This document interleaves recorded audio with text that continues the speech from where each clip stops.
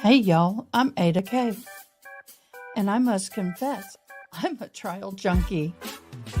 I enjoy viewing trials as if I was the seated juror. So grab a cup of java, get comfy, and join me as we hop into court. And don't forget to comment, like, and most importantly, subscribe. And if you're really enjoying the channel, please join our membership.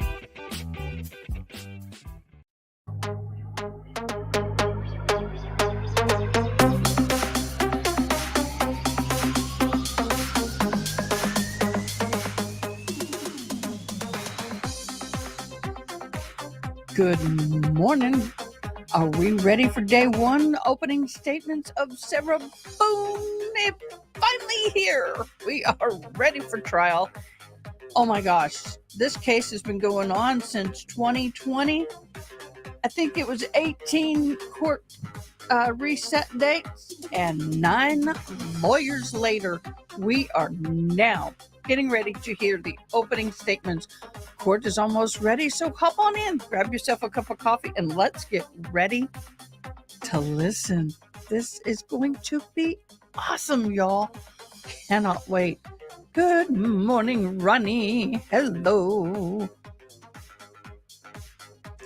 This has been a long-awaited day. I tell you what, we have all been waiting for this day. Did you sleep well, Ronnie? I hope you did. I hope everybody did. Right now, we have the court is. Let me get that up. Let me get that up first.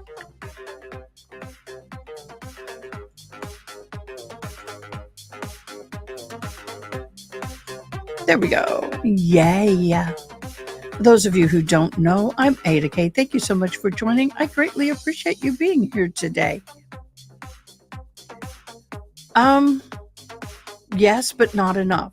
Well, but not enough. I'm going to tell you, when this trial's over, I'm going to take a couple of days off, and I'm just going to stay in bed. I ain't getting out of bed. I'm going to stay there. I'm staying. Well, let's see if Miss Sarah Boone still has the same suit on. We have 8 female jurors, 6 male jurors, 1 Hispanic, 2 blacks, and the rest are white. That is the jury profile. Don't know which are the actual 6 jurors and the rest are the alternates, but I'm sure as soon as Miss Jules figures that out, she will let us know. And speaking of Miss Jules, I need to get my phone ready because Miss Jules will be calling us.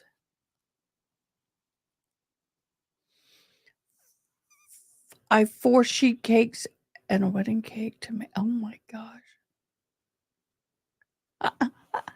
I didn't know you were still actually in the middle of baking. Oh, that's my son's alarm going off. I'm like, what alarm is that? It's my son's alarm. Guys, I'm going to hook up my phone. I'm getting everything ready because I cannot afford to miss the phone call from Miss Jules this morning. Oh my gosh, y'all. We are so ready for this. I am just beyond ready. We've been doing a lot of I guess I can do that. Trying to get ready. Morning, Zach. You'll be lurking and working. I like that. That's a good rhyme. Working and lurking. Messages. What am I getting? Just making sure I don't miss anything from Miss Jules. I got to clear all my messages and everything. I hope, Miss Jules, you slept well. I hope you did. I hope everybody's well.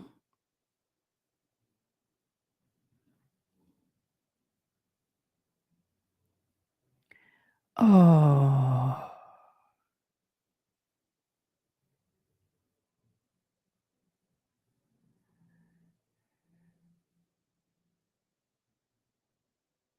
Sorry, I got an important text.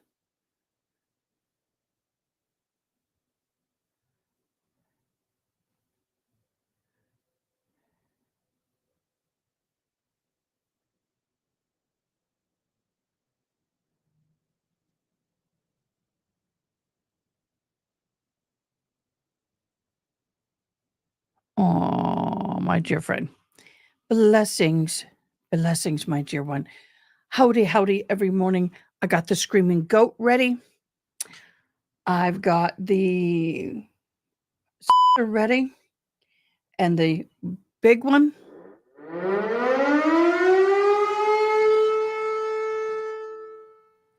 The boom horn. We had the Boone horn. Boone horn. I'm don't know which feed I'm going to use yet. I always, when a trial like this, try to have, even though they all come from the same original feed, I always try to have 2 quart feeds up and running just in case. I will be, oh,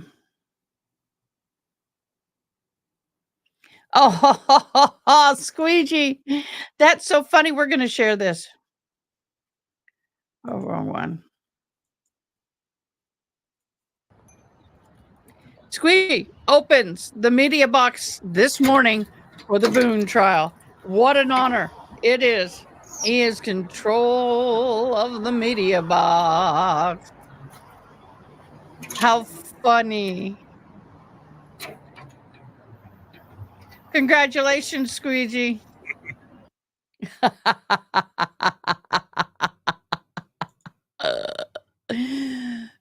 Do we think we have some power? I think we do.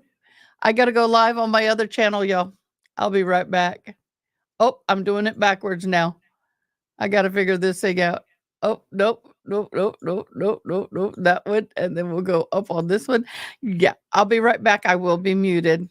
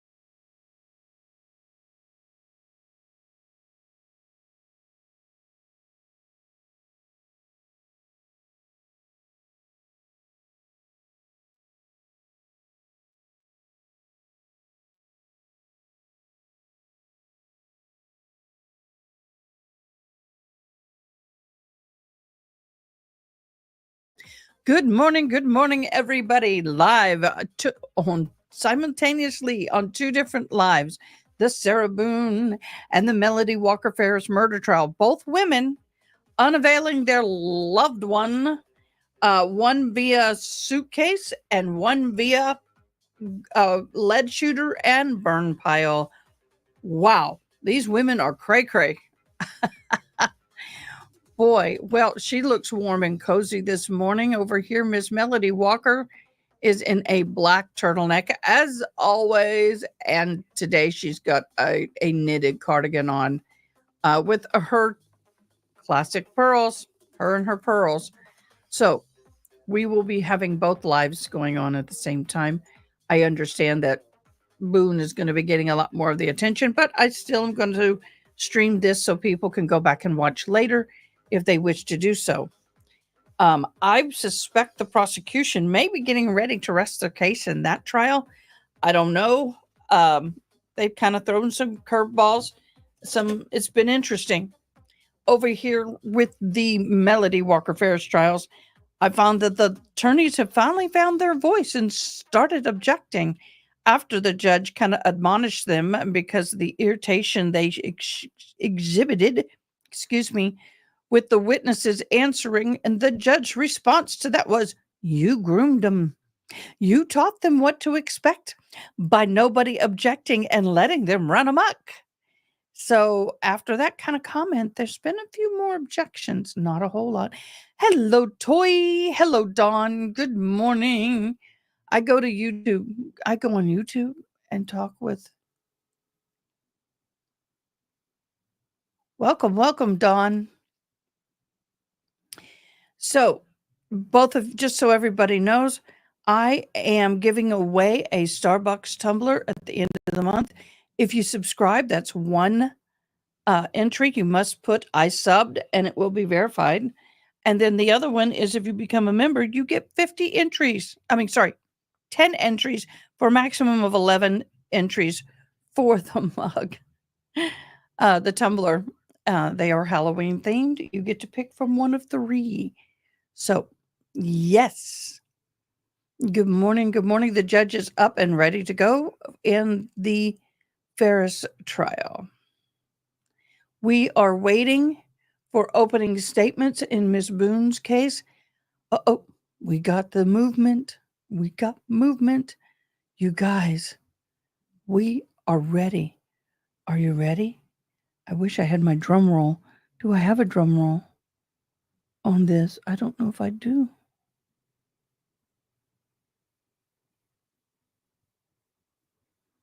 I don't think I do. Nope. I have chimes. Next. No drum roll, me sorry. But I do got the Boone horn up and ready to go. Oh, I have a rib that's a little bit not happy this morning. I got an unhappy rib. As soon as this gets going, I've got to make me some coffee.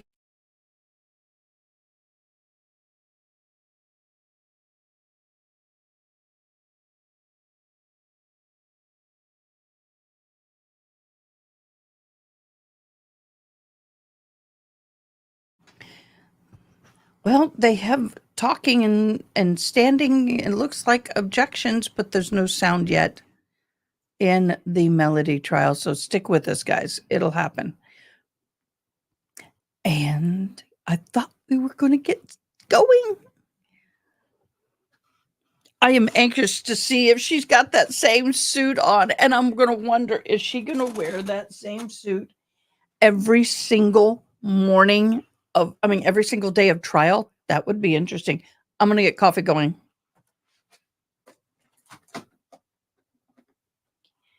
I had a hard time waking up this morning.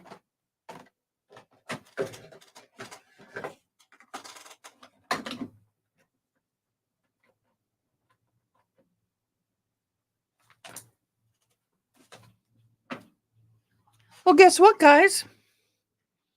No water. I'll be right back, y'all. I'm sorry about that. Me be right back.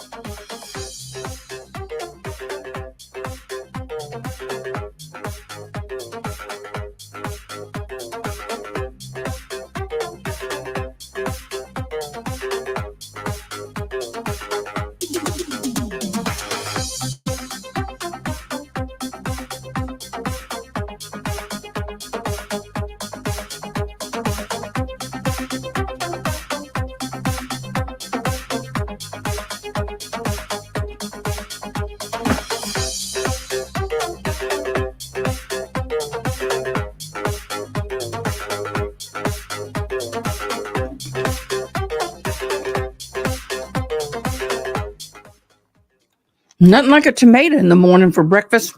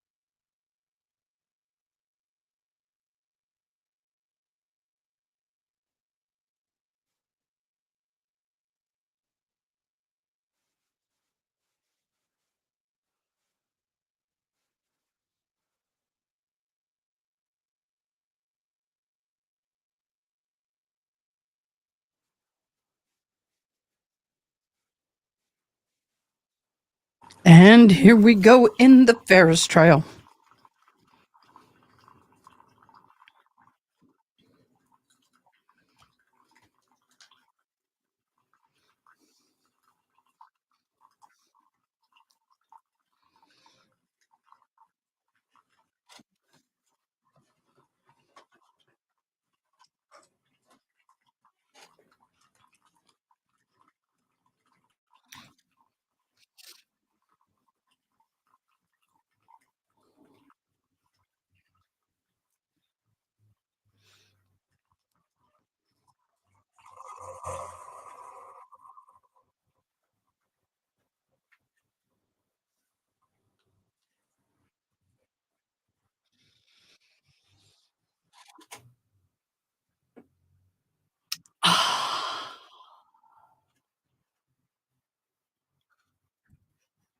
Oh my gosh, coffee is so good the first thing in the morning.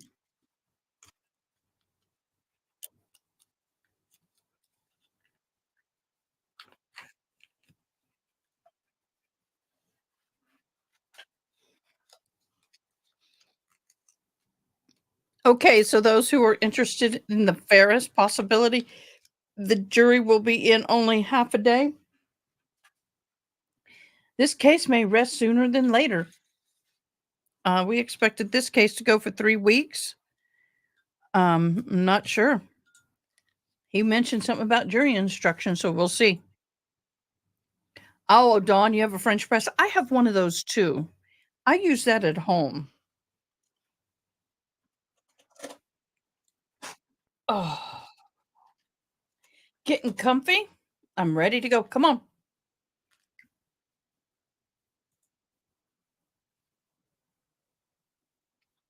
Yes, understand everybody will catch up with Melody later, but I'm gonna go ahead and live stream it so you guys can.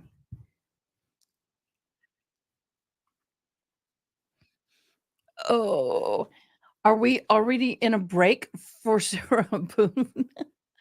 I was afraid this was gonna happen. Nothing ever starts right on time, does it, y'all? But we're here and ready.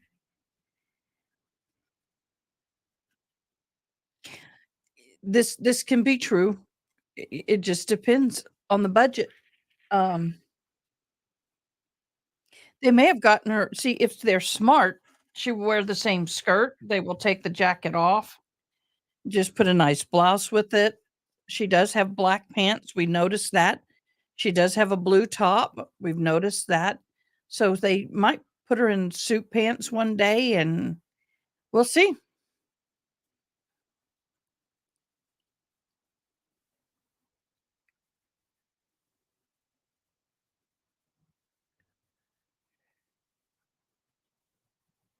That is very possible, Toy. Extremely possible that that had happened, that they had, um something was incorrect about it. That, or they did not do the mediation, and the judge says, "Well, I'm not gonna do this until you go to mediation."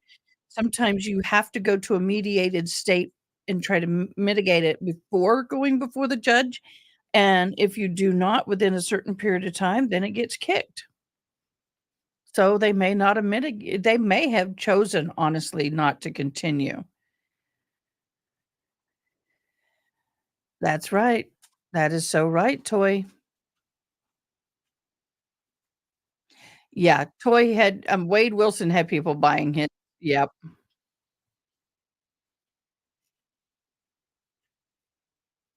I would think it was more up they didn't go to mediation, and they just decided, "Nah, let's just give it a go and see what we can do."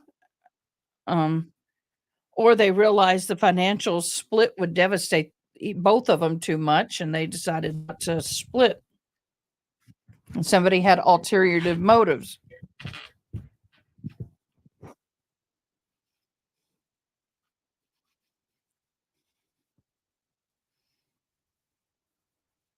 Crazy?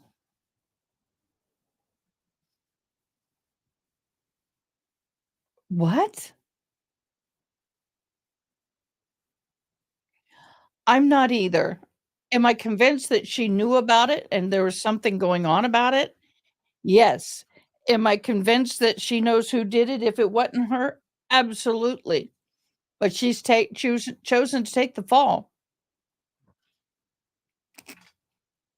She could have said, "Nope, I didn't do it. My son did it." Or, she could have told them who did it if she knows, but she chose not to.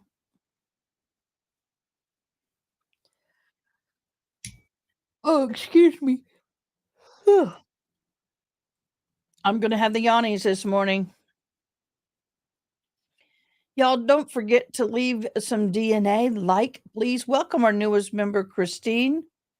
Thank you so much. I mean, yeah, Christine, thank you so much.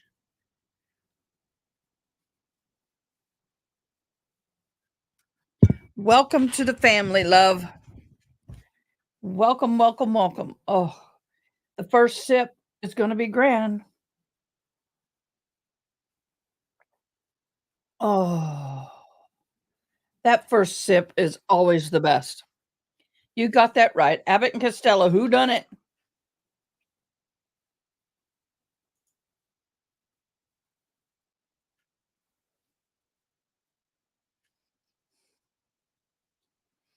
Good morning, Zah.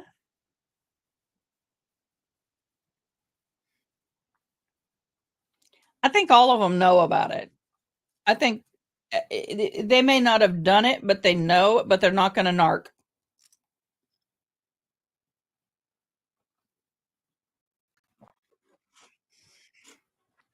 Oh my God, that was hot. That was hot. Whew.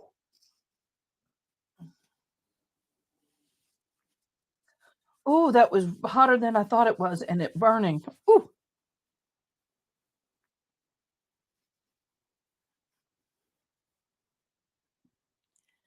All right, guys, here we go. Ba-da-da-dun-dun-dun, ba-da-da-dun-dun-dun, ba-da-da-dun-dun-dun. I'm sorry. Not sorry. Okay, so Sarah Boone will be coming out that door, and if um Jules is sitting where she was yesterday, she is sitting within feet of her coming in the door. I got to put it up. I'm pulling on my own hair. I had it. Where did it go?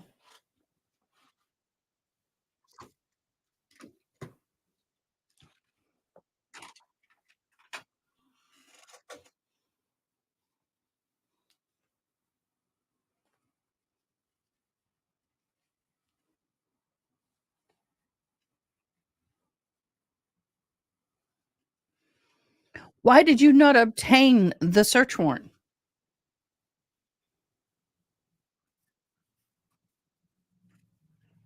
Then who did?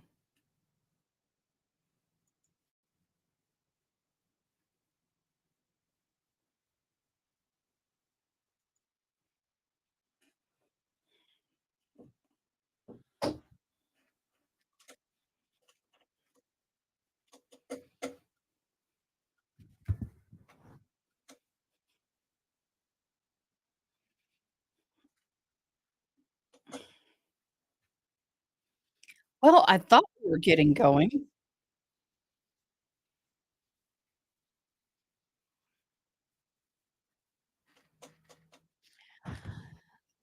I want to figure out, okay, let's think.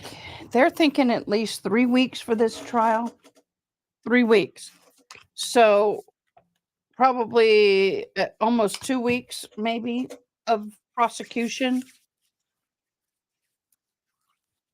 And then the defense. I imagine that she will probably be one of the first people they throw up on the defense.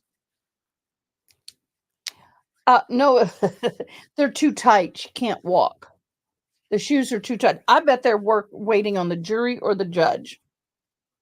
They're waiting on one or the other. Sorry, lotion time gets dry just sitting here.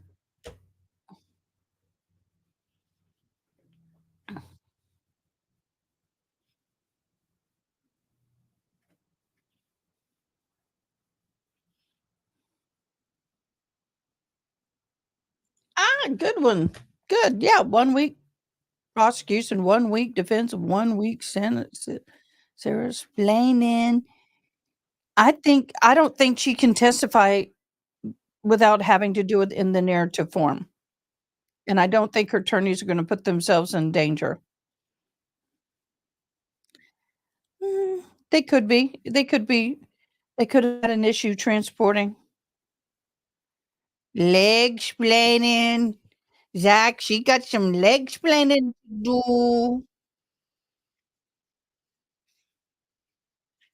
Zach, you and your milky leg fetish.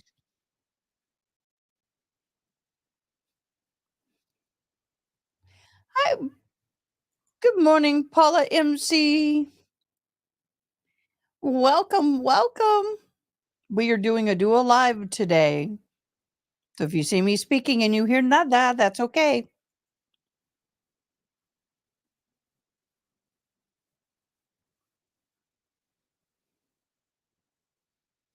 Thank you, Paula. Hello, Andrielle.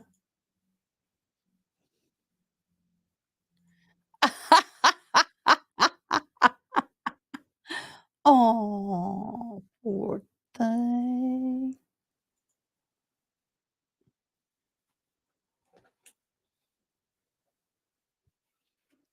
Oh,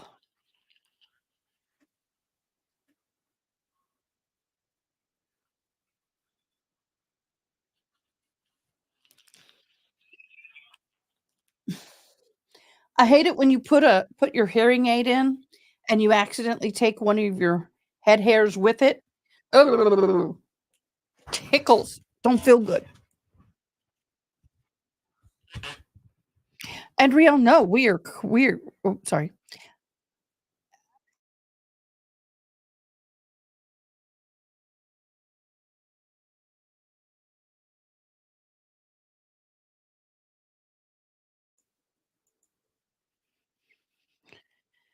So y'all help me. We need a counter. Now I can't pop it up like RA, but I can keep track on my little device over here. What do we want to keep track of? What do we want to keep kind of keep track of when it comes to Ms. Boone's trial? Y'all give me some ideas. Eye rolls, camera stares. Do we want to wait for the first day to figure it out?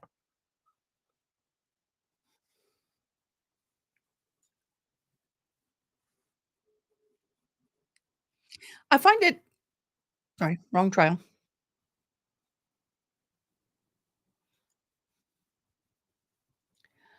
I find it interesting that if they heard from him that that tractor normally is not parked there and it's an odd spot for that tractor in the Melody Ferris trial, why did you not go and do DNA collection and process that tractor? Just curious.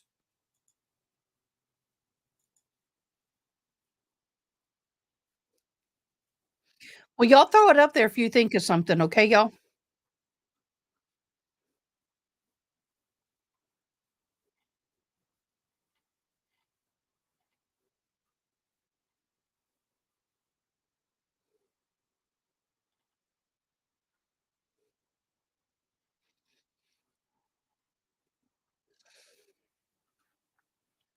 All right, is she coming in? The only problem with me doing dual is I get sound from both at the same time. So hard for me to get that. Do they have captioning? Oh, you have captioning. We gotta stay where there's captioning, y'all. Just need to let you know we need to have captioning.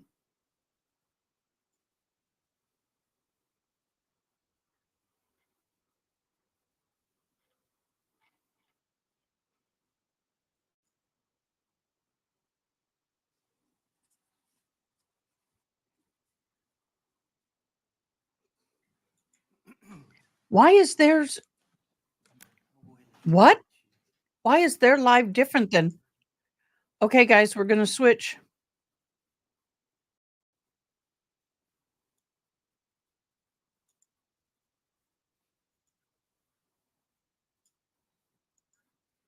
Trial TV live. No captioning. We'll have to switch later. Okay, let's go back. They brought Ms. Boone in.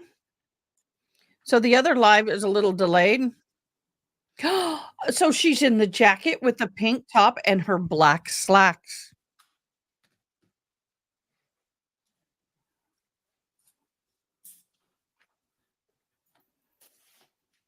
They didn't snip the little thing on the back of the coat, which drives me crazy. Y'all, come on now. All right, I'm liking that look far better than what she's had thus far. The pink is nice and oh my gosh. Big picture of her. Wow, red. Told y'all she's in red. That's not red, that's pink, isn't it?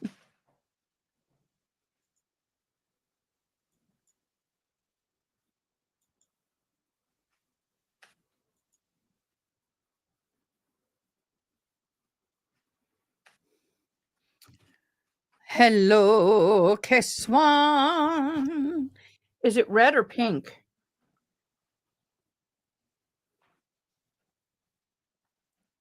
And Jules, I think it's I don't know where she's sitting.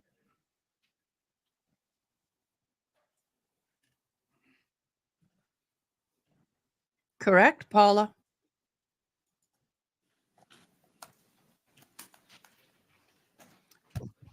Pink. She's not supposed to be turning around, talking or waving at anybody. I'm surprised oh, there. She ain't supposed to be doing that.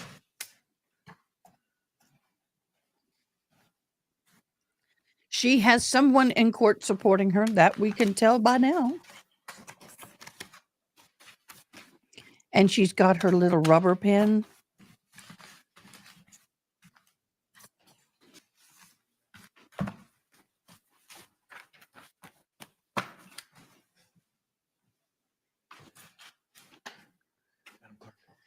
Let me tell you, that room is full of nerves. Those attorneys and everybody, probably except for Sarah Boone, has got a level of anxiousness. This is a high stake trial, William J. for the state. and James we'll Owens see on what behalf happens. of There Sarah we go, Boone, y'all.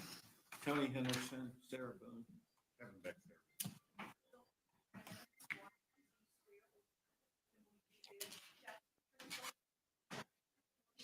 I do. Ma'am, good morning. Can you please state your full name and date of birth for the record for me? Sarah Boone, 10-10-77. All right. Ms. Boone is seated at counsel's table, wearing a black suit and a pink blouse. She is in custody in this matter. However, there are no restraints that are affixed to her person. So we will be standing when our jury enters and exits. Before we bring in our jury this morning, yesterday the court had reserved on a Richardson hearing regarding Exhibit Denied. 2 is identified in the defendant's fifth amended reciprocal discovery exhibit list, specifically 119 pages of records from Advent Health Winter Park that were provided to the state yesterday morning by way of USB drive. Yesterday, the court had ordered that the defense was to provide an edited version of only the records pertaining to anxiety and the lack thereof, or Look at that anything box of pertaining records to there, those matters, evidence. but before 9 The a.m. suitcase. this morning. Was that done, Mr. Owens? That's the Okay. suitcase. Mr. J, have you had the opportunity to review the culled down list of 119 documents? Yes, sir. Okay. What is remaining of those 119 specific JPEG images, and what do they pertain to? Most of them deal with just billings, observations by the medical personnel, so that necessarily apply to the issue of anxiety, as the court indicated. I did include certain pages that discuss depression issues, because I believe that they were related to anxiety. And then I've identified 4 or 5 other pages that are not anxiety related, that may be relevant to the case. I've described that. Of those 119 images, how Oh, many are no, being he sought? isn't. 15? Ah, Okay, thank you. State response. not that I know of. Apparently, these are all just related to a January 23rd, 2018 admission at Advent Health Winter Park. So It appears they're not seeking to introduce any records from other instances that were contained in the records that were first disclosed to the state on September 27th. You speak of the 81 pages? Yes, sir. Thank you. Nor the new 119 pictures that still not in a PDF form. So of the 15 pages, the first two that they list are pages 9 and 10 out of 111. And I believe I've identified them as best I can. However, the Bates stamp from the hospital is over other text, and there is no other Bates stamp. So I'm guessing that it's pages 9 and 10 out of 111. It appears to just be a health information sharing sheet, like a contract. I don't understand the relevance of those two pages. Pages 21, and then they skip 22, 23, 24, and 25 are all part of her initial assessment on 123.18. We don't object to those pages, but for, and I apologize that there's a but for, the fact that at the bottom of page 25 begins her toxicology screening, and that does go into page 26, and they did not indicate that they want to use page 26. However, without page 26, we are going to experience relevancy issues and a 403 objection from the state. And that is because in her toxicology screen, for which she is coming to the treatment to seek treatment for depression symptoms, she is at 165 for ethanol, meaning when converted, it's 0.165 grams per deciliter, over twice the legal limit. It's a central nervous system depressant. We are going to have at least one medical doctor, well, two. The forensic pathologist will testify for the state, and then our expert on battered spouse syndrome, if we get to that point, is also a medical doctor. She's a psychiatrist, not a psychologist. Will tell us that ethanol is a central nervous system depressant. I believe even the psychologist will be able to get that information in. So we are objecting to pages 21 through 25 coming in without page 26. If I understand your argument, is it a rule of completeness issue? Yeah, I mean, in the sense that it applies to documents as opposed to statements. I mean, it is an out-of-court statement, so it is a rule of completeness issue, particularly when the symptoms and the complaints of the patient on that particular day were crying and being depressed and showing signs of using a central nervous system depressant. The rest of the talk screen, pages 27 and 28, they did not list. We are not complaining that they are not including that. Page 29 is another page they listed. That's more of a narrative about her visit at January 23rd, 2018. We do not object. Page 43 is just her vital signs. We don't object. Page 44 is more of the initial assessment on this January 23rd, 2018 visit. We do not object, nor do we object to pages 45, 46, or 47. What are pages 45, 46, and 47, just for my own? More of this initial assessment Thank you. of January 23rd, 2018 was my understanding. Okay. Page 48, we are asking again that this be included.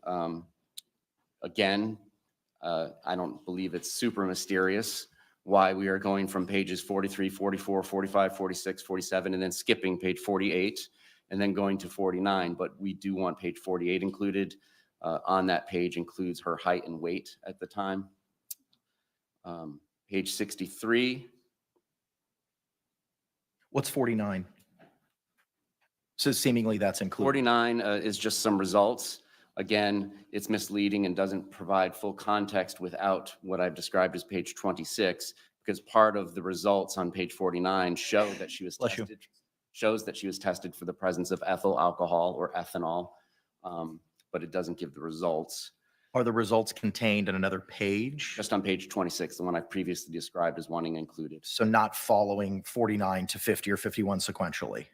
No, because the pages they want from the 40s are 43 through 47, skipping 48, and we're asking for 48 to be included between 47 and 49 to make sure it's relevant and complete. and But not- they are also seeking 49, correct? Yes. Thank you. They just skipped 48, just like they skipped 26. Okay. Page 63, it appears to be repetitive, but we don't have any particular objection. Page 63 of the 111. Page 108 seems to be another part of the initial assessment from January 23rd, 2018. So we don't object to that. So I basically we're asking for pages 26 and 48 to be included. Okay, thank you. The defense did, or I'm sorry, the state did seek a Richardson hearing yesterday in this matter, and based on binding precedent by the 6th District Court of Appeal, Young v. State, 369 Southern 3rd, 1243, regardless of the culling down of the records, the court still is required to conduct a Richardson hearing. As to the issue of whether the defendant's violation was inadvertent or willful, Mr. Owens had advised that these documents were obtained sometime last week. He was unable to provide any specificity. He's going to confer with his office.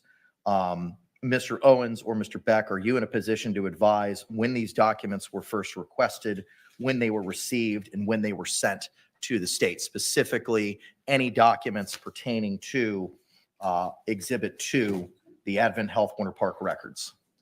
Judge, I did check with my secretary, Margaret, and my understanding is I didn't know that was going to be a question about when we actually sent it out. I know it was one of my trips down here. I got Sarah Boone to sign a medical release. We sent it to the hospital. It took a couple of weeks, I want to say. We got it last week. We don't know exactly when. We don't timestamp at our office when something is mailed in, and it was mailed in from the hospital to my office. For whatever reason, the records did not get to Shelby, who was handling that issue, until late. And I think it was yesterday or the day before that she was aware that they had not been disclosed. We provided the copy to the state at that time. So did these records come in batches? Because my understanding, based on the state's representation and their objections, was that the first 81 pages came on September 27th. Those were provided. Those were separate. Those were records that some of the other lawyers, one of the other lawyers had received, and we sent them on, but the problem was they had notes on them. So we sent that 81, but it wasn't directly from the hospital. So we were trying to get a more complete, unedited copy of the records. That's why we made our request. Okay, and when was the error identified in time as to when these items were not sent, such that they were provided via USB yesterday? Whatever date we gave them is when we realized there was an error, that same day. Okay, my understanding that would have been yesterday morning. Yes. Okay. Anything else, sir? If I may real quickly, based on the invoice that was sent from the Advance Building Department, it's a separate subcontractor, the request was made on the 27th of September. I suspect they waited until they received confirmation of payment of $135 for receipt of those. So we received those. So it's all been within a couple of weeks, plus we had the hurricane issue last week. And I think there were issues as to the matter being provided for. Good morning, everybody. How are you doing?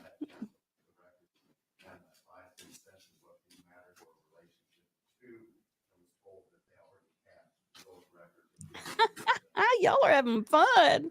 Sorry, I'm working on her outline. I have to make an adjustment. Any further argument or positions with regard to the Richardson analysis, Mr. J? That's for the purpose of this hearing. You can't see legs today, y'all. She's in pants. Is that the 119 pages, sir? Oh, Toy. I like Any you. objection? All right, what was pre-marked A for the purposes of the Richardson hearing will be received without objection as states 1.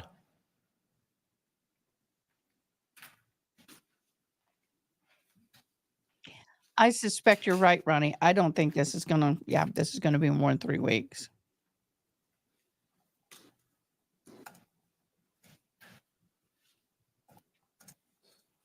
She definitely had her hair freshly washed, colored, and There was just a done. reference that You're the right. 81 pages That were is all all, marked up Joe. by the defense. There's no. Oh, wonderful. there's no Thank you, marking. Miss Morales. The You issue and have the been a confusion that the member state for attorney's office 3 still has, months. Oh though, my gosh. is page Oh, we are 68 so blessed of to have you, 81 love. of Thank these you. original 81 documents. If you have a cell phone on, they need to be silenced and turned off, please. Ooh. If you cannot follow the court's instructions, due to the publicity in this case, I will ask for you to be removed. Does everyone understand? Jules, I hope that wasn't Thank you. you, Dove. You may proceed. Love, And I pray that wasn't I realize that I've only had a you. limited amount of time to review the 119 pages that came in yesterday.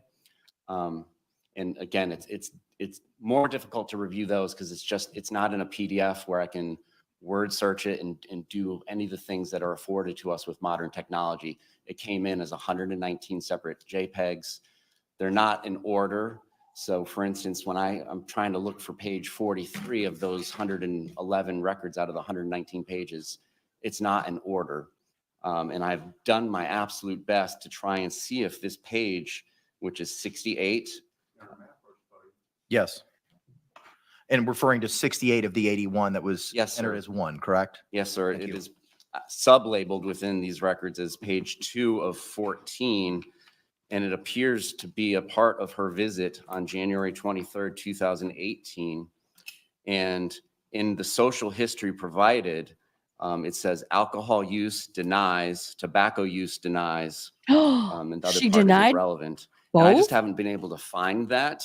And so I'm asking for the leeway to continue to try and search for that particular page out of the 119 so that I may ask that out of the doctrine of completeness and fairness that it be included.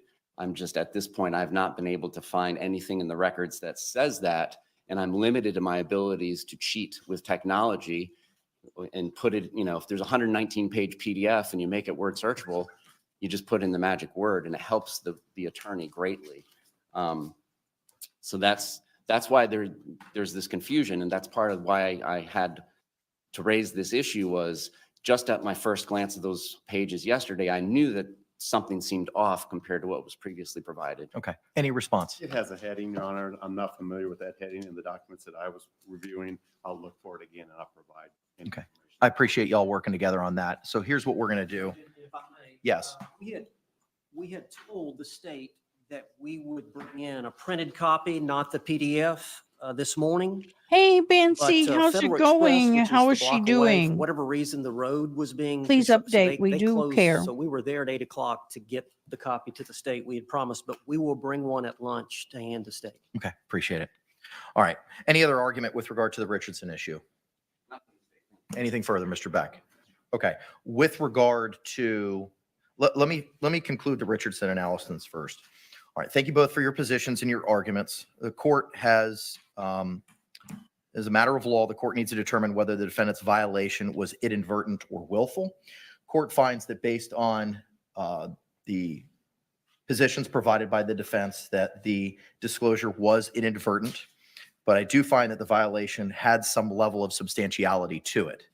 But due to the state's review and the defense compliance with the court's order yesterday as to culling down to the pages that we've identified, the court finds that the violation had a limited ability on the state's ability to prepare for trial due to the lack of objections to the majority of the documents, with the exception of page 48 and 26, which are sought to be included.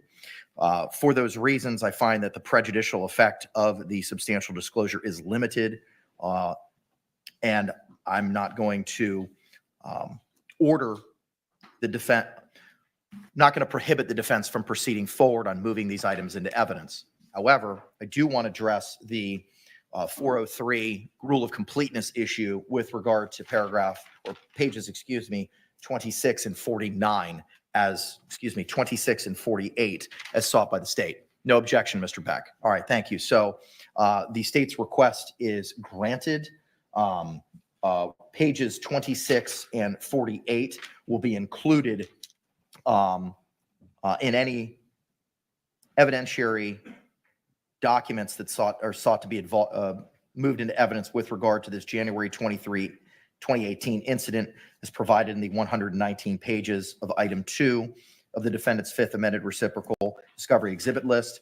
I will not foreclose the state regarding page 68 of the 81 pages. If they are able to find that additional document, we can address any argument at that time as to why that should be included. Anything further, state, before we bring in our jury? Judge, the defense team has indicated to me that they intend on using demonstrative aids during opening statement. The ones that I have seen include jury instructions that may not be given and may not be given in the way that the court gives, and photographs that could be coming into evidence. I identified at least one that I don't recognize as something they sought to be seeking into evidence, perhaps two. So I believe we should have a discussion about each and every one of those. They should each be marked for the record purposes by letter so that we can refer to them and make a record.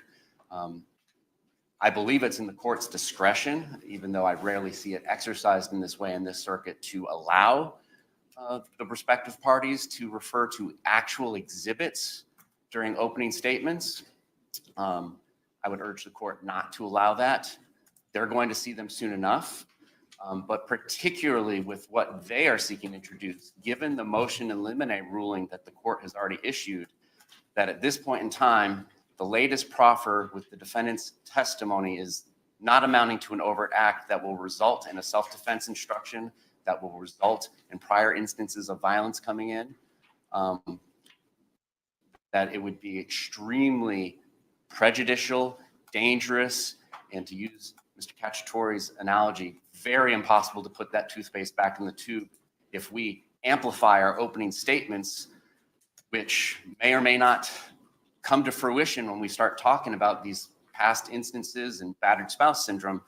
It would be greatly amplified if they're actually seeing exhibits of the defendant's past injuries that she's attributing to the decedent. So I'm asking for us to discuss that. Response before we go through each photo. Judge, yeah, the defense is self-defense. Sarah's going to testify that she was defending herself. We believe the court's going to rule we're entitled to put on a case involving self-defense.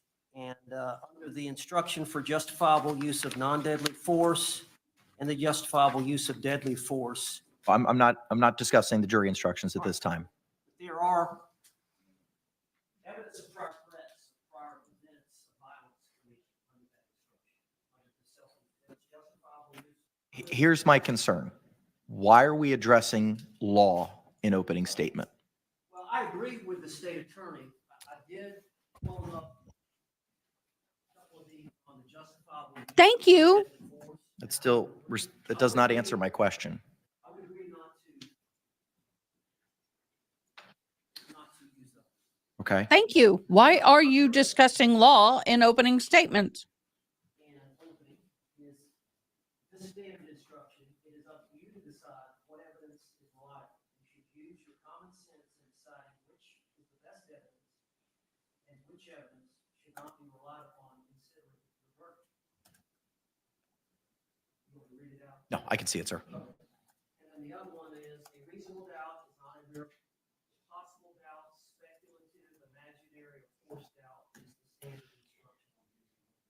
Well, What's your thank you, position with Banshee, for regard holding to down the those two, fort. We Mr. J? appreciate you being here. Judge, opening statements, we should be discussing what we anticipate to come into the I know this is trial. going to piss me And off. that's going to be enough of a minefield. It really shouldn't be about the law. We'll both have an opportunity to use the actual jury instructions, which we No, have not Jedi decided just did upon. not send it to me. We will have the Jedi. opportunity to use Did I that just? overhead or any means that we want at the end of the trial during our closings to put up what is actually decided to be the law after the case has been presented. Can someone send it to So me? it's our Haley position Mouse. that we shouldn't be using demonstrative aids with portions of jury instructions. Can you put it in Discord? We're going to have that opportunity to argue how the law applies to the facts at the end, and we will have the correct version. And if the court is following the tendency that I've seen in this circuit recently, we may in fact read 3/4 of the jury instructions to them before we even begin our closing remarks. I think it's premature and problematic to be doing that at this time, and it's not the role of opening remarks. Any other response? Judge, I've been doing this 35 years. I've had these I boards. can't- I've used these boards at Hey, opening Mouse, statements I don't know how I've many got times. 3 things up I've at said once. that I would can't go waive over introducing the one specific to Baker's stream. self-defense. Is it But live reasonable now? doubt is an instruction you gave to the jury when we got started. And then this weighing the evidence is a standard jury instruction that applies in every case. Are those the standard? Is that the language of the standard instruction? I'll try and get I it. have not had the opportunity this morning to pull up the Florida Standard Criminal Jury Instructions off the Supreme Court website due to dealing with motions to eliminate, trying to prepare my opening statement, and doing all the things that I should be doing on the eve of openings. But I did notice that I did not believe the reasonable doubt instruction was complete. Okay, just from we got it. memory. And I know that's not the complete weighing the evidence instruction either. It's an entire page of instructions for each of those. Can I see the reasonable doubt instruction, please? Okay. Well, here's the first problem. That's the wrong instruction. Florida Supreme Court revised 3.7 earlier this year. That is not the appropriate definition Got it. of reasonable Hopefully doubt. that's the It correct is link. not what was read to the jury during jury selection. 3.7 now reads, proof beyond a reasonable doubt, and it does not mean proof beyond all doubt. A reasonable doubt is not a mere possible, a speculative, imaginary, or forced doubt.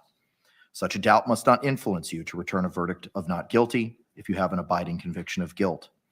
On the other hand, if after carefully considering, comparing, and weighing all the evidence, there's not an abiding conviction of guilt, or if having a conviction, it is one which is not stable, but one which wavers and vacillates, then the charge is not proof beyond every reasonable doubt, and you must find the defendant not guilty because the doubt is reasonable. That does not track the standard jury instruction. For those reasons, I'm not going to allow it. Call it, I guess. Sorry, guys. And I noticed something about you, Detective Cactal. I think you are a polite person. I don't think many people. Dag nabbit. There we go. Sorry.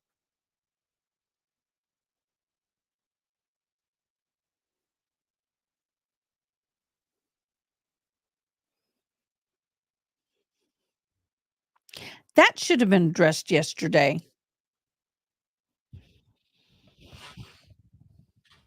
I mean, that seriously should have been addressed yesterday. Why are we wasting court time right now on this?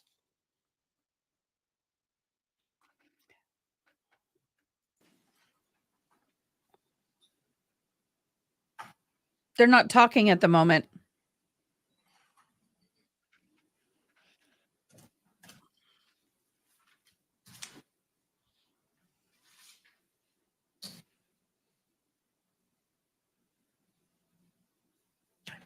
That seems to be the standard 3.9 instructions, or at least portions of it. Response?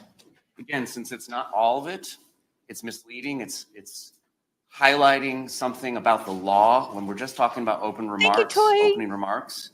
6 through 10 are optional. We haven't decided which out of the optional instructions, 6 through 10, we're going to use in this case. Dag 'cause we have- nabbit.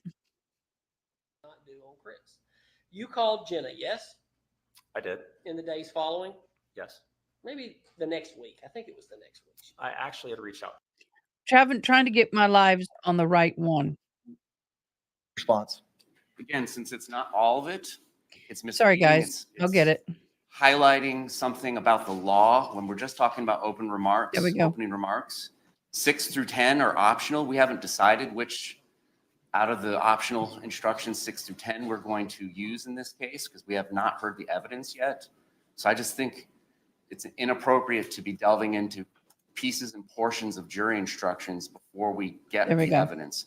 What we should be doing is Thank you, explaining to the Zach. jury what we believe the facts are going to show and the inferences that they can draw from them Oh, Zach. Well, you know argue darn the well that law ain't gonna happen. later. That's Last not bite at the fair. apple, sir. Thank you for the Judge, they, for the they've gotta super have chat, but some you know they're not guidance going to to the mention law, that in court. that Sorry, Zach.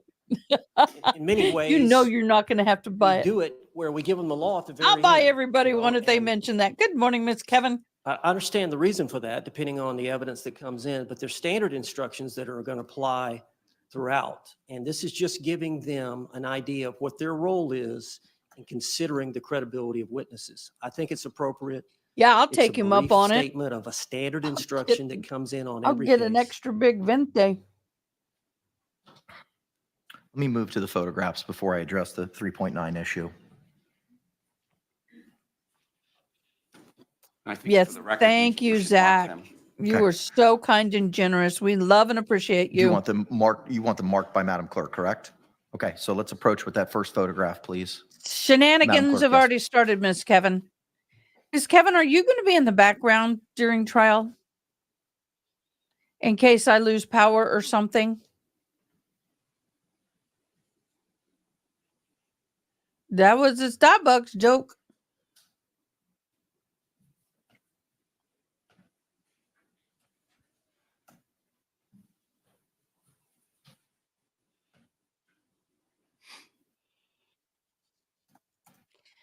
Just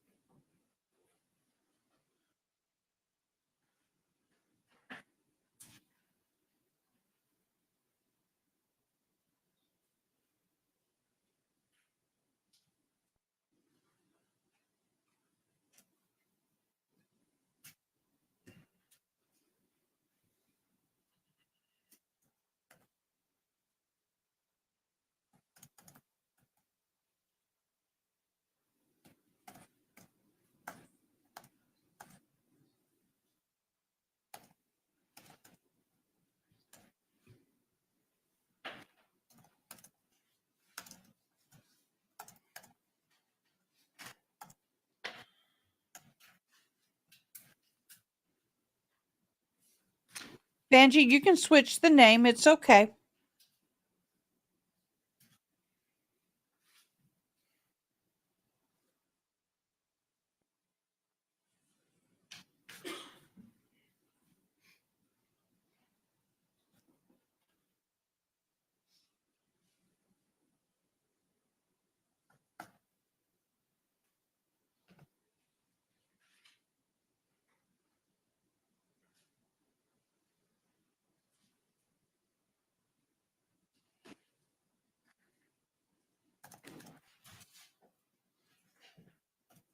Excuse me, y'all. I'm going to pause one stream and I need to share with you. ASL will be interpreting will happen when we have a deaf person on, because I can't physically interpret an trial day by myself. So if there's a hard of hearing or deaf person on and you see me go into interpreting, you know what's going on.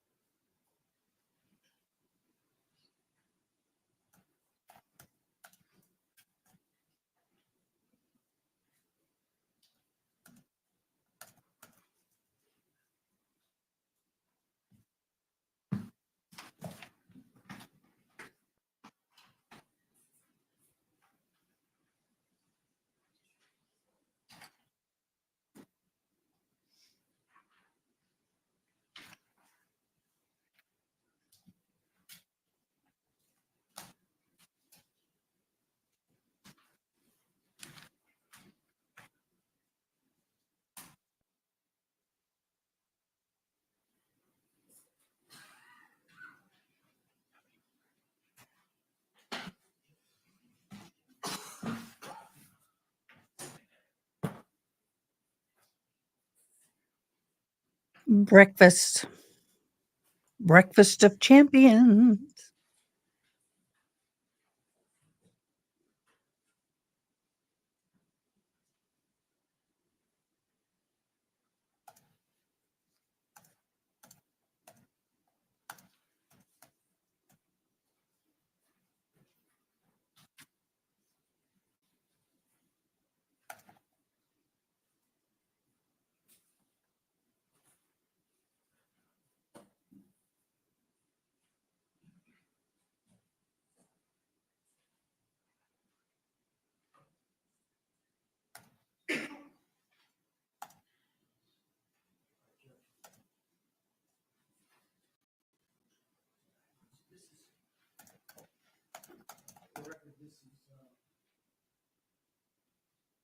Identified is A, Defendant's Exhibit A, the purposes of a demonstrative aid and opening statement. Is a picture of Sarah Boone that was taken by law enforcement on one of the incidents involving arrest. And as you can see, this letter right here, which we believe is relevant, admissible. Next photo.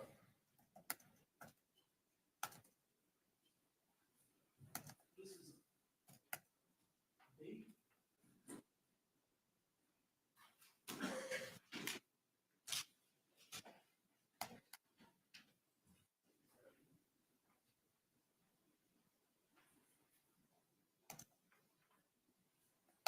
This is Defense Exhibit B, which is a picture of Sarah Boone on the back porch of the townhouse in question with her two dogs.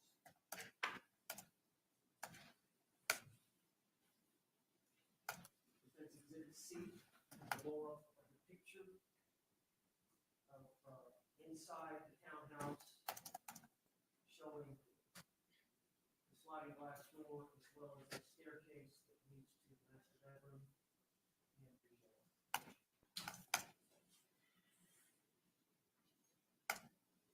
Defense Exhibit D is a picture of the large screen TV with 6 or 7 holes in it from where Jorge Torres. Felicia, we are waiting for opening statements in the Sarah Boone trial while I try to get a bite of breakfast.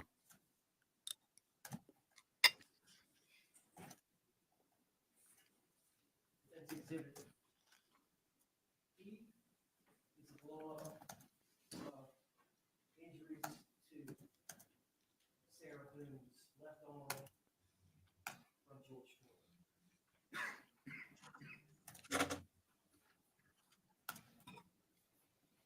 Defense Exhibit F is a close-up of the wound to Sarah Boone's leg. I'm going to come off camera while I'll eat. I'll be right back. Torres stabbed her with a stapler.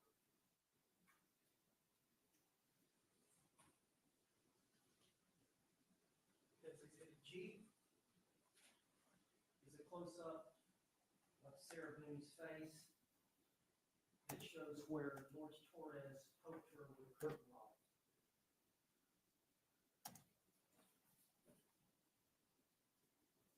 Defense Exhibit H is a photograph close-up of Sarah Boone after she was kicked in the head by Jorge Torres.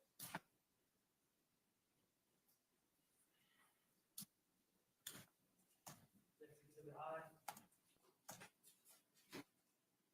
is another close-up of Sarah Boone's face after she suffered injury at the hands of Jorge Torres. All these, I believe, Judge, all these exhibits, except for the first one, A, were in Sarah Boone's phone. The state took custody of the phone. The state had the photographs. The state provided the defense in discovery for these photographs. We intend on introducing these photographs. We don't intend on introducing the blow-ups. We intend on introducing the normal-size pages of the photographs and then using these as demonstrative aid to show the jury during opening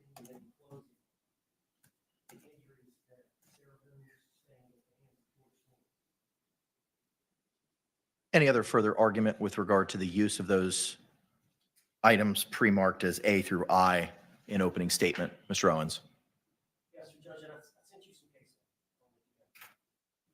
when did you send it, sir? This one.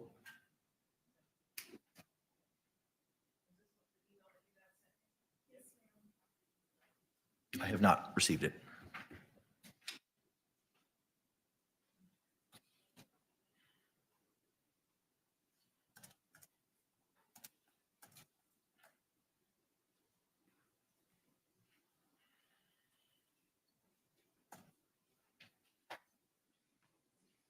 I think you were already on the bench, so we sent it to the clerk and Jacob.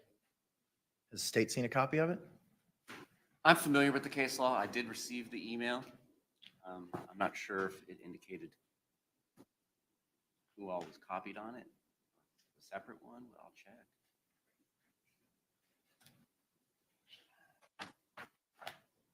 Is it just these two cases?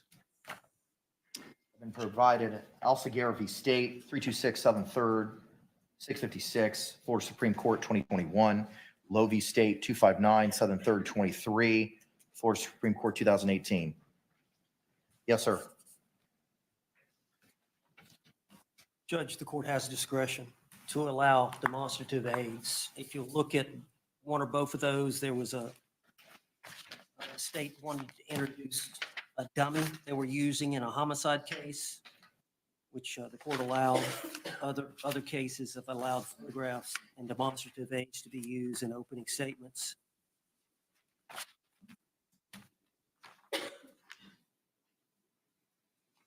In the Alsaguer case, which is the 2021 case, trial court acted within its discretion in permitting state's use of a map as a demonstrative aid during the guilt phase rebuttal closing argument in a capital murder trial, where evidence visually demonstrated on the map was not without support in the record. That was actually an exhibit that wasn't in the record.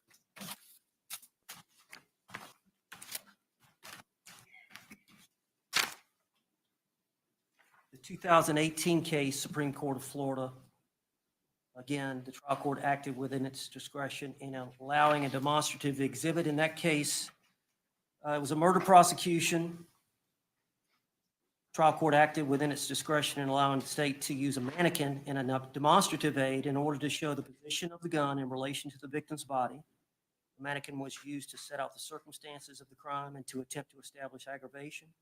The mannequin was used to demonstrate the location of the gunshot wounds, the angle of the impact against the skin, the incapacitating nature of each gunshot wound. Advising of the trajectories were anatomical, not spatial, and had a small degree of error where only was slight difference between the victim's size and the mannequin's dimensions. There was nothing to suggest the mannequin was altered to resemble the victim. Y'all are having too much fun over there. As you know, we're claiming self-defense, and part of that instruction, we're entitled to allege prior instances of difficulties and prior acts of violence so that the defendant who asserts self-defense, their state of mind is different from the norm.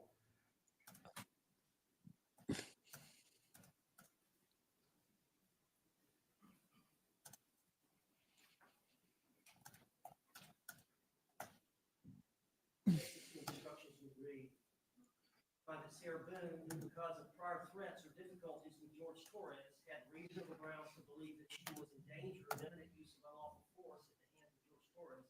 You may consider this fact in determining whether the actions of Sarah Boone are those of a reasonable person.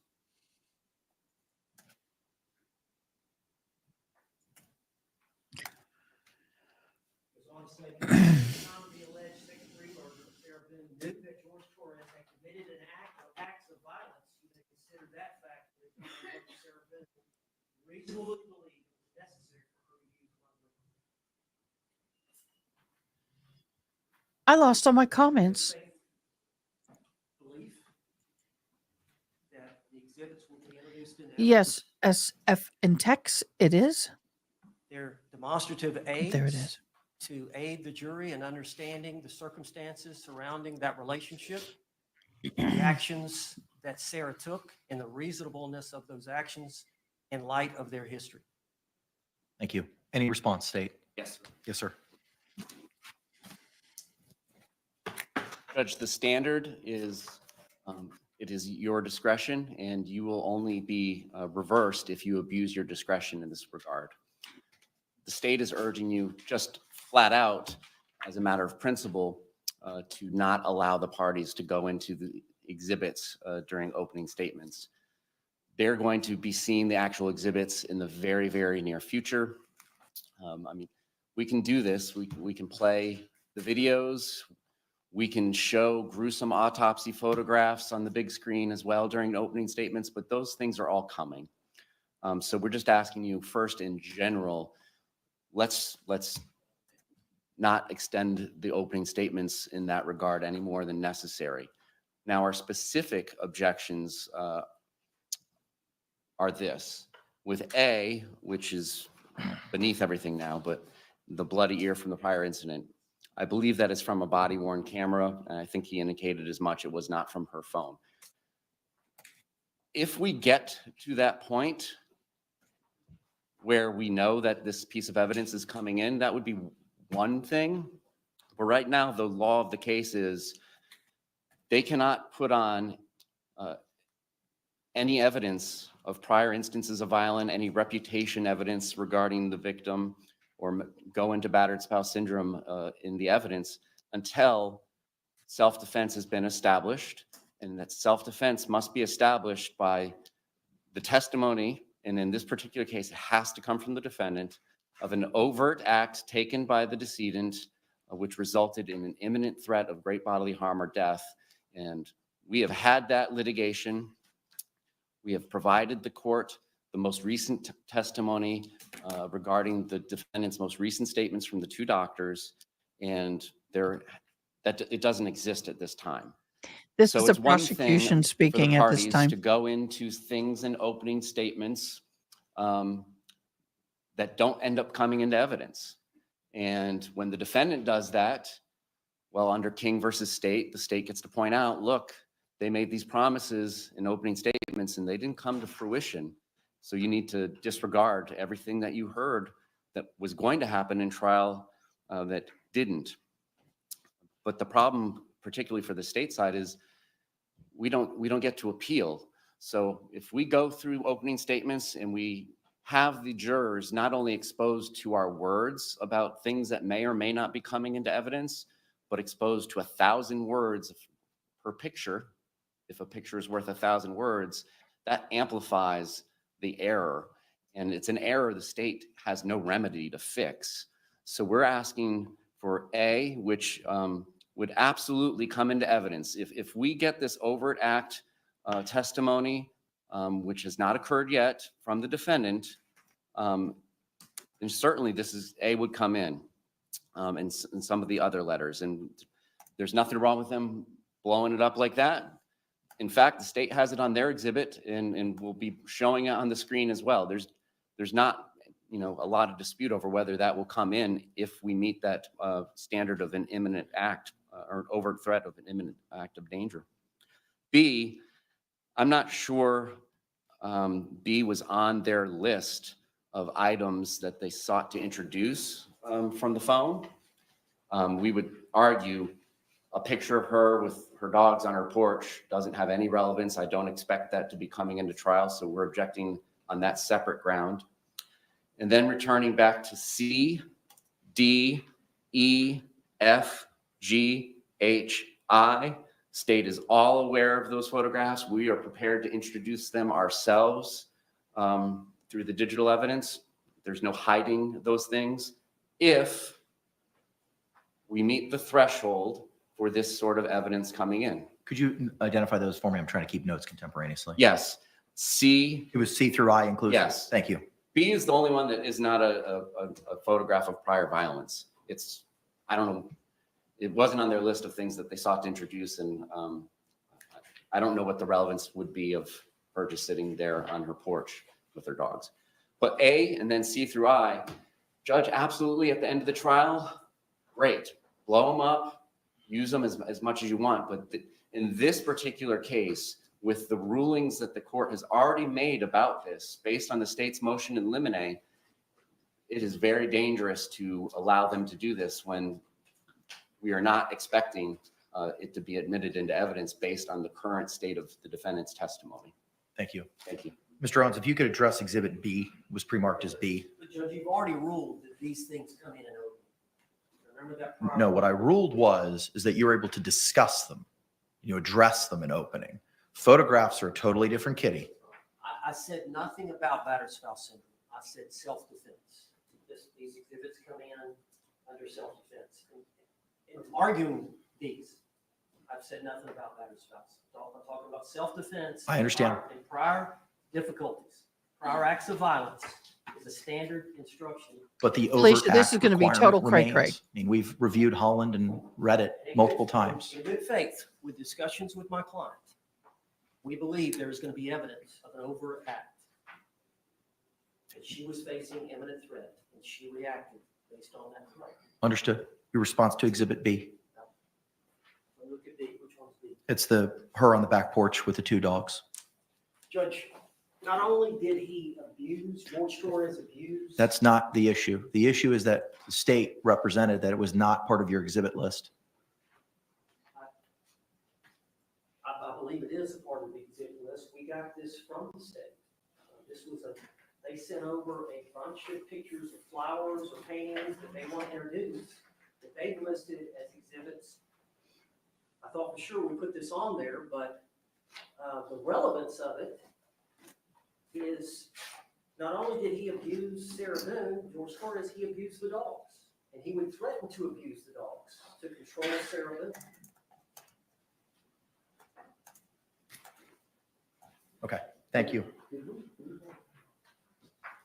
They're checking, Judge, All right. on whether they have. The court's prepared to rule at this point in time. Thank you both for your presentations and your argument. The court's had the opportunity to what was pre-marked as A through I inclusive. First, with regard to the portion of the 3.9 instruction, purposes of opening statement is to set the table of what the issues are, what the parties believe the facts and evidence will show.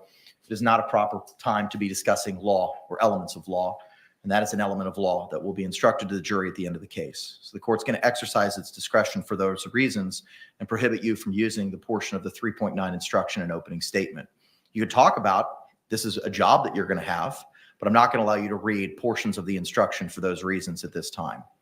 With regard to what was pre-marked as A through I, the Holland case is clear.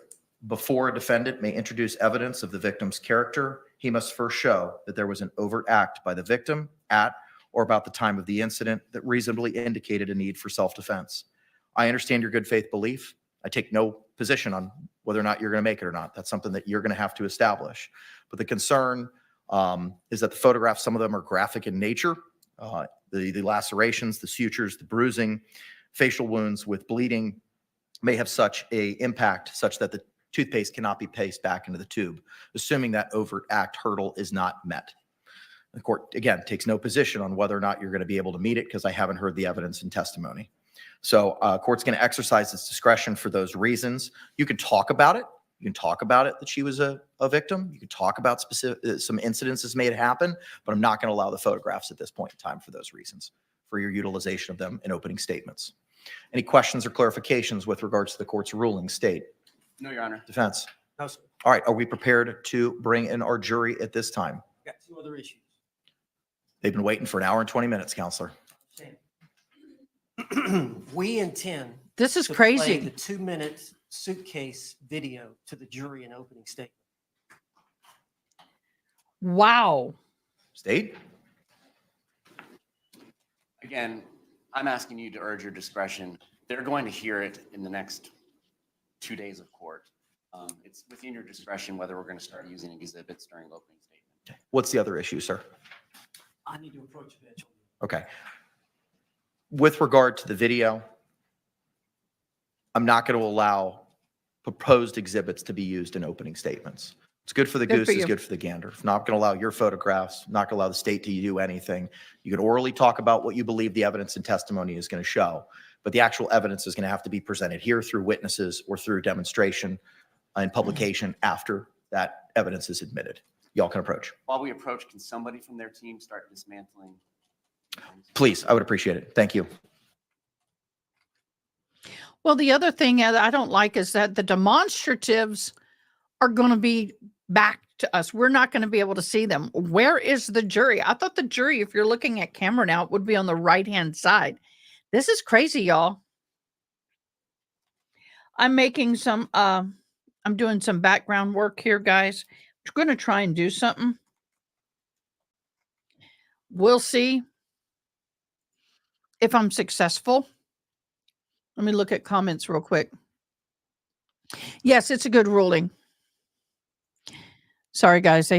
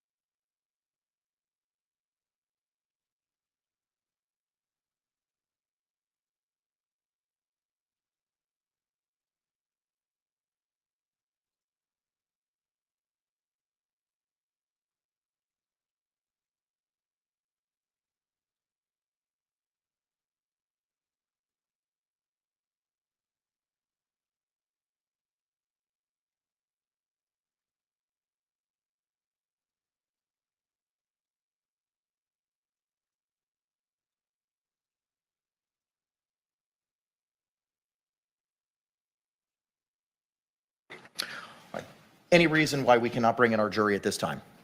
State. No, sir. Defense. No, sir. All right, Get let's the stand jury. and bring in our panel.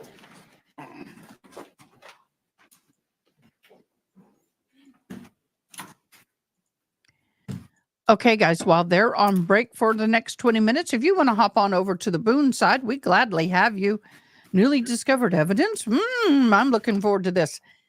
They're getting ready to start opening statements. If y'all want to come join us, glad to have you. I'll let you know when they're back in jury so you can hop back on over. Okay, guys, here we go.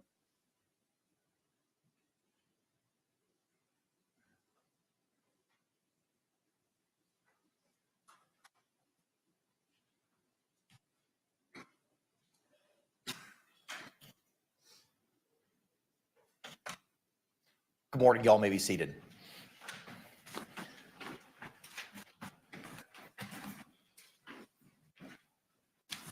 State, do you recognize our jury? Yes, Your Honor. Defense, do you recognize our jury? Yes. All right, can the parties approach for a moment?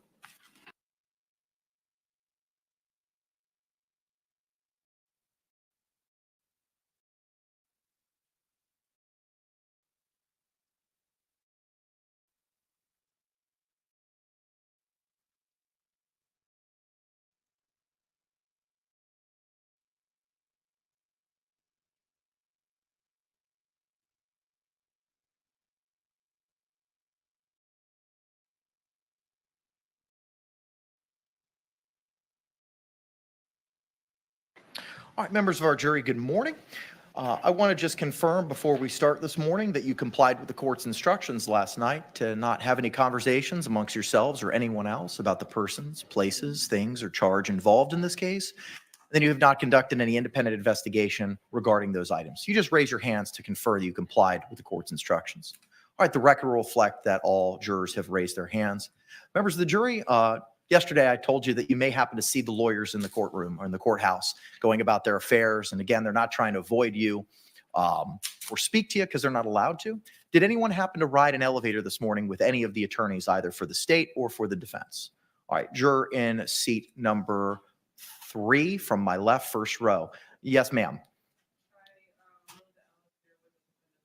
Okay, thank you. Can you all approach for a moment?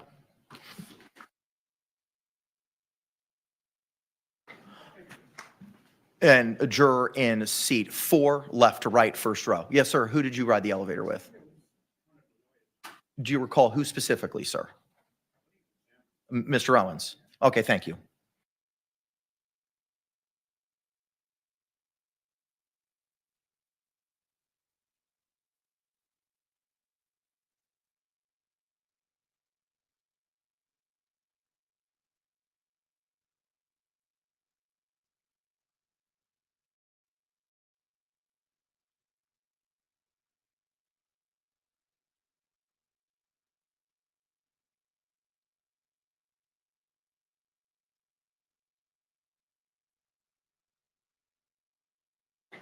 All right, thank you both for your honesty. I appreciate that. Something we talked about earlier this week. That's the one thing that we required and asked of you is just to be open and honest. And I appreciate both y'all's open and honesty. During the ride in the elevator, was there anything that you saw or observed that it would impacted you or influenced you in any way to have any impact on you? Juror number 3, left to right, first row. Juror number 4, left to right, first row. Okay, thank you. All right, with that, members of the jury, we're going to proceed with opening statements this morning. Both the state and the defense will have the opportunity to present them. I ask that you listen closely to those statements that they're going to provide. But remember, these are not evidence. This is just the party's belief as to what the facts and the evidence will show in this case. After the conclusion of the opening statements, we'll begin with the state's case in chief through witnesses. With that, Mr. Jay, you may proceed, sir. Thank you.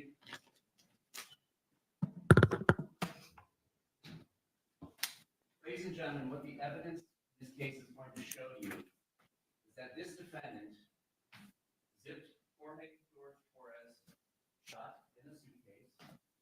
She was able to do this because at the time of his death, he only weighed 103 pounds.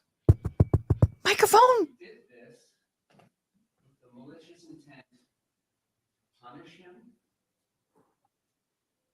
She went up to sleep and left him to take his final breaths on this earth alone. How many breaths those were, we don't know. The evidence is going to show that it was at least for about 15 minutes, because there's going to be 2 videos that the defendant herself took of this event. The evidence is going to show Jorge Torres is dead because in this defendant's judgment, he deserved it. Now, with a conscious disregard for whether he lived or died, you will see and hear these videos. What I expect you will hear from a video that began at 11:12 p.m., 45 seconds, Thank you. on February 23rd, 2020, in Orange County, Florida, is a suitcase on the ground, face down, with the zippers facing the floor. You will hear Sarah, the defendant will say, "For everything you've done to me." Sarah, "For everything you've done to me." Sarah, "Fuck you." And then the defendant laughs. Sarah, "Fuck you." And the defendant laughs. Sarah, "Stupid." Sarah, "That's my name. Don't wear it out." Sarah, "I can't fucking breathe, baby. Seriously." "Yeah, that's what you do when you choke me." Sarah, Sarah, Sarah. The defendant laughs again. Sarah, "I can't breathe, babe." She laughs again. "That's on you." Sarah, "I can't breathe." She laughs again. Unintelligible words.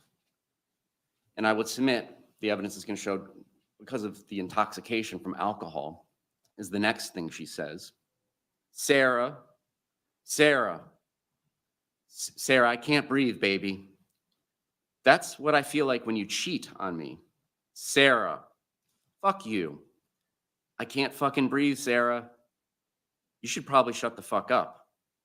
Sarah, "Shh," is the last thing you will hear the defendant say to Mr. Torres as he is face down, zipped shut in a suitcase. That, again, began at 11:12:45 and lasts just over 2 minutes. At 11:23 and 3 seconds p.m., there's a second 22-second video, and it's the defendant zooming in on the suitcase. And all you hear during this 22 seconds, after he's been in this suitcase since at least 11:12 p.m., is one more time, Sarah.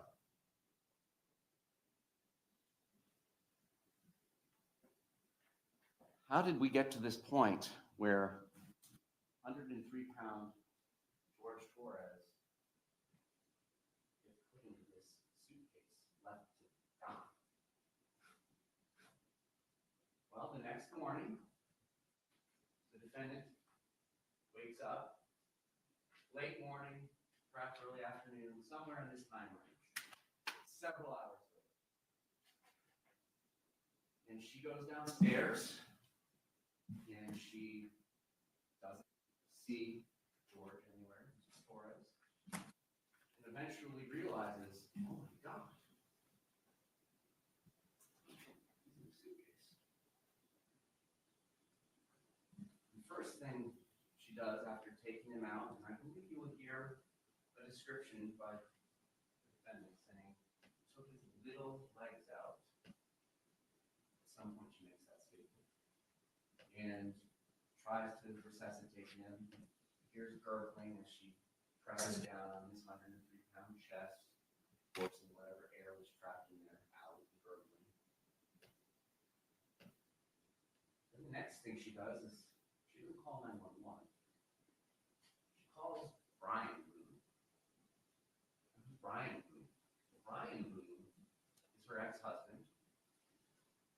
They share a child in common. And this date, February 24th, 2020, is a Monday. A normal work day for most people. School day for their child that they share in common. But after they got divorced, the arrangement was every other weekend, they'll co-parent. And that weekend included Friday, Saturday, Sunday. So it's that free schedule. And then Monday through Tuesdays, their child would be her responsibility. And Wednesdays and Thursdays, their child would be Mr. Brian Boone's responsibility. So February 23rd, 2020 was a Sunday. And now we've led into Monday, February 24th, 2020.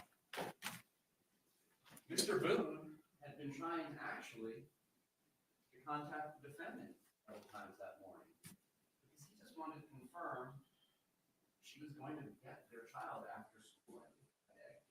And there had been a history of reliability issues on that issue on her part. So you will see in the phone record, he calls her, calls her, and calls her. Then she finally calls him back instead of calling 911. And being the nice co-parent that he is, he comes over. It's a short drive, about 10 minutes. And as she's explaining to him what the heck is going on, he peeks in through the front door of her townhouse, which allows you a view all the way to the back sliding glass door. You're going to see that her kitchen is off to the right. There's a doorway that you can see all the way through. And on the back side of the kitchen in the breakfast room area, there's tables and stuff. There's also some blue legs sticking out in view. Brian Boone says, check please. You need to call 911.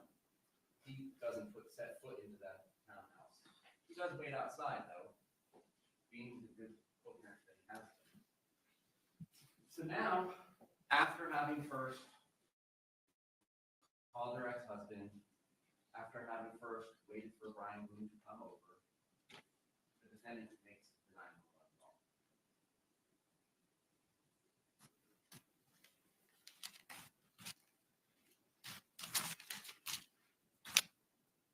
What you will not hear are tears. You will not hear sorrow. You will hear a certain level of concern. My boyfriend and I were playing last night. Put him in a suitcase, and we were playing hide and seek kind of thing I fell asleep. Found him dead in the suitcase this morning. I don't know what happened. He had blood coming out of his mouth. Don't know if it was an aneurysm. Pulled him out of the suitcase, tried to give him CPR. He was in the suitcase and I fell asleep. He's not awake. He's purple. He's not breathing. There's some instructions about how to do CPR given to her, asking about whether an AED is available to shock his heart. It's too late. He's cold, he's stiff, he's purple. We were playing hide and seek. We were playing hide and seek. This is horrible. This is horrific what happened. Like, what happened? We were playing hide and seek last night and I fell asleep.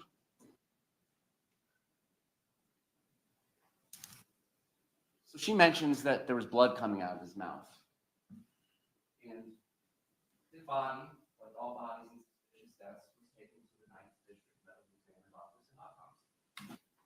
What the doctor found was what you would expect after being left in the suitcase, crumpled up in the fetal position. He passed from positional asphyxiation, meaning like you're not going to get full breaths when you're crumpled up like an accordion, and environmental suffocation. You don't have to have a plastic bag over your head, tape shut with a full roll of duct tape to seal it off 100%, be worthy of the vacuum of space to environmentally suffocate.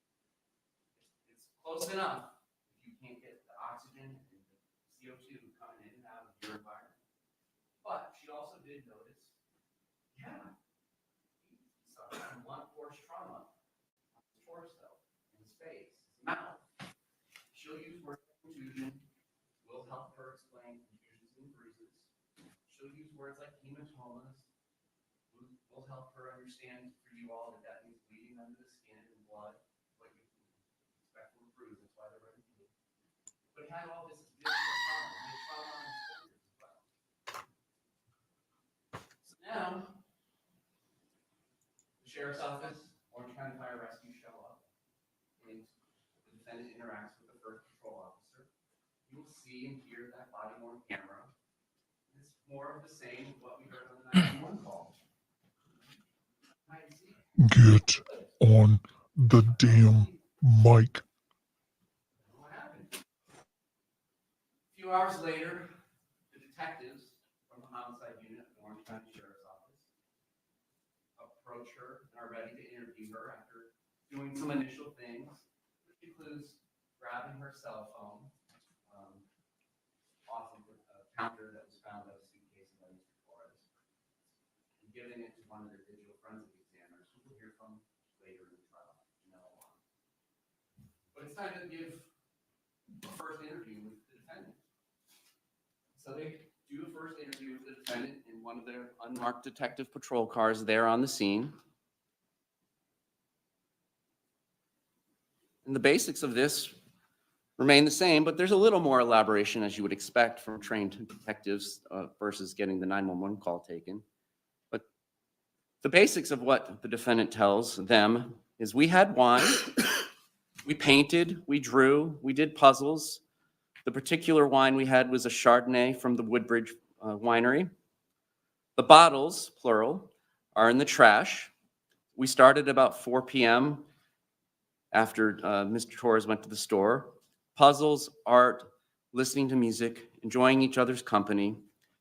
We were literally just enjoying one another's company. The other bottle of wine that was left over from Boer wasn't even half full. So the description she is saying is 1 bottle of wine and plus a fraction of a bottle of wine left over from the night before. Ladies and gentlemen, not all bottles of wine are made the same. Many of us may envision what you would expect at a restaurant. Those are 750s, 750 milliliters of that. Bottles of wine that were recovered from the defendant's trash can were 1.5 liters, so the equivalent of 2 standard bottles of wine. A 1.5 liter bottle of wine is 50 ounces.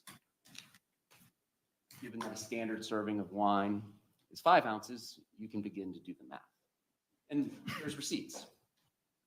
The day before, Saturday, February 22nd, 2020, there is a receipt from Publix for a bottle of Woodbridge wine for $9.74.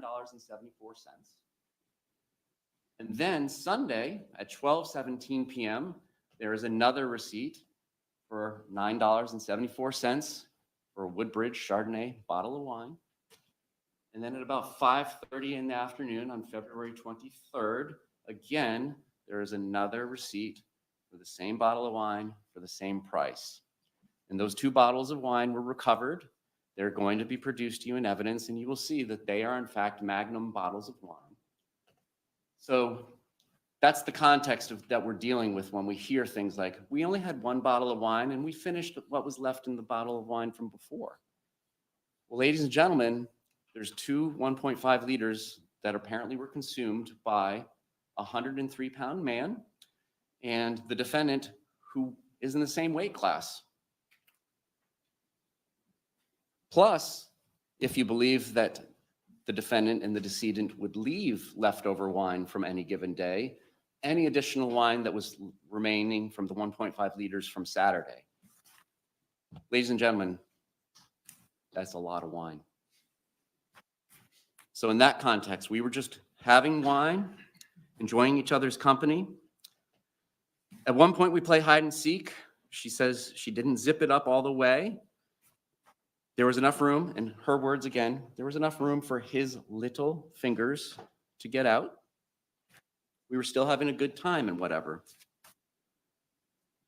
And basically, Mr. Torres is stressing out about jobs, his ex-wife, about money. And so they're just doing puzzles and doing things to keep his mind off of it. Doing art, playing with the dogs, dancing with the dogs, playing hide and seek. We were always trying to outdo each other where we could find each other the best.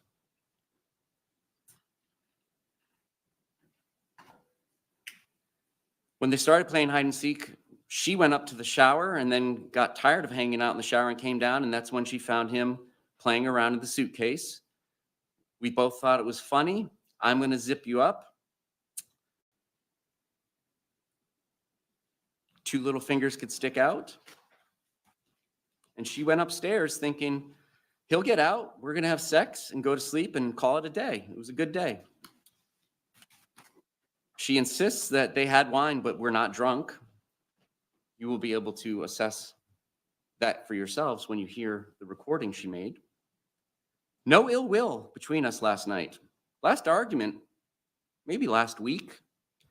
Don't really argue. We came home, drink, smoke, did art, listen to music, play with the dogs. We drink what we can afford. We used to be able to afford liquor, but now we can only afford wine. And that's how that day ends with the police. She goes and sleeps and stays at her ex-husband's house the night of February 24th and 25th.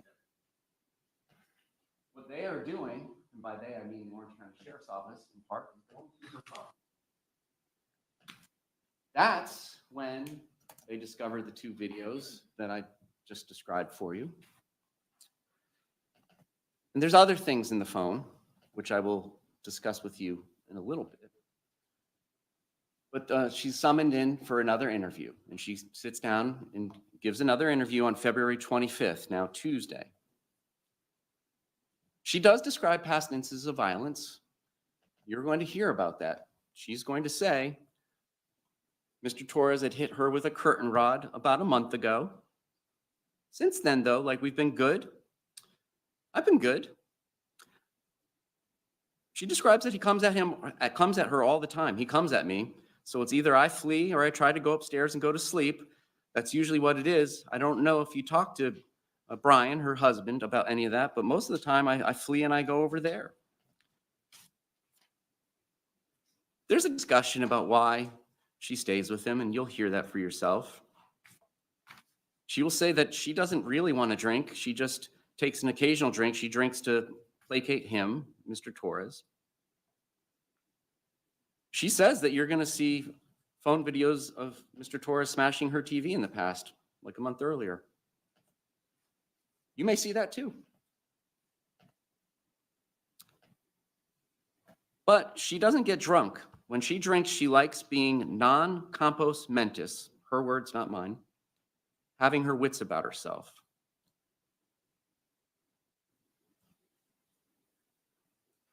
Then she gets to the hide and seek again and describes that they've played it 3 times before,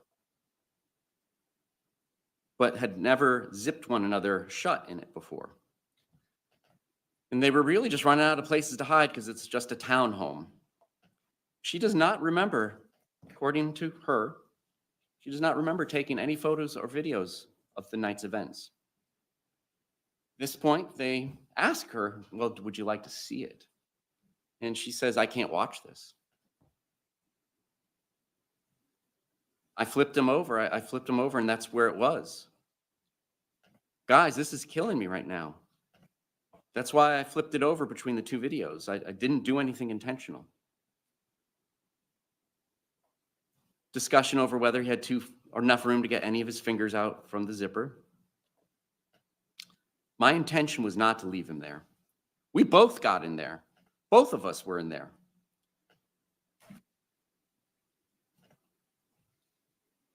When she went upstairs, my plan was not to, quote, he'll be up here any minute. My plan wasn't to leave him in the suitcase. Why is all this going on? It's the drinking. That's what it is. It's the drinking. I thought he was okay. Guys, that's how we were with each other. Nobody understands our relationship. This whole suitcase thing never happened before, though she described it happening before. I'll never drink alcohol again.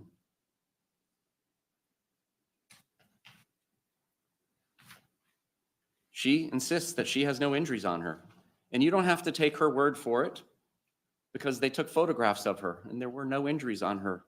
She insists over and over that there was no violence that day. It's like, okay, we're in a good place right now. Ask her about saying fuck you to Mr. Torres. Well, that's just being playful and having a good day. Everybody's having a good day. I didn't touch him, nor did he touch me. Her words.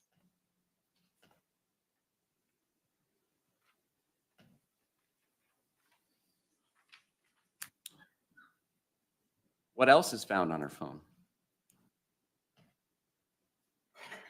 There's a conversation between Mr. Torres's brother, and again, nobody knows who's using these phones at the time text messages are sent in these records that you're going to see. But it's indicated that there's a communication between one of the decedent's brothers and the owner of the phone that was taken that belongs to Ms. Boone. The text from the brother is, yo, my daughter told me what you did, Sarah.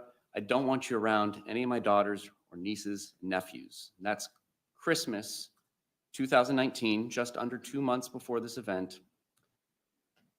She replies, or the person using her device at this time, ugh, your quote unquote dad hit me in the face. The next text is, hide and seek, I shall.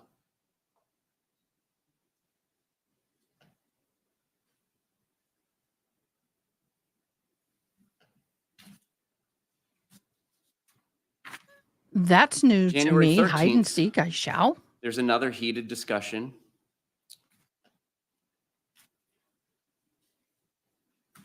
She describes it on January 13th in a text to Mo, the brother again. It's a Torres thing. Boo. Sends a picture. Keep the fugly creep out too. It's still fugly. Lose. The brother responds, please do something with yourself, Sarah. God bless you. The defendant's response, and bless you and all of you too. I'll get, in all capitals, rid of him. Then it'll be, in all capitals, better. Ugh, Torres, referring to Mr. Torres, getting rid of. That's new.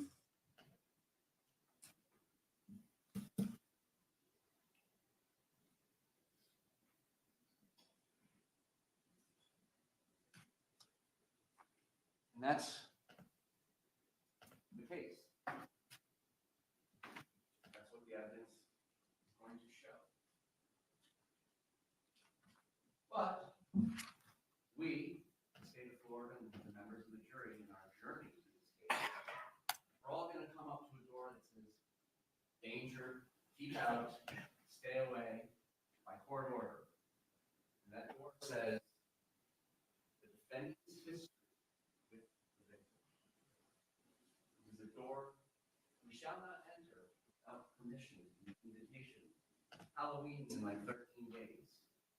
Part of the vampire lore is vampires can't come get you in your house. Well, I participate during this trial. We're going to be invited in to the defendant's past relationship for the previous couple of years with Mr. Torres.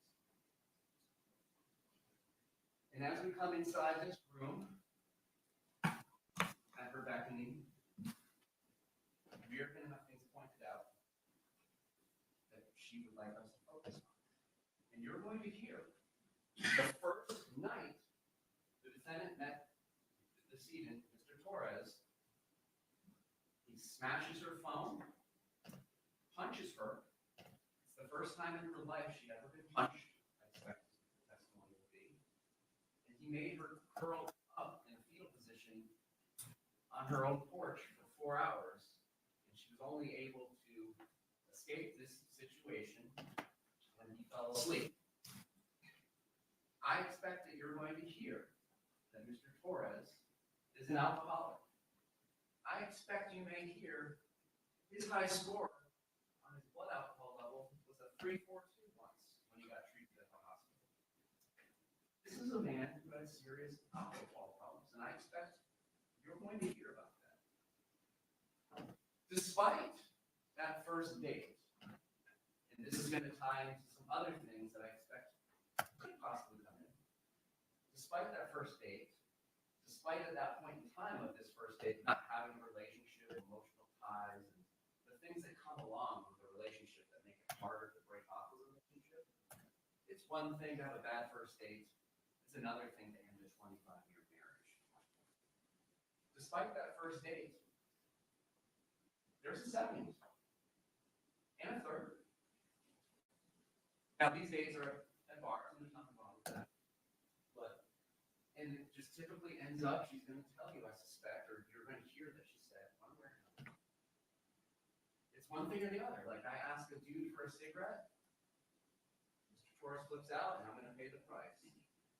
Just things like that. You're going to hear and potentially see, yes, there were injuries that the defendant is going to attribute to the victim causing her. Black eyes, cuts in the face, perhaps from the curtain rod incident that was mentioned in the police interview, happened about a month before this. Bloody ear, a stab wound in the leg, which is perhaps described as sword fighting and playing around in medical records. But nonetheless, I suspect you're going to hear and see a lot about their past history. And at the end, if this occurs, if this comes in, the state is going to have the opportunity to take the lead of the tour in this room labeled the defendant and the victim's past history. And I'm not going to go into that now.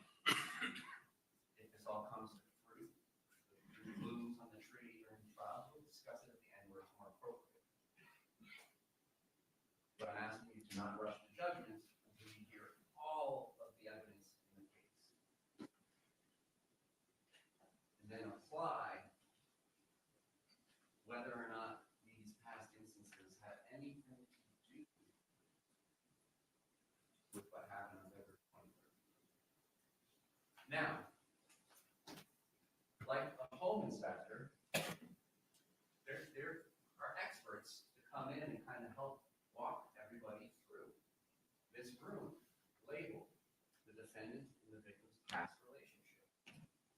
I suspect there's a chance we may hear from some experts, psychologists and psychiatrists, about battered spouse syndrome. The state is not challenging in any way that battered spouse syndrome exists. It's well recognized. The experts will tell you all about it. I'm with you. I sent a text to Jules to text her partner in crime to see if they can get word to the judge that the media can't hear. I'm going to call the courtroom if I can. Give me a second. In the Bible that they use in mental health called DSM-5 Diagnostic Statistical Manual, version 5. And I think it's text revision, something like that. What it is, and what they describe it as, is kind of a component of post-traumatic stress disorder, PTSD. But because it's not actually in the book, it's like a recipe book. It's like our statute books for lawyers. You go into this book and say you have a particular disorder or diagnosis. It'll say, well, all of us agree that it needs these three elements, like elements of crime. Some of these elements have to be prevalent for a certain amount of time, so on and so forth. You imagine it's a cookbook. Gives you the recipe for a diagnosis.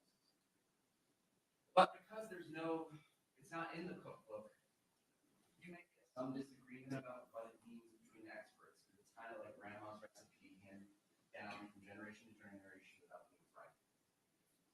But what I expect you'll hear is, it's important for people who don't have experience in certain abusive relationships that are violent to understand the control that can be exerted over an intimate partner by the other one, isolation, psychological violence, emotional violence, physical violence, sexual violence, which I suspect will be described for you as well by the defendant, perpetrated on her by the decedent.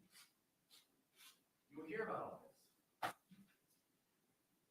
And what it ties into at the end of the day, after we talked about this during jury selection, is if there is a self-defense instruction read to you, this is to help you understand what an objective and reasonable person in the circumstances would do. Because years ago, we've gotten better as a society, but years ago when this was first being researched, the question would be, well, why wouldn't you leave? And back spouse syndrome, and the testimony from these experts help explain those things to people. Well, it's not that easy. You got to look at what's going on in the relationship, isolation, control, so on and so forth. And that explains why you wouldn't leave.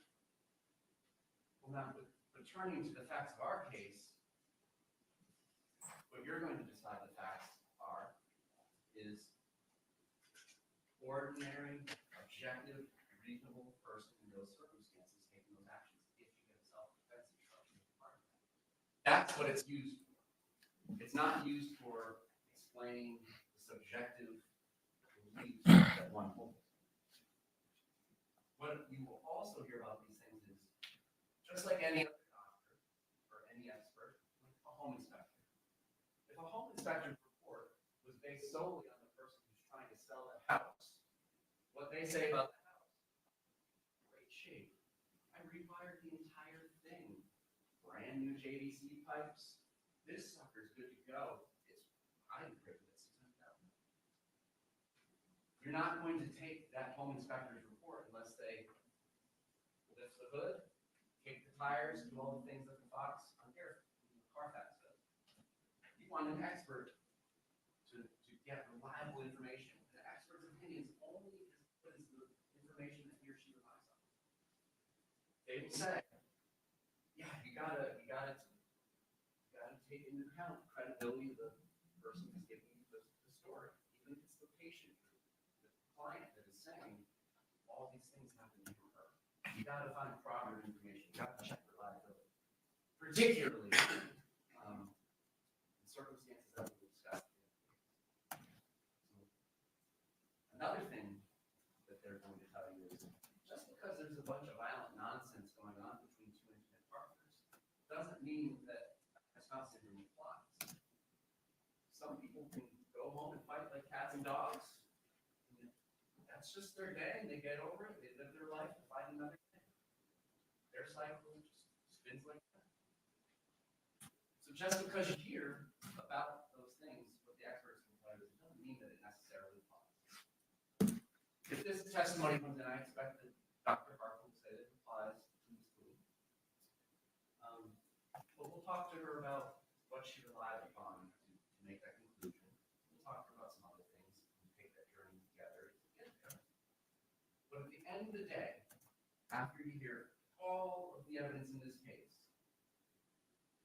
particularly straight from the horse's mouth, the video, where you don't have to rely on the credibility of anything other than your own two eyes and your own two ears, the state admits that you're going to return a guilty verdict for second-degree murder. What the evidence is going to show is that the defendant killed Mr. Torres because she decided he deserved it. Not because the evidence will show an objective, reasonable person in her circumstances needed. Thank you, Mr. J. Any opening remarks by the defense? Judge, can we invoke the rule? It has been. I've already advised the witnesses. Okay, the rule of sequestration will be invoked. Thank you.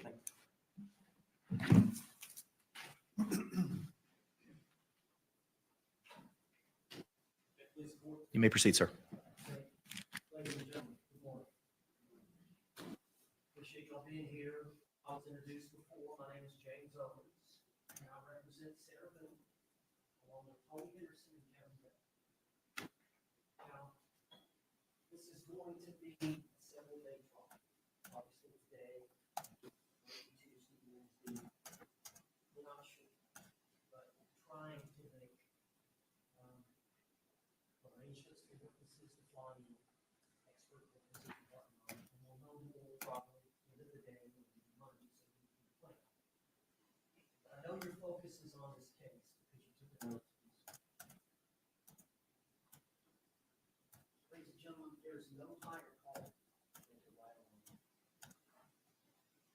No higher call than to write on. And we're going to ask you at the end of the case to write this one. And find Sarah Boone not guilty because she was justified in the force that she used to defend herself. If that force was reasonable under the circumstances that existed between Sarah Boone and Jorge Torres.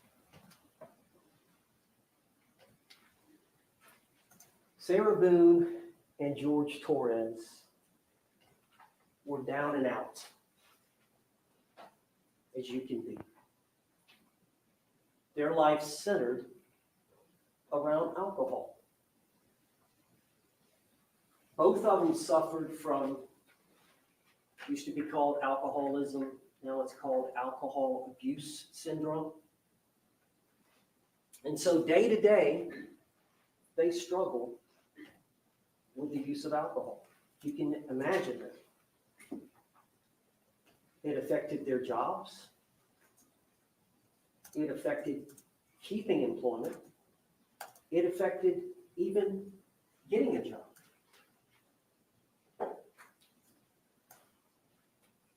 As codependent as you can be towards each other.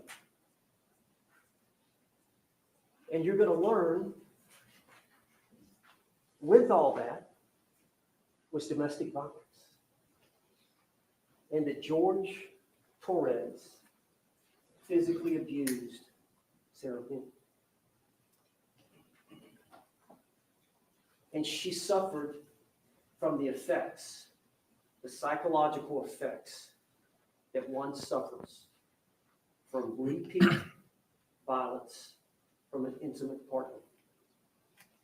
They were together over 3 years, and there were several prior incidences of violence. We've got the photographs. There were incidences where police were called who took photographs. So you're going to be able to see the evidence. And we believe the court will instruct you at the end when you're considering self-defense, which we call justifiable use of non-deadly force or justifiable use of deadly force, that you can consider the prior acts, the history of violence, the prior difficulties that the parties had. And considering her set of circumstances that she was faced with in making the decision to use reasonable force under the circumstances. And the most important thing I can tell you here today is keep an open mind. There's two sides to every story. You're going to hear the state's side, them attempting to paint her a certain way, as they've done here today in opening statement. And then you're going to hear another side. And you're going to have to weigh that, all the evidence, the credibility of the witnesses, the photographs, the videotapes, and come to a conclusion.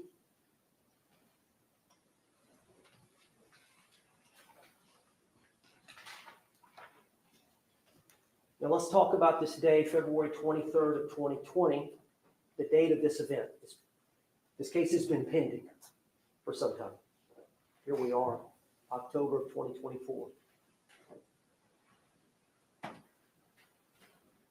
think the evidence is going to show that they had purchased some wine the day before, but they hadn't finished all of that.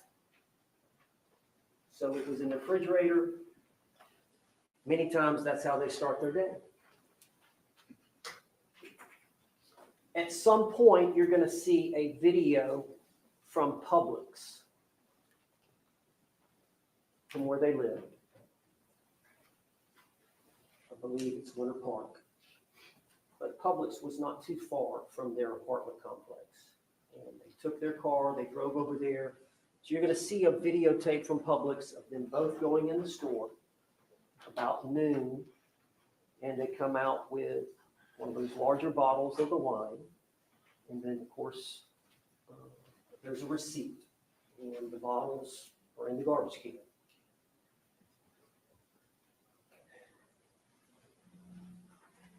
Of course, there obviously is an attraction between the two.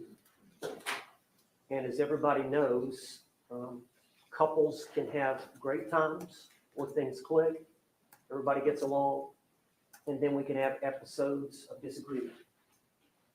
And how are those resolved? Really, is what this is about. How are disagreements resolved? But George was very jealous of Sarah. And you're going to hear the testimony about that. And that he cannot, in certain situations, he can be very charming. But when his level of intoxication gets to a certain level, is when he gets sad, moody, and a lot of times eventually it involved forcible sex with Sarah Boone or actual physical violence against her.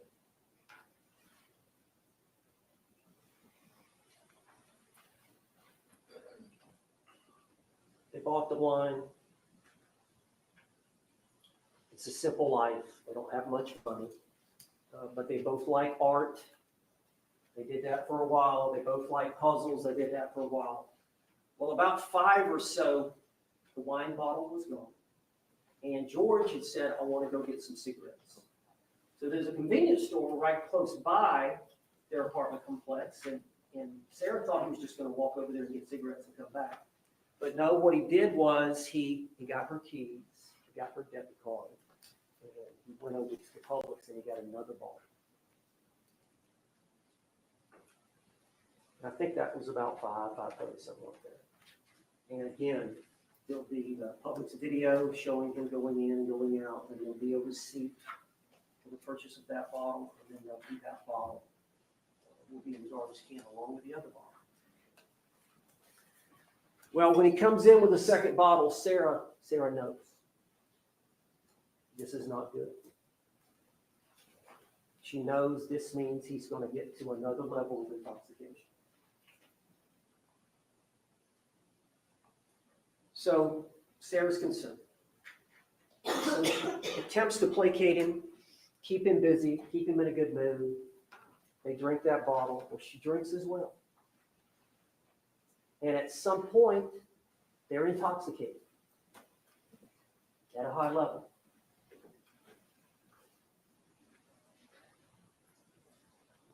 As some people do when they're drunk, they get silly. and they decide to play a game of hide and seek. She goes upstairs, their bedroom's upstairs, to the shower and waits for a period of time. And he doesn't come to her. At some point, she gets cold, she gets tired. She wants to go see, well, maybe we got it mixed up.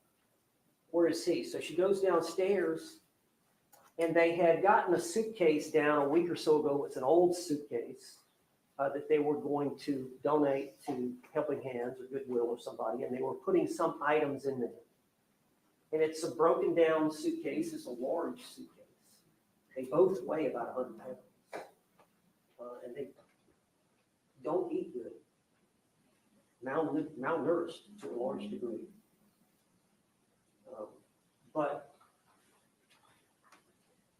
the pull handle is broken off. And they've attached a little paper clip that's got the rubber around it. And that's how they move it back and forth. Well, she comes down the steps, she sees him getting in and settling in the suitcase. So she walks over there, and they see each other, they smile and laugh, and she zips him up. And she zips him up, and they laugh for a while. And they carry on. She sits on the couch, and at some point he says, "I can't breathe." Now, his face is facing the zipper, and she's got 2 or 3 inches that she's opened it.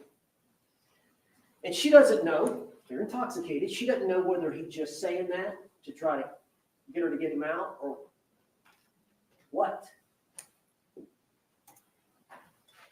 But he's a captive audience. Physically, they're the same size, but he's much stronger than her. If they got in a fist fight, he would win 100 times out of 100.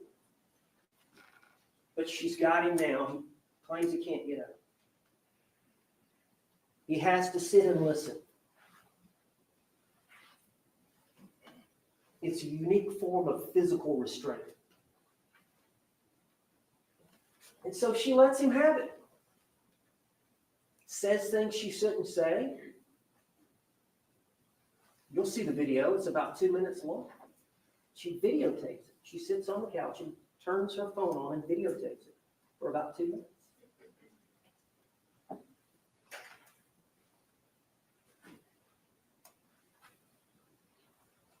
There's another video that's approximately 11 minutes later. The first video, the suitcase is flipped upside down. The zippers. It's okay, Haley Mouse. Thank you.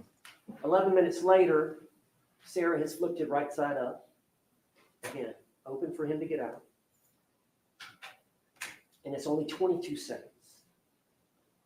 And you hear George say, "Sarah." And that's it. Now, the key to the case is that 11 minutes. And what happened during that 11 minutes. Okay? That is the key to this case. Sarah Boone will take the stand. She will explain what happened. She will explain why it happened.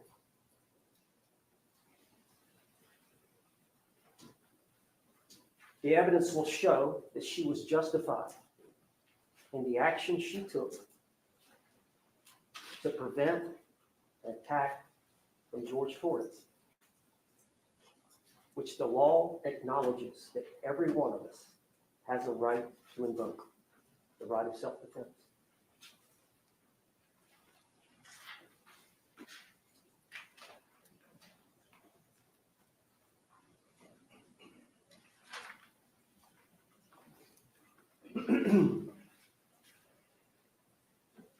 You can hear from the medical examiner.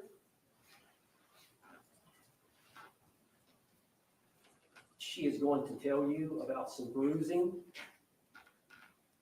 on Jorge Torres. Of course, he was in the suitcase a while, deceased, we believe. And that changes things a little bit, as the medical examiner will explain, but there's some bruising.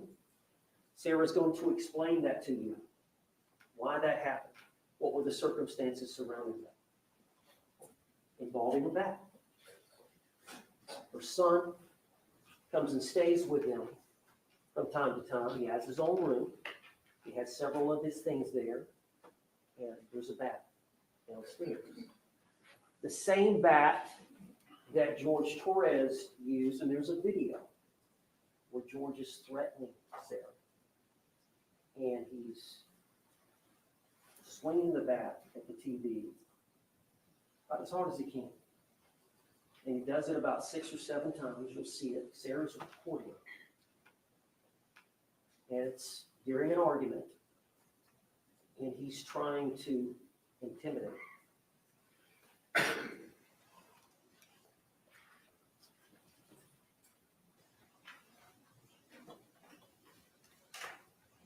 Sarah loved you.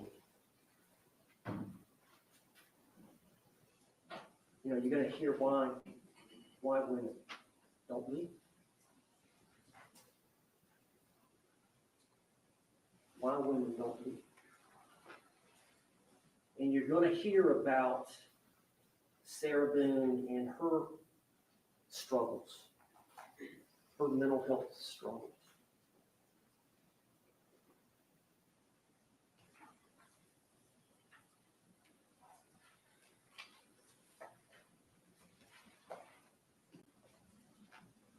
Sarah had no intent to kill. The prosecutor mentioned she wanted him to die. Farthest from the truth. She loved the man. She hated the abuse. She couldn't leave him. She tried. She tried kicking him out 6 or 7 times. He kept coming back. She changed the locks. He kept coming back. She didn't have the family. She didn't Change have the support. locks. That's new. She was weak, vulnerable. You're going to hear it all. You got to take that all into account to try to understand what happened and the circumstances surrounding this tumultuous relationship.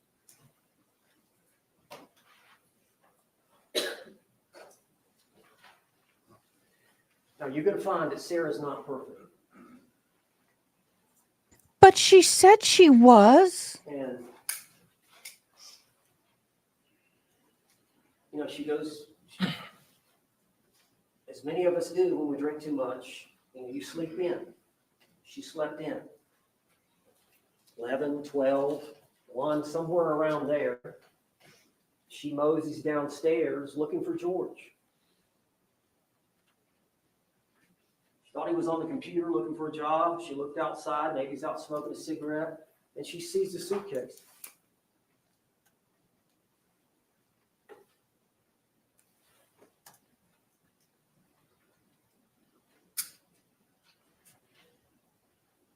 She unzips it. She gets him out. He's purple. She tries her best to do some CPR. She freaks out.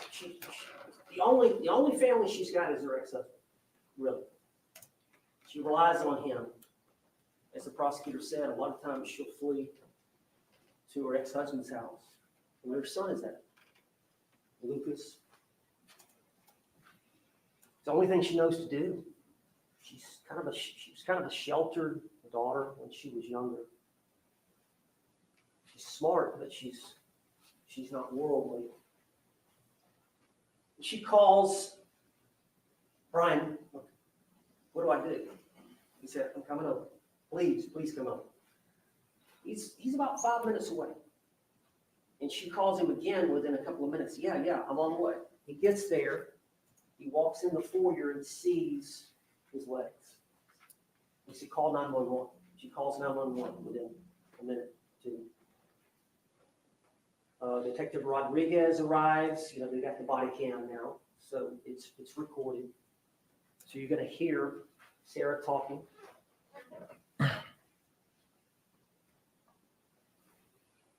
But Sarah's freaking out. Sarah's thinking, and I'm somehow responsible.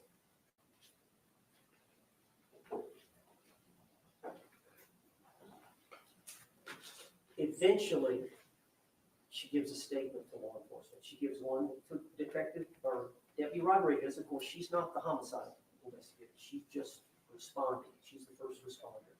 And they know what to do. They try to assess the situation. They start putting the tape out, and then they call for the homicide investigators to come, which takes a little time. So she gets a statement from Sarah. Eventually, the homicide detectives get a statement from Sarah and one of the unmarked squad cars, and it's recorded. You hear that. And then the next day, they take Sarah's phone. Sarah gives them the phone, signs the consent to take the phone, take it to, they have a phone extraction people at the sheriff's department where they can take it and take out all the data, all your phone calls, text messages, photographs, videos, all that. And they find these two videos. Sarah is not aware. She doesn't remember making the video. You can imagine. She gives them the phone. Of course, she makes no attempts to do anything other than, here's the phone. So they tell her, you're going to get your phone back tomorrow. We'll bring it back to you tomorrow. Well, they end up having a conversation with the female detective, homicide detective, Hobson is her name. Chelsea Hobson. She did And not they end up, do CPR. Detective Hobson, they said, end up, hey, we're not going to bring your phone. I'm not feeling good. Pregnant. Can you come to the sheriff's department? Which Sarah Boone was to tell you that was what I was going. That's what they told me I was going to the sheriff's department for. Well, instead, it was an interrogation. And they were going to arrest her. They made their mind up on it. And they were going to confront her and try to get her to confess based on the two videos. And so there's approximately a 2-hour interrogation that was on the 25th in the afternoon when she got there to get her phone. They said, well, we got to come up here. We need to talk to you. And they got her in the room. It's a small room, but it's being videotaped and audio taped. And it goes on for about 2 hours of them trying to get a confession to murder. And it doesn't happen. But Sarah lies. She's scared. She can tell they're trying to pin her on this, that this was some kind of intentional act, and it was not. So she lies. She's not a lawyer. She doesn't know about self-defense. She doesn't understand she has a lawful right to defend herself. She doesn't understand that she's justified in using the force that she used. She doesn't. I wasn't there to advise her. No lawyer was there. So she lied. And you're going to hear that. So you're going to have to balance that versus her taking the stand and testifying before you. And we simply ask that you look for the evidence of cooperation of her testimony. It's going to be later, probably next week. The judges will tell you and read an instruction on evaluating a witness's credibility. And they'll talk about cooperative evidence, other evidence that's consistent with the testimony that Sarah Boone will give you. So you're going to have to weigh that in her testimony.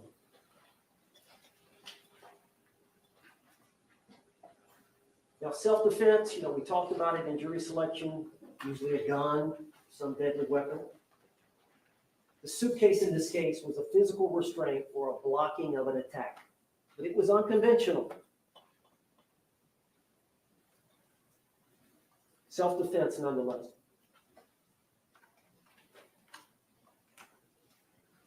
Now, as I said, the struggles that occurred, many of them involved the police. So you're going to actually hear from some of the police officers. Maybe some body cam footage. You're going to see some photographs that they took of the injuries to Sarah Boone. And some of the videos you may see of her in a very happy, joyful type of thing. Well, number one, she's intoxicated. Number two, she's safe. Police are there. So her attitude is not one of distress.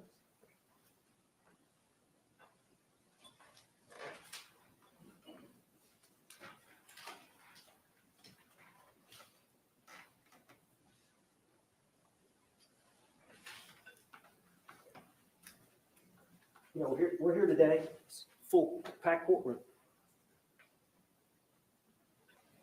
Judge Graydon's here, but you're the most important people.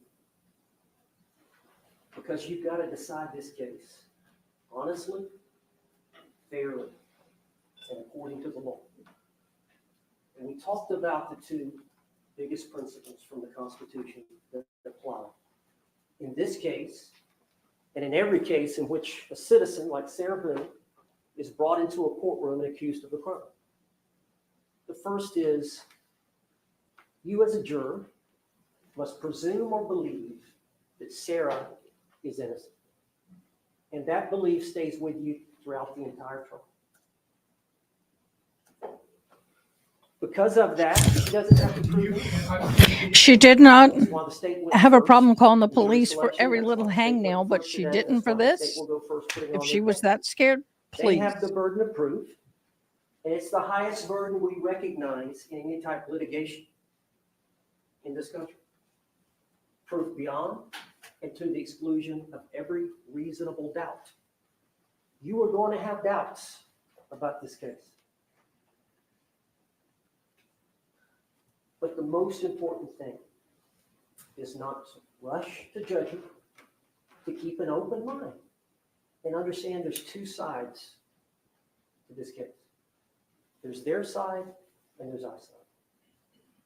So you can't form any fixed opinions early on. That's hard to do, as Mr. Henderson said in open or in jury selection. That's extremely hard to do. Now you're going to hear some testimony. There's been mention of experts. Battered women's experiences affect her perception of imminent danger. Battered women's experiences affect her perception of imminent danger. Victims of repeat violence may fear death in a situation others would not.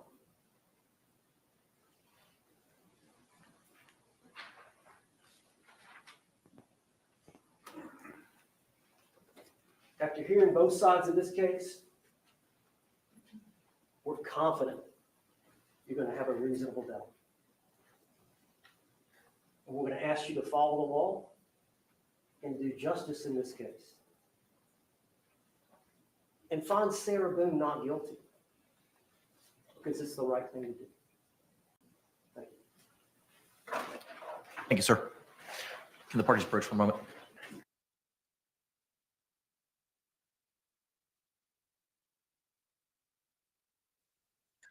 Okay, guys, how do you think that went? Oh my gosh, y'all, this is interesting. We're already starting off good. So what do y'all think?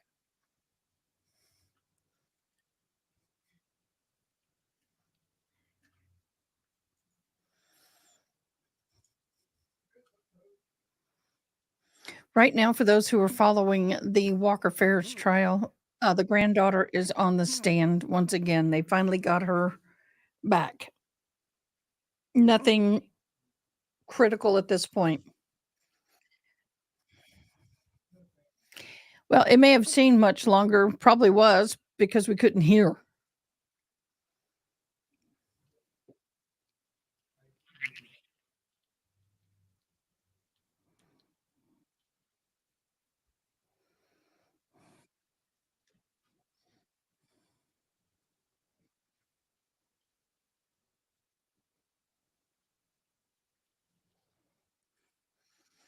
Y'all,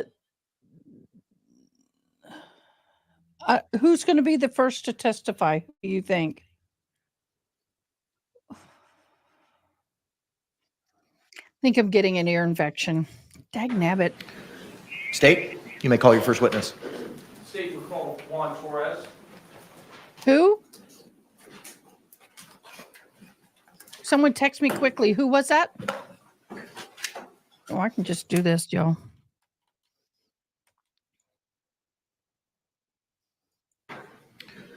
State, you may call your first witness.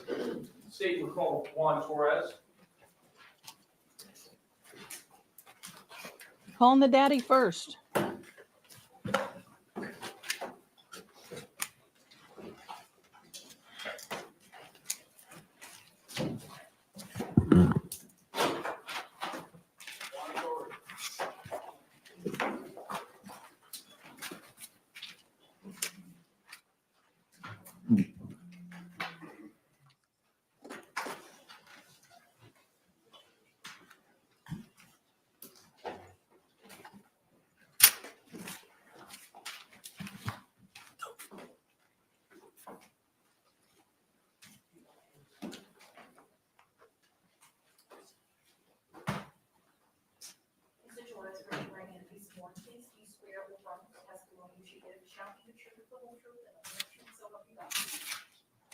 Sir, morning. You could be seated. And once seated, if you'd state and spell your name for the record for us, please. Juan Torres, Juantorres. Thank you, sir. You may inquire, Mr. Cacciatore. Good morning, sir. Good morning. Can you tell us how it is that you know George Torres? He's my older brother. And how many siblings do you have?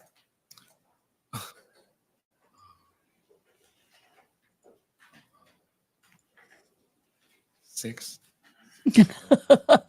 Had to think about that. How long has your family resided here in the Central Florida area? 20 plus years. And before residing in the Central Florida area, were you guys in Philadelphia, Pennsylvania? Yes, sir. In Massachusetts. Your brother, how often, your brother George, that is, how often would you talk with him? Often we talk, say, on a weekly basis. And how far away did you live from George? About 5-10 minutes. Very close. Would you see him pretty often? I would try not to go over there too much. Who was George living with at the time that he passed away? Wait, Sarah. And without getting into many details, what was your relationship like with Sarah? We wouldn't really have a relationship. Would it be fair to say you didn't get along with her? Yes.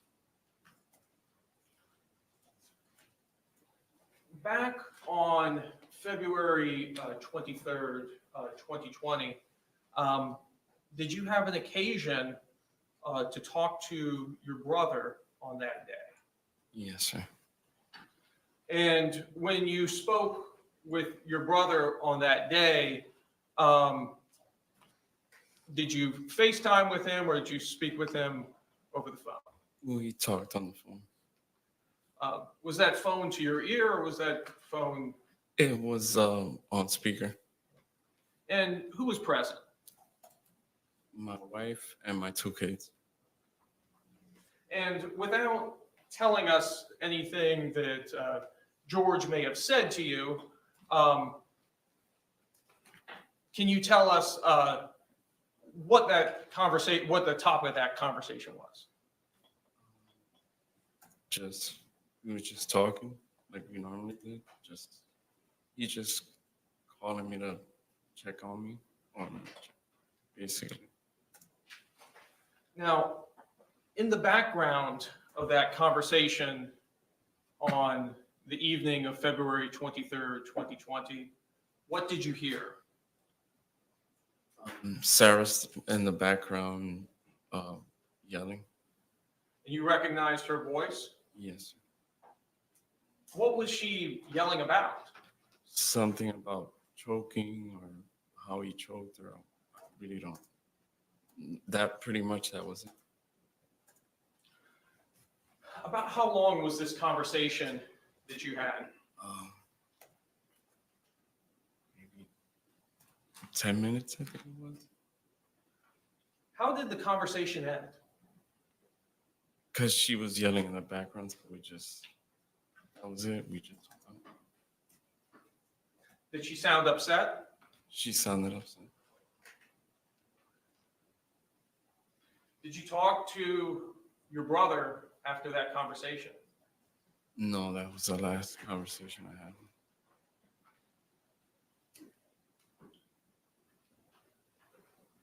Have you ever spoken to Sarah since that conversation? No. I have no further questions. Any cross-examination?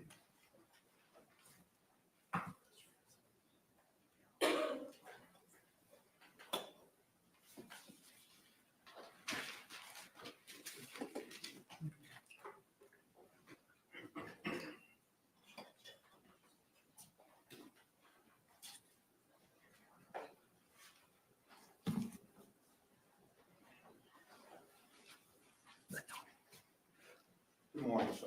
Good morning.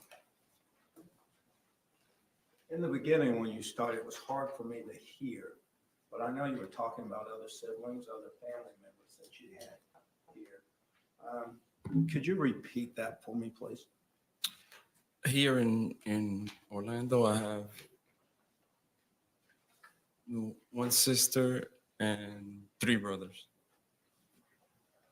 Sister and 3 brothers? Yes, sir. Okay.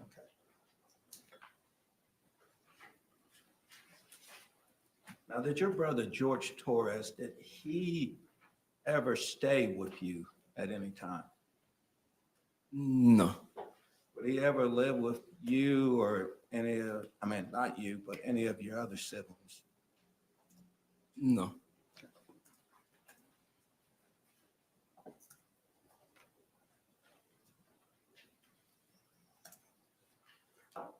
All right, sir, let's go back to this phone call that you were talking about that was on February 23rd of 2020.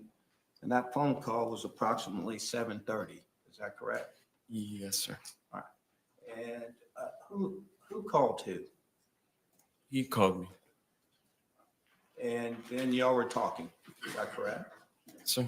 All right. And when he called you, did you notice anything about his speech or his voice? No, he was fine. Sounded normal? Yes, sir. Okay. So he wasn't slurring his words or anything like that? No. By the way he talked or what he talked to you about, could you tell at that time if he had been consuming alcohol? No, because I knew when he would drink. Okay.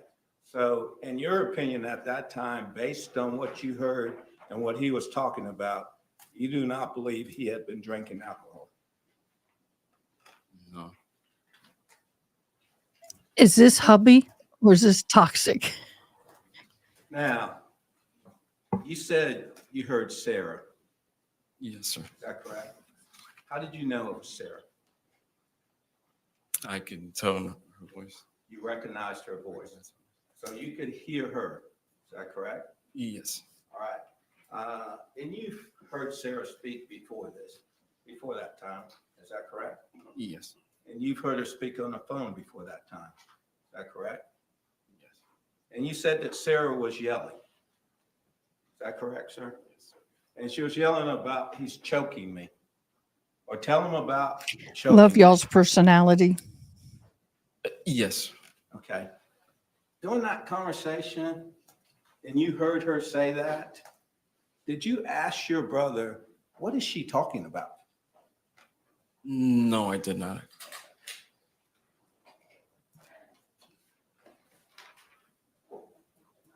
Did that statement at that time, did that statement surprise you?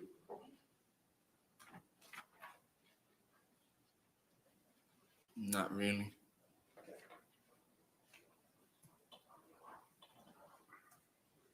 You've heard it before? No.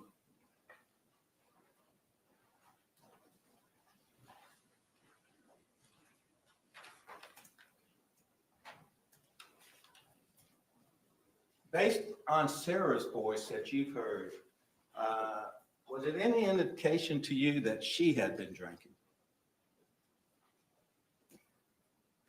No. No?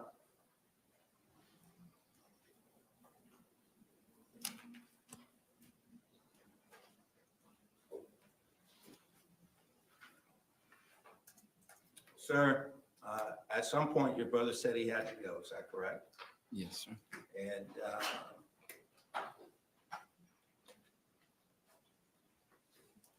did he hang up on the conversation? Yes. And did he say bye and you say bye? Yes. Thank you, sir. I don't have. If I can. confirm. You may, sir.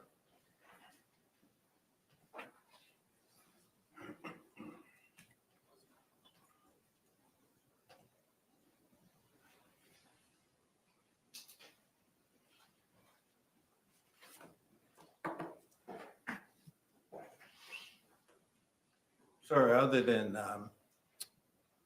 siblings, do your mother and father, do they live in this area? Yes. Were there times that George would stay with them? Yes, sir.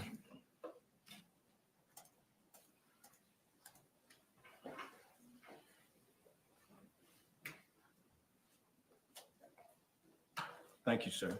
No further questions. Any redirect examination? No, Your Honor. Can this witness be released? Yes, Your Honor. Defense?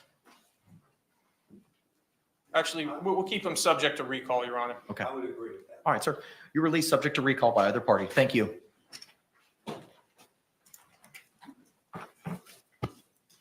State would call Devin Jamro.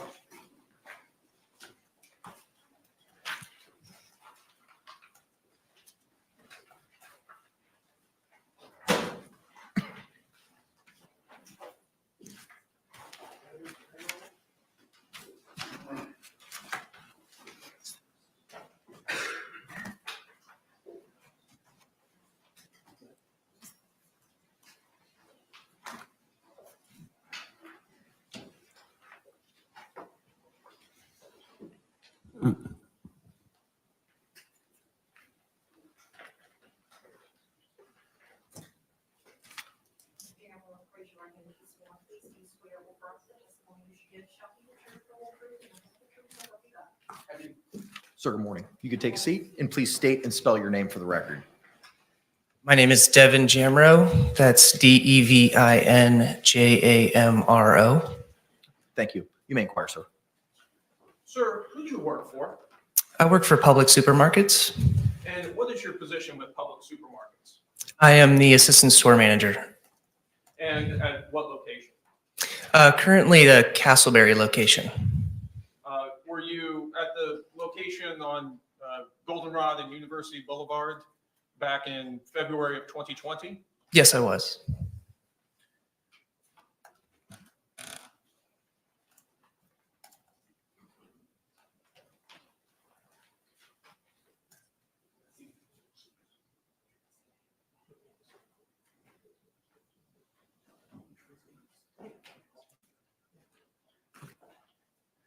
Your Honor, may I approach the witness which has been previously marked for identification as States D and been shown to defense? D's and Delta? D is in Delta. Yes, you may.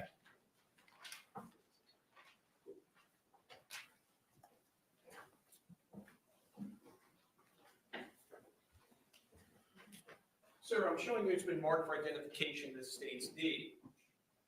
Could you use these scissors and open this and look at the contents of this package to yourself?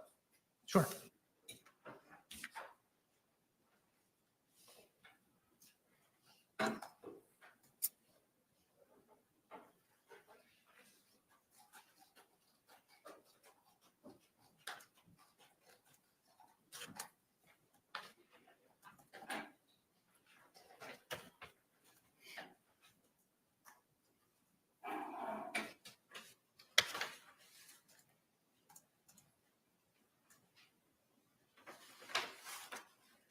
Sir, do you recognize those items? I do, yes. And tell us, what are these items? These are Publix receipts. Are these receipts evidence of transactions at Publix? Are they made at or near the time of each transaction?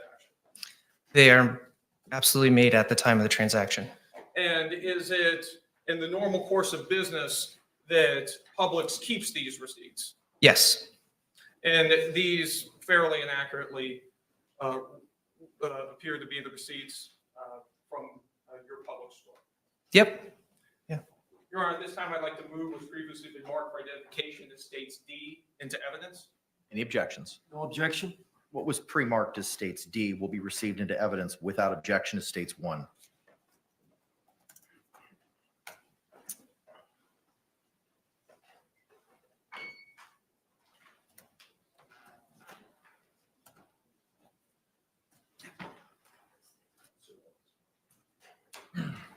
Your Honor, may I approach the witness who's been previously marked for identification as States J and shown to defense? You may.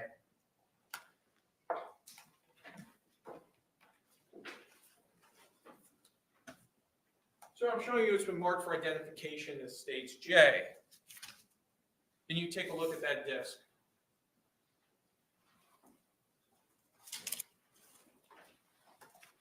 Yes, Do you see your initials on that disc? I do. Did you have an opportunity to look at that disc prior to coming to court this morning? I did, yes. And tell us, what is that disc? This is CCTV footage burned from the camera system at the location. And at Publix, is it the regular practice of Publix to utilize surveillance cameras? Yes, And in the normal course of business, are the videos from those surveillance cameras kept? yes, And are these the cameras taken from February 23rd, 2020? And I believe there's 2 video clips included, one at 12:17 p.m. and another at approximately 5:39 p.m. yes, And they fairly and accurately represent the surveillance video that was submitted from Publix to law enforcement in this case. they do, yes. Your Honor, at this time, I'd like to move what's previously been marked for identification as States J into evidence. Any objections? No objection. What was pre-marked as States J will be received into evidence without objection as States 2. And I have no further questions for this witness. Any cross-examination? Yes. Can this witness be released? Yes. Thank you, sir. You're released. Thank you. Have a great day.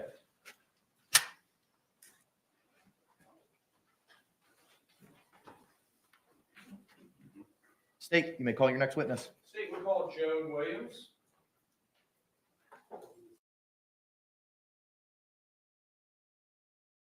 You may call your next witness. State would call Joan Williams.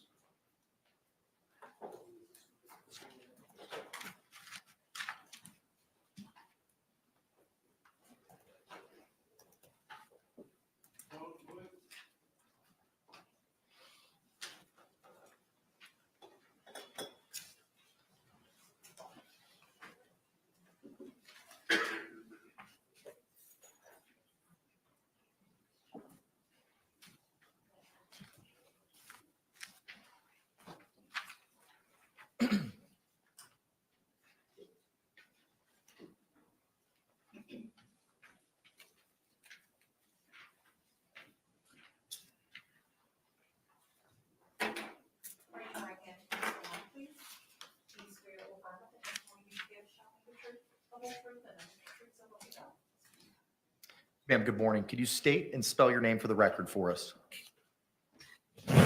Okay, Joan, Joan Williams, Williams. Thank you, ma'am. Counselor, you may inquire. Good morning, ma'am. Good morning. Can you tell us what it is that you do for a living? I'm a 911 call taker at the Orange County Sheriff's Office. And how long have you held that position? 24 years. And tell us, what are your duties as a 911 call taker? I answer phones for an emergency, non-emergency, medical. We try to transfer to the medical. side of the business. And is it the regular practice of Orange County to record 911 calls? All lines are recorded.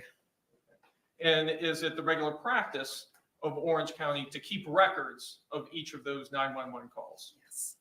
And those records are made at or near the time of each call, correct? Yes.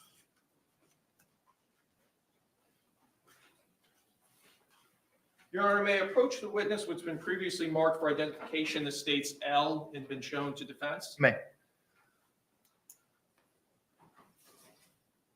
Ma'am, I'm showing you what's been previously marked for identification as states L. Do you recognize this disc? Yes. My initials. Did you have an opportunity to review this disc prior to coming to court this morning? Yes. And those are your initials on the disc? Yes. And does this disc, does it fairly and accurately represent the 911 call that you took in this case on February 24th, 2020 at 12:59 hours? Yes. Your Honor, at this time, I'd like to move what's previously been marked for identification as states L into evidence. Any objections? No objection.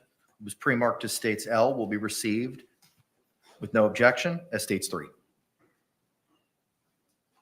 Your Honor, I have no further questions. Any cross-examination? No, sir.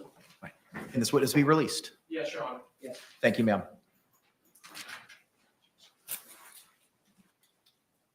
Can the parties approach momentarily?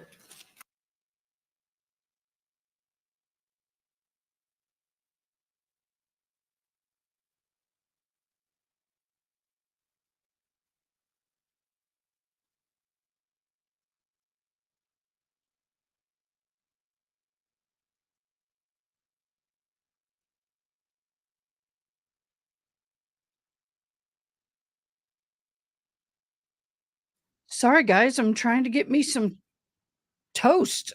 Every time I go, I have to come back.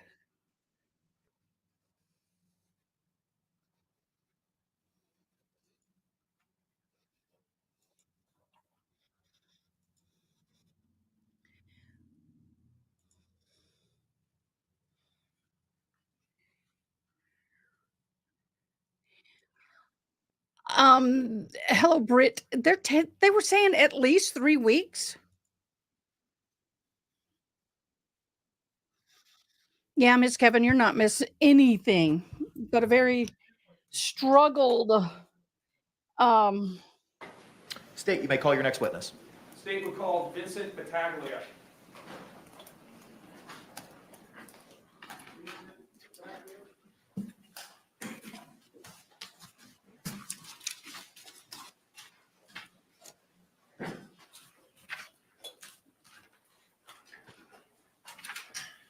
Who are they calling? I didn't hear it.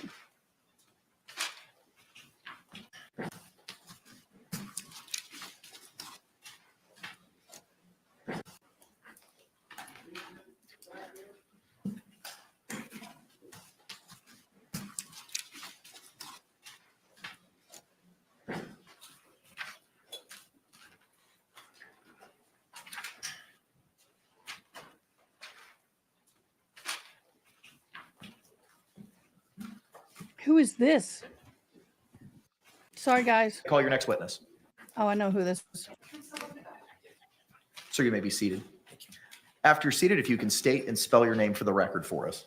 Vincent Battaglia, Vincent Battaglia. Thank you.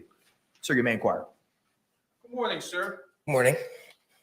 Can you tell us what it is you do for a living?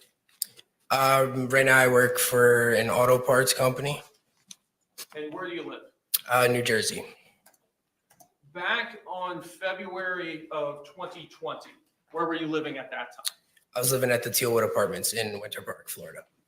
And what were you doing at that time when you were living at Tealwood? I was enrolled in Full Sail University. I was in school. When you were living at Tealwood, did you have any roommates? Yeah, I had one roommate, Brandon. Yeah, that was it. Them. That's Brandon Motes? Yes. Did you have neighbors? Yeah. Were you neighbors with with Sarah Boone and George Torres. Yes. And approximately how long were you neighbors with them? About a year, a little over a year. I moved there in January 2019. And during the course of that year that you were neighbors with them, did you have occasion to interact with them at times? Yeah. In fact, did you ever go over to their home? Yeah, like a couple times, yeah. And I believe you tuned a guitar for a child there at the house? Yeah. This Tealwood apartment complex, how would you describe the walls that separated your units? Thin, like very thin walls. And with those walls being so thin, would you ever have occasion to hear arguing and yelling coming from Sarah Boone and George Torres's apartment? Yeah. That's the neighbor, How remember? often would you hear this? Almost daily. Did Sarah Boone ever approach you about the things that you heard coming from their apartment?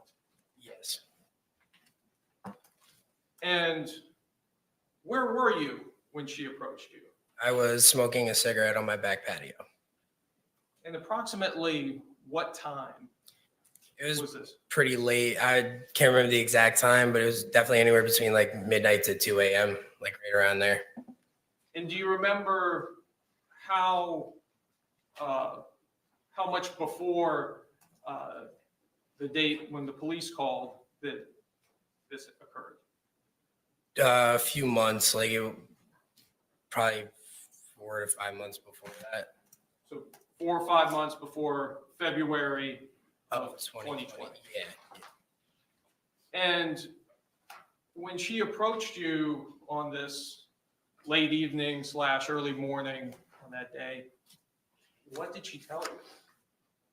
Pretty much just kind of like if I do hear anything like through the walls or whatever is out back, just kind of keep my mouth shut. Like don't really speak about it or anything like that or say anything to anyone. And I just was like, okay.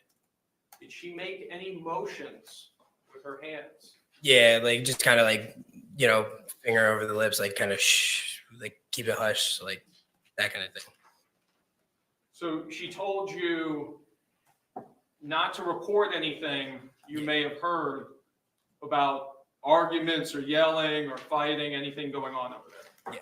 Yeah. Do you recall the evening of February 23rd, 2020? I do, yeah. And what about that evening sticks out to you? That sticks out to me from that night was literally just there was a very, very loud noise that I heard that was loud and powerful enough to shake my bedroom wall. And I remember that because I was sitting on my bed on FaceTime with my girlfriend at the time, and I literally felt the wall shake and it stopped me mid-conversation. And she even asked me through the computer, like, what was that? And I was like, I have no idea. Did you hear any yelling coming from their apartment on that night?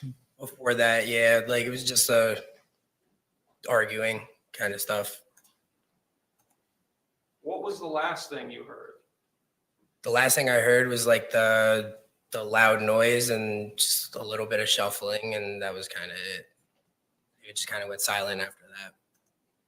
Could you hear anything that was being said? Not clearly, and it was never really anything clear. It was just like you could hear arguing back and forth, just kind of like an I hate you, like it's whatever it is, whatever the argument was about kind of thing. At the time, that's really all it was, but it was never really clear enough to hear like the full argument. And honestly, I never really paid attention too much to it. If I heard it, I kind of stepped into my living room to be further away from it. Did you hear both the defendant's voice and also George Torres's voice? Yeah, all the time. It was like a back and forth. So other than the statements and the phrases of I hate you, you weren't able to discern the contents of this argument? No.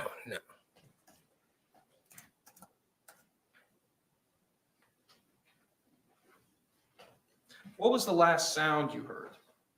The last sound that I heard was like the loud banging noise that it was like a very odd sounding noise that I've never heard before this day, but it very much sounded like it was where my bed was positioned. It was kind of towards the back of the apartment, and it almost sounded like it was coming towards me, but like on the side of me, then it was just like a loud rumbling noise. That literally sounded like it was kind of far away from me, and then it like ended up like almost next to me. And like I said, the walls are thin, so like it's very easy to hear like through the walls, and not even just sideways. Like I hear my upstairs neighbor like all around, very thin walls. Now, was your bedroom, where was it located in your apartment? The back of the apartment, so it was like there's like a little kick out next to my patio, and that's like that was my bedroom back there, like along the grass back there. On the first floor? On the first floor, yeah. I have no further questions. Any cross-examination? Mr. Tagley, good morning. Good morning. Now, you said that you lived there next to Sarah Boone and George Torres for about a year? Yes, sir. Are you aware that the police were called to their residence? Like while you were there for the year, are you aware of any incident in which the police were called to their residence? I had never seen anybody there, but I had had other neighbors in the complex tell me that it has been on multiple occasions.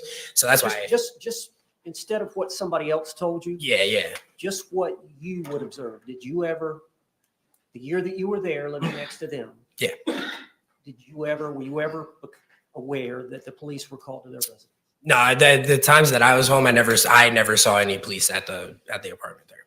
And did you work odd hours or? Yeah, and with my schooling and stuff too, I used to have class at like 1 o'clock in the morning. So all the time I was at random moments, like just not home throughout the day and night and stuff like that. So yeah. Do you have an opinion as to whether or not, based on your interaction with Sarah Boone? I'm going to object. Let me finish the question first, please. Do you know from your experience with Sarah Boone and your experience with George Torres that they drank alcohol? Yeah. Hang on. I'll withdraw to that question. Okay, thank you. Yes. Are you aware that they both consumed alcohol to excess? Yes. Thank you. Hold on. Yes, sir, of course.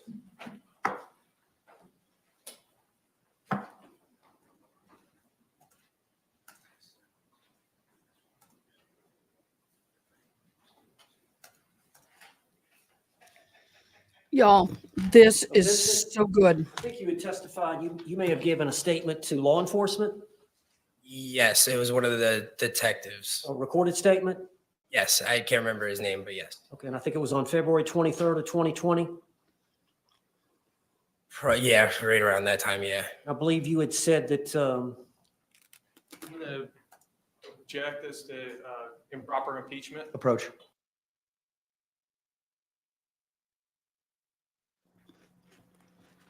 Okay.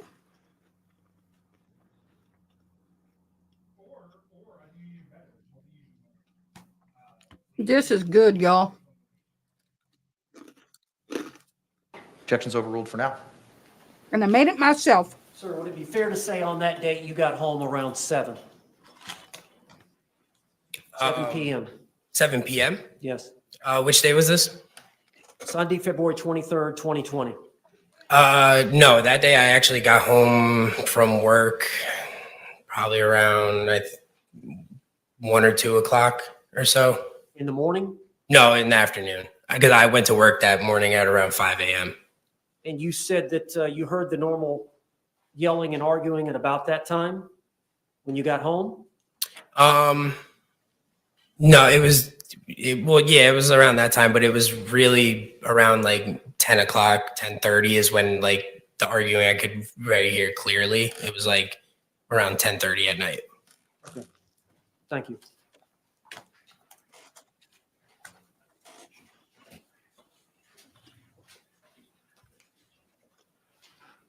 Mm-mm-mm-mm-mm.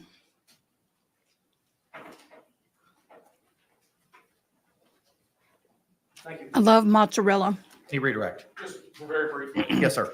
and tomatoes. Balsamic vinegar. So on cross-examination, you were asked about the arguing you heard, and I believe your testimony was that it was pretty intense around 10:30. Yeah. Approximately what time was it that you heard this loud crashing thump sound that you described? Little after that. Overruled. It was a little after that arguing and stuff. It was probably around 11:15, probably 30, 45 minutes after like the arguing I could hear started. No other questions? Can this witness be released? Yes, John. Not subject to recall. We would like him subject to recall. You've got his number. Okay. Your Honor, may we approach? Yes.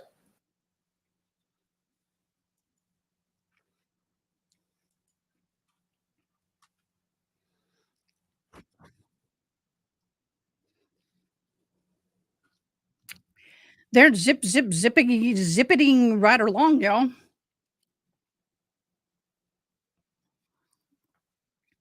Yeah, it does sound like a man being thudded down the stairs, falling, dragged. Y'all, I will eat all day. What is it called? Prosciutto. Also, I like, what is it called when you have the bread, the mozzarella, the... All right, sir. You are released, not subject to recall. Have a great day. Thank you. Oh, he's gun done.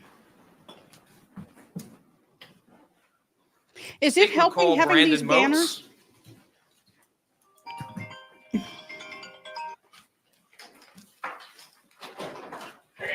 Bless you.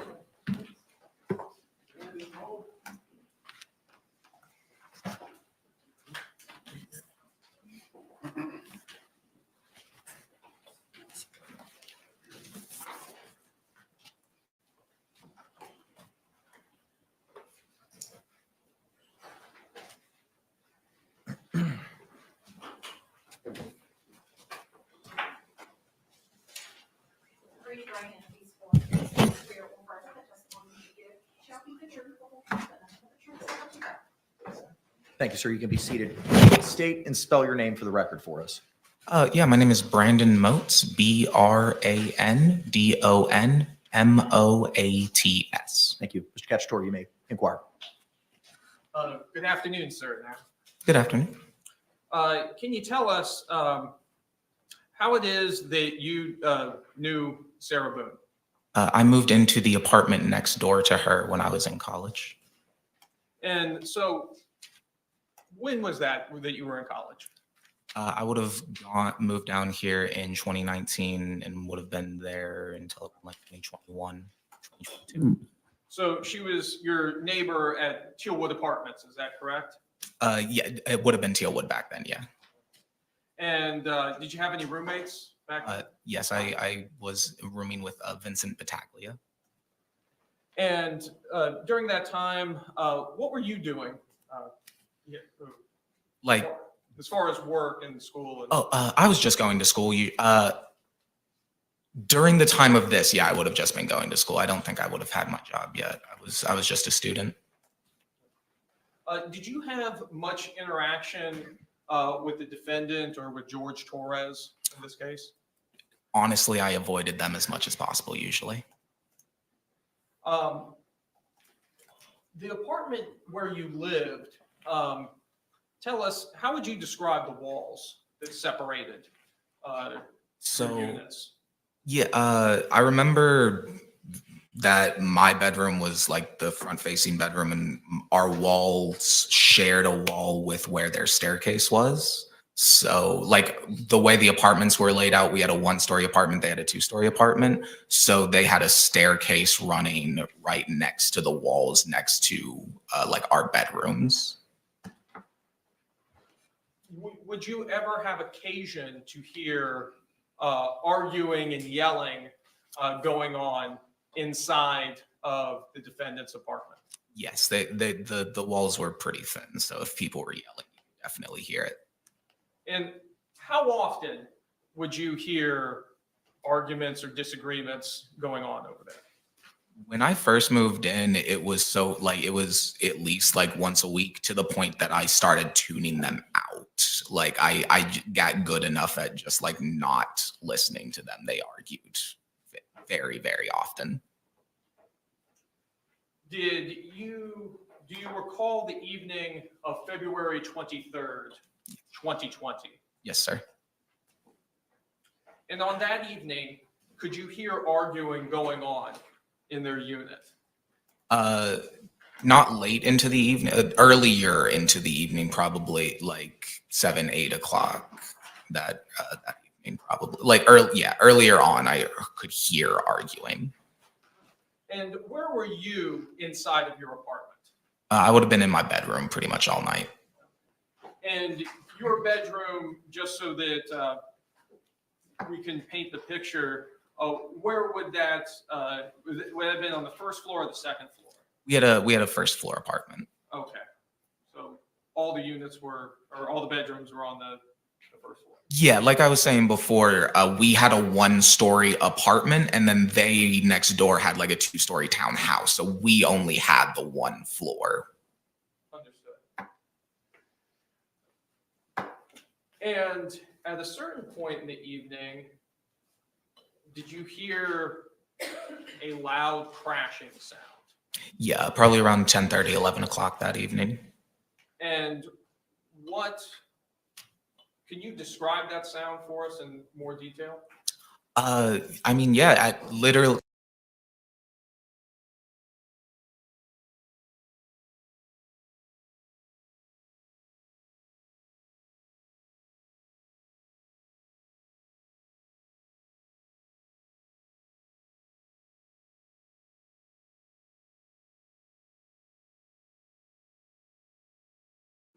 Bruschetta, that's it.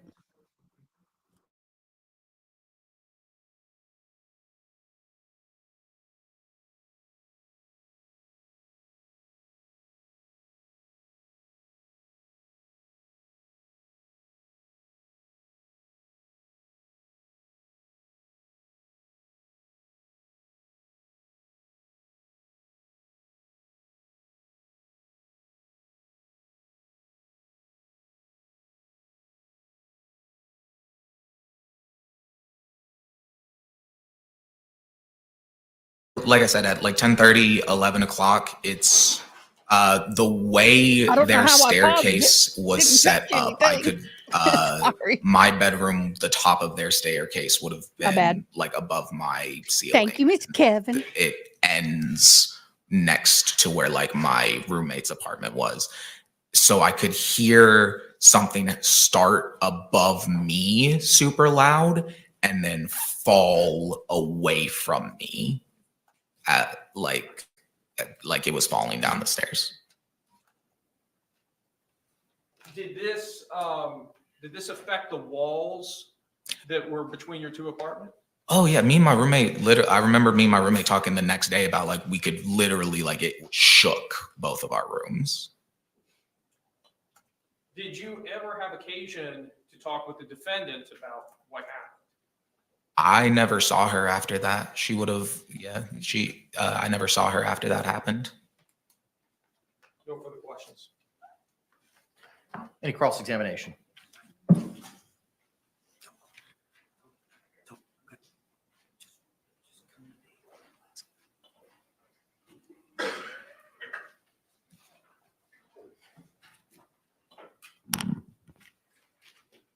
Good afternoon, sir.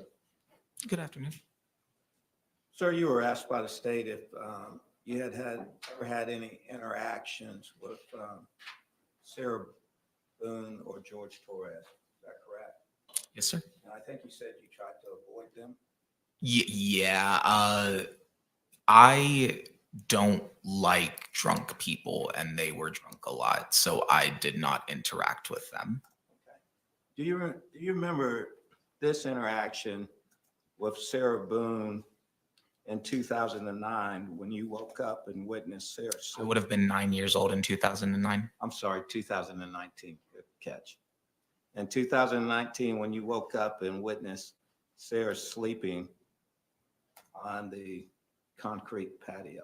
Oh, this may have been a slight misconception in how I said this. I never woke up and saw her sitting on the patio myself. That I would have seen her on the patio eventually, but it's not like I woke up and went back and saw her on the patio. This was my roommate relaying the story that she had fallen asleep on the back patio, and then I saw her. So you did not witness that yourself, or did you see her? I saw her asleep on the back patio. I was just clearing up the sequence of events there. Okay, thank you. Another time, do you recall our interaction with Miss Boone when you were coming home from school and she was trying to talk to you and she seemed paranoid and rambling? Yeah, I had gotten locked out of my apartment, so I was waiting on the steps waiting on the steps outside of my apartment for my roommate to get home. So she came up and started talking to me. I don't really remember too many details of what she was saying, because I didn't want to talk to her. But yeah. Okay. Do you remember saying that you believe Sarah was avoiding going into her apartment? I don't like her. That's definitely the vibe. I don't remember what she was saying, but the vibe she was giving off was that she didn't want to go home.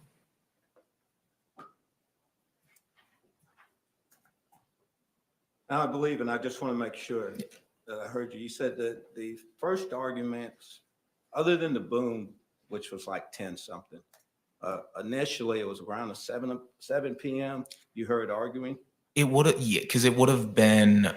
I remember that day I got home from class around 5, because I got out of class around 4:30 usually and walked home, so I would have gotten home around 5:30, and it would have been after because I came home, I made myself lunch, and I took a shower, and then I heard all of their arguing. So it would have been about an hour and a half, 2 hours after I got home, so around 7 to 8 o'clock. Okay. And during that time, when you say arguing, was it back and forth? I honestly, I wouldn't really be able to say if it was back and forth. I don't know I wouldn't remember too vividly if it was back and forth. I think they all threw a party. The entire apartment complex. Yes, I heard a male Managers voice. even paid for it. They're a female voice. Yes. Okay. Were they both loud? Yes.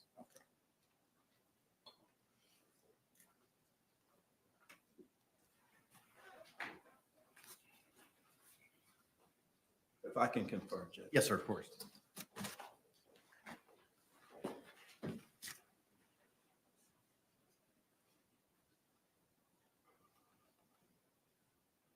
They had chips and salsa, guacamole, barbecue. They had a Thank you, sir. I have no Boone further farewell party. Any redirect? No, Your Honor. Can this witness be released? Yes, Your Honor. Subject to recall, Judge. All right. All right, sir, you're released subject to recall. Thank you.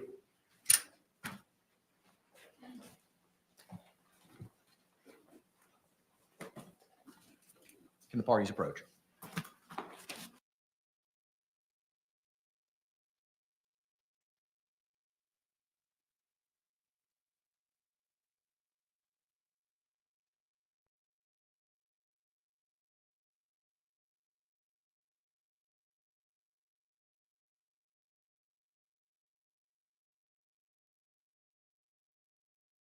Y'all hang on because Miss Jules is going to call.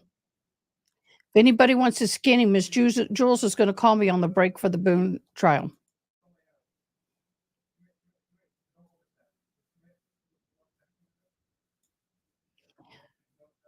While we are waiting, can I ask you, are you guys liking the banners with their names on it? Takes me a split second to get it up if I don't already have it pre-done. But are you guys liking that? Oh, Toxic, welcome back. I am so sorry, me, how you don't feel well.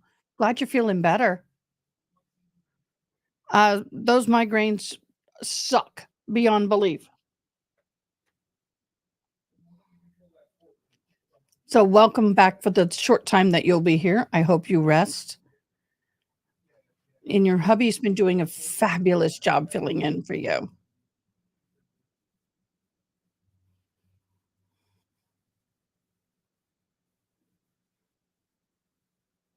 Yeah, ain't that the truth, Haley Mouse? Yeah, drunk of my choice is Dr. Pepper. And I'm trying to get off. It's so hard because it's not the caffeine, it's not the sugar, the soda. I just like the taste. Decaf coffee is my choice right now. I'm trying to do less. I'm trying to cut back on the Dr. Peppers. I got to lose weight. And that's where most of my sugar comes from. I can't do zeros or anything with fake sugar because all the synthetics give me migraines. I have tried it, but that aspartame or whatever it is, they give me migraines. I know, and it's good to see Miss Toxic and Miss Kevin. Miss Kevin, we have missed you. And Miss Kevin, during breaks or whenever, you feel free to hop on. No obligation, no pressure. Where is Sneaky Side?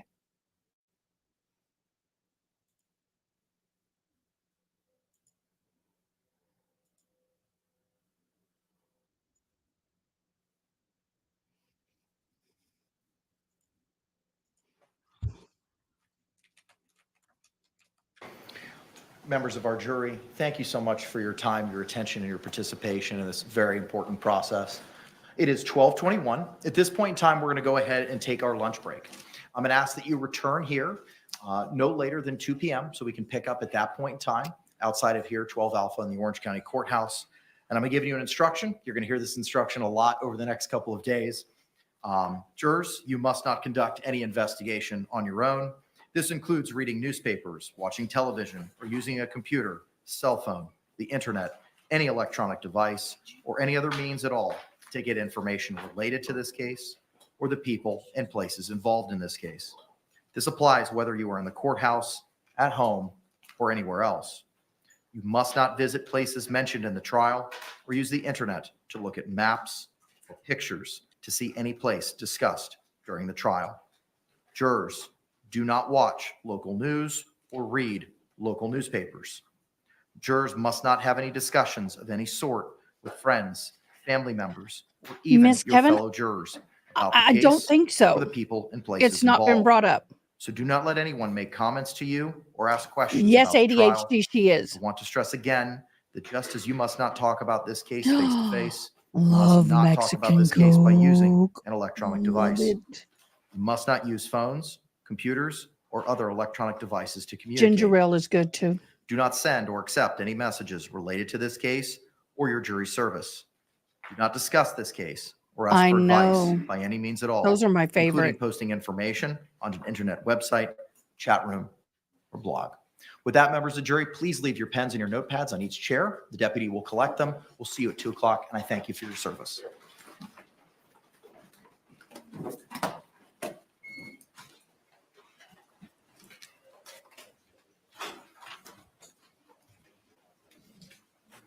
Okay, I don't know if she's going to fit me in because we didn't get a morning break, but we'll see. I will have the phone is on, the ringer is on, everything is up and going. So if Miss Jules does give us a call today, we won't. What? Oh, that was Matt. Okay, we will see it. State, anything we need to address? Not I know. Defense. All right, Ms. Boone, I It just got a makes her couple eyes inquiries look with you, heavy. ma'am, before release, are you satisfied with your attorney so far throughout this trial?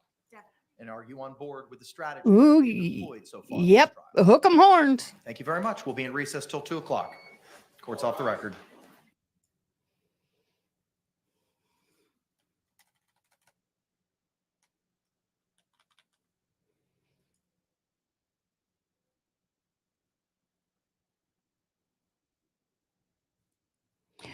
Okay. So with the Melody Walker Ferris trial, we're going to see if they're going to do anything on camera. If not, we will end this trial and y'all can hop on over to the Boone trial. Haven't had a whole lot of testimony yet. Basically, there's thuds and noise and screaming and drinking. Yeah. Well, as a makeup artist, it is so hard because I just want to go and fix her makeup.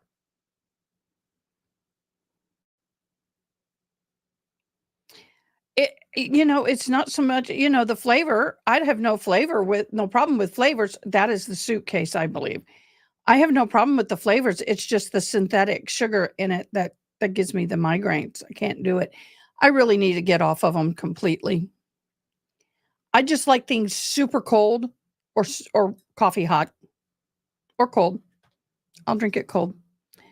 So, over here on the Melody Walker, SF in Texas, hook 'em horns. Yes, I live in that area. Definitely lived in that area. So, yay. We need to do a Texas meetup this fall. Flash for Fan 85. How's it going? Just came in to show some support. Well, thank you for your support, love. Greatly appreciate it. Everybody, please hit the like. It really means the world to me. If you are not subscribed, please go ahead and subscribe. If you put I sub, you get an entry in for the Starbucks tumbler. And if you join a membership starting at 99 cents, you get 10 entries with a maximum number of 11 entries, drawing to be held on October 31st. Yes, I feel more ice and coat. Yeah. Yeah, definitely. Give me the ice. She probably doesn't care, and yeah, she doesn't care. So, okay, I think hold on. Guys, I'll be right back. I'm going to end my other live.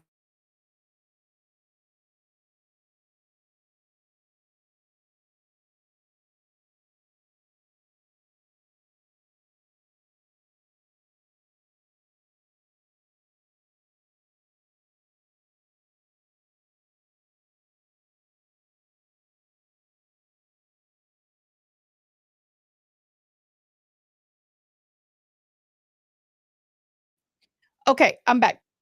What? She's sitting there all by herself? Oh, ooh, sorry, Miss Boone. Well, that little bit, she may have to remove it before going back.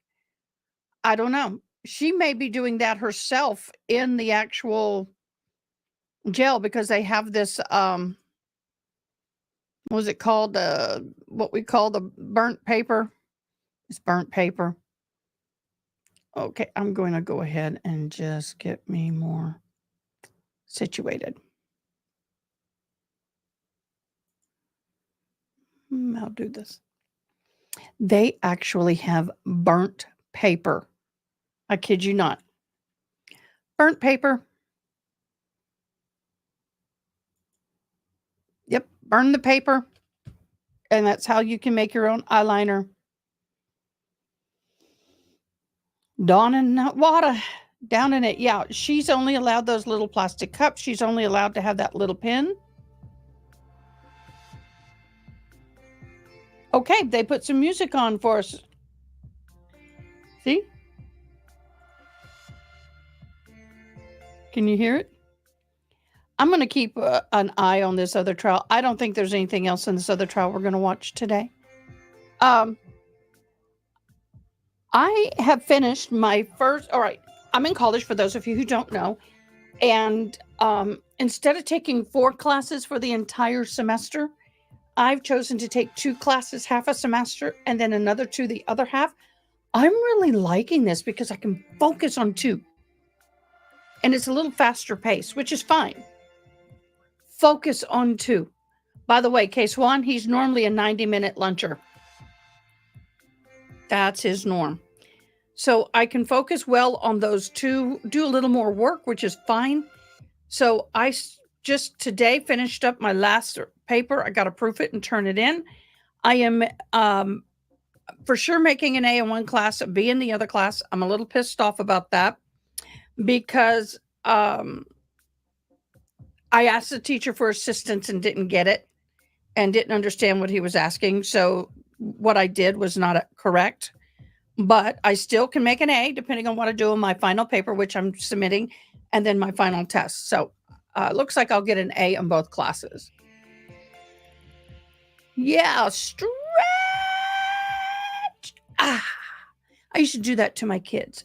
I get their arm and I'll go stretch, and they go, oh.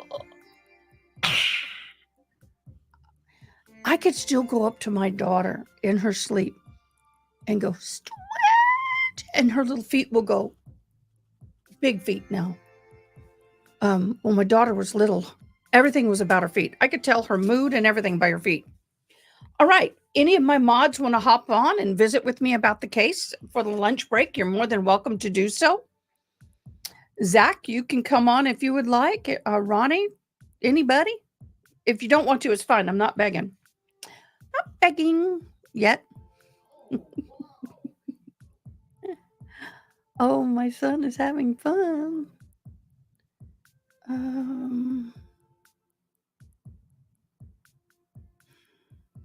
Think.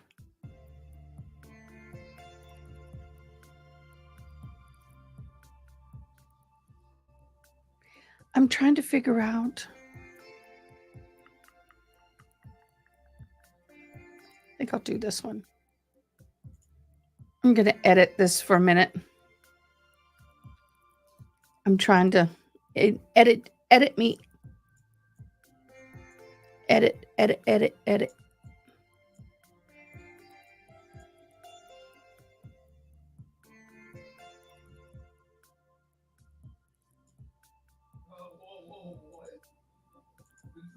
There we go. I like that. So I am. Jules has not hopped on. She's going to be on the phone with somebody else.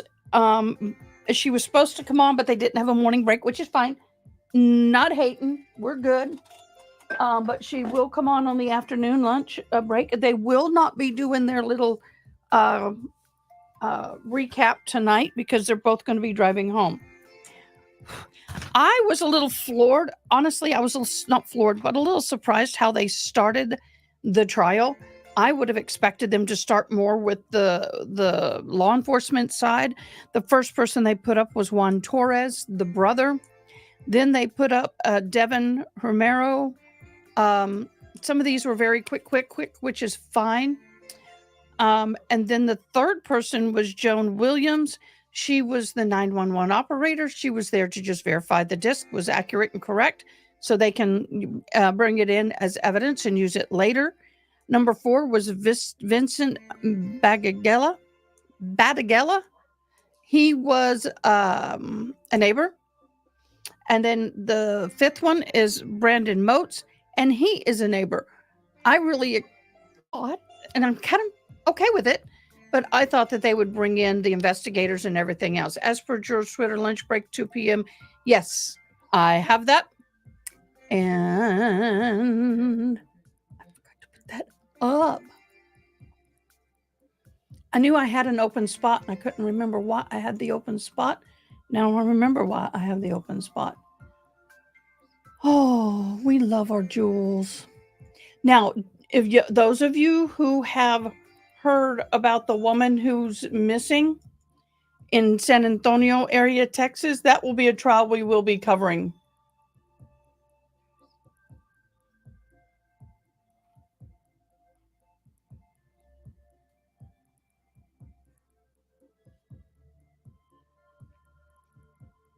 Wow, Jules is doing a lot of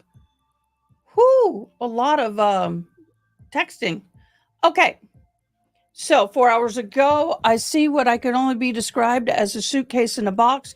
Judges by the size of it. It doesn't appear to be a very large one. I didn't think it would be. So far, I don't see neither George's family. They won't be in the court because they've all been subpoenaed. I don't think she knows that. I need to share that with her. Joel from Podcast STS and I are sitting on the prosecution's side so we can view the jury. The box with the suitcase is blocking my view of judge. Hope they move it off the floor. Defense team has just arrived. I will respond to your questions at the end of the day. It's too much for me to keep up. Well, y'all, please don't be texting her in the middle of the day. She's posting as she can. Yeah, they're getting ready. Yep. They were running behind because Judge was doing some housekeeping matters. I must say, Mr. J is looking dapper today. Why don't I just move this up here so I'm not turning?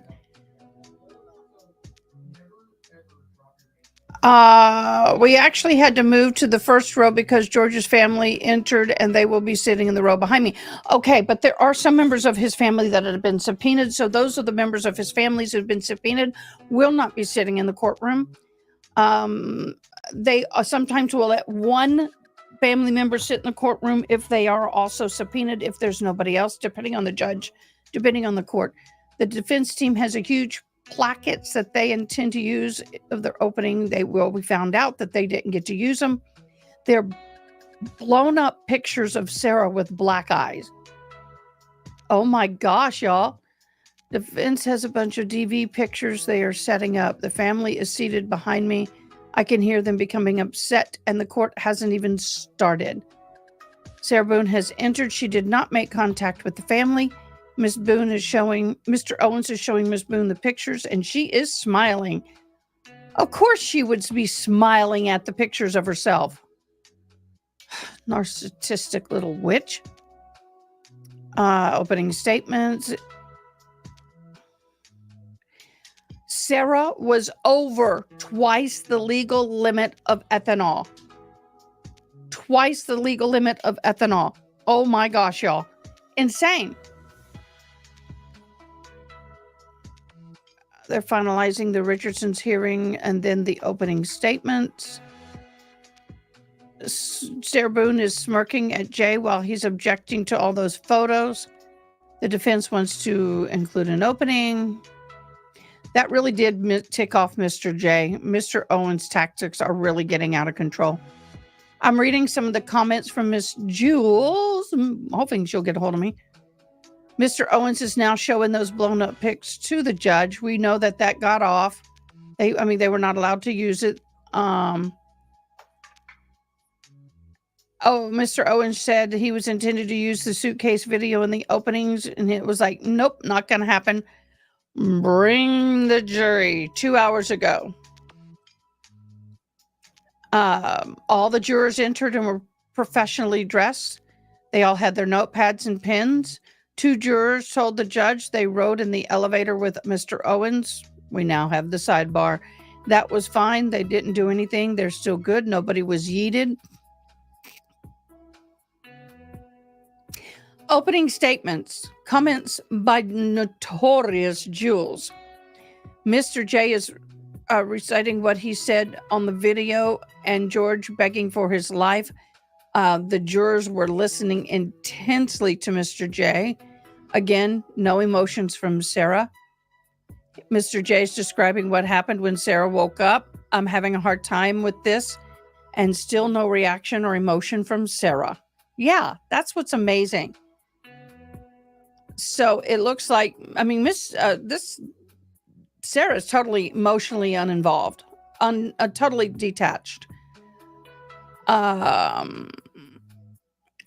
lot of people were texting Notorious Jules about messages that she was getting that they couldn't hear.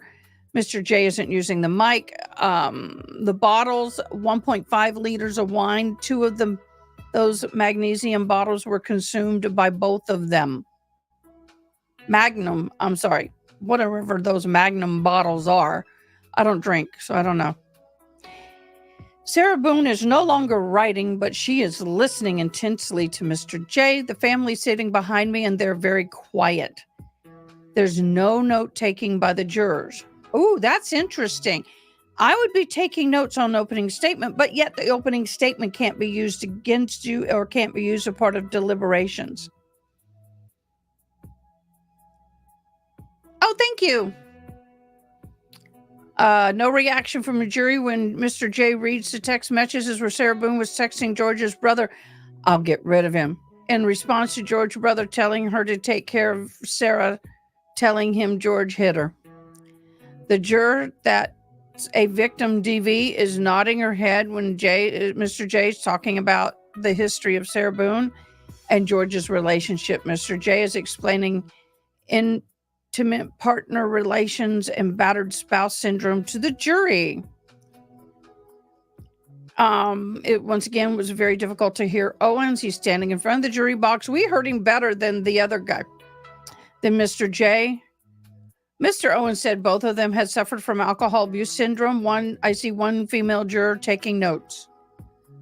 The evidence of George and Sarah from Phoenix purchasing the wine on Sunday. Video evidence. Mr. Owens says that George was jealous of Sarah. New allegations is that George would have forced sex on her. What? Once again, this is just evolving. All right, here we go. Hello. Hello. Hold on, let me make sure they can hear you. Okay. Can y'all hear Miss Jules? Testing 1, 2, 3. Testing. Can y'all hear Miss Jules? I have her cranked. Hello. Okay, let's see. They're not responding just yet, but go ahead and let's talkie. Okay. Yep, they can hear you. Okay, good. Well, we were just reading your tweets. Mm-hmm. So, yeah, we had a hard time hearing. It's a nightmare. Well, I just want you to know it has nothing to do with the feeds or anything like that. They are they're off mic. Mr. J made a point of literally standing at the jury box. So there you go. So what do you call it? So that is height. That is the way it is. Are you there? Well, but okay, the lawyers for not being at the podium, Yeah. Exactly. So, what do you want to share? Well, it's better if you ask me questions because, what do you call it? I don't know what you want to know. It was intense. Well, the box. How crowded is the courtroom right now? It's packed, but it's mostly media. I mean, the family is there and stuff. But the majority is media. Well, you know whether it's part of the family that we have Juan Torres, Jorge Torres Jr, Blanca Torres, Moises Torres, and Maricel Torres. All 5 of them are subpoenaed witnesses. Yeah. Are they in the courtroom too? Yeah, yes. That's why I had to move. That's why me and Joe, they asked us, the victim advocate asked us to move. Oh, great. Where is... But my question to that is, I thought they couldn't be in there if they're witnesses. Immediate family are exempt from that. Oh, there he is, right there. Okay, well, I know that in some courts they limit that immediate family to 1 person only, but that's cool. it was an interesting argument over the exhibitees for opening statements. What's your opinion? We had a little bit of hard time hearing some of that. So why were they not allowed to show the images of Sarah Boone with Are you live? DV All right. pictures? Can I have the keys to the car? We're saying goodbye. Okay, chat. We love you. See you later. And I want to say goodbye too. Hold up, wait. Hi, everybody. It's me. I'm on the way. I hope you enjoyed it. Don't be blaming anybody for the way the feed was. It was because they weren't using their mics. That's why you didn't hear anything. Anyway. Okay, guys, if you have questions for Jules in the live, please post them now. The thing. We don't have her long. I don't know. Yeah, because we have to eat and stuff too. What do you call it? The judge ruled against the defense for wanting to use those huge blow-up pictures of Sarah for opening, and so they couldn't use it. I was glad because before the judge came out, Owens was taking these big blow-ups out of this big bag. And like I told you, the family was behind me. And there's one where she's got this huge freaking black eye. Another one was a leg with stitches. And visibly, I hear like that. And Joel and I looked at one another, and that was rough. And the mom got up and left, and then two other ones followed her. And we then, can see the reaction of Boone. Now, we cannot see you, but we saw the back of the photos, and we could see the reaction of Boone. She was eating that crap up.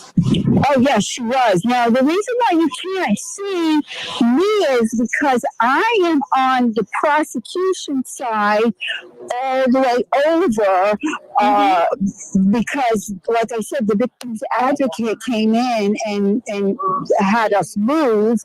But, yeah, I'm on the prosecution side, and there are no multiple cameras in the courtroom.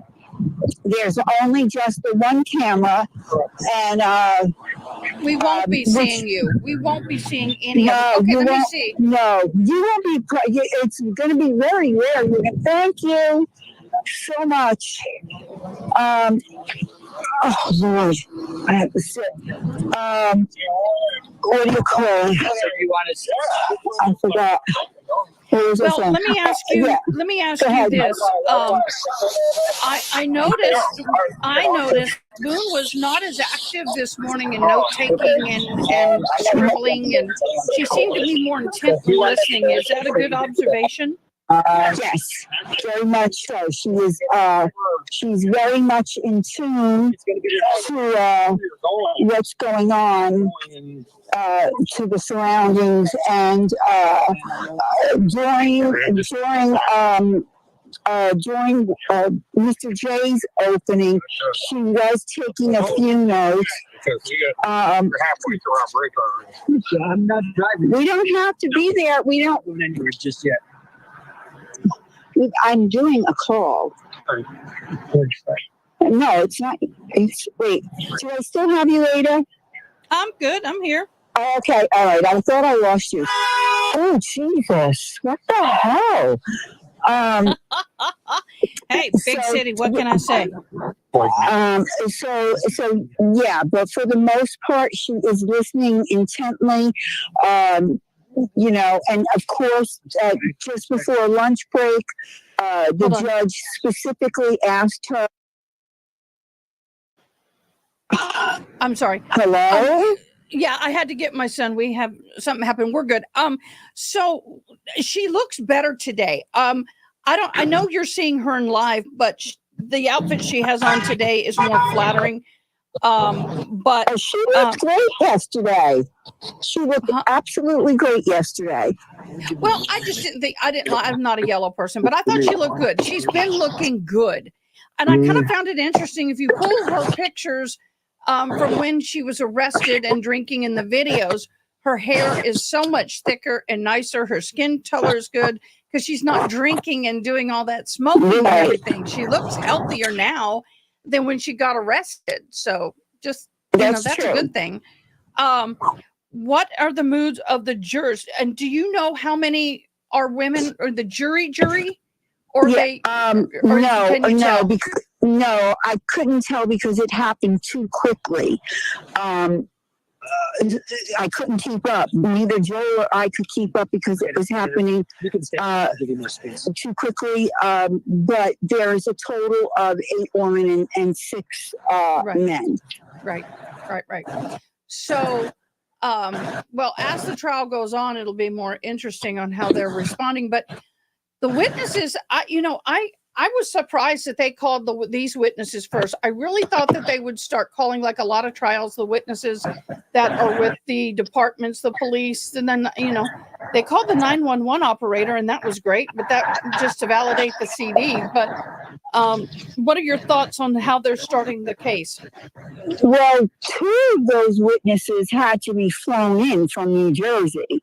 Yeah. So that may be another reason why. But I think what they're doing, the way they're doing it is to establish what had happened within the 24 hours prior to. So I think Mr. J is going methodically in order. You know what I'm saying? Like he had the 2 neighbors testify to what or the Publix, because before that, they got the receipts from Publix, and they had the guy, on the CTV thing, showing the 2 of them in Publix buying Magnums, two Magnum-sized bottles of wine. So I think that's how I'm assuming that's how he's doing it methodically, like from 24 hours prior up till the police were called. So he's working the timeline.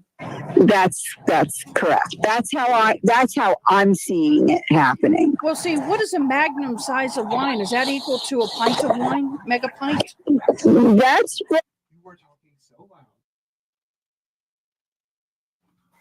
so is that a mega pint? It's bigger than a freaking mega. It's like it's not your normal bottle of wine. Is it like a box of wine, but in a bottle? Yeah, probably half gallon. A half gallon. 2 half gallons? Yes. Holy crap! No wonder they were drunk off their butts. Yes. That's a big difference. That paints a huge picture. I mean, that picture's now different. When you talk about 2 bottles of wine, I'm thinking, okay, I've seen 2 people drink that at a dinner. But that to me is like, whoa. Right. So that's how it's going. That's about all I've got for you right now. I have one quick last question for you. Listening to the defense's opening arguments, okay? Mm-hmm. It sounded like they were changing their story quite a bit. Forced intimate behaviors.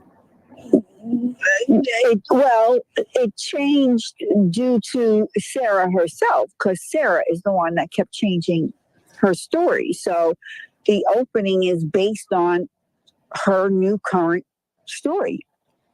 Well, I agree, but this is just even making it harder for her attorney to question her over testimony and making it almost impossible for her to testify other than a narrative. That's probably, I'm guessing that's where that's going to go, is a narrative.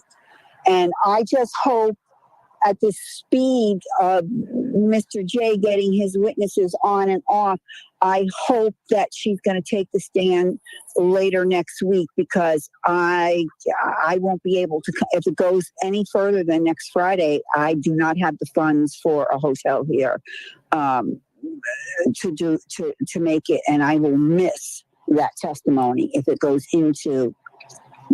I'll be here all next week, but the following week, No. And I kept hearing, and even Joel said, did you hear them say they were going to close on Friday? I said, I heard it. I said, he goes, this is impossible. There's no way. I said, I know there's no way, but are they going to speed it up? I mean, I don't know. I don't know. I have to just play everything by ear. You think so, Mert? Yeah, because Mert from his YouTube channel is in the car with me. Go ahead, Mert. Yeah, what basically is going on is they are flying their opening arguments through. They were shorter than I expected, and we now have 5 witnesses in the camp. So it's going quite fast. I expect probably Monday we'll start getting into legal experts, law enforcement and all that. So you think it's possible Sarah will take the stand next week? Oh, they already said she's going to do it. No, I'm talking about, do you think she's going to do it next week? That depends on when they hand it over to the defense. Okay. I think it's highly possible. As long as this is being run efficiently and quickly, like the judge is running it now, unlike the Melody, what's her name, burning her husband in a burn pit Ferris trial, where it's dragging on because everybody's talking 30 stories for every question. This judge is keeping everything nice and tight. Yes, he is. But on that note, Ada, I have to say goodbye to you and your chat because we need to get our lunch before we have to be back into that court. Beloveds, thank you. You honor me. I appreciate you. We'll see about getting you some money for a hotel room if you need it. But in the meantime, everybody be safe, and we'll talk to you later. Okay, that would be awesome. I would be eternally grateful. I need that from the bottom of my heart. Well, contact me and let me know what it costs. All right, later. I'll do it. This later. weekend. Bye. Oh, yeah, that'll be better. But if I don't know if I'm going to get an afternoon break because he certainly, as you can tell, he did not do a morning break. So, but if there's an afternoon break, I will call you. Okay. Well, I have you set up, ready to go. Thank you, love. Okay. Love you. Perfect. Love Tell you guys everybody too. Bye-bye. I will. All right. Bye-bye. Oh my gosh, y'all. Wow. Was that not awesome? Oh, I'm sorry if I'm talking a little loud. It was really hard for her to hear on the phone, so I knew I was going to have to talk a little louder. She kept saying she couldn't get drunk, and she's not drunk, and that's what a drunk says, so it doesn't surprise me. Oh my gosh, that was a sweet exclusive with Jules. She's such a fabulous lady. And thank you, Mr. R.A., because without you, none of this would be happening. So thank you so very much, Mr. R.A.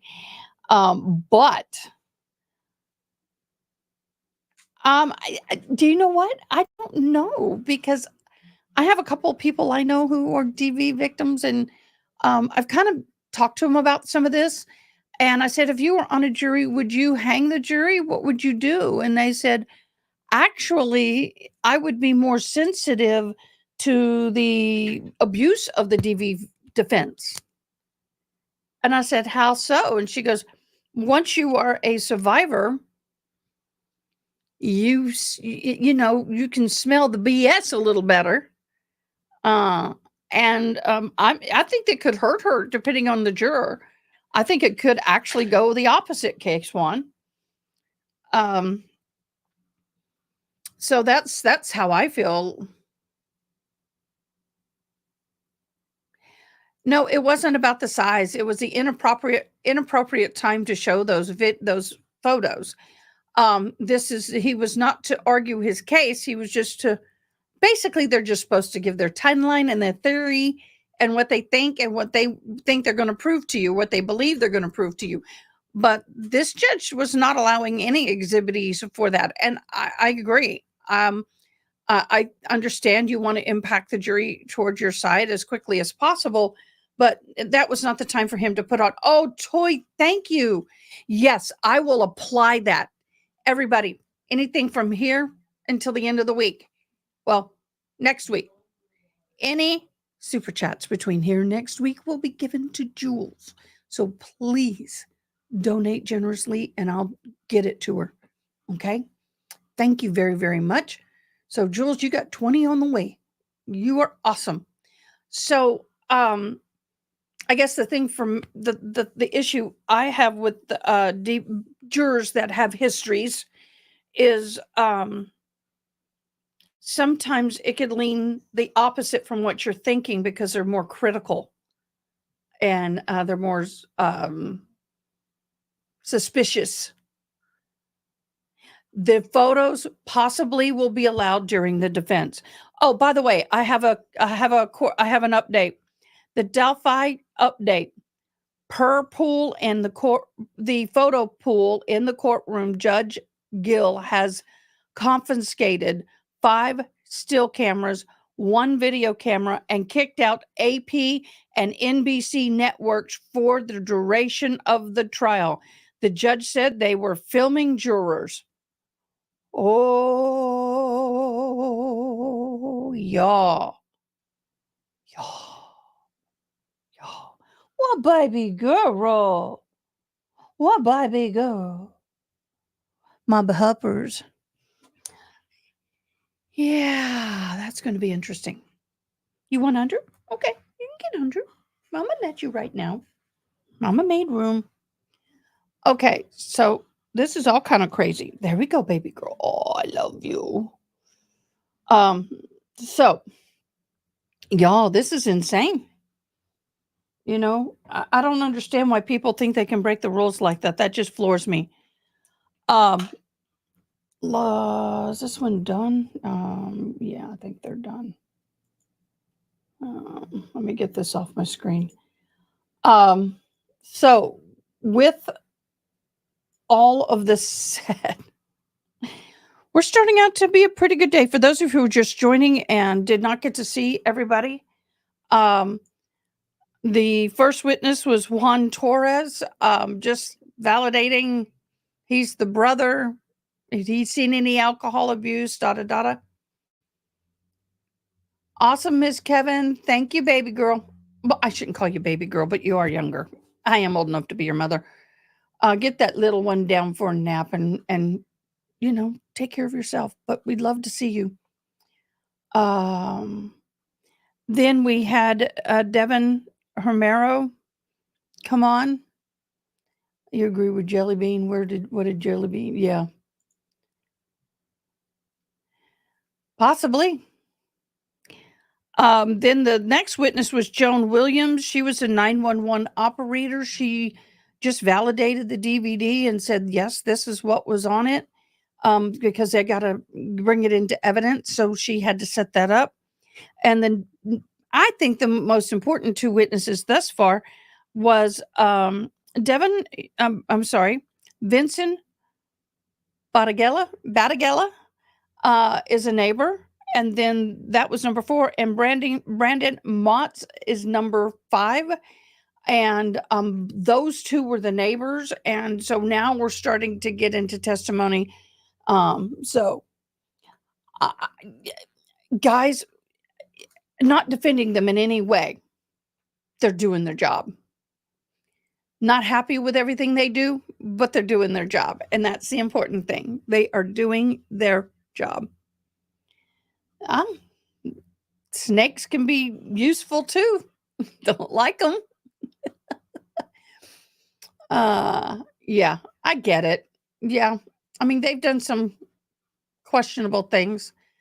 But let me do this real quick.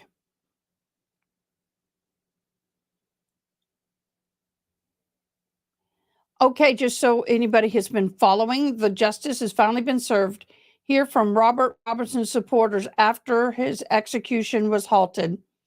It's halted, but not permanently. So, dude, it's a reprieve. It is a reprieve. So that's important to know. Oh, let me see what.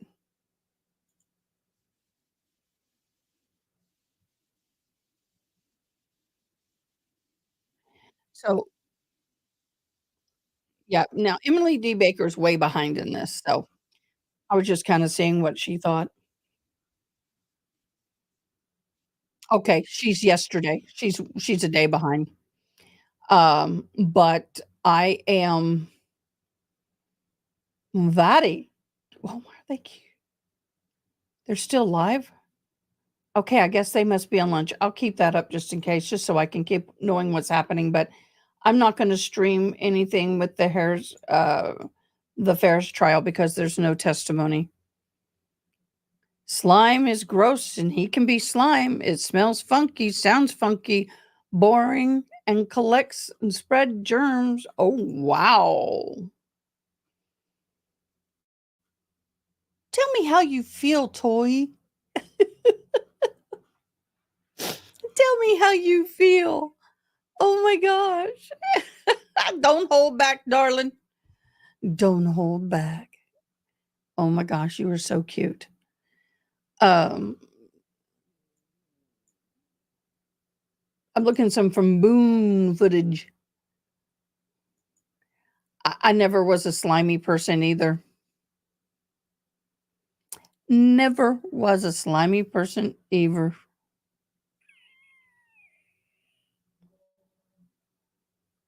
So I found it interesting that it really hit home that Boone was laughing while her boyfriend suffered. I just can't get past that to a point as a person.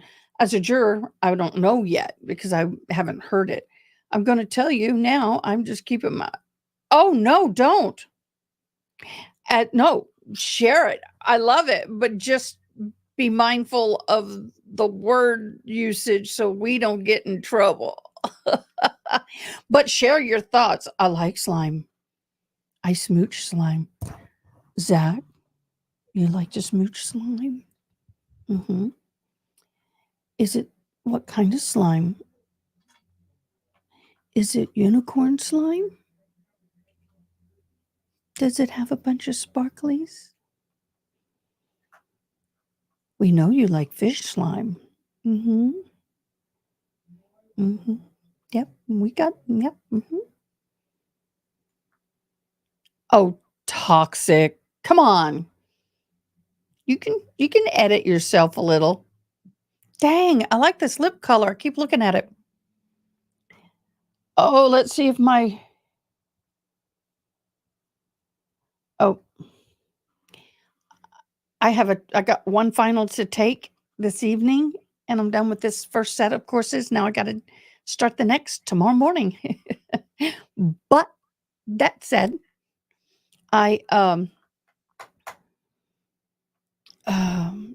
relieved. I've done well. This is my first semester back to college in 10 years. Zach, to each their own and enjoy.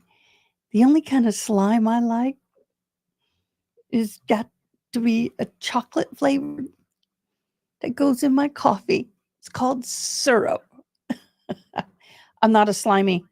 I can't do oysters. I can't do anything like that. I can't do slimy. Can't. Half shell? Nope. Bleh. Snails? Woo. Nope. Ain't having it. You can eat it all you want, but don't ask this chick to eat it. Don't. I thought of you last night, Zach. Zach, it's really bad when it's midnight at night and you're on my brain. You want to know why? I was watching, brainlessly watching metal detecting on the beach after the hurricanes. I just wanted to see what the beaches looked like. And there was all these boats that washed up. And then the person who was doing the metal detecting got on a boat and went out to scuba dive and do some metal detecting underwater. And there was these beautiful fish, man, all kinds. And manatees came up and were swimming around him. But some of the fish was absolutely gorgeous. And I just thought about you and your sea fishing. Definitely toxic. George is not alive to give his side and to tell what she did to him. From what I've heard thus far, their relationship is very similar to my deceased grandparents. Both got drunk. Yep. And chicken hearts, well, As long as they could. I don't know. Oh, just don't tell me what it is.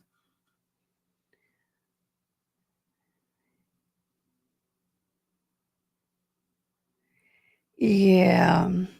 See, that's what I don't understand. And it's a mental illness, it's codependency, it's a lot of things. But if you know you poke the bear is going to bite and bite back hard. Why on God's green earth are you going to sit there and poke that bear? And if you know if alcohol makes that bear vicious, then why in the heck are you going to sit there and antagonize the bear? Oh, yeah, you're drunk yourself. You got to, there's, I guess I've never been really drunk. I don't drink very often. But at what point do you decide I can't poke this bear? I understand it's an illness. I get it. But at some point you go, done poking bear. Done. And the injuries that were supposedly done to her, what was done to him? And how do we know those injuries were done to her? How do we not know she didn't fall down the stairs drunk off her butt? And it happened to be an accident. And then she goes and claims DV. And it turns out to be DV. I don't get.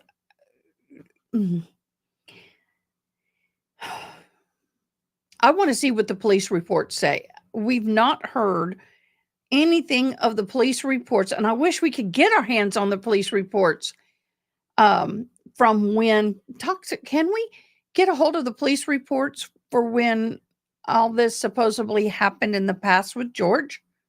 Or not, or she calls him George. Jorge? Can we get those reports? Because I want to see what he has to say. I want to know what his defense was. Was she beating the hell out of him and he decided to, I snapped back. I wasn't going to take another punch. What is the story? And I guess one thing that I've learned through the situation with my ex-husband and losing him to prison is don't accept the first thing you hear 100%. Do your homework. Put it in the back of your brain. Research it. Investigate. Do what you got to do. But there's always another side. And it's hard sometimes. I can react. Don't get me wrong. But man, there's always another side. Yeah, let's see if your document fairies can dig that one up. Oh, that's okay.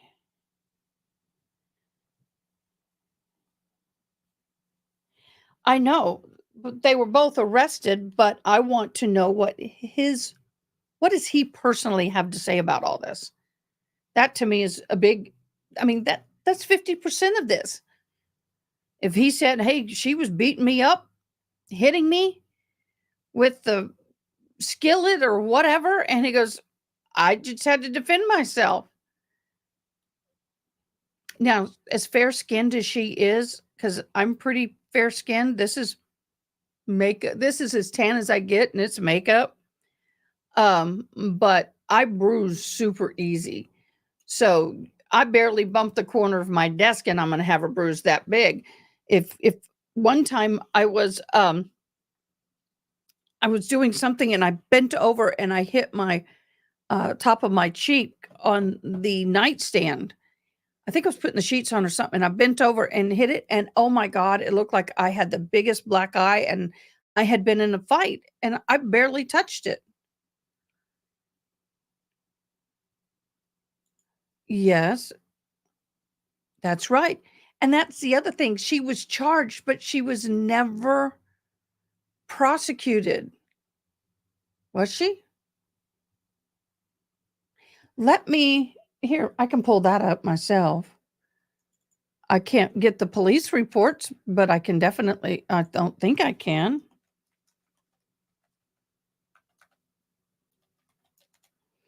I have to tell you, the Orange County website for the courthouse is probably absolutely overwhelmed how it is not crashing. And I want to know how many hits over the last 5 years Sarah Boone's case has gotten compared to everybody else's. Okay, so she has an eviction, traffic,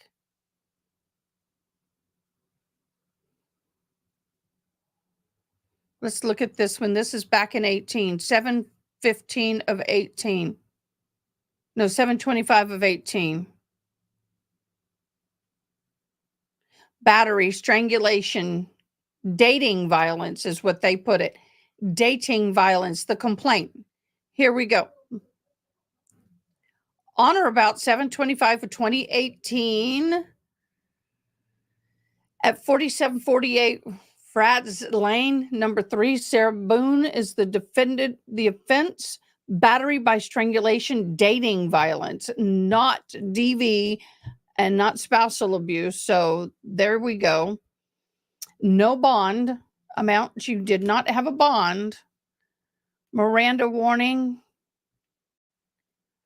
Okay, let me read it. Are y'all ready? Are y'all good? It's such a small print. If I put it up on the screen for y'all to read, honestly, you're not going to be able to read it. So, this is the police report, arrest affidavit. Let me say that. I'm not going to be able to see comments because I really have to embiggen this. It's super small print. On July 25th of 18 at 1:52, IDS Zito responded to 4748 France, FRANTZ, lane number 3, Orlando Tealwood Park Apartments, reference to a male kicked a female in the eye. So there's that black eye. I later determined this to be an aggravated battery by strangulation and battery cause, both being dating violence. Upon my arrival, I spoke to Sarah Catherine Boone, defendant 1, victim 2. Sarah verbally stated she was at an unknown bar earlier in the evening when she asked an unknown male for a cigarette. Her boyfriend, Jorge Torres Jr., defendant 2, victim 1, of 1.5 years, became upset since she was talking to another male and left the bar. They both went back to their residence located at 4748 Frads Lane, number 3, and continued verbally arguing. Sarah was dragged upstairs by George, and she was kicked in her. She was kicked her right. That doesn't make sense. George upstairs by George, and it says she was kicked in. She was kicked her in the right eye. It doesn't make sense. Basically, he kicked her in the right eye with his right heel. Sarah was unable to describe how she fell to the ground or how she was dragged upstairs by George. Darling, honey, boo-boo, if you're going to be dragged upstairs and knocked to the ground, you're going to remember that. Sarah refused medical treatment. Sarah refused to write a statement or sign any dating violence paperwork. Aha. After I spoke to Sarah, I spoke to George. George verbally stated that they were both at their residence verbally arguing and had been consuming alcohol. They have been dating for 1.5 years and residing together for 1 year and 2 months. George attempted to get upstairs to avoid Sarah. While George was walking upstairs, Sarah reached towards George's throat using both of her hands. Sarah placed both of her hands around George's throat and applied pressure to the extent that George was having a difficult time breathing. George was sitting on the steps and started kicking towards Sarah in an attempt to get her off of him. George believes he might have kicked Sarah in her face, but was not sure. George believes that if he did not kick Sarah off of him, she would have had made him incapacitated due to being strangled. George refused medical treatment. George also refused to write a statement or sign any dating violence paperwork. Both Sarah and George stated that they have been dating for approximately 1 year and 6 months and resided together for approximately 1 year and 2 months. The left side of George's neck had red marks and a small abrasions that is consistent with being strangled. Sarah's right eye is bruised and swollen from receiving an impact. Both Sarah and George allowed DS Ramirez Delgado 8533 to take pictures of their injuries. DS Ramirez Delgado, after later uploaded the pictures to DataWorks, both Sarah and George received a victim's right booklet with my name and case number, along with the photo injunction referral. Due to the conflicting statements in injuring both Sarah and George, I was not able to determine the primary aggressor was. I placed both George and Sarah under lawful arrest and search. George was placed in the back seat of my patrol car. Sarah was placed in the back seat of DS Ramirez's Delgado's car. I informed both Sarah and George that the charges were being placed against them, to which they stated they understood. Due to both parties refusing to write statements and sign documents of violence, signing any domestic violence documents, I was unable to complete the victim's request of confidentiality form. Authorization for relief of confidential information form and written statement. Both parties stated that they do not want to testify or prosecute against each other. Both Sarah and George were transported to the Orange County Booking Receiving Center. George was booked on charges of battery and Florida statute. Sarah was booked on the charge of aggravated battery by strangulation. Both Sarah and George stated they do not own any firearms. My body-worn camera was activated. Okay. It's plausible. You know, if someone's trying to choke me, I'm going to scratch, claw, kicks. I even have a lead shooter. If you're trying to choke me, my lead shooter's going to come out, honey bun. And it won't be pretty. So, there you go.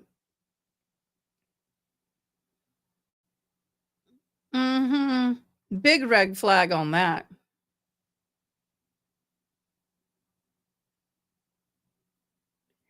That's right. Well, they were probably horrible. I do believe that the fighting and the screaming, but how do I put this?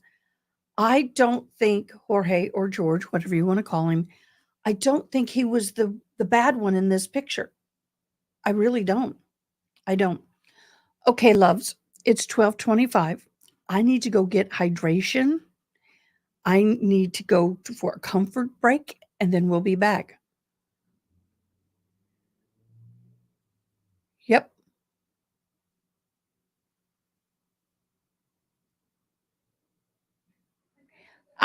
Yeah.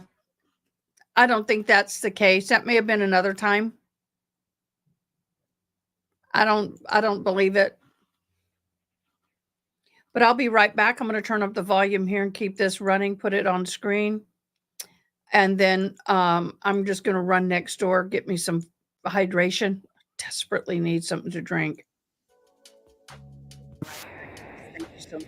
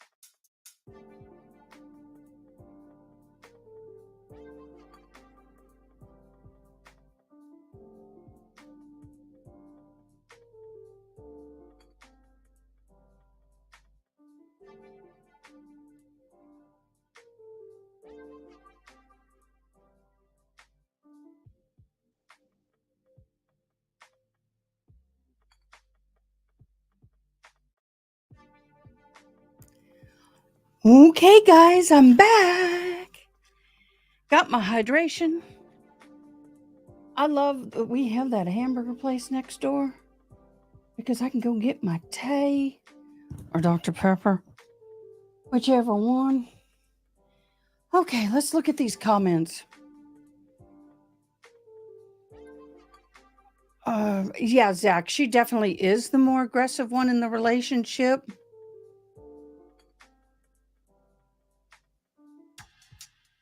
Yeah, give us some fishing stories.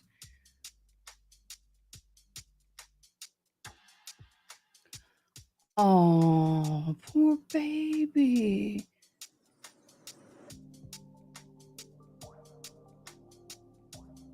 Tori, why are you so mean to Zach?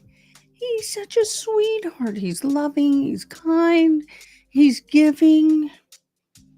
What did he do, my friend?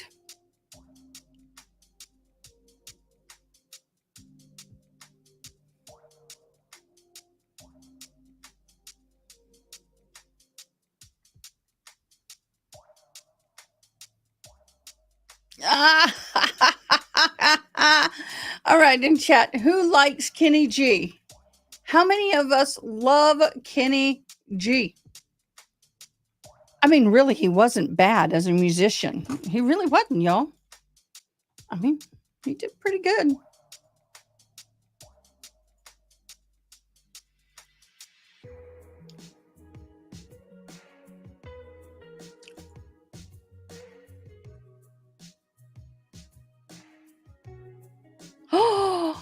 Oh, Joey.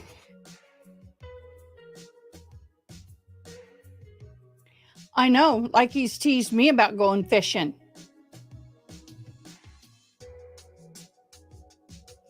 I do like some of his music. What's it say? Under? No, okay, you can get under.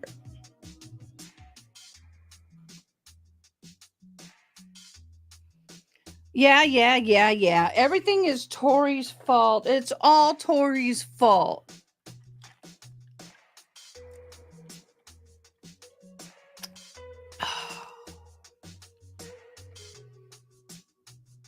All Tori's fault. Okay, I need to get that back over here. Now that we have the other trial down for the day, I'm going to go double check it though, just to make sure, see what's happening in that one. See, I need to look for some nice music like this that I can get that's free.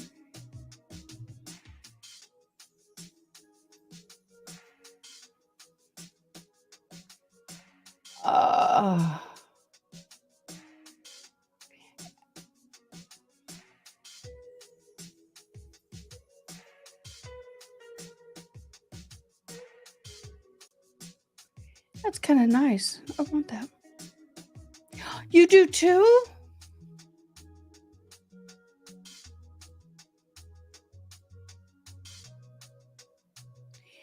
I'm not a guitar girl.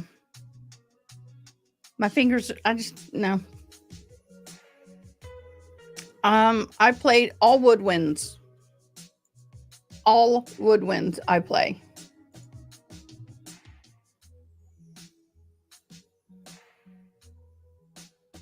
Banners unite! Yes. Percussion and woodwinds are mine. Does anybody know what a bombard oboe is? I said it wrong. Bombard oboe. Anybody know what that is?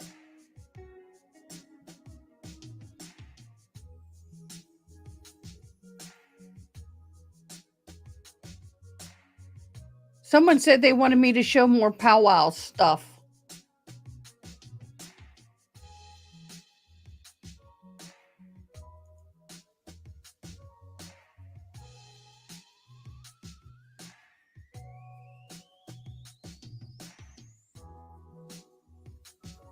Y'all, I haven't seen Liza Minnelli in years. She just received a Lifetime Achievement Award. She's not really walking anymore. I mean, she must be close to 90.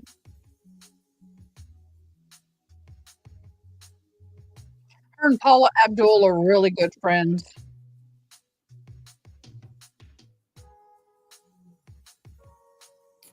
I'm looking, y'all.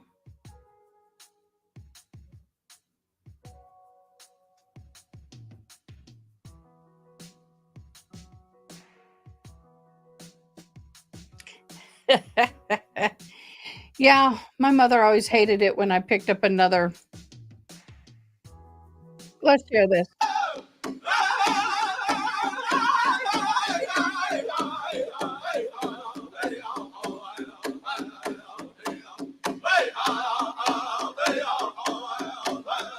Fancy shawl.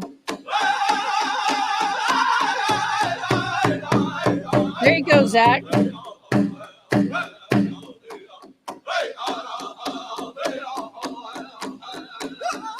True, Zach. You're the man.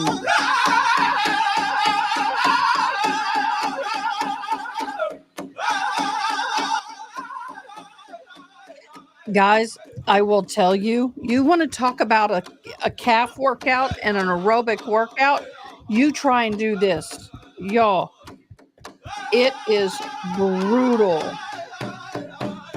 Within about 30 seconds, your calves are already burning. It's not just walking, you look closely.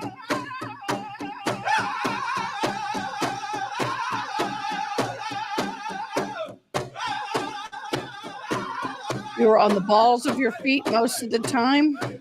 Now, this is a little skip to it.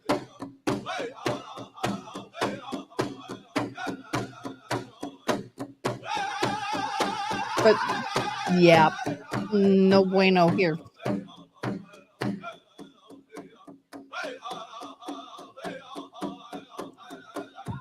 That's a pretty yellow.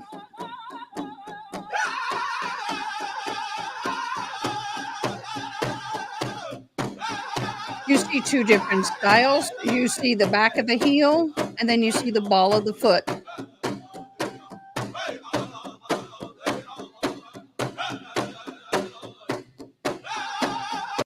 Okay, there you go, Zach.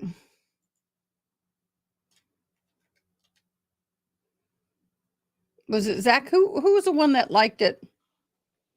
Oh, that's not what I'm looking for. Let me get it off of. Let me put this back on.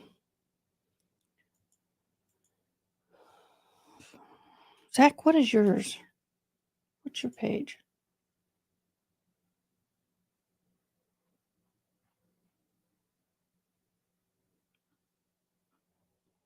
I don't know where your page is, Zach.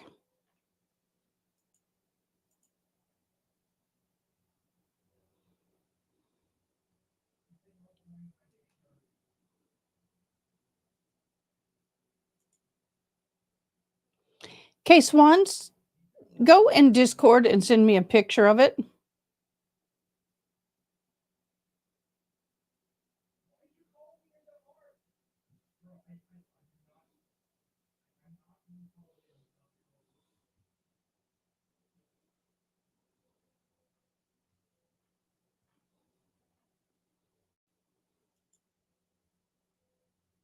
Why can't I find Zach's in my subscriptions?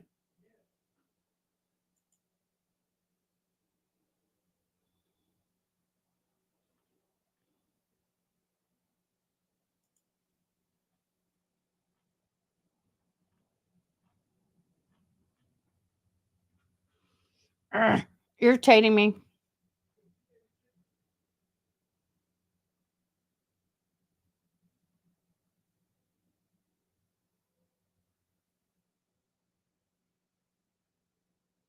I'm looking for you, Zach. I can't find you.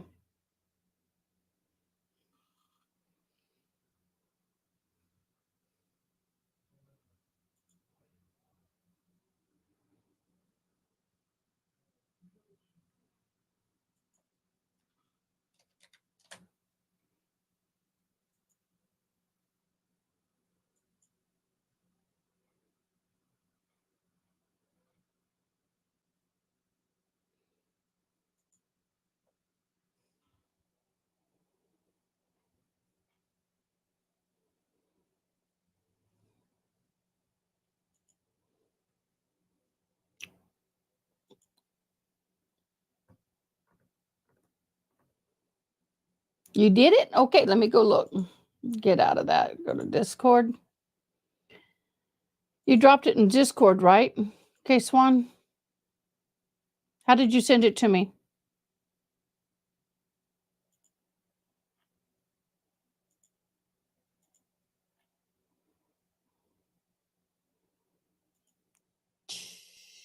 It's not under new members. Okay.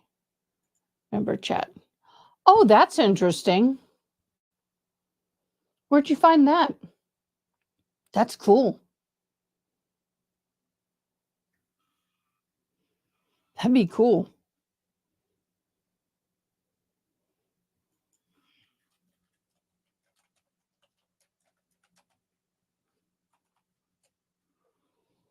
Got it.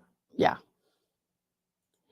I want to thank Toy and Zach and Camper for Life. Oh my God. And Toy again.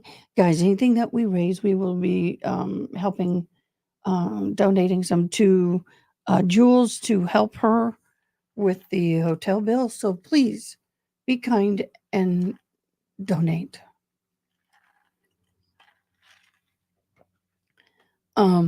Jules does not have enough to maintain through trial. Unfortunately, because of her car situation, the hurricane, her health, it's been a lot. So if y'all donate anything starting today of trial, through trial, I will be putting it in a pool and I'll get it to either RA or we'll get it to her somehow. We'll get it to her somehow because try and help her. Hopefully it's enough. We'll try. Oh, yeah, the 30% deduction for Snapchat. Yep. Hello, Britt. She did call earlier today during lunch. You can go back and watch that if you like, but she will be trying to contact me again during the afternoon break. Yes, it was nice hearing from her today. It was awesome. So if you guys are willing to show some love, we'd appreciate it.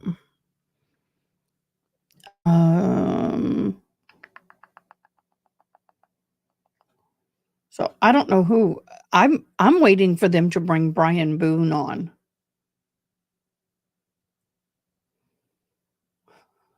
Is there a make or anything on the underside?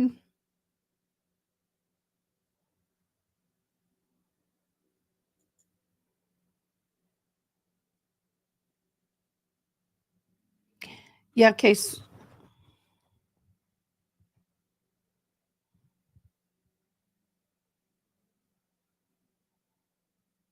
Okay, Eddie, let me catch you up. Okay. So we had opening statements. Almost couldn't hear any of the prosecution's opening statement because he did not stay on the microphone. The defense was a wee bit better. I say a wee bit. I mean a wee bit better. They have introduced into their theory in the opening statements for the defense of inappropriate intimacy being forced upon Sarah Boone against her will by George or Jorge.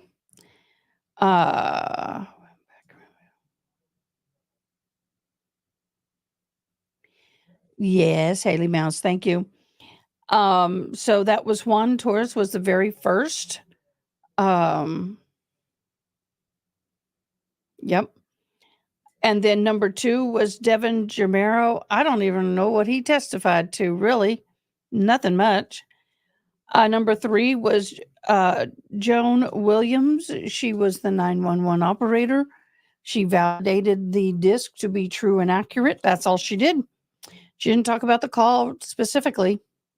The number 4 was Vincent Battagoli, Battagola, Battag,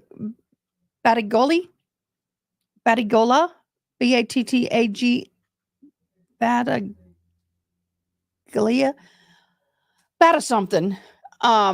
And he is a neighbor, and he talked about the thuds and hearing the thumping and the sounded like something being dragged up and down the stairs and the banging on the wall and the alcohol and the noise. And then the second neighbor was number 5, Brandon Moats, Moats. And he was talking about the noise and the drinking and the partying and all of the fighting and how they avoided her like the plague. And in chat, we were joking, and I'm like, yeah, I agree. I bet they threw one hell of a party when she was gone. And I mean, hell of a party.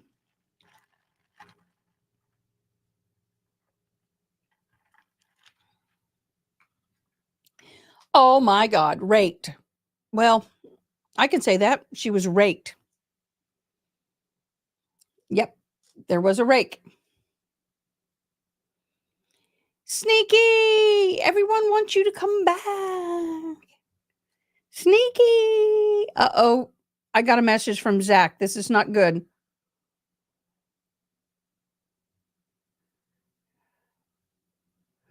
Oh, I love it. Oh my God, that is so funny. No.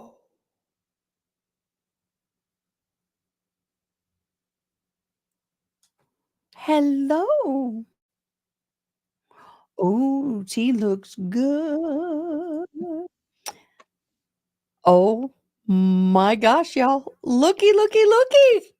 Hi, everybody. Did you cut? It's really nice to see y'all.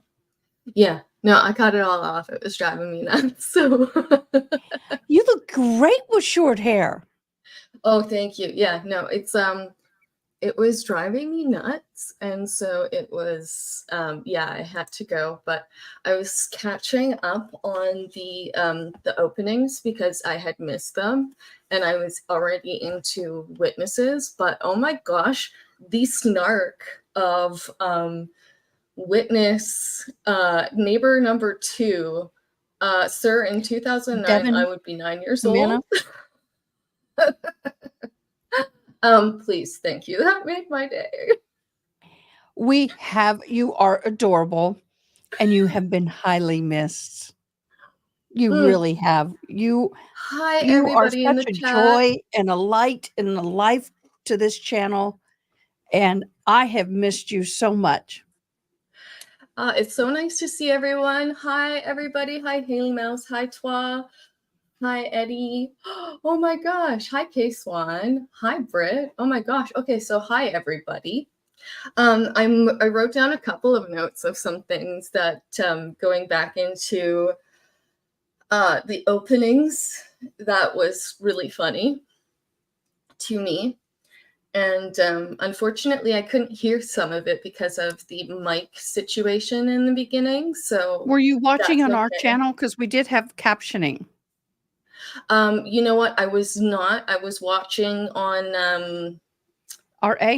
you know what? Emily D. Baker did have captioning. I'm sorry, but I was gone and I was not watching the screen. I was like carrying around a speaker and still trying to do stuff. So that was Now, isn't Emily D. Baker a little behind? Yeah. Yeah. Except for I was still catching some of the morning motions too, which is I'm still catching up on some of the wonderment of Judge. Is it Kranick? Kranick. Yeah. And so he's a delight as well. But so statement or mentioned Sarah in one of her questionings or whatever, saying non compos mentis, and they were like, oh yeah, she doesn't like to be not with it. And that the actual literal translation of that is not of sound mind.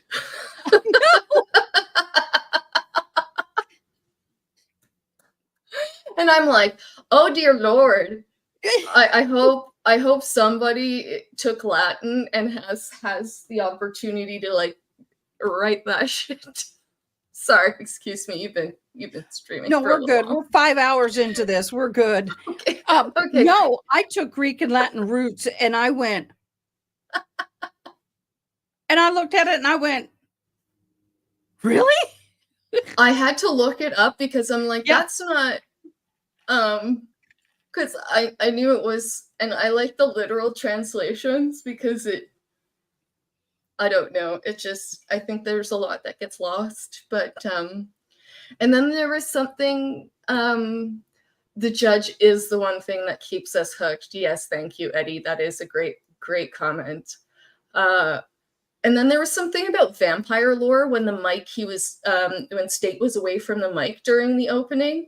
And it was something, I was also away from my computer screen, but it was something about vampire lore, about Sarah's evil that can't like proliferate unless she's invited in or something. I didn't quite get it, but there's something about vampires. I was like, I got to go back and watch this after it's all done for the day. Yeah. I got to go back because I'm streaming 2 at the same time. The other day it was 3. So I'm bouncing, but I caught that. I said, I got to go back and listen to that later. So I didn't quite catch it, but I was just like, something about vampires? And I'm like, oh gosh. Oh, Toxic says to go into your DMs, Ada. Please and thank you. I will. Oh, yeah, Thank you. Haley. Thank you. Thank you for laughing at that as well, because I was just like, what? I thought I was going a little bit nuts because I was still trying to catch up on my morning. And then just Owen's, these openings really fell flat for me. And the only thing that I really found that really tickled me are the things that I was laughing at. But Sarah Boone is justified in her use of force. Owens said that, and I'm like, oh no. Oh, never say something like that. The only person who's justified is Timothy Oliphant, and that's because he's sexy as hell. Have you ever seen that show? Oh God. I'm reading a report. When you get done with this, we've got a report to read, but keep going. Great. Yeah, I'm almost done, so Thank you, please bring Toxic. it up. And she used reasonable use of force in the circumstance. And I'm like, that's one for the books. Okay. And then he said they're codependent as can be. And I'm like, you know what? They were codependent AF, but that is like not a way to paint a picture. There's way better ways to say like their codependency was a much bigger issue. And that was why that they ended up together, and that their alcoholism became such a huge problem. But anyway, I just that's like not oil and water, but that's oil and gas. Yeah, and that's usually what causes, you need the codependency in order to have the alcohol, like the alcoholism. And honestly, even I find children of alcoholics who don't drink, they usually end up together, and it's because they had the codependency in their families, and so they are codependent and they end up together. And I know that just from family, right? And so it's family structures. You go with what you're used to and what you've been modeled after. And Haley said, yeah, they were both dependent upon Brian Boone. Yeah, you know what? I'm very interested to see what Brian Boone has to say, because I can't wait. He seemed like the voice of reason. Dear Lord. And they're trying to make a big thing out of the alimony, apparently, and I'm just like, oh girl, that is not going to work out the way that you hope it's going to.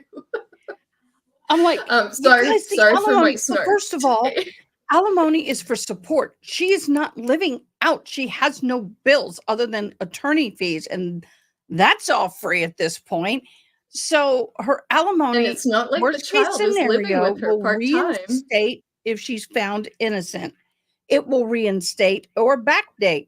But he is also taking care of that child 100%. She will get, do you know what? When she goes to jail, she will be ordered child support. And if she's earning 10 cents a day, 10 cents a day, 25 cents a day will go to that kid. 25%. If she's earning 10 cents an hour, excuse me, 25% of that earning could be ordered to go to that child out of her money. And that should happen. Personal She should have her experience. wages garnished, right? And Mm-hmm. it more power to them.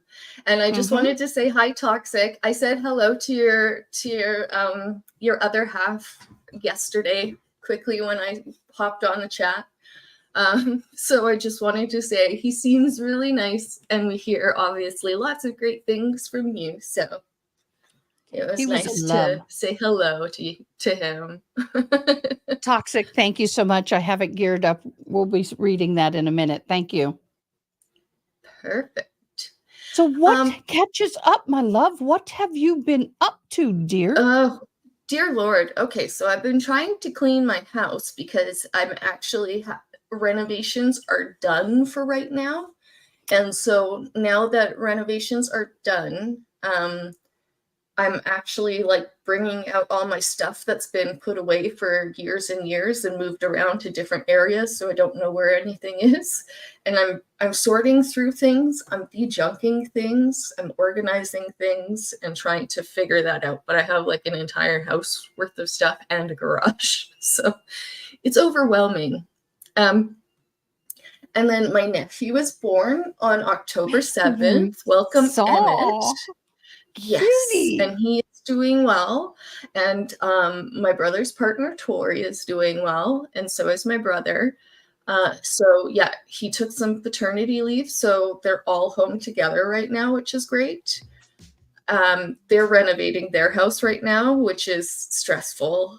Some things have gone wrong while they were in the hospital. Yeah, always. So anyway, lots has happened, but I chose to buy a camera, a mirrorless camera, while the day that Emmett was born, because I figured this is the time to buy a camera that has video, is when there's something exciting happening, right? And I figure, I can pay back the money that I don't have, like just the amount that I don't have later. And I will appreciate those videos and those memories. I know my parents will as well. And I obviously know my brother will and his partner will. So it's really good. So I've just been doing lots of stuff like that. And yesterday I was on your stream and I was trying to say hello to Banshee. I was watching you on my phone, and I had this bracket I was trying to set up on my monitor stand that eventually this camera will get mounted onto. But because I don't have like 3 hands, it was really, really frustrating. Let's just say that. I figured out a way to do it, but there were lots of four-letter words to be had. Yeah. I finally got this thing. It's like a pole.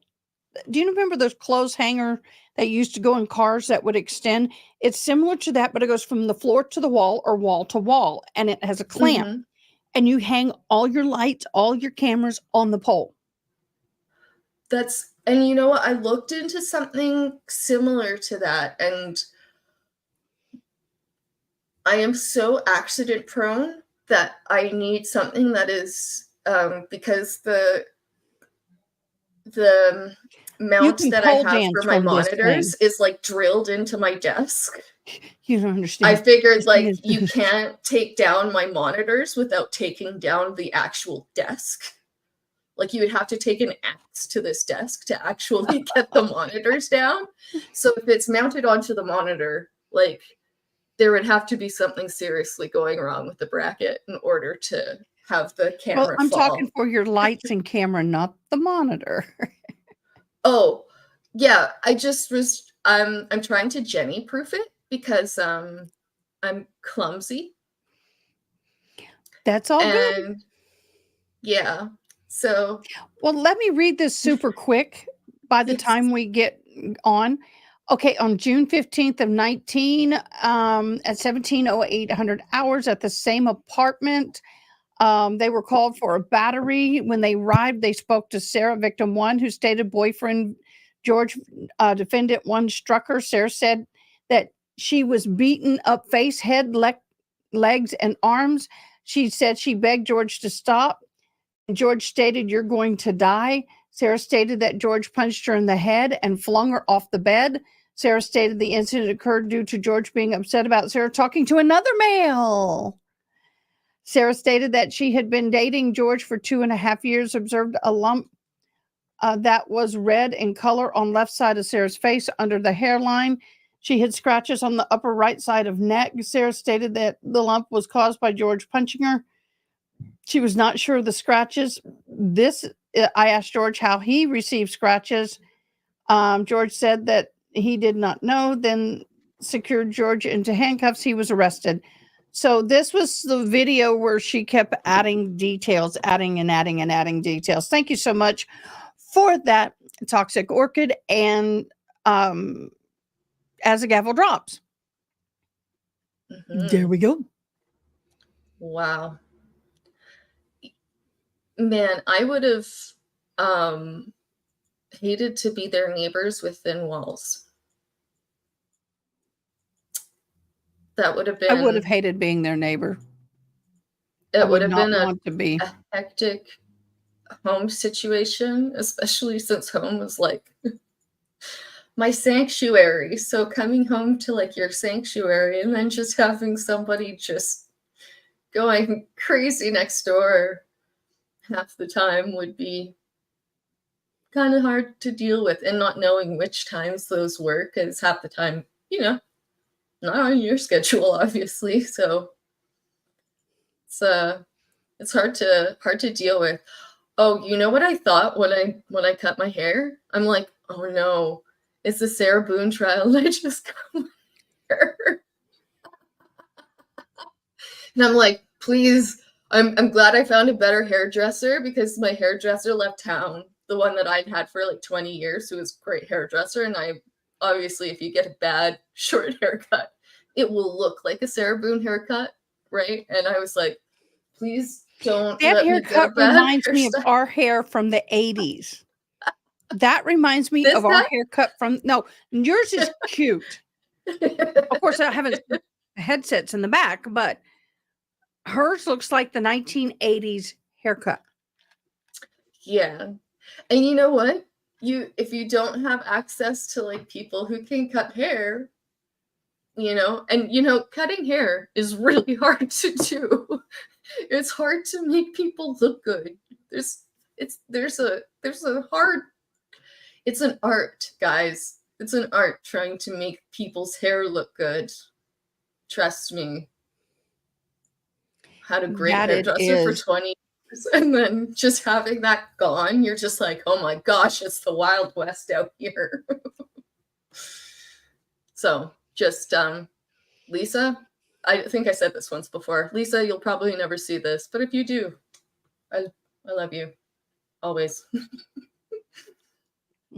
Yeah, mine disappeared too, and that's why I haven't had it colored, because she's the only one I have found who can add the highlights or the undertones in my hair, and it looked natural and not chunky. Yes. Yeah, finding a good colorist too, right? And some of the best colorists, they actually go out of town, Eddie, and are they you? will go to like Montreal or New York, and they'll go to like a conference or John Frieda or somewhere, Eddie, and get trained to do like really nice prismatic colors and things like that. And then people who do like ombre color, that is also an art as well. Like, well, she charged a lot of money, but she had the training, and I loved her. I'm going to see if I can find her, though. I don't know if she's still here, just moved places, but I hate it when they leave, because then you don't know where they go if they don't call you, and then you go over there and they're There, I drive by and I can see her thing is empty, and I'm like, dag nabbit. By the way, Yeah. Eddie asked if I could lip read. It's too blurry, guys. It's not. It's too green. It's too blurry. It's not a good color.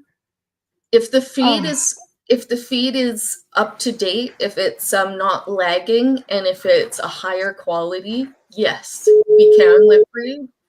But if it's not, and say like, look at the judge right now, he had the mic in his right near his mouth, a bit harder. See, I'm up in the quality to HD, and it's not changing it much. This is Yeah, their so- feed. See, it's slightly worse. But Let me just go up. just I to don't wanna say, go to it HD. might We're back on the it record. might State of get Florida better, versus Sarah guys, Boone, because 2020 things CF are 2603. Can I get fluctuating. appearances for counsel They're for the record, fluid starting with in counsel for the Florida state? right now If with it's their on behalf of the infrastructure state, and stuff William like J. that. for the state. Defense. James Oldham for Sarah Boone. Connie Henderson for Sarah Boone. Kevin Beck on behalf of Sarah Boone. Ms. Boone is seated at counsel's table wearing the same black suit and pink blouse from this morning. State, anything we need to address before we bring back in our panel? Can we get the evidence projection system up? This is not a pink blouse. I am not Sarah Boone. Yes, sir. Sorry, you had Sarah Boone right under here, and I'm like, not a pink blouse. This is not Sarah Boone. I'm not Sarah Boone.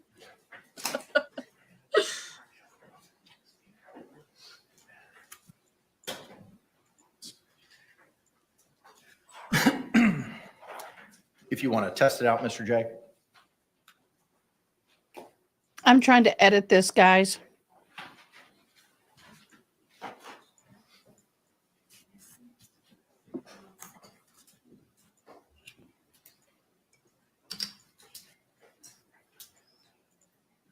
I'm trying to get us to line up better.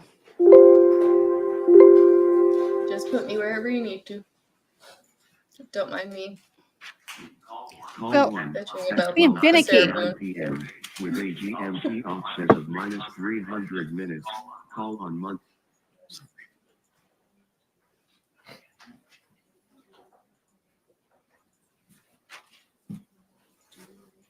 I like we can do circles now. Yeah, that's cool.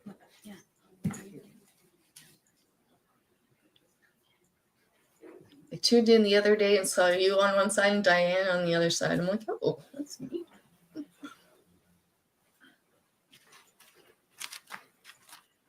But for some reason, it's not letting me grab so easily. There it is. There it is. Call 1 at 12:59 p.m. with a GMT offset of minus 300 minutes. Call on Monday, February 24th, 2020. What the heck was that? That is the best I can do, sir. I'm not sure. Hmm? I'm not sure.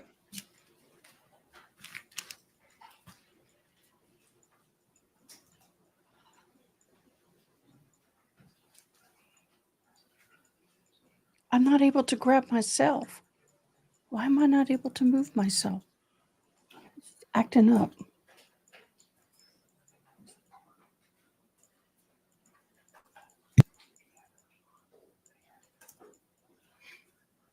This is weird.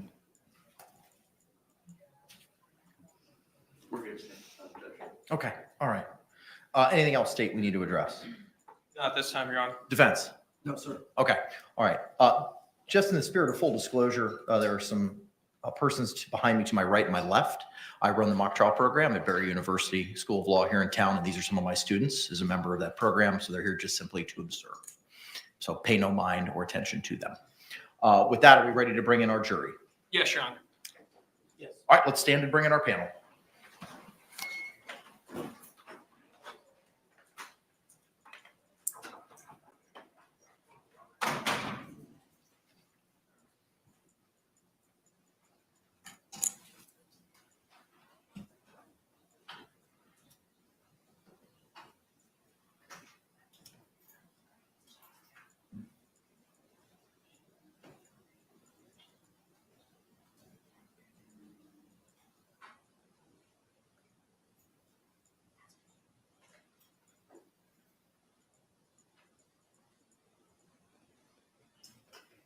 Why is it not letting me?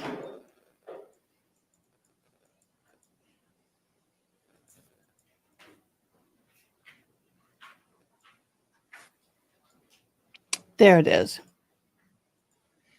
There we go. Jury entering.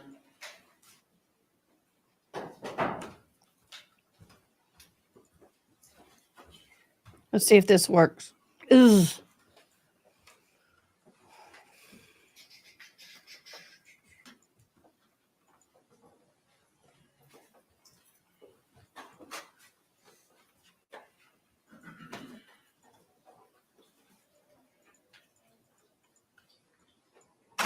State, do you recognize our jury? Yes, Your Honor. Defense, do you recognize our jury? Yes. All right, y'all can be seated. Thank you. Come on. Members of the jury, good afternoon. I hope you enjoyed your lunch. If you could, again, by a show of hands, confirm that you complied with the court's instructions that we gave prior to the break. Record reflect all jurors' hands have been raised. With that, the state is going to continue with their evidence presentation this afternoon. State, you may call your next witness. State will call Brian Boone. Ooh! I'm so glad my mic was muted. I'm excited.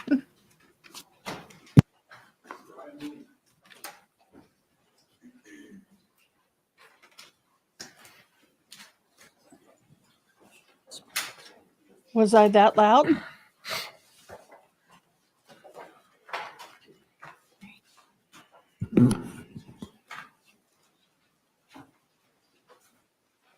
Mr. Boone, raise your right hand and be sworn, please. You swear or affirm the testimony you give shall be the truth, the whole truth, and nothing but the truth, so help you God. Yes. Sir, good afternoon. You could be seated. After seated, if you could please state and spell your name for the record for us. Brian Boone, BRIAN, BOONE. Thank you, sir. You may Scared to death. Good afternoon, sir. Good afternoon. Can you tell us how it is that you know the defendant? I dated her for quite a while, and then we eventually got married. When you say you dated her for quite a while, how long are we talking? I met her in the late 90s, and I believe it was around 2005 when we got married. Did you have any children as a result of your marriage with the defendant? Yes, we had one son. And how old is that son? He is currently getting ready to turn 14. Did your marriage with the defendant last? No, it did not. And approximately when was it that you separated and began proceedings for divorce? Probably 2017, I'm thinking maybe. And at that time, when was your divorce actually finalized?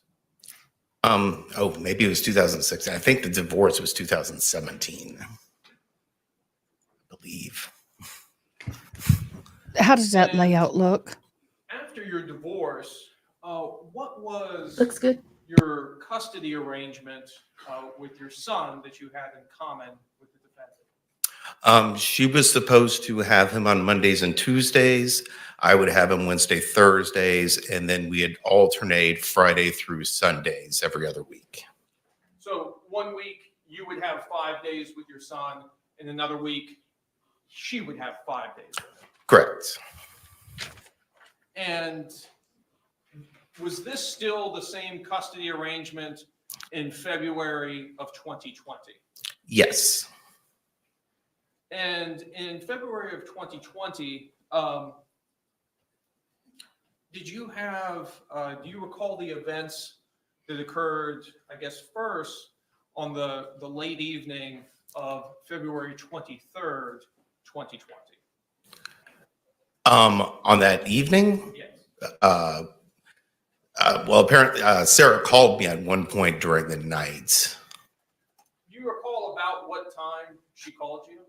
I think it was 11 something. When you answered the phone, how did Sarah sound on the phone? She sounded like she had been drinking, was pretty drunk. Were you able to understand what the defendant was saying?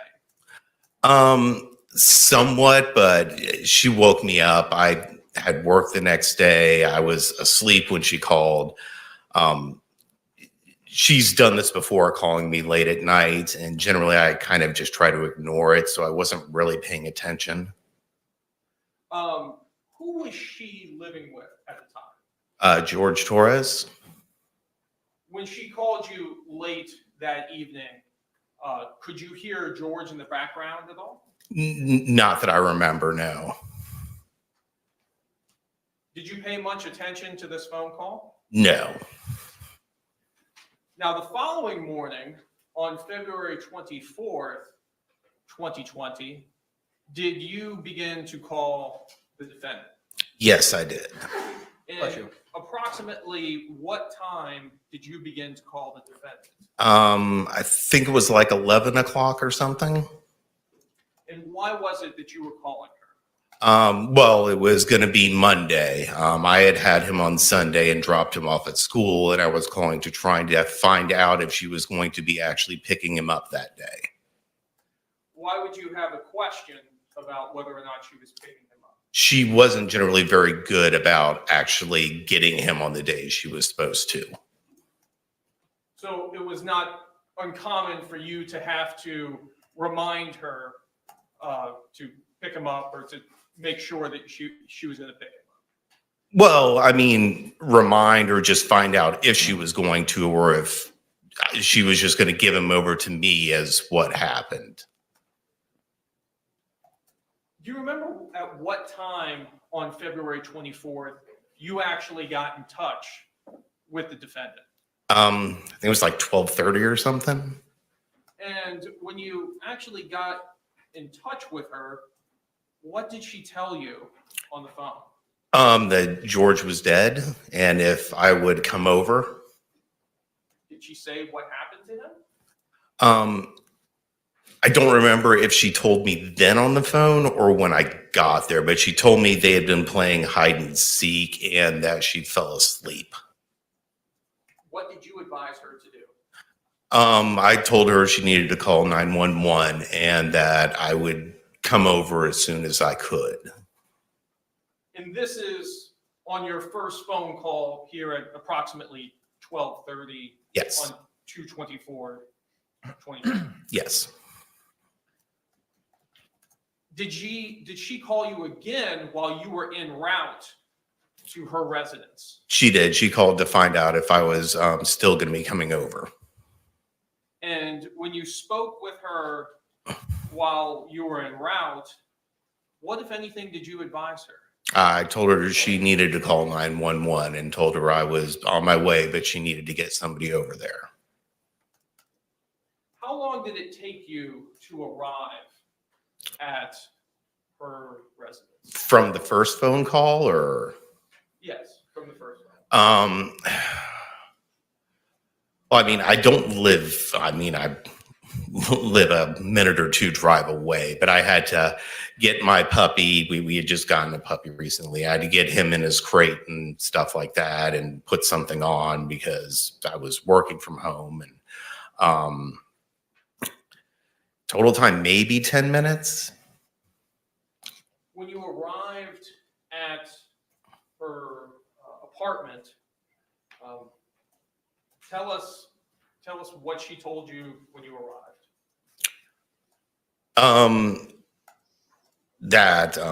George was dead, and I don't remember if she told me now or before that they had been playing hide and seek and she fell asleep. But I at that time told her again she needed to get 911 called to get somebody over there. Had she called 911 at this point? No, she had not. So you've advised her now 3 times to call 911. Yes. Did you go inside of her apartment? I walked in the front door into the little tiled area, like entranceway thing.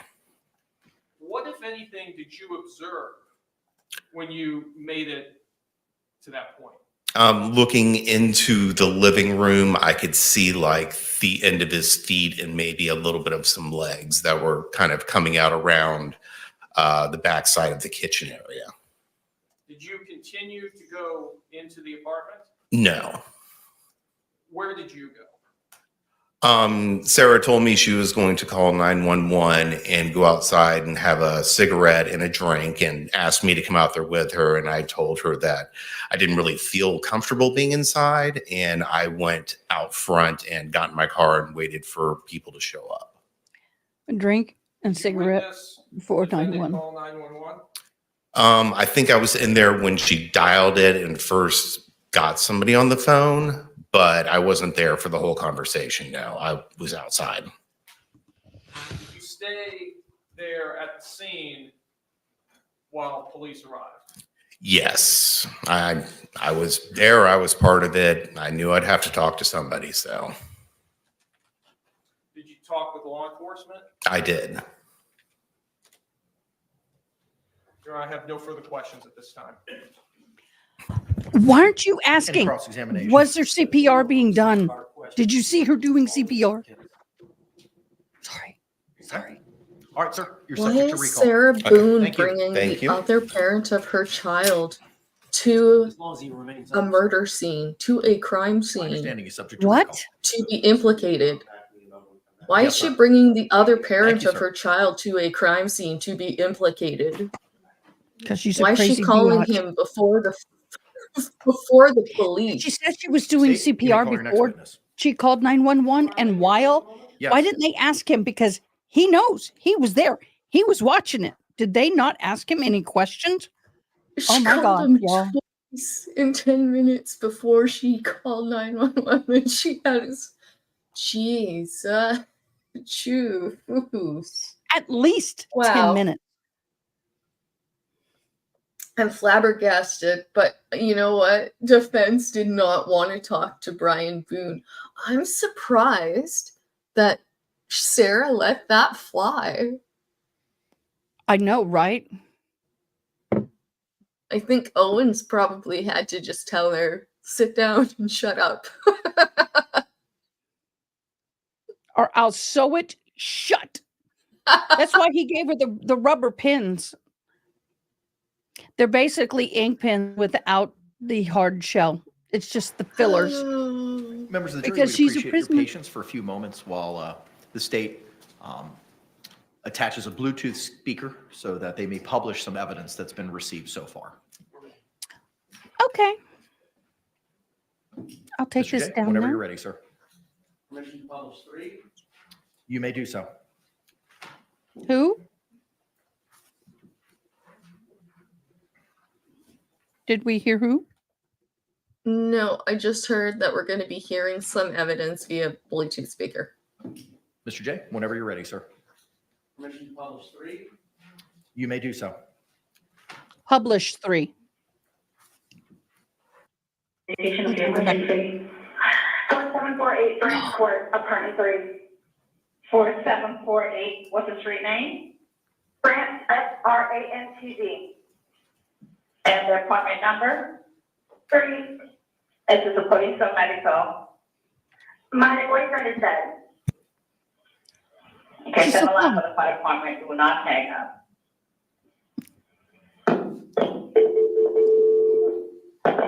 She is so calm.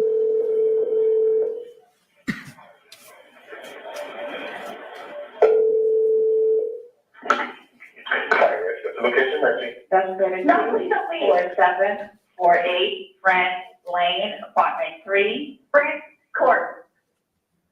Brant Court? Yes. Okay, is this near Mackenzie Drive? I don't know where that is. Okay, okay. It's still with Park Apartment. Okay, 4748 France, correct? Correct. All right, correct. Now tell me exactly what happened there. My boyfriend and I were playing last night, and Mm-hmm. I put him in a case and we were playing, and Okay. but kind of hide and seek kind of thing. So I fell asleep, and I woke up, and he was dead in the suitcase. So I don't know what happened. I don't know what happened. You can't Okay, make what's this your apartment number? crap up. 3.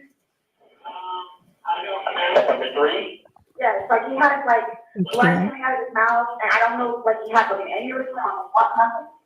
Right, okay, all right, okay, listen, we're getting number 13. All right, okay.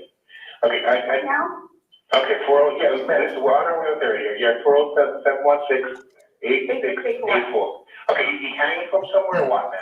No, I pulled him out of the suitcase. I tried giving him CPR. Okay, so he was in a suitcase? Yes, and I fell asleep. Okay, how old is he working, ma'am? 42-year-old man. All right. Okay, we're setting up on the sheriff's office out there?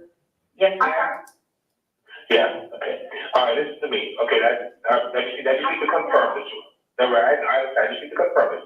Is he awake at all? Is he conscious at all? No, he's purple. Is he breathing? No. All right.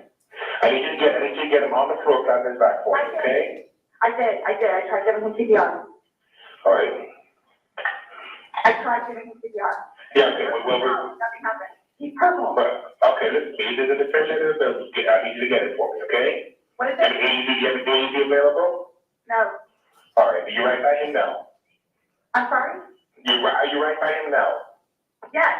Okay, listen, okay, ma'am, listen, so is he cold and stiff? Yes. Okay. Well, it's not necessarily cold, but he's stiff. And Right, okay. All right, listen to me. I It's want you beyond to cold listen and flat his back for mixed. me on the floor. I did. Removing the pillows, okay. Yes, I did. All right, okay, wait. Stiff and purple. Right, okay, listen, okay, man, that's fine. We're still going to put compression to him, okay? All right? If you look your hand on his breastbone, right in center of the chest, right between the nipples. Yes. Put your hands up on that hand. Ready, I'm telling you. Just like that, and you tell. Okay. Please, okay, your girdle. Okay, listen to me. All right, I want That's you just to the make the heel of your leftover hand. air Okay, exiting the right between lungs. his chest, right between his breastbones. Put the other Fluid. hands up on that hand. We want to pump his chest to be hard and fast. Going to twice per second. I'm doing it again. Okay, no, just keep on pumping. That's all you need to do for me. Keep on pumping his chest for me. I don't need you to stop and talk or anything. I just want you to count out loud for me, okay? 1, 2, 3, 4, 5, 6. This angers me. 8, 9. She ain't 10, pumping chest. 11, 12, 13, 14, 15. This is nice to me. Okay, man, just keep Your on pumping hands, his chest. That's all you legs. need to do for me, okay? Yes.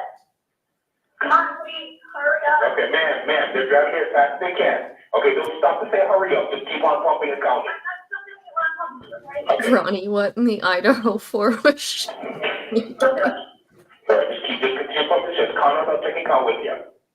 1, 2, 3, 4, 5, 6, 7, 8, 9, 10, 11, 12, 13, 14, 15, 16, 17, 18, 19, 20, 21, 22, 23, 24, 25, 26, 27, 28, 29, 30, 31, 32.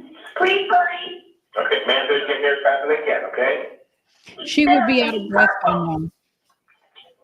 Okay, keep pumping his chest for me, ma'am. I'm still doing it, okay? No, you're not. Still doing it. Great. Right, okay, I've that's never fine. done You CPR just keep before, on doing but I it, would okay? just be doing All right, grunts they're by getting here now. as fast I'd just be Say like, that again.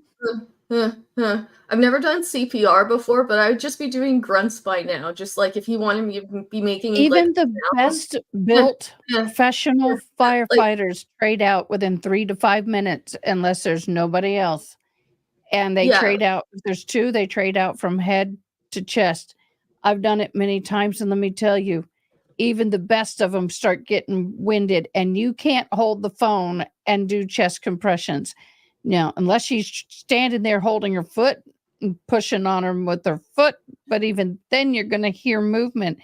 Her voice is non-reactive. There's no anger, fear. There's no sadness. It's just matter of fact. and her counting all the way to 33, like it just is like after like 9 or 10, I'd just be like, like it just wouldn't happen.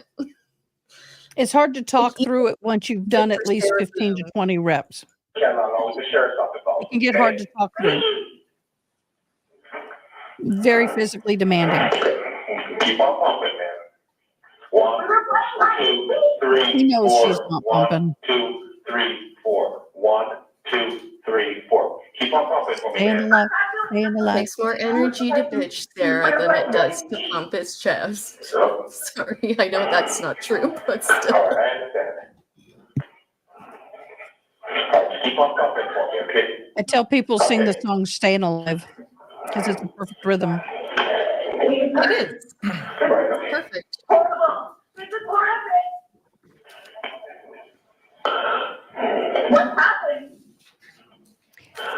Ronnie, but he would know prior to her calling 911, she wasn't doing CPR. They're in the parking lot. They should come up there shortly, okay? And she claims she was doing it before she called, and she hadn't done it. I'm still doing it, okay? All right, okay, good. He would have gurgled previous And you found them in a to suitcase, her. When she was like, he gurgled. It's just like, yeah, if you were beating on his chest beforehand, he would have gurgled previous. He has been compressed. Fluid is built up in his lungs. He's been in a suitcase. You open him up and start pushing. Yeah, stuff's going to come out.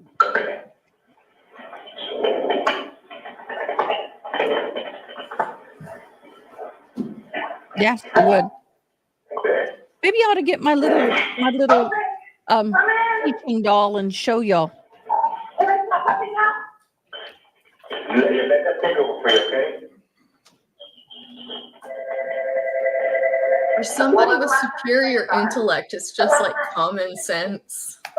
It's so silly. Like it's.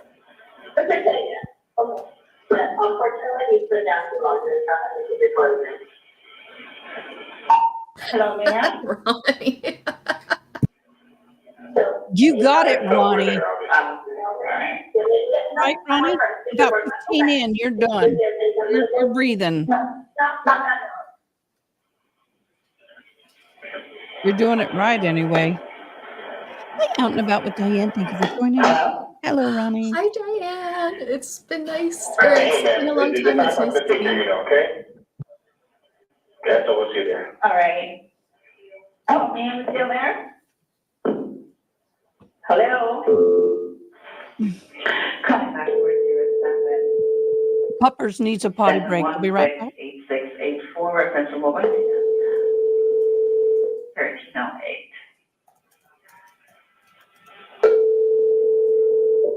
Call has been forwarded to an automatic voice message system. 4.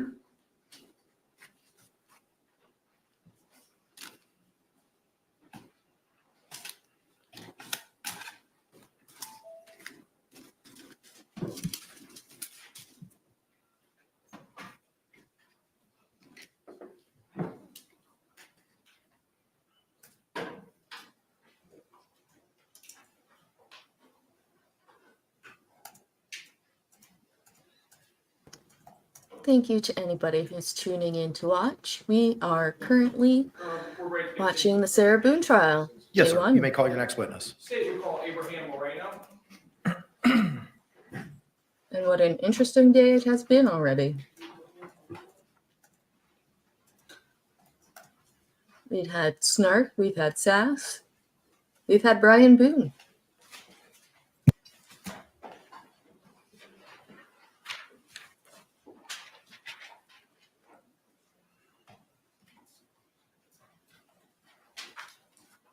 Mr. Moreno, raise your right hand and sworn, please. Do you swear or affirm the testimony you should give shall be the truth, the whole truth, and nothing but the truth, so help you God? Oh, Ronnie, you're a delight. Sir, good afternoon. Could you state and spell your name for the record for us? Abraham, Abraham, last name is Moreno, M-O-R-E-N-O. Thank you, sir. You may be seated. Mr. Castro, you may inquire. Good afternoon, sir. Good afternoon. Tell us, what do you do for a living? I'm a maintenance supervisor for apartment complexes. Is that what your position was back in February of 2020? Yes, it was. And what apartment complex? Tealwood Park Apartments. And how long did you work for Tealwood Park Apartments?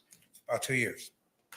And tell us, what were some of your duties in your position there with Tealwood Park? Daily, I cleaned the grounds, walked the property, answered maintenance calls, did emergencies, dealt with vendors. Did you become familiar with the residents there at the apartment complex? Yes, Did you have occasion to meet the defendant in this case and also a Jorge Torres? yes. Let me turn your attention to February 24th of 2020. Do you recall that date? Yes. And on that date, did you have occasion to come in contact with the defendant in this case? Yes, I did. And tell us, what was the circumstances in which you came into contact with her on February 24th, 2020?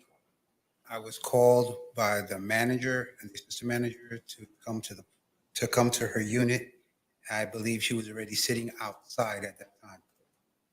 And when she was sitting outside of her unit, what, if anything, did you observe about her and about the unit?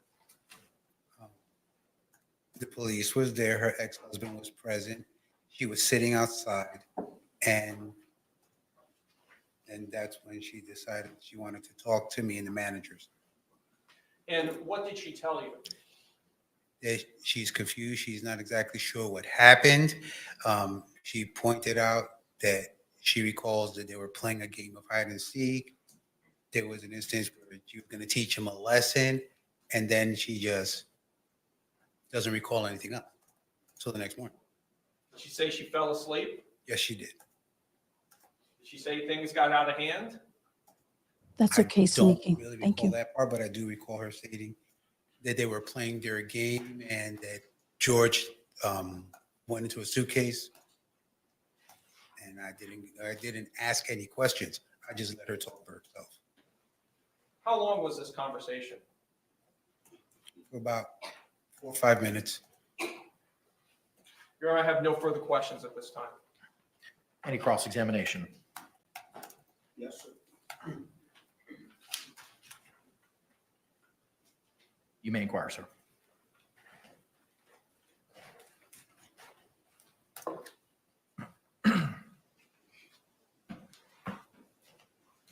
Good afternoon, sir. Good afternoon. This conversation that you had with Miss Boone, Yes, that took place on the 24th? Is that correct? yes. And who else was present on the time that the conversation was taking place? Standing right next to me would have been Melissa Sexton and Eugene Harris, as well as the officer who was in front of the door. Okay, so there was a law enforcement officer there that day, is that correct? Yes. All right.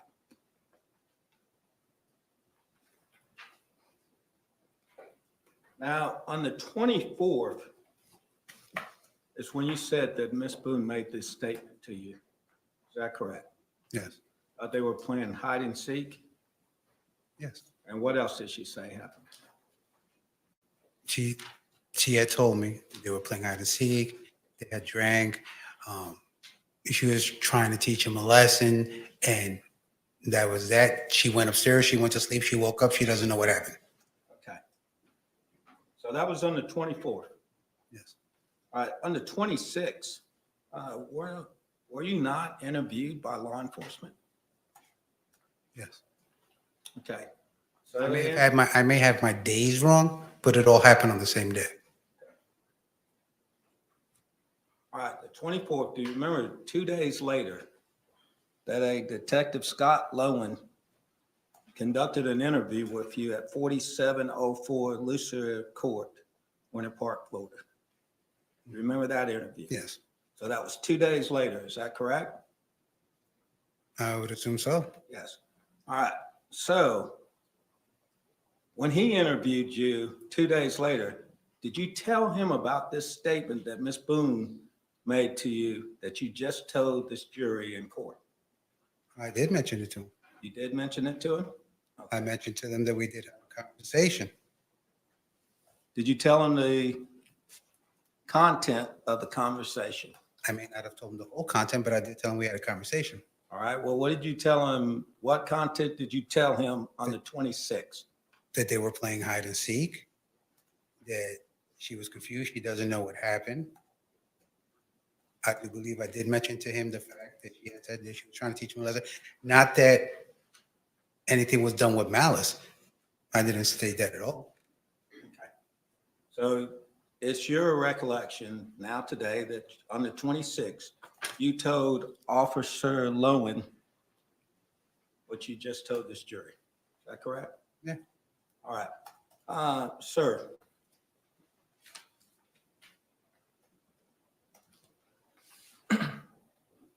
In preparing for this case, did you have a meeting with the Assistant State Attorney on September 23rd of 2024? Did I have a meeting? Yes. A brief chit chat over the phone. A brief chit chat, it was over the phone? Yes, sir. All right. At that point in time over the phone, did you tell him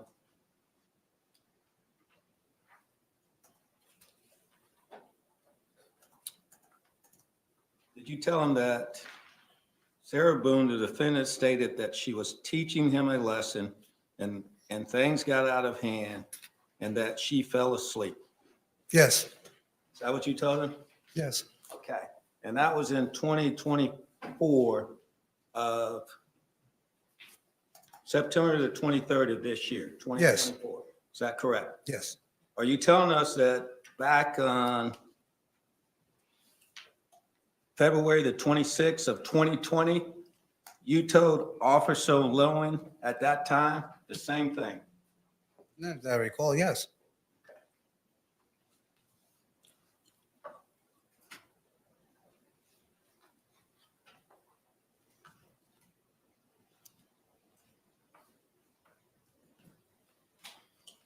So did she ever tell you how things got out of hand? No. Sir, you testified that you knew both Mr. Torres and Miss Boone, is that correct? Yes. You actually knew George Torres from a different time, didn't you? Yes, I did. When did you first know George Torres? In the 1990s. In the 1990s? He was a teenager and he lived down the street from me and my wife. So you had had a previous relationship with Mr. Torres? No, not at all. Not at all. You just knew him from then? Yes, as I stated, he was a teenager and I was an adult. Okay. During this time, though, that you became reacquainted with him, did y'all establish a friendship at that time here in Orlando? I wouldn't say a friendship, but an acquaintance, yes. Okay.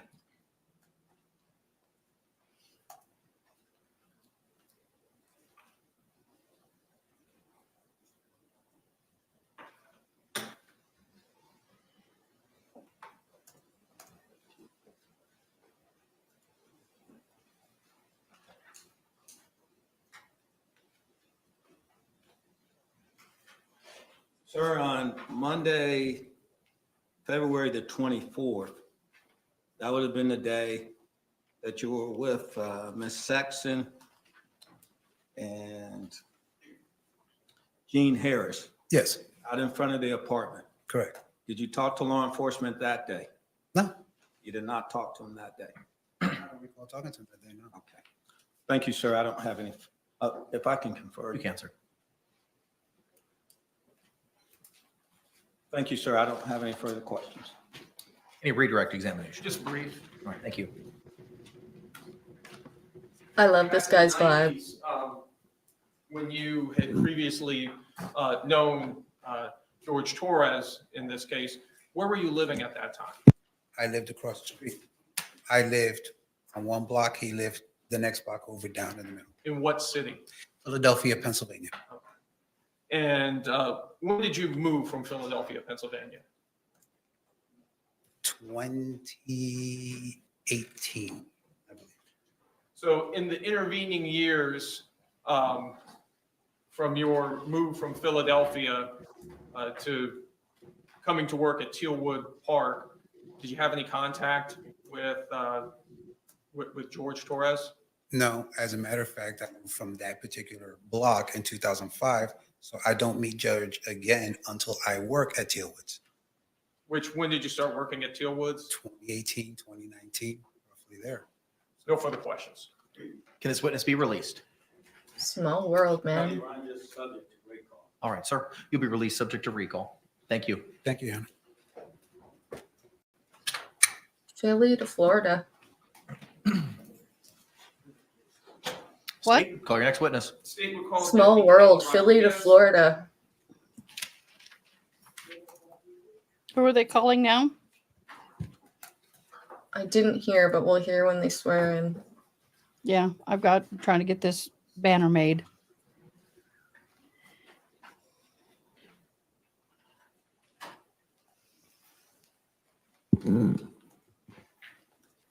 Law enforcement.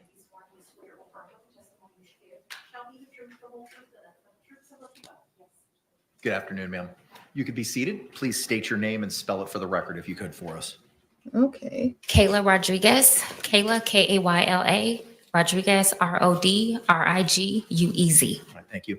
Mr. Cacciatore, you may inquire. Good afternoon, ma'am. Hi. Can you tell us did you work for? Orange County Sheriff's Office, And what is your position with the Orange County Sheriff's Office? Deputy Sheriff. And how long have you been a deputy sheriff? A little over 8 years, since 2016.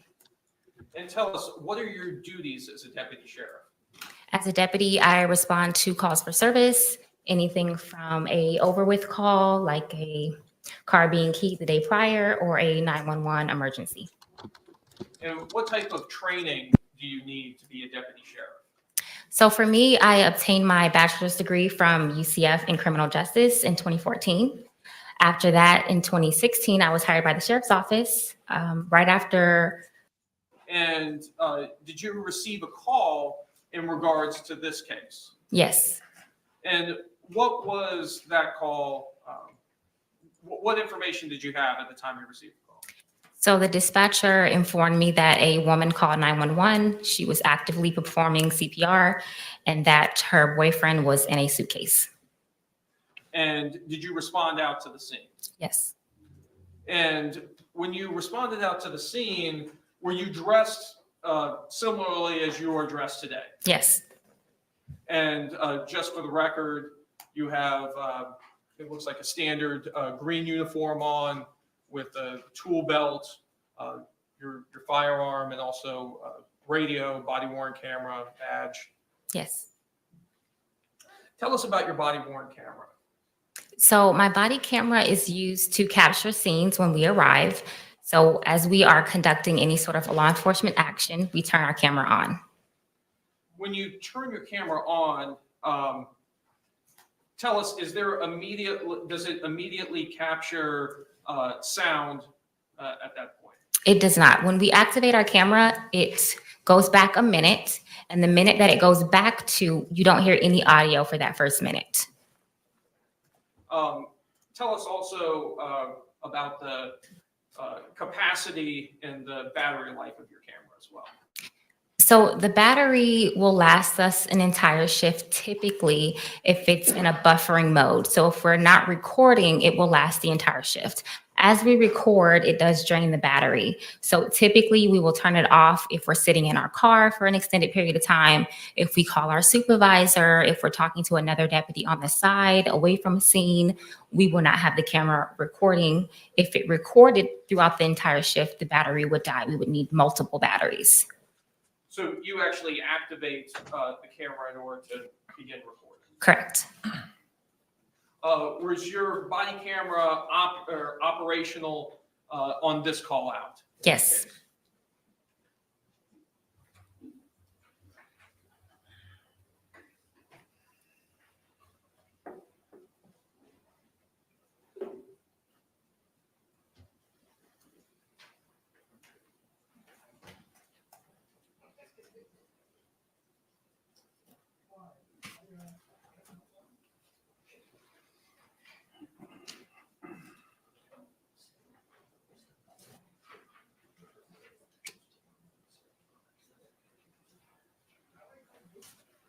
Your Honor, may I approach the witness, which has been previously marked for identification as states H, I, and G that have been shown to defense? You may.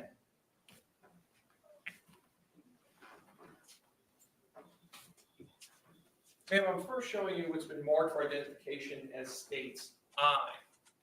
Do you recognize that disc? Yes.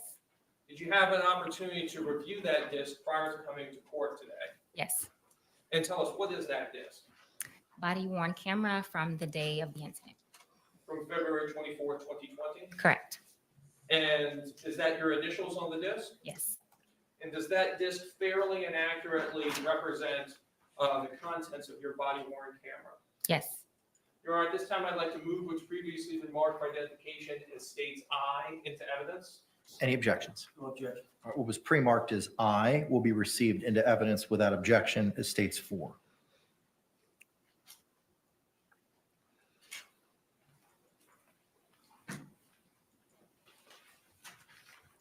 They're moving quite Ma'am, what's fast. I'm showing you has been marked for identification as states H.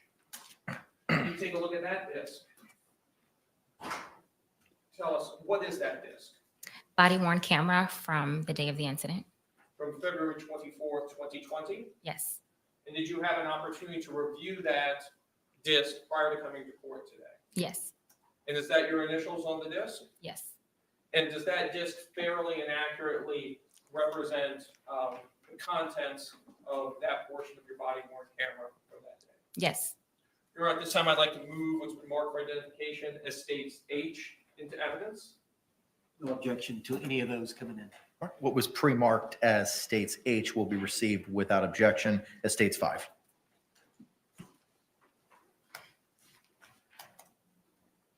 And lastly, ma'am, I'm showing you what's been marked for identification as states G.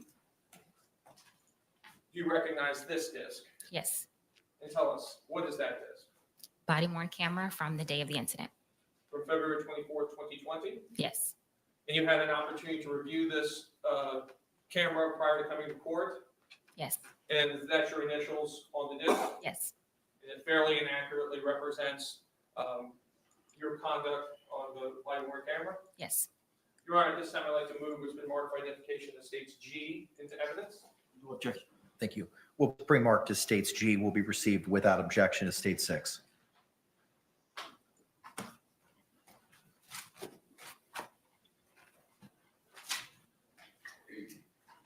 In your Honor, request permission to publish states 4. You may. Your Honor, may we dim the lights and use the overhead projector? Yes.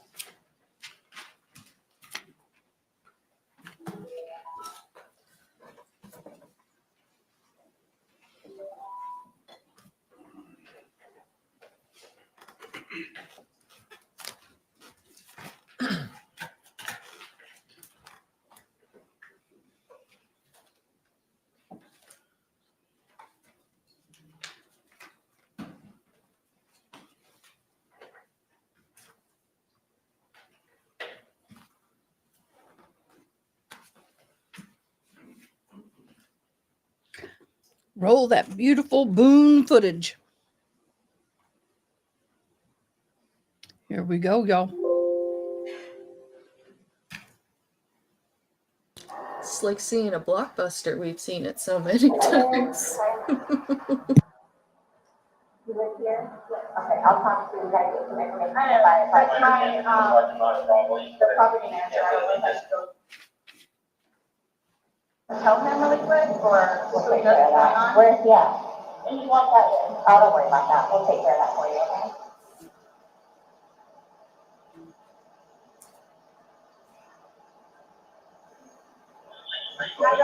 I had a cigarette, but okay, wait 1 second, okay? I really need, great. Okay, well, I got my dog parked on the counter. Okay, we'll take care of you 1 second.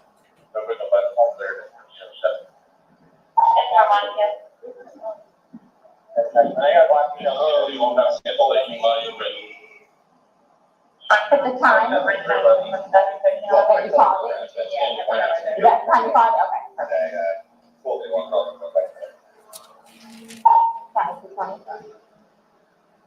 Honey, go ahead. 1307 at 1307.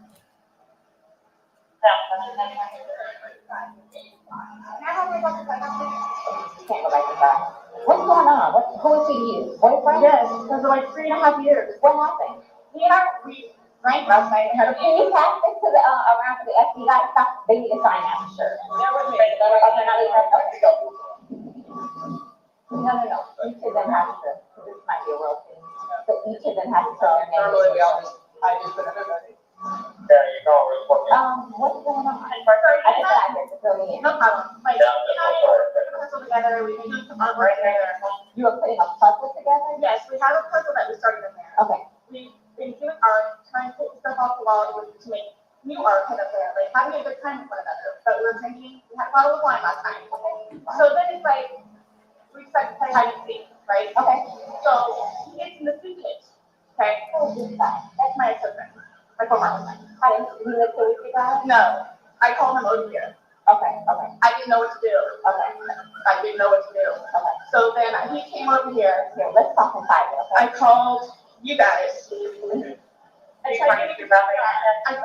problem is, I fell asleep. When did you do CPR? This morning. When I found it before you called. Yes. 1 o'clock right now. I tried. I was awake, but I actually got out of the bed at like 12:30-ish, whatever. So I came downstairs, and I was like, oh, he's in the suitcase still. That's when I found him, and I took him out, and I tried doing CPR, and then I called him, and then I called you guys. Did he be here before the fire department got here? True. Your husband, or your ex-husband? Okay. Where did you live at? Right on the street. Okay. So you were playing, and who did come up there? I did, but then I fell asleep. Okay, stop. You're okay. I wasn't there. I'm just trying to figure out what happened. Like having aneurysm or a heart attack or what? What kind of medical condition? None that I know of.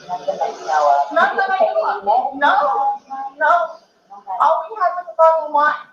Literally, just a bottle of wine. Okay. Doing puzzles, artwork. Then we decided to go ahead and see.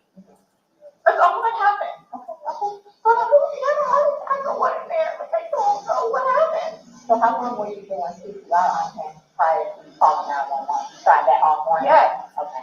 And then I called him while I was did you start probably giving me a ballpark? Here, let me fill this at the end, okay? Please, may I have my Dr. Pepper? I am still cutting out right now. Ma'am, and you can't talk to him until we get down to the paper, okay? Just don't leave, okay, Brian? Thank you, ma'am. Appreciate it. Thank you. I know. Do me a favor. Stand over there by that car. Give me 1 second. There's a dog in there? Yeah. You want to clear the back bedrooms real quick? Just make sure there's nobody else in here? Is he here by himself? Nope, he was here with the girlfriend, and that's the girlfriend's ex-husband. He was going to see it. They were planning on to go see what she said. She's been doing CPR on him all morning before calling us. Yep. So I'm going to go ahead and start making phone calls. Okay, go ahead. What do I do with this dog? Because I don't want him to mess with him. Come here. Oh, perfect. Okay.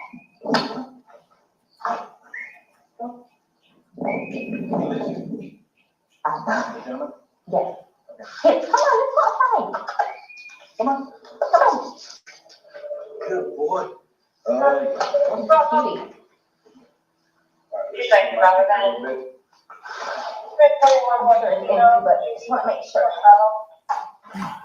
We haven't seen this before, have we?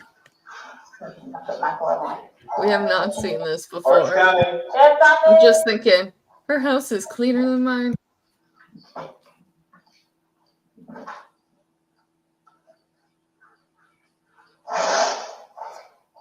Right over here. We check this closet.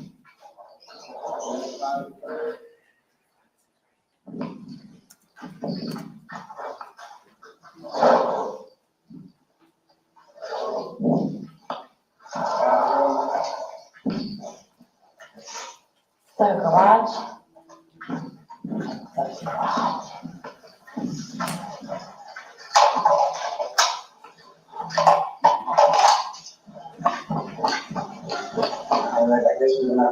I would want to put that base over on somebody. I'm sorry.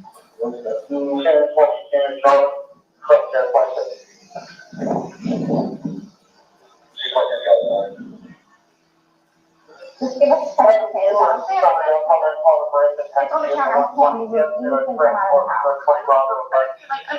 Here, let's get you down, because I don't want you passing out. This is probably a lot for you to deal with, right? Water. I can get you some water, okay? Just, I want you not on your feet, because I don't want you passing out. I need to find water. Okay, I'll get some for you.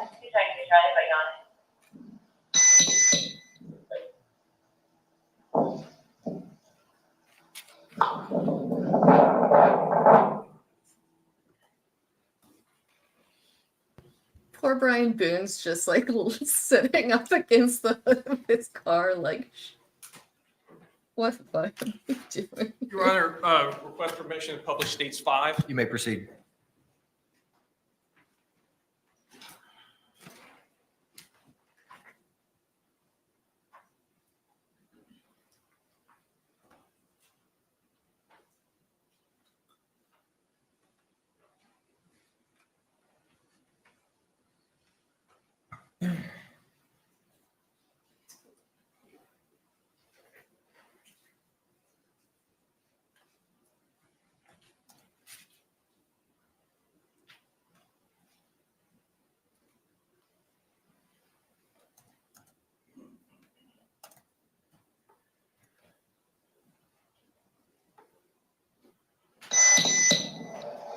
Let's go ahead and start making the call. Yes, could you go ahead and give me his last name, Torres? Spell it for me. Torres. And his first name? George, Jorge. Jorge. O-R-G-E. His birthday? 2/13/78. And this is the boyfriend? Yes. How long? 3.5 years.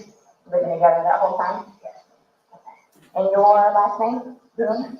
Spell it B-O-O-N-E. First name? Sarah. S-A-R-A-H. Birthday? 10/10/77. So you kind of start to kind of collect yourself. Tell it to me again. You guys were playing last night, drinking a bottle of wine, putting us together, doing artwork. Puzzles, artwork. Okay. Had a bottle of I wine, missed and then the play body. hide and seek. So God, what time was that? horrible. Do you remember? I mean, I know that I was in bed probably by like what, 12:30? Okay. Well, I went upstairs at least, and I fell asleep, forgetting that he was in the suitcase. Playing the hide and go. Yes. And at some point you put him in the suitcase? No, he got in the suitcase. So he thought it would be funny to be put in the suitcase. So I was like, okay, well, I'm gonna joke with you and I'll dig you up and make him, squirm a little bit, whatever it is. But then I fell asleep. I fell asleep. Where was the suitcase? Right where it is. Right down there? Yes. You zipped him in there? Yes. You funny a little bit? It was. We both were laughing about it. Okay. And then I fell asleep. Where did you fall asleep at? Upstairs. In your bedroom? Yes. Okay. Totally forgetting that he was in the suitcase still. Okay. And then you came back downstairs? This morning, or this afternoon, yes, when I got up. What time? 12:30-ish. I was awake, but I totally forgot that he was in the suitcase. He can tell you there's a lot of things that I/we and don't jobs. Yeah, he did tell me. But all that good stuff, so I just totally forgot. So you began to do CPR on him? Yes. Yes. About what time this morning did you start doing that CPR? No, it was the afternoon. It was afternoon because I was awake. But then I finally decided to come downstairs at like 12:30-ish, whatever it is. And I was like, he wasn't moving, nothing was happening. So I unzipped it, took him out and started doing CPR on him. He was on his way up here. I called you when he got here. Once he got here, you called? Yes. Okay. And air was coming out and he was gurgling, but I could just tell by looking at him. But you had to do CPR, you were doing that on your own? Yes. Okay. And then the person that was on the phone with me also, I counted with him doing it. And he's got no medical, he doesn't take any medication? I don't know medical wise, I know he doesn't take any medications whatsoever. The only thing, like I said, I don't know if alcohol had to do with it, but we had a bottle of wine. Okay, all right. Here, I want you to sit back down, because I don't want. Can I have one more sip of water? Yes, go on. That personal 29 residential audible flush street, I'll do what I can to get you a cup, because I don't want you to have to keep doing that.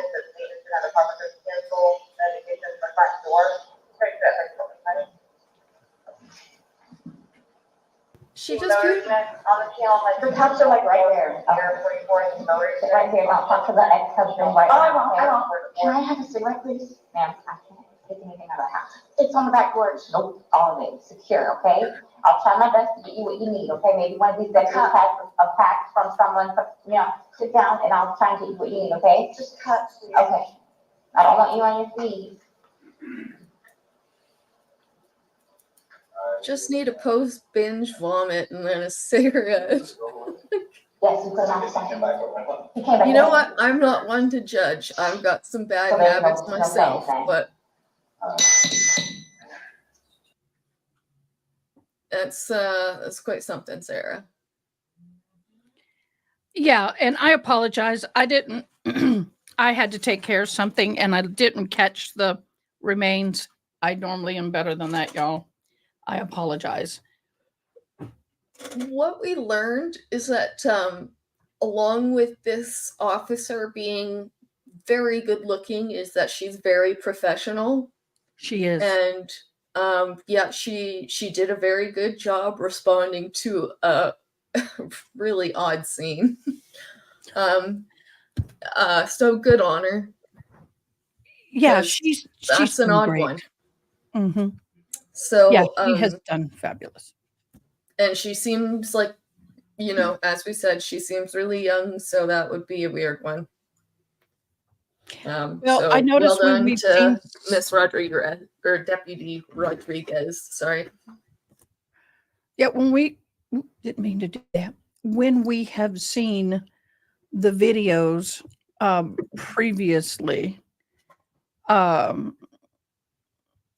we have seen her professionalism, but we're seeing even more now than what it was. So that's nice. Yeah. Yeah, All and right, it's here we go. like you hear these people, but you don't really see them. And so honestly, to see them is kind of nice, and to be able to put faces to their actions and to the responsiveness is very nice. But anyway, yeah, just wanted to say, Yeah, what she's I doing got out great. of that is it's a very capable police officer. Yeah, she's who I'd want to Law deal with. enforcement. Mm-hmm. Corporal, I can give you a rundown. She's sitting on her. I was getting ready to call you guys. Yeah.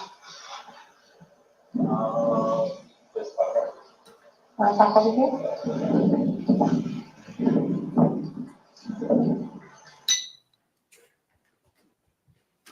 Your Honor, request permission to publish State 6. You may do so.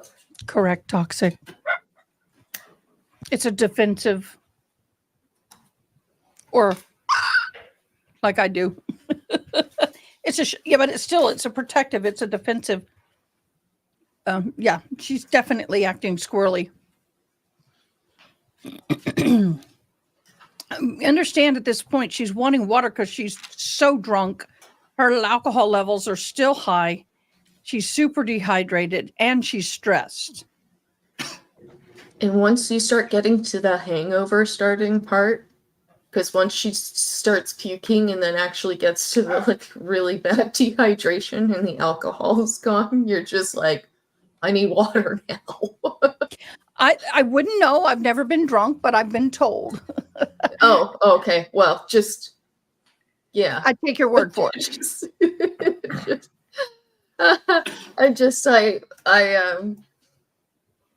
I never really like drinking that much. So, and also they might want to go outside. So I might Are let they them okay though? outside You with were their- struggling for a while. Yeah, and then you know what? The other one had to go into the emergency vet, so there's that's the other part You get of enough water? me being gone. So No, if you want to stay seated, I don't want you getting lightheaded. So remember I said the detectives were gonna come out and talk to you and go from there. You know what I'm saying? They're here. They're gonna ask you a few questions and then go from there, okay? All right. All right, Sarah, my name is Chelsea, my partner Scott. It's my understanding you reside here? Okay, is it just you, Possible. Okay.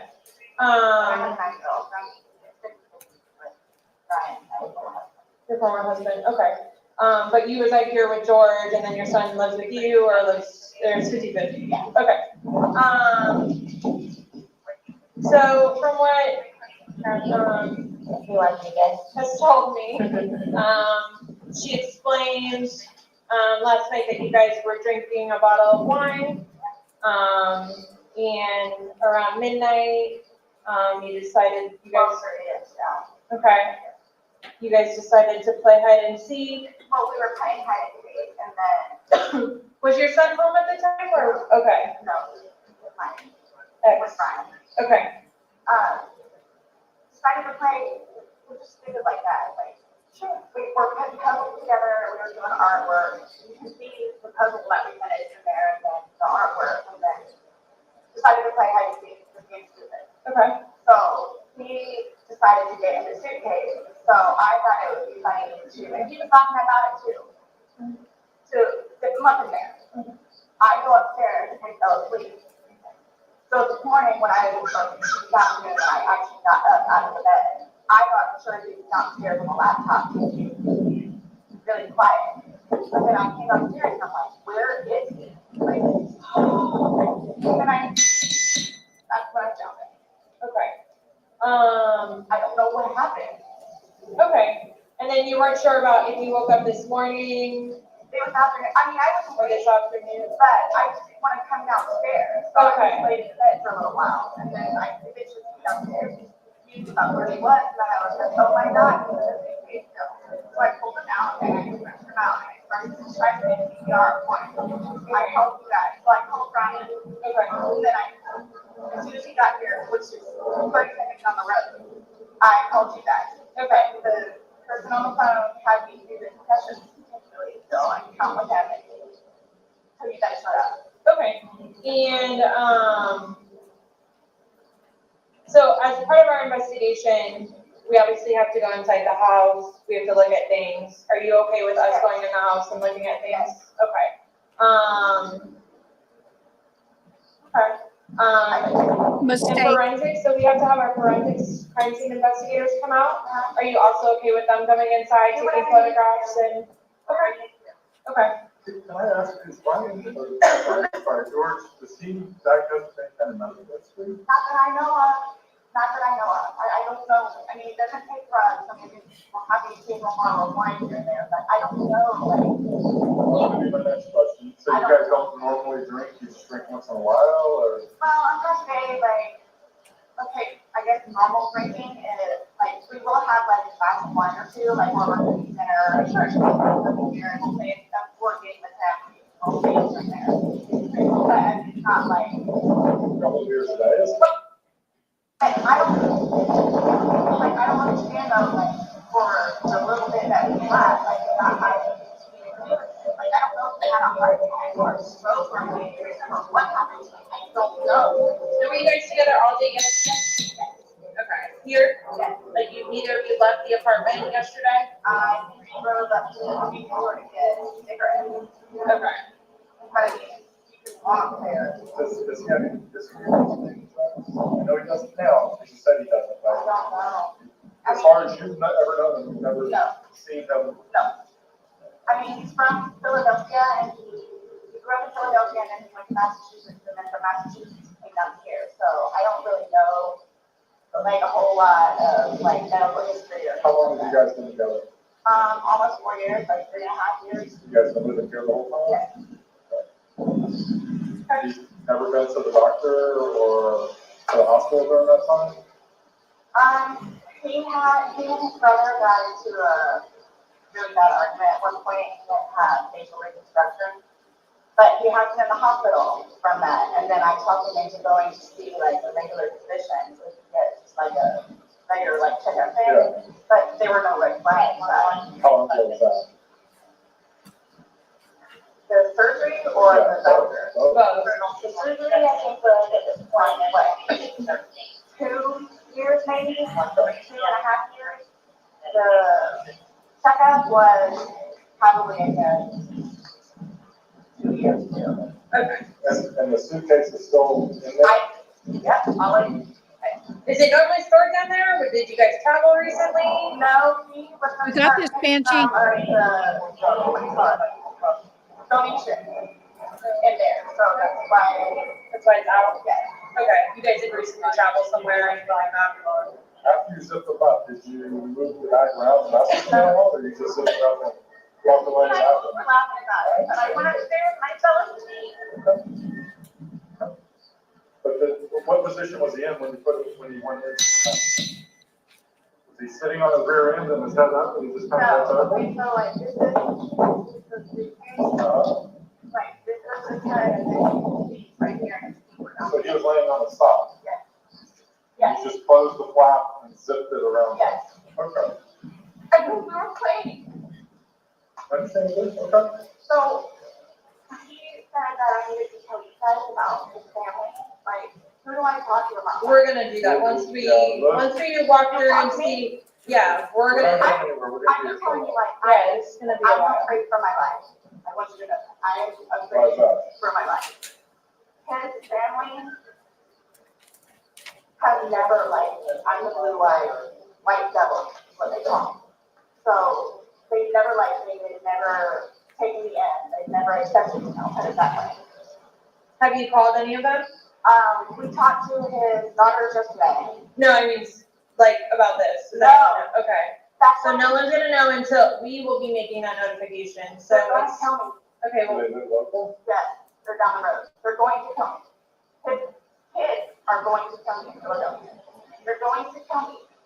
This was not intentional. okay. They're not going to understand that. They're not going to accept it. We're gonna do a thorough investigation and we will definitely make sure that you don't feel scared when we leave. Okay? And my 9-year-old. Well, he's at school and he's with your husband. I know, well, Ex-husband. Your husband said that, or your ex-husband said he made arrangements for your 9-year-old to be picked up. Oh, okay, Mom. All right, we're gonna go aside if that's okay. Yes, please, but can you guys keep me posted so I know what's going on? And don't. All you have to do is get their attention if you have a question, you need to talk to us. He's standing right there, she'll be right here. Yeah, okay, but will you guys tell me, like, so you're telling me, like, you won't call whoever it is without telling me, right? I mean, I have all their phone. We're not calling, we're not making phone calls, we're actually gonna speak to them in person. We That'll be are. later They're on. going, okay, It'll be later. Prior to us making. I'm not gonna be here. They're going to tell me, Okay. We'll address all of that, okay, before we leave. okay? This was. Okay? Okay. Thank you. Just stay seated, okay, Sarah? I know you're panicking, okay? Just relax. We'll come and talk to you. We'll keep checking on you.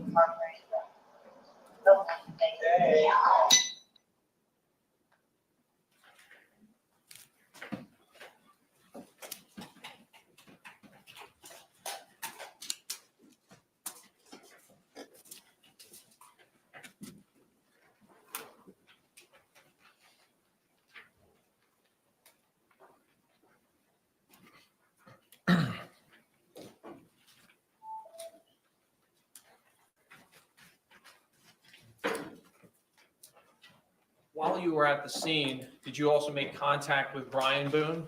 Yes, Did you take a statement from him as well? I did. Were all your interactions with the defendant on that day captured on your body worn camera? Yes.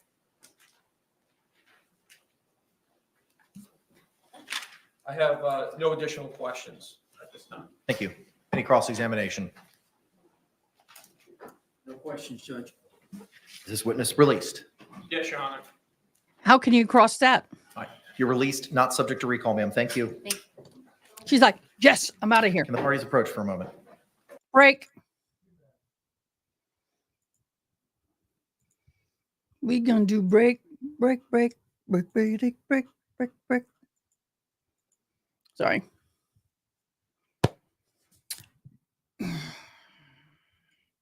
I felt bad for the family because they probably have not seen that video of their loved one deceased. It was unexpected. And I guarantee she did not do CPR, y'all. I'll have to bring my CPR dummy up here and show you how fast you get tired on that thing. And it's easier than a human. Humans much harder because we have everything between the ribs and the chest to compress. It is harder.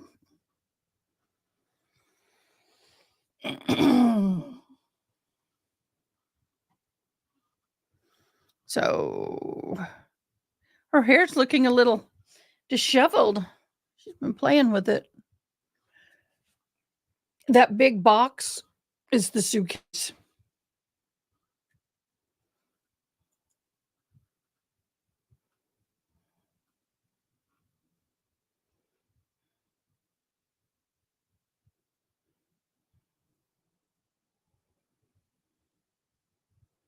What was the comment? Rephrase it. It deleted one of mine. I just retyped it. Just changed a word. Yeah, I know. I'm like, time for decaf.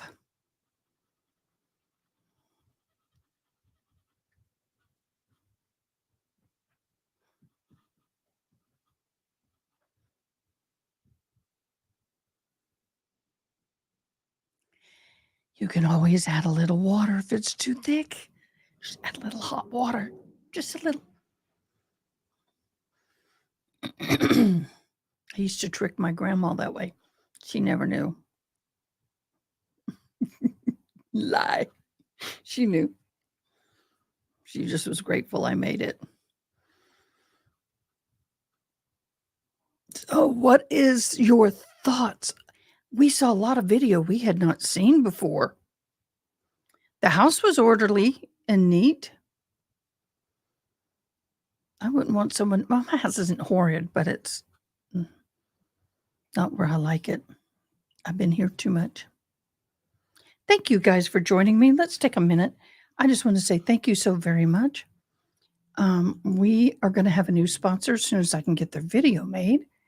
But we have a new sponsor. But right now, let's thank Gavel as the Gavel Drops on Discord.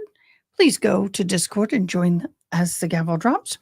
This is where you can get all your court documents and information and videos on almost 500 trials have been covered by the As the Gavel Drops.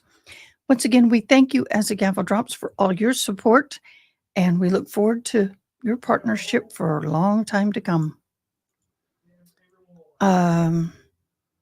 Hayes again there. All right, members of our jury, it is 3:21 at this time. We're going to go ahead and take that afternoon regularly scheduled break. I'm going to ask you to come back here in 15 minutes at 3:37. Similar instructions that I've given you previously. Please don't just conduct any independent investigation or research as the person, places, things, or charge involved, and do not have any discussions amongst yourselves or anyone else. I thank you for your service, and we'll see you shortly. Hopefully we'll get our exclusive. Just see if she has enough time. I'd rather her take care of herself and go to the ladies' room and everything. So if she does not have enough time, that's fine. We had a nice visit with her at lunch.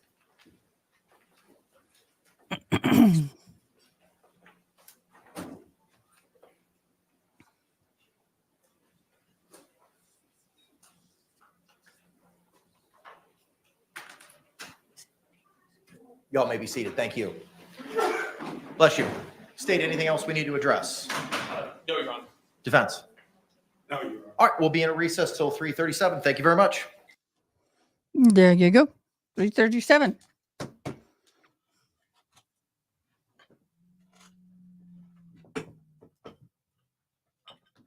I need to have my gavel. There we go. 3:37. This, y'all, is one heck of a gavel. It's like almost the size of my hand. And I don't have little hands. The size of my head. Nice old gavel. It has been repaired or it's been cracked, but still in good shape. Objection? Yep. I know. So he may have been the one to clean. That's true.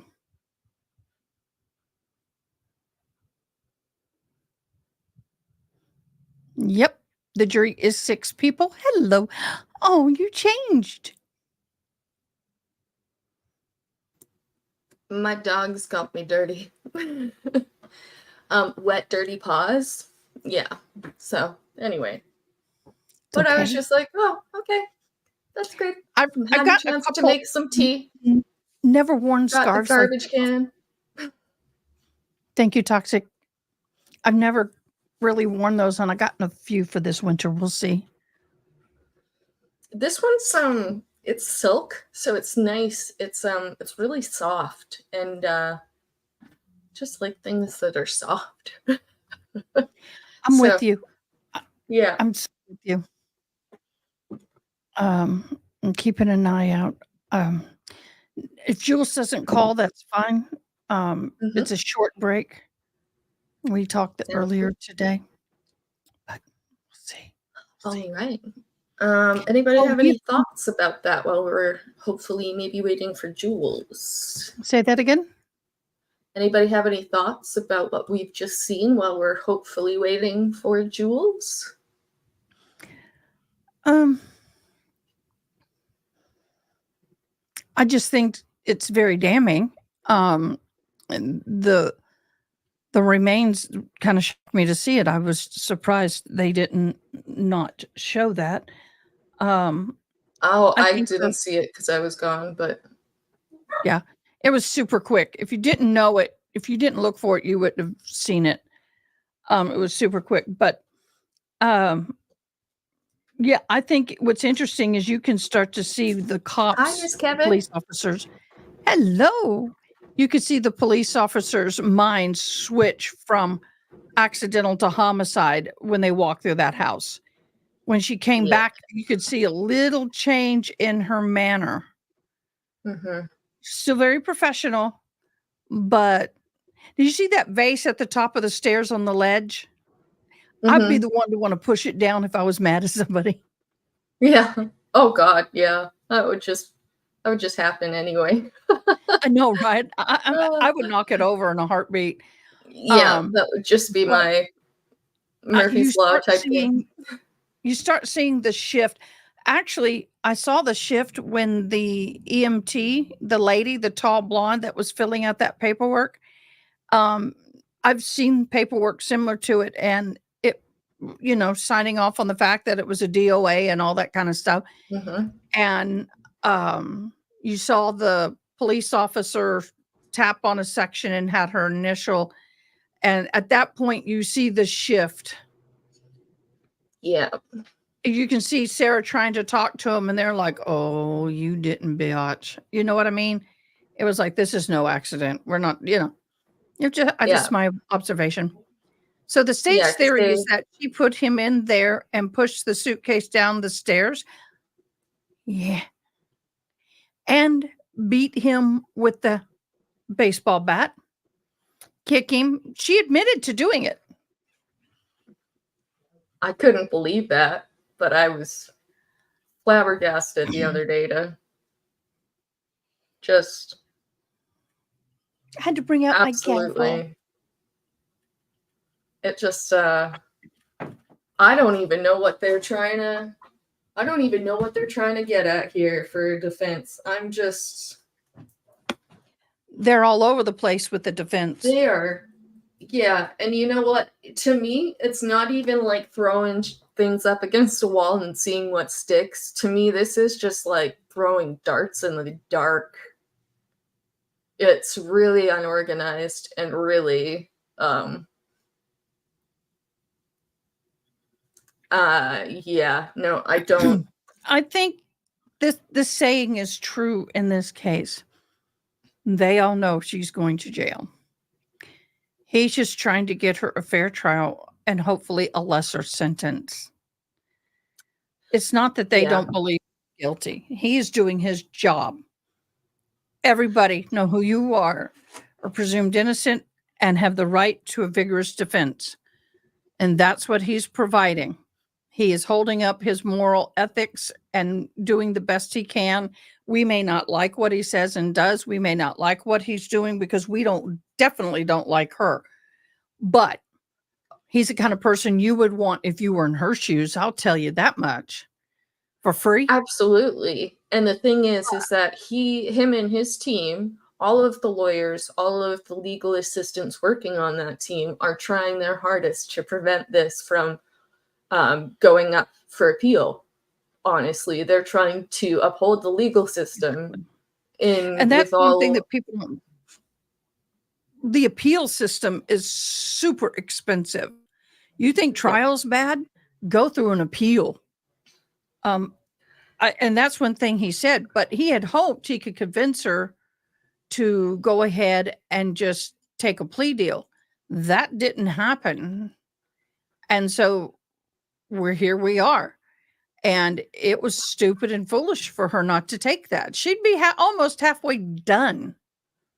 With time served and with the plea they offered her, I was shocked. 15 years minus almost 5, minus, I think it's up to 30% on good behavior.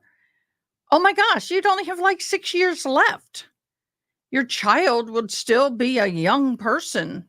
You could go on and move on. And, pride comes before fall.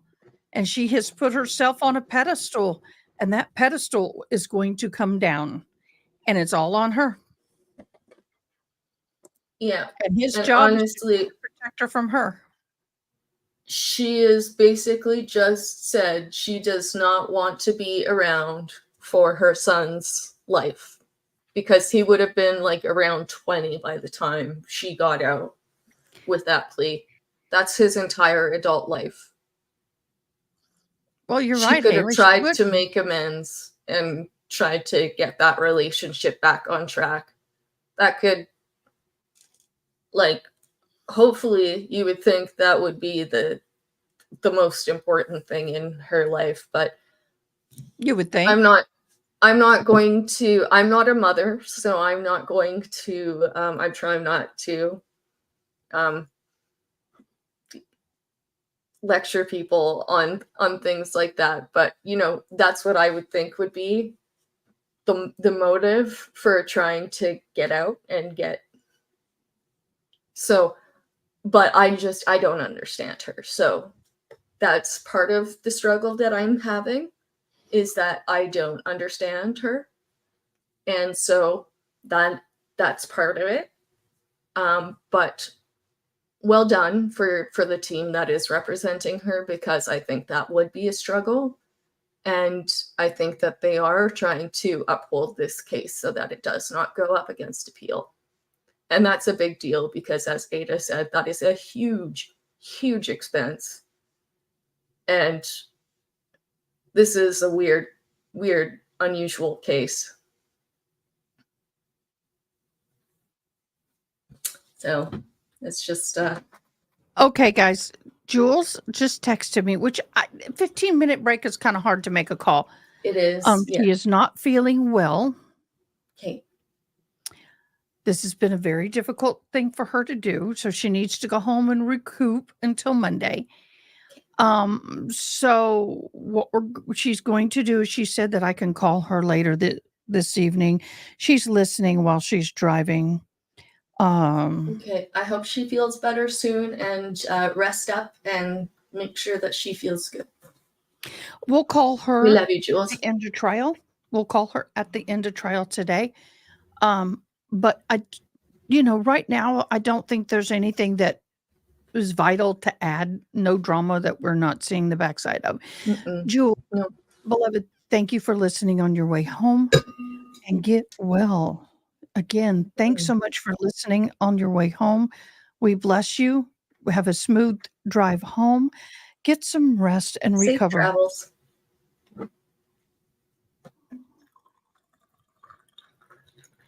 Yeah, it's been nice to have the coverage of Jules and Chris. I think they make a good team. And it's been nice to see them together in real life. It's always fun to see the internet teams come together and you're like, oh, you're a real person. Great. I told Jules is telling me, call me when the trial ends for the day, and she'll talk about the afternoon session and stuff. So we will contact her when the trial is done for the day. We probably only have another hour and a half if they end at 5 o'clock on the dot. Banshee, well, so do I. I'll leave you. Hi, C. Morales. Nice to see you. Banshee, Zach, you're good. Toxic, a woman who makes coffee. Be careful. She's trying to oh, you haven't had my coffee. Zach, I can make fire pit coffee, like over the coals. It's so good. And then I can make cappuccinos, frappuccinos. I have an espresso machine. Oh, that's nice. Not the big I don't fancy even know how one, to use but one of it's a those. nice one. Oh, Someone okay. gave I it was like, to those me. big fancy ones, like scare me. I know, right? Well, it's an espresso, but it's their high end Nespresso. Yep, cowboy coffee. And so anyway, they didn't use it. They got it and they thought they were going to use it and they never did.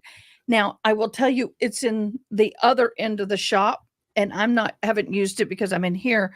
I might just go ahead and move it in here so I can use it, but it's awfully noisy. Yeah. Zach, have you ever had pecan spiced cowboy coffee? That sounds delicious. I know, right? French press. Ooh, that makes you very fancy. Hey, you can do campfire French press.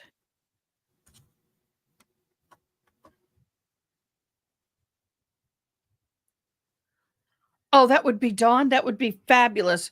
I would love the Murdaugh trial judge where he says, bring the jury. And the other one is, it's a good day. We were having a good day. And I'm a perfect mother. No. Yeah, I wouldn't mind having that one so I can play that when I make a mistake. I'm a perfect mother. That is great, Dawn Ellen. I just marvel at what kids can do, like, and how they find coding classes like completely second nature. It's just because I wasn't quite that generation. we had computers, we had keyboarding class still to learn how to type. We were still at that phase. What? And I learned to type on the old typewriters. We had the Apple IIe's. I don't know what we had. They were like from the 70s, man. Oh, I excel at everything. Case one, that's right. I excel at everything. Something about perfect mom. Something about her grades. She had wonderful grades in high school. Her grades in high school were great. Oh, yeah, I can't say that. Oh, Dawn Ellen, Oregon Trail. Yeah, I died of dysentery all the time, but love Oregon Trail. Bring the jury. I haven't seen you. Have you been doing any Animal Crossing? What's Do you play Animal Crossing? No. Oh, I thought you did. I'm sorry. Sorry, I'm not in the know. Started secondary school the year Windows came out. Yeah. See, and yeah, when things changed from DOS to Windows and everything like that was just a complete shift of mindset, right? Like it just, and yeah, anyway. And then Windows and Apple stealing things from each other, like the mouse. It was just a whole time. Well, it was interesting to be because in Silicon Valley during that time. Oh, I'm sorry. I didn't hear you, Sneaky. My father taught DOS to high schoolers when home computers first started hitting the market. And we had a home computer because he taught And we were Nice. the only one in the entire subdivision with a computer. And oh my God, the reams of paper that had the dots on it, that was like a long ribbon. And those printers could exist until the end of the next ice age. they don't die. They would still work. Yeah. Yeah. They're not as nice and clear, but they will work. Yeah. You can't do photos on them, but you can No. do text. With just information, though, those things are like the workhorse of the world. They are. When Oh, it comes and to the funny- printers nowadays and printers then, with just information, it's just As long as you got the paper in it, it will go forever. And Yep. the interesting thing was is that oh whoa. I Hey, had we're to seeing sit. something interesting now. Yeah, my father used to pay me to sit next to him and tear those tabs off of all those papers and separate each paper and put them in packets and staple them for his kids. Y'all, I got good. That would be, I would find that fun as a kid. I did. Yeah, Oh, I it was would so like, good. when I was a kid, I would be like, that would be zen for me. But then the great thing was is between each packet there was a blank piece of paper, which is the way it did. I got to Mhm. keep all the blank fills. We called them the blank fills. And I thought that was great because then I could draw that stuff. That paper was so good in the sense that you can make things out of it, fold it and everything. It wasn't too stiff. It wasn't too soft. It was just awesome. And it was the best paper for chewing up and doing spitballs that stuck to the ceiling of the classrooms. I took some to school one day, Oh, and one geez. of the kids, he goes, "Can I have a piece?" I said, "Sure." I was a big kid on campus. I had a ream of that stuff, and the kids loved it. Oh, And I didn't know man. what he was going to do. And I'm sitting in class, and all of a sudden, I'm seeing something go, and I turned around, and he had a straw, and he had the spit watch, and he was chewing that paper and spitting it. Mhm. I swear that, and that stuff stuck. This- It doesn't come down. It sticks. Every once in a while, you would get stuff like that. I don't know if kids even do this kind of crap anymore, or if it's just like they try and hack into stuff and that's their version of fun. But you get like spitballs or like pencils flung up into the We are ceiling and back they on would the record, stick case by their number pointy 2020 end, but somebody wouldn't 2603, notice, and then like State in of the Florida middle of versus class, Sarah it would Boone. just Let me get like appearances to fall the state. down. Duke Castro on behalf of the state. Oh God. William J. for the state. Oh, Defense? life was fun back when, like, I know, yeah, right? School sucked, but there was That's still the kind of some. trouble we got in. Ms. Boone Or is still flicking those seated at council's rubber table, band wearing the and same little black triangle suit and notes pink blouse from this morning. and the little. State, anything we need to address Or even before we writing bring back in our notes. panel? Remember when you know. wrote notes Defense. to your Passing friends? notes. All right, That let's go ahead and stopped. stand, and we can bring back in our panel. You write emails now. Your Text, teachers can't get it Snapchat, unless it's like an instant Twitter. message. I use. Yeah.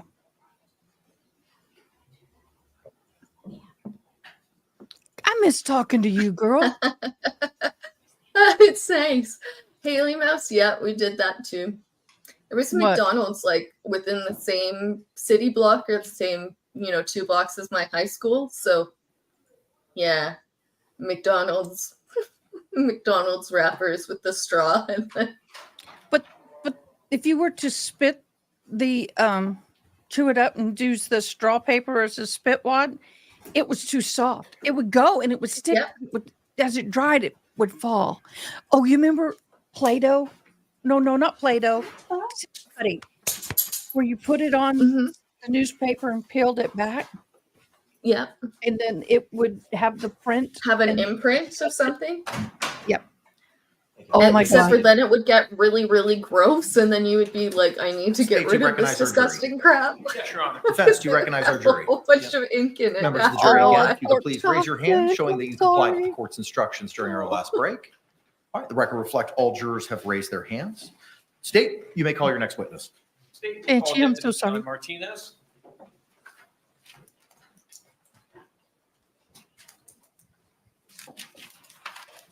Did he say John Martinez? Think so. I just heard Martinez. Hi, good dogs. Yeah, you jump up there.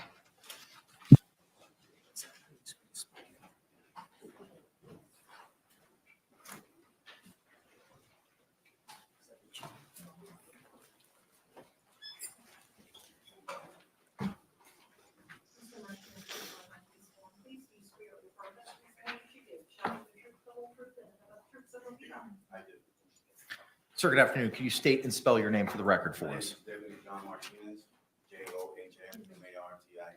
Thanks, sir. You may be seated. Thank you. This takes a lot of work to do. I have these pre-done.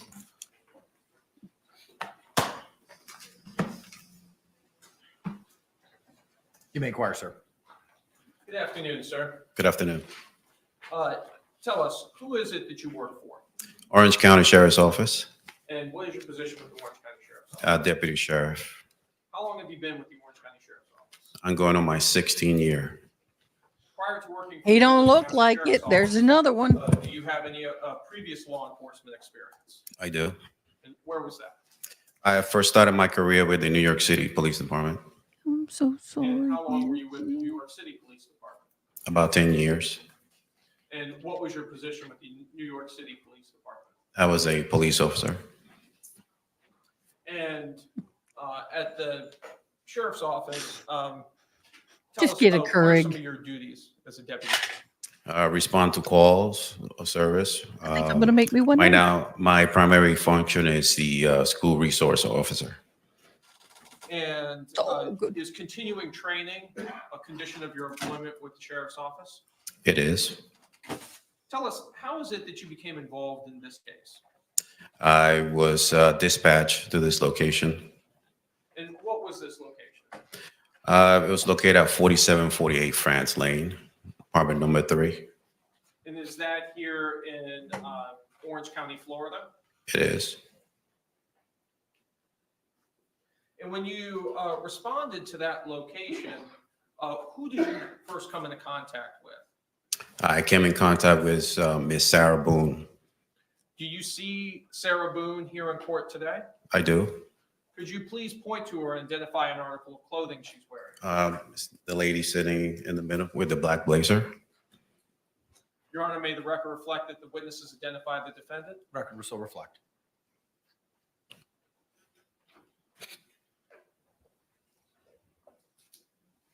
During the time that you were on the scene, did you have a body-worn camera? I did. And was that body-worn camera activated? It was. Were all your contacts with Miss Boone recorded on that body-worn camera? It was. Were other deputies also on the scene at that time? Yes, And was Deputy Rodriguez there? she was. So That would both be a of your problem. body-worn cameras both captured some of the same time frames? Correct, yes. Did you have an occasion to go inside of the apartment? I did. And inside of the apartment, what observations did you make? When I first entered the apartment, I noticed a Hispanic male laying on his back in looks like a small nook dining area. Later identified Mr. Jorge Torres.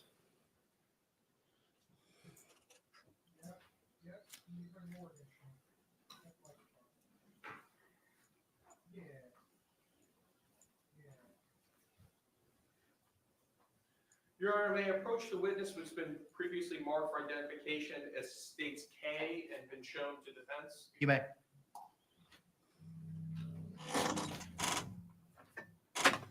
Sir, I'm showing you it's been marked for identification as states K. Do you recognize that disc? I do. And tell us, what is that disc? Is a copy of my body-worn camera. And does this body-worn camera fairly and accurately depict the portion of the events that took place on February 24th, 2020? It does. And are those your initials on the disc? Yes, they are. Your Honor, at this time, I'd like to move what's previously been marked for identification as states K into evidence. Or Any hot objections? tea.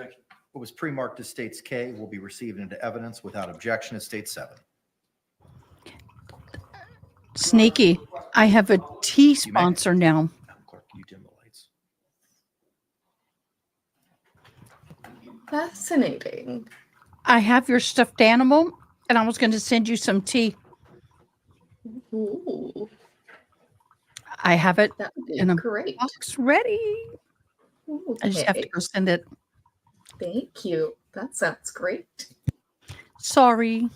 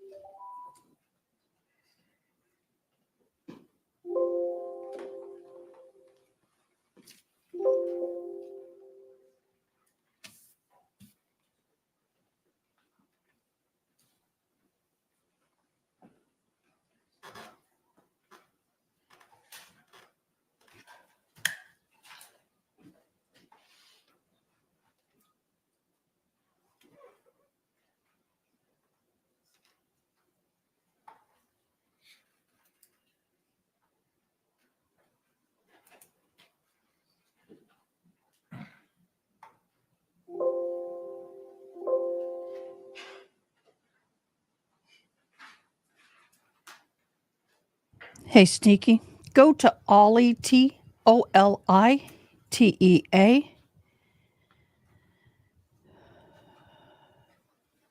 Or actually, the website's B-U-Y-O-L-I-T-E-A by olliet.com. Our new sponsor. It's good.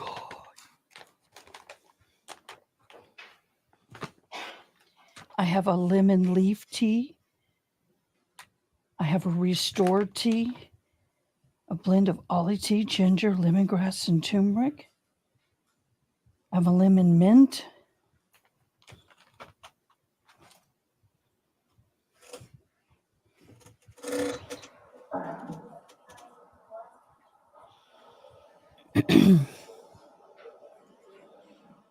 Are you looking?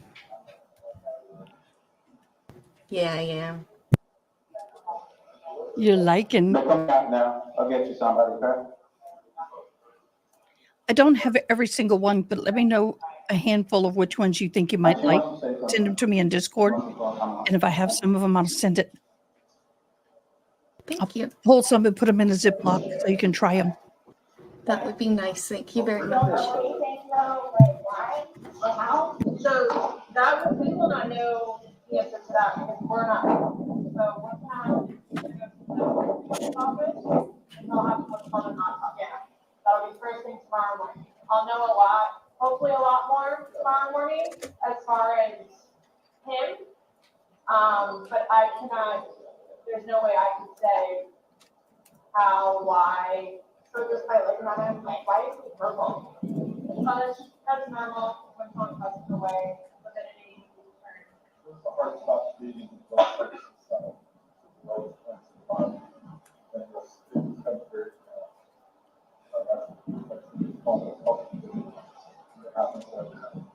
I'm like really scared. I want you guys to know that.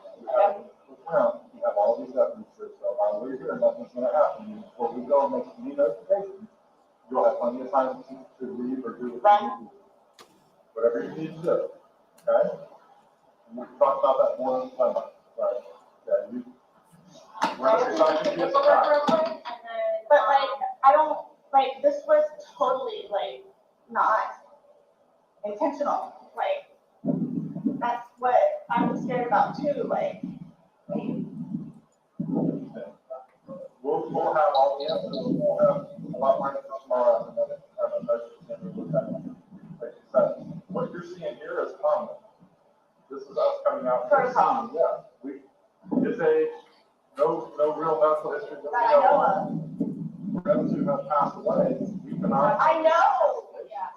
We come out to an investigation. Medical examiner's office, we send you down, this is what we did. If he was 75 years old and had a heart condition, we wouldn't be here. I don't know what it is. Exactly, and that's what we're here to find out. We're just here to give you the answers. The answers that you want, the answers that the family I want. really want to see my son. I really need to see my son. I mean, I know I can't go anywhere, but right. So do I just like sit out here and wait for you guys? Does anybody else have you to show up or everybody's here that needs to be here? My team's here that needs to be here. The medical examiners will show up when we call them, but we're not ready for them yet. So they're gonna take him, they're gonna take the photos, take him, but that's towards the end of it. And they'll be called well in advance when we're ready for them, but we're not ready for them at this point. So we won't be calling them quite yet. Okay? So like I said, I gotta go do some paperwork. They're gonna chat with some people, and then we're gonna come back and talk to you if you're okay with that. So just give us a little bit more time. Like I said, and you don't do that. So, like, do you guys tell his family like today or after tomorrow? You have to.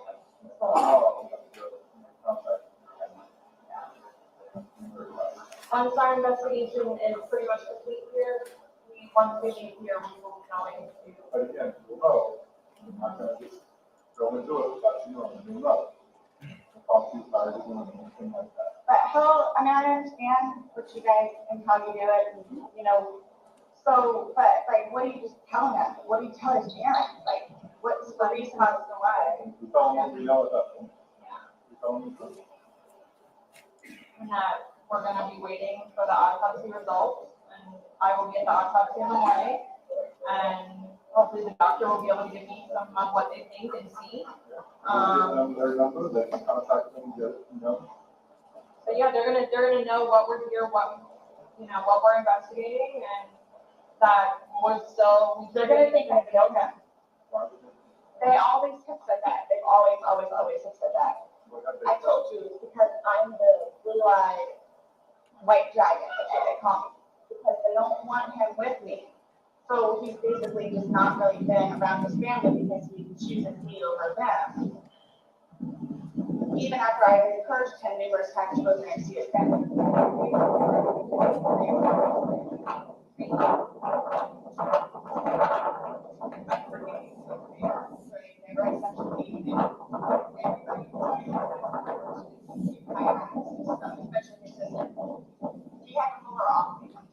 Do you have somewhere safe, like, you go tonight? Both my parents are deceased, my grandparents are deceased, and my aunt and uncle are deceased. I got no list. I have a brother that's in the Marines, and I've got another one that's in jail. Unless you run the Marine local, no. Well, he's in Altamont, but I think he's doing whatever Marine he's doing. But the only way. Your phone's inside, correct? Yeah. Does he have a phone? No, he does not. He used my phone. He uses your phone. Yeah, okay, the sheriff one. So the only place I could go is over to Brian's house. So I don't think I have a problem with it. So, well, like I said, we're not gonna leave here. If you do not feel safe, you're not gonna leave here if you do not feel safe. And then we're like, and then, so I'm in Philadelphia.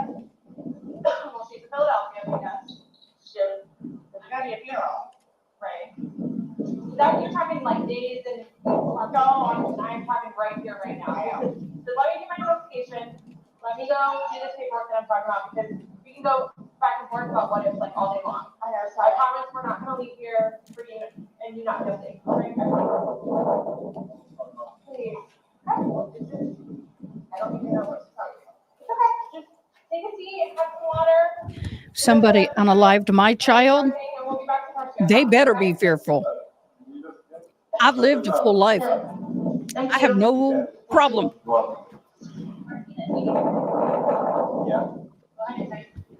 Just saying, don't mess with my baby cubs. This mama bear will devour. There's nobody here, just me. Okay, that's fine. You're right there. Yeah. 4 leggeds included. I'm really coming. So just give me. Absolutely. And so that's why I don't understand the lack of maternal kind of fire in Sarah. Like, just kind of don't quite see it. And it could be there. Like, I could be wrong. What? No. And if you love somebody, even if it's accidental, this is not how you're going to behave. No, sir. Can this witness be released? You're talking to somebody Thank you, sir. who's Release been on not many subject to scenes, recall. Thank who's you. a chaplain who deals with death. I deal with it. I am trained in it. I know what the hell I'm talking about. This is not normal. Yeah, you don't At phone all. the authorities and say my boyfriend's dead when they ask you what your emergency is. Like, my boyfriend is dead. Like, I'm sorry. This is not a dead comedy show. That's not how you deliver that crap. That's I just No. couldn't even believe that. Like, whoa. Exactly. This is just not, there's really no normal way to respond, but there is definitely abnormal. State would call Melissa Roughgarden. You know, this is definitely an abnormal response. It's Yeah, very for sure. suspicious. And I tell you, she's not going to get any psychiatric help in prison either. No. I don't think she wants any, to be honest, but Mm-mm.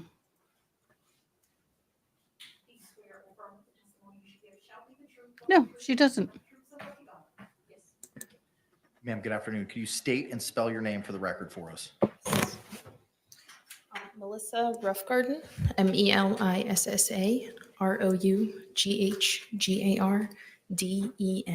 Thank you. Counselor, you may inquire. I'm getting better at this. I'm employed with the Orange County Sheriff's Office.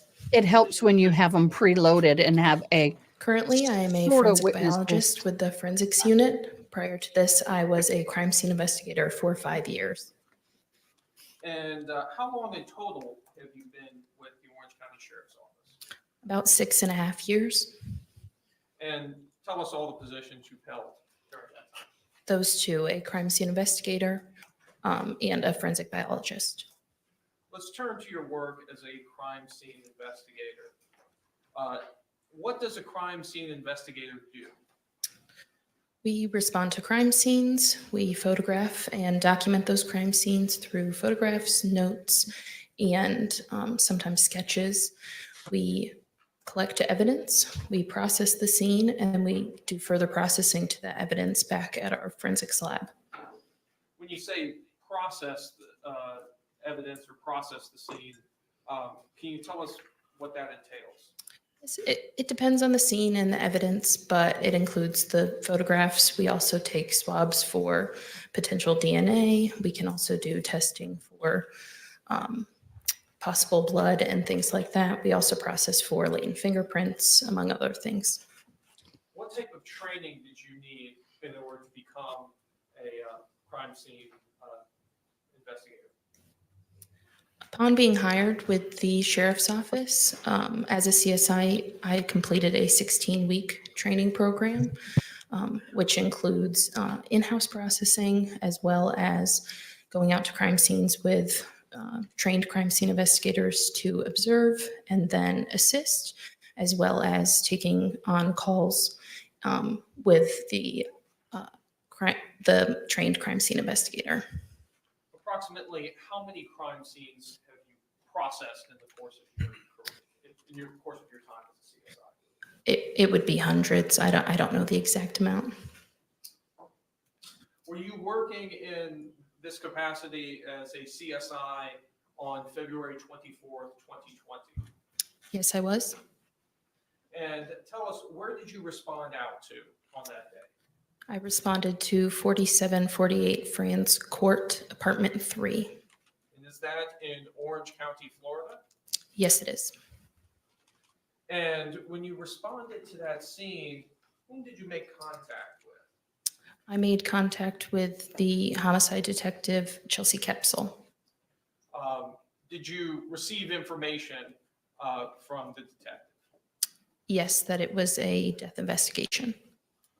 Did you walk the scene with the detective? Yes.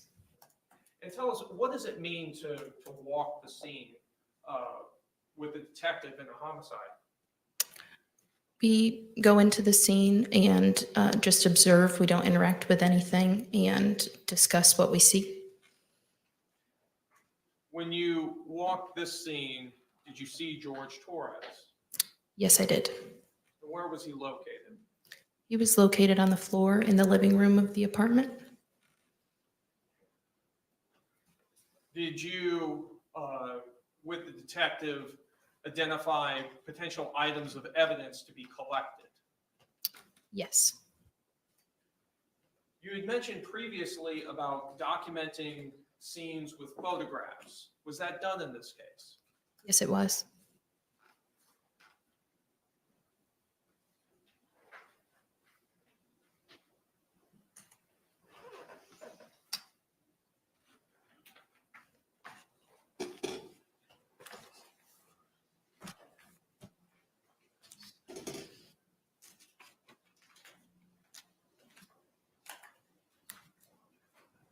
Now, guys, I will not be showing victim photos if they pop up. Please understand.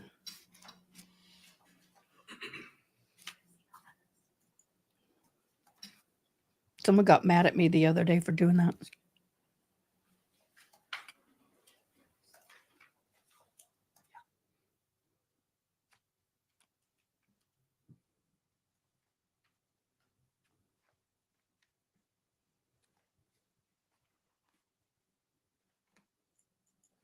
Mm-hmm. Your Honor, may I approach the witness who's been marked for identification as States M and been shown to defense? You may.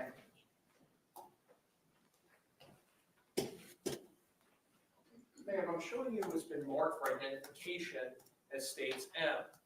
Can you take a look at the contents of State M to yourself and tell me if you recognize the items contained within States M? Yes.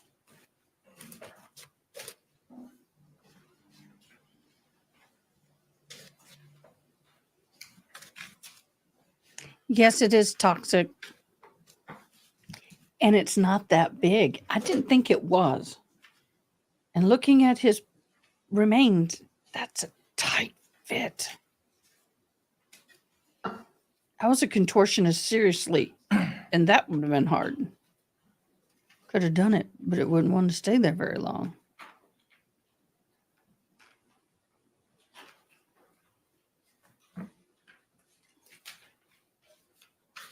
I should be beading, speaking of crafts. I'm getting there a little bit. Hugger Buggers. Oh, hi, Sherry Graham. Welcome. Nice to see you. Thanks for joining. By the way, I keep forgetting to ask y'all, please don't forget to like. We would really appreciate it. We're trying to You get our recognize likes the up. contents of States M. Yes, I do. Tell us, what is the contents of State M? They are photographs I took on the crime scene. Do they fairly and accurately represent Here's how that crime scene appeared? Jenny Graham. February Sorry. 24th, 2020? Yes, they do. Your Honor, at this time, I'd like to move what's previously been marked for identification as States M into evidence. How many A lot of photographs are there? pictures. Do you have a total? 111. No objection. All right. What was pre-marked as States 111? M will be received into evidence without objection as States 8.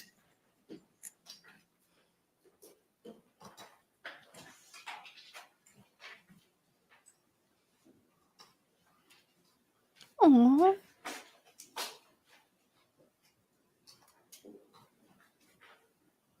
Your Honor, request permission to publish. You may.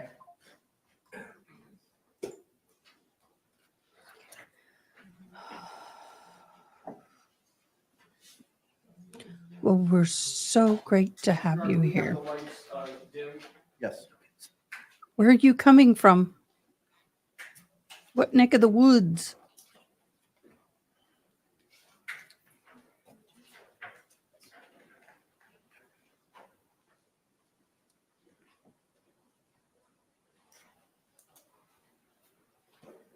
I wonder how tempting that is for her lawyer to have those drinks sitting there and all she gets is a little itty bitty cup of water at a time. I'd be drooling, although I don't like those drinks, but you know what I mean.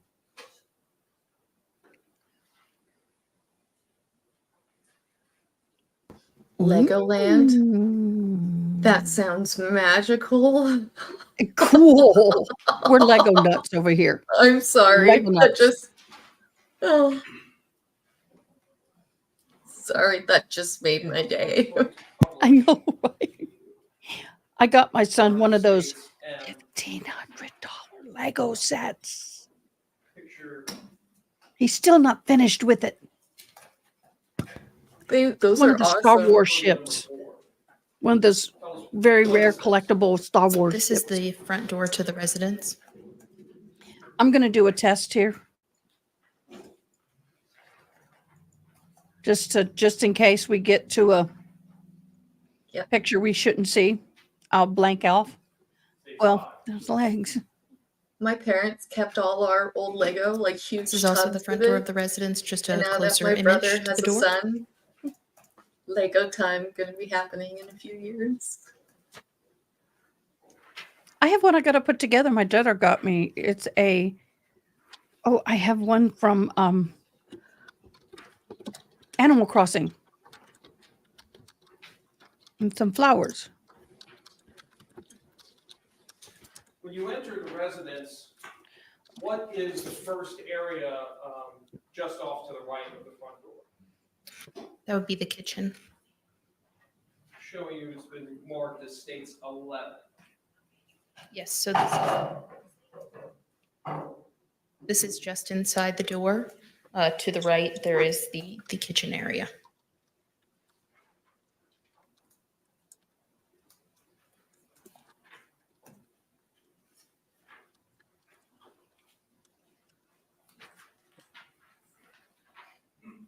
Showing you states 14.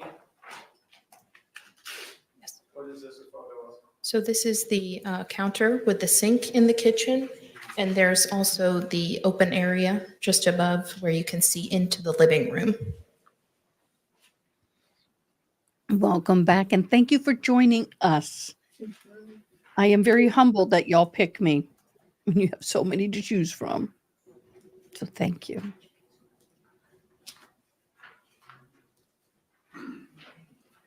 We're all big kids at heart, aren't we? Aren't we, Britt? Aren't we, everyone? It's just, you know, with Lego and whatnot. Photo 19. Yes. What is this? This is a hutch inside the kitchen. You can see in the background, that is where that first photo of the kitchen was taken. So that's the entryway. And then this is the hutch, and there is a cell phone on the hutch in the kitchen.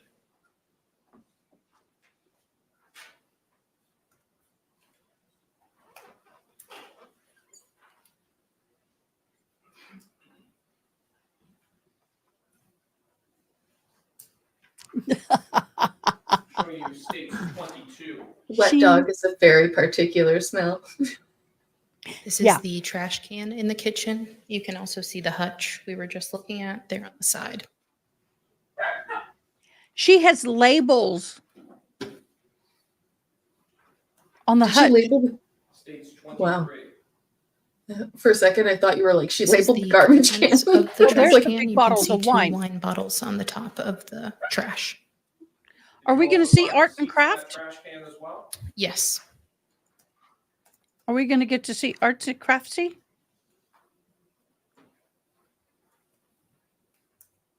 Photo 25 from the composite. These are those George was same actually a wine very bottles interesting and graphic three Publix artist, receipts so- that were removed from the trash can.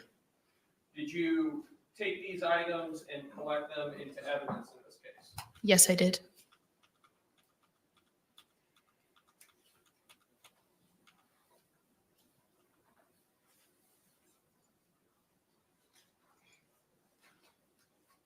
Yes, she has labels on the counters. I went back and you have labels. She's definitely OCD'd. I just like to check those things, you know? Photo 32 from the composite. Yes, this is just in further into that entryway. You can see the living room.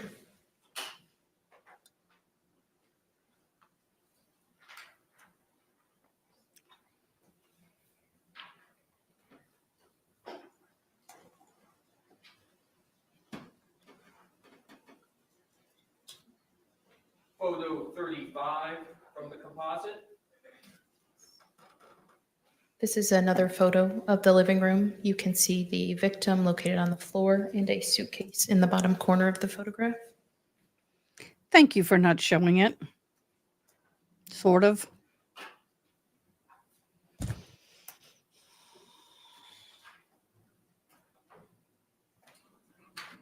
Photo 36. Well, this is another photograph in the living room. This is that wall we saw in the kitchen there with the opening. You can also see a wooden baseball bat leaning against the wall. That baseball bat collected into evidence in this case? Yes, it was. don't misunderstand. I labeled too, but not that much. Not that. Label. I just don't have that much energy. And then I change my mind, and then I have to take it off and move it. And I like to move things every once in a while. This is, excuse me. This is also a photograph of the living room. What? Just I think the other labels side of the were room. for George or for Jorge, sorry. So I don't think the labels were for Sarah. No, I doubt it. Who knows? George could have been the OCD'd one. Very possible. So just with the history of anxiety with Sarah, I would think it would be her. However, I don't know a whole lot about Jorge, so. This photograph was taken in the living room. You can see the stairs leading to the second floor. Don't get me wrong, I label stuff, but I don't label forks and spoons and silverware. No, I wouldn't, but. I'm not judging those who do. Just an observation I made. Yeah. The ritualistic behavior starts as well. This is a photograph of the living room just from the other side of the room. You can see the front door in the middle back of the photo.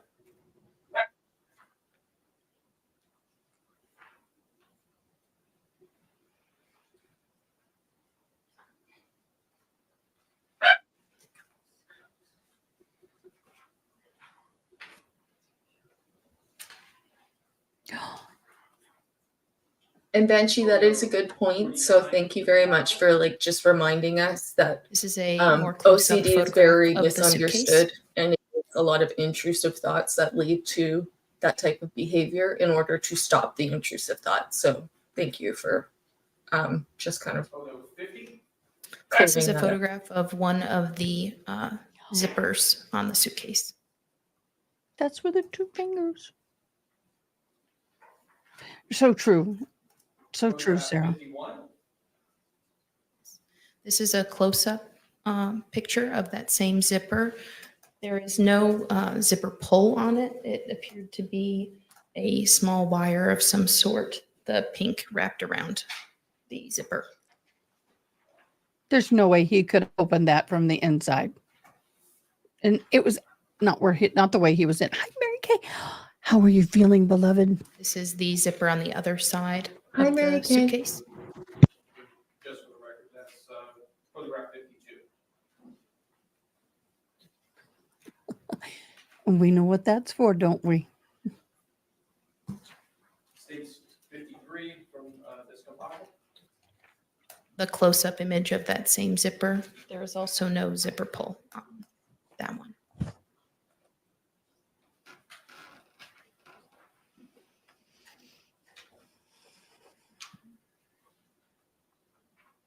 Photo 54 from the composite. This is the contents of the suitcase after just lifting the lid. There was stuff in it, like clothes. Do I want to go back? Do we want to look at that I just again? saw clothes in it. Sorry. Yeah, Holy I shit. got it. Shoot. There was stuff This is in the it. contents of the suitcase after just lifting the lid.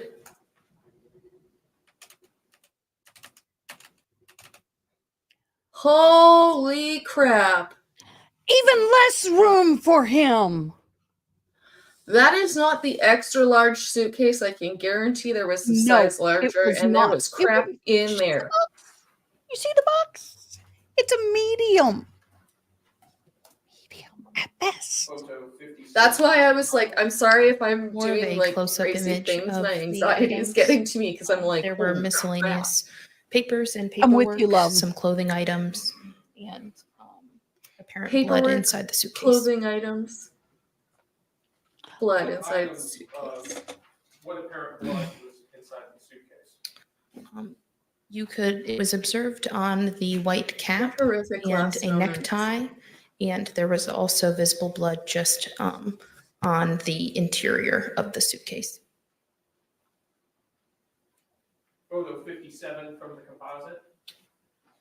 The contents of the suitcase, but you can see the white cap more clearly and the blood observed on it.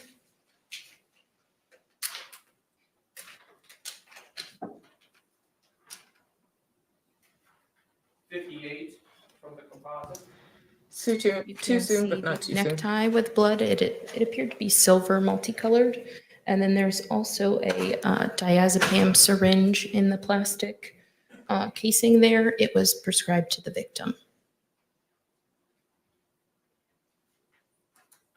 Okay, so he did have some anxiety issues then as well. Or something like that, if diazepam.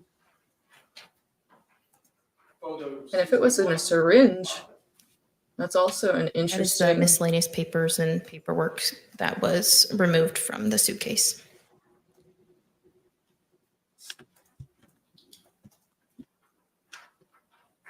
That's Photo 62 from the composite.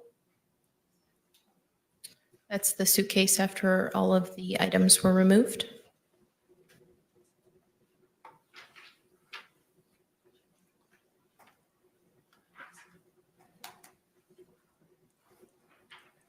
That is just insane. I thought it would at least Did you be hear? empty. There was a That diazepam appeared to be syringe. some like small piece.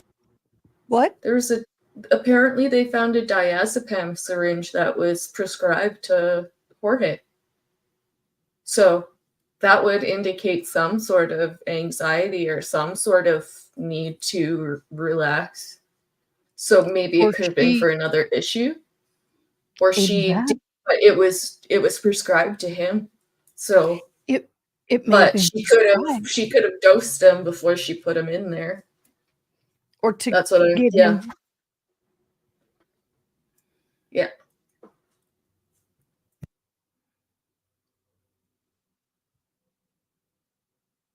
Sorry, that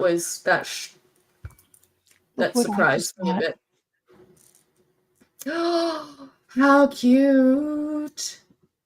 How cute. Are those corgis? Are those Shibas? Yes. Oh, no, I think Chihuahuas. I don't Okay, know. they're cute. They're adorable. Anybody have a Chihuahua? Pieces of paper that appeared to be soaked with blood. You said diazepam? Is this inside? Diazepam. Yes.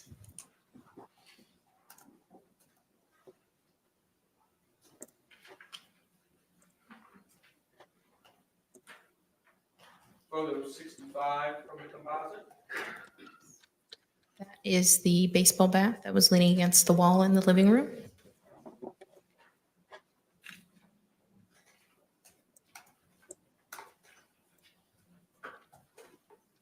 Was it used? Photo 68 from the composite. This is might need back some more to the stairs clarification to on the that. second floor in the living room. Huh? You might need some more clarification on that, but I'm sure we'll get it. We'll see if it was in his bloodstream on autopsy.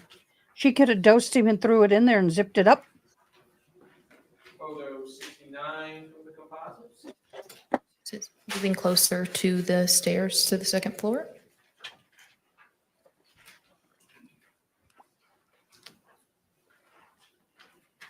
Photo 70 from the composite.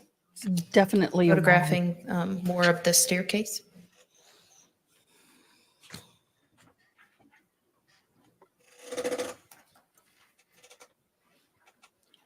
They were looking like it's drinking, me but they toxic. was trying to detox. These are the steps Diazepam leading can to the second sometimes be floor used to before I proceed detox, up but to the second they were floor. drinking. So, but they weren't drinking hard alcohol, so maybe he was trying Alcohol's to. alcohol, man.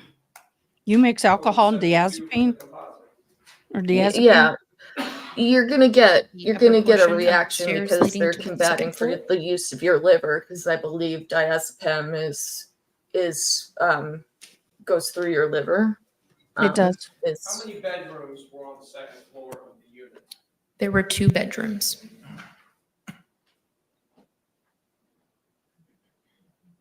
Photo 75 from the composite? Don Ellen used to have a corgi. You That can is see a corgi closet on in the those, hallway and then the door on to one those of the spots. That's bedrooms. cute. This appears to be a child. I love corgis. Yes, it did. Corgis are The great. queen's dog. Wonder what happened to all of her corgis.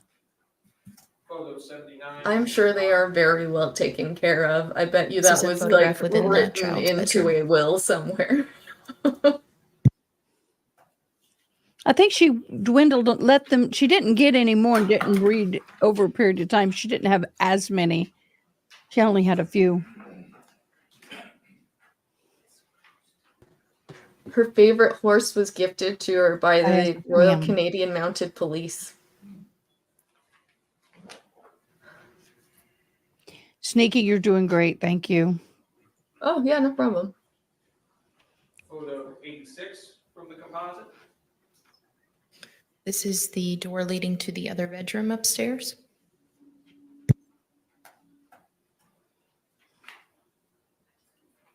Did this other bedroom also contain a bathroom? Yes, it did.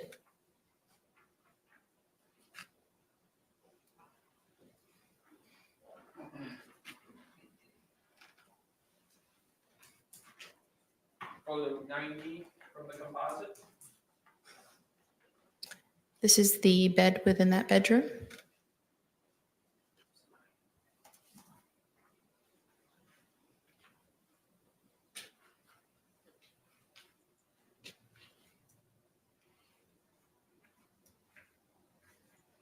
That they are. Aww.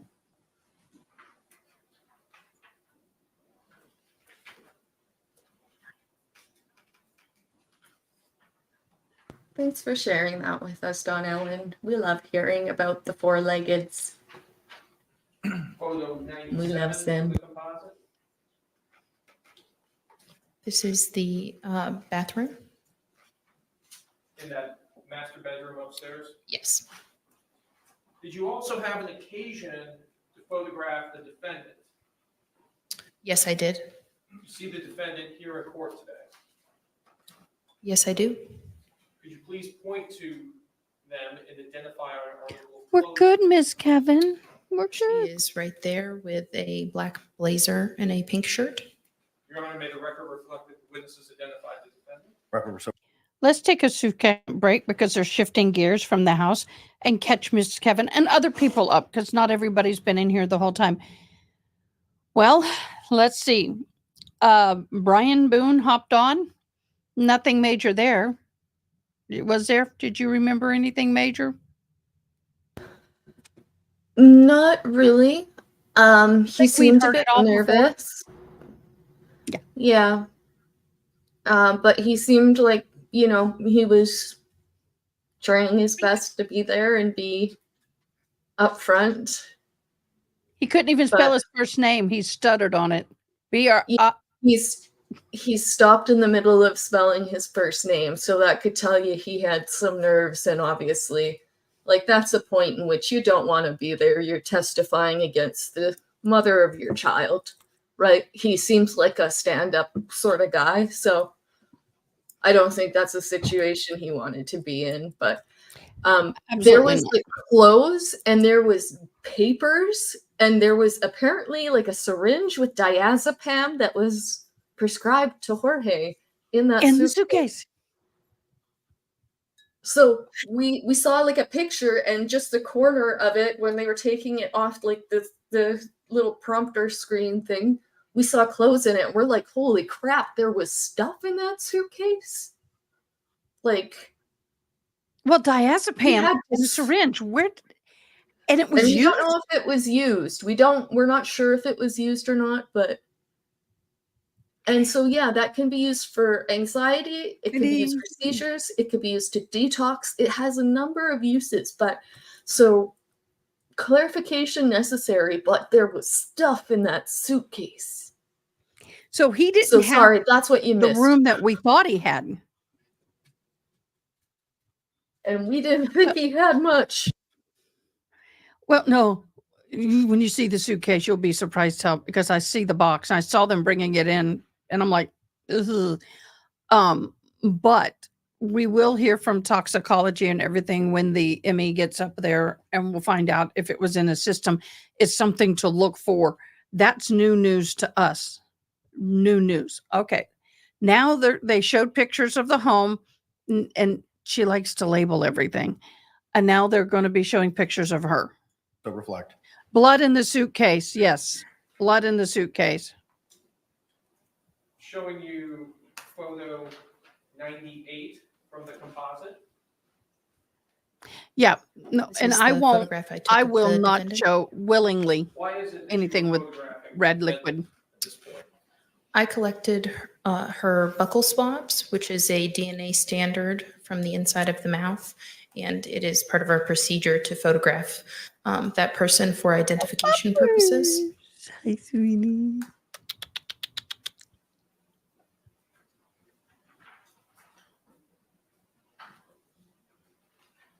Do you also document the rest of her body as well at that time? Yes, I did. Virtual scratches.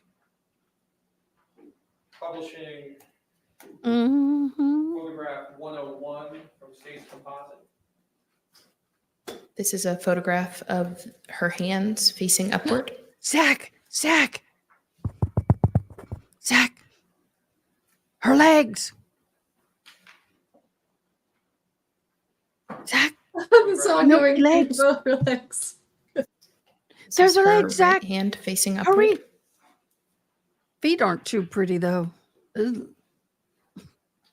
Buttons. Photograph 103. Her left hand facing upward.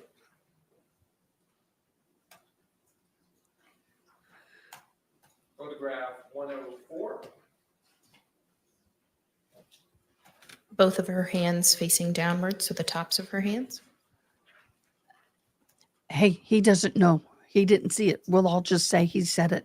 They said it. Her white milky legs. Photograph 105. This is her right hand facing downward.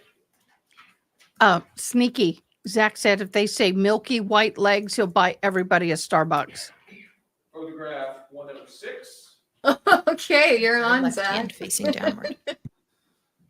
They're not.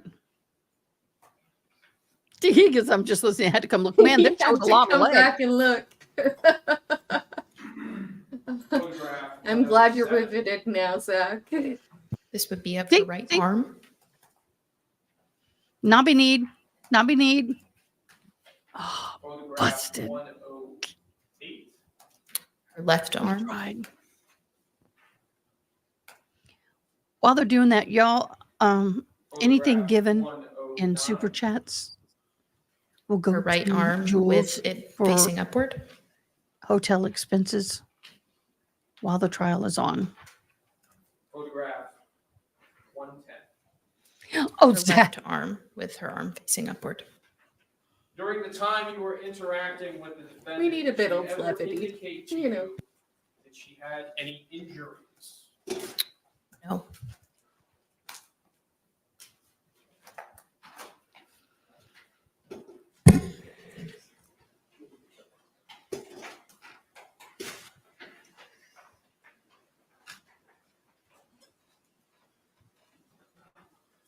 You had previously testified that you also collected physical items of evidence from the home as well in this case. Yes, I did.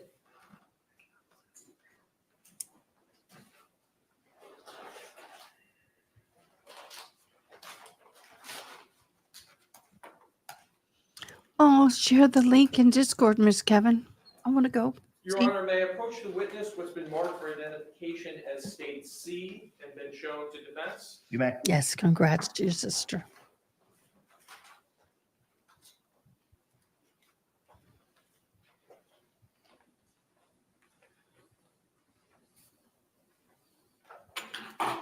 That guy Ma'am, walks I'm with a showing you what's been marked for purpose. Identification as state C. Can you take a look at that package for me?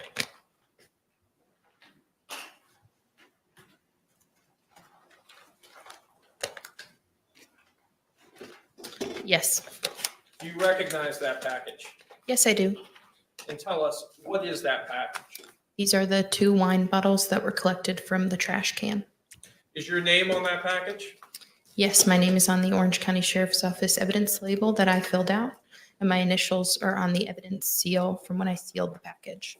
And it also We has didn't your see agency any case arts and number crafts and, in the location pictures. information for this case. Where's Yes, that the is correct. arts and craft? Ma'am, could you open the contents of states C and look at it to yourself? Go jump in a cold lake, Zach. Go swim with the fishes. You might catch a few to kiss. He likes kissing slimy things called fishes. Look at his picture. He's kissing the fish. Yeah, you don't tell a guy like Zach to go get a shower. You tell him to go jump in a lake.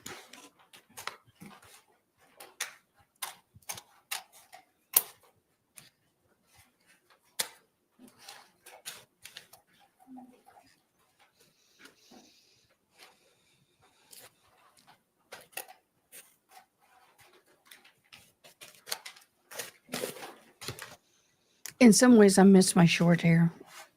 It's so easy. Yeah, my hair was driving me nuts. So I'm like, I want to buzz cut it all off. And then I'm like, well, I should probably not do that. How to view from There My will be hair takes pictures. forever to dry. Even when it was short, it took a long time to dry. Now it's long. It's almost down to my waist. It takes a long time to dry. Yeah, I can't do that. So I was just like, I can't. Yeah, I'm happier with short hair sometimes.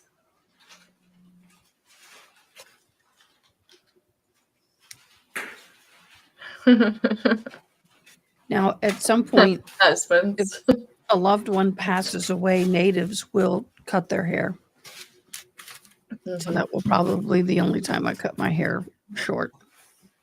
Yeah, what is because the contents of honestly, These you are the weren't 2 wine supposed to bottles cut it, that I but collected from the trash can. Do I are just these can't wine handle bottles in the same or substantially the feeling same condition as they were autistic at wise. the time that you packaged them on February 24th, 2020? Yes, the same time I collected them that day. Your Honor, at this time, I'd like to move what's previously been marked for identification as states C into evidence. Any objections? No objection. What was pre-marked as state C will be received into evidence as states 9 without objection. And Your Honor, request permission to publish. You may do so. Did she show the bottles yet? No, Tiffany. You can unwrap them now.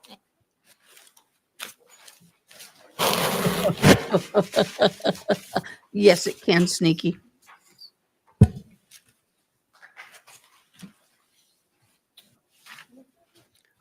Oh, those are definitely bigger than what I thought they were. I thought they were the thinner.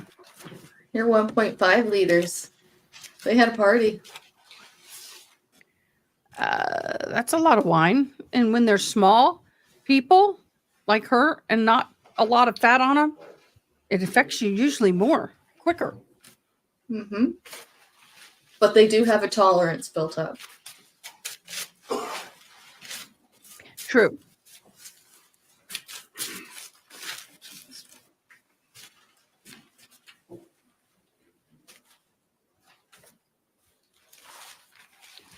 Them be big bottles, mega pints. And I actually had with the same kind of glass that Johnny Depp had. Got it from Goodwill. It was You know what Sunday, that mega pint was? folks. They came to play. So big bottles. Did you Holy also have crow. occasion to collect the baseball bat from the living room? Yes, I did. We will see the suitcase today. Hot appears- dang. Your Honor, may I approach the witness who's been previously marked for identification as states B and shown to defense? You may. He must have been military or something. He's very, Ma'am, I'm showing you it's been marked for Regimented. identification Yeah. as states B. Can you take a look at this item? Yeah. Case one, I bet she's wishing she had some. Bet she's wishing those bottles magically refilled themselves. Do you recognize this item? Yes, I do. This is the wooden baseball bat I collected from the living room. Does this item have your name on it? Yes, it has my name on the Orange County Sheriff's Office evidence label that I filled out, as well as my initials on the evidence seal. It also Evidence has, labels. Hear your that, initials Canton? and your agency case number as well. I know, right? Yes, I it was does. just thinking, Ma'am, can you Canton, open states B and maybe look you at ought to the come get some contents training. of it to yourself That's without? what I Go was just- anywhere. Anywhere and Yes. get some training. Go to some 5-year-olds, get some training. I was wondering that No. toxic. I do wonder if it has any blood on it. I doubt it. I think it would have been inside the suitcase because he was beaten while in the suitcase. No. Mhm. Y'all don't forget, leave some DNA on the like button, please.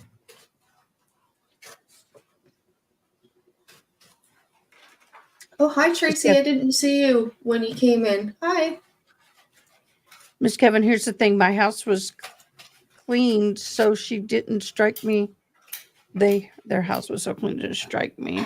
It's just having a suitcase laying around. I think one of them pulled it out for this little game.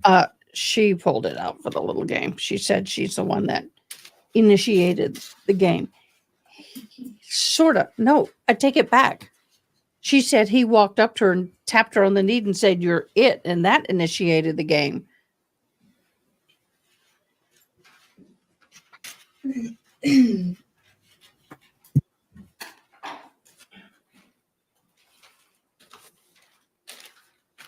What is Okay, contained Swan, within states B? the DNA The on the wooden bat would baseball not bat. be an issue. Was that bat in the Anything in same that or house had her substantially the DNA same on it, would condition not be an it issue. was at the time that you 'Cause they- collected it on February She 20th? played with her son. Yes, it is. Your Honor, at this time, I'd like to move what's previously been marked for identification as states B into evidence. Any objection? No objection. What was pre-marked as B will be received into evidence as states 10 without objection. Are you going for the suitcase next? Sneaky. Don't go. The suitcase may be coming.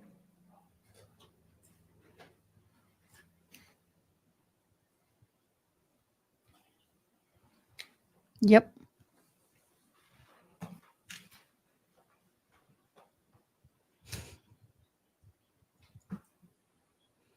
I seem to think of somebody else who has a picture with blue hair. Permission to publish? You may.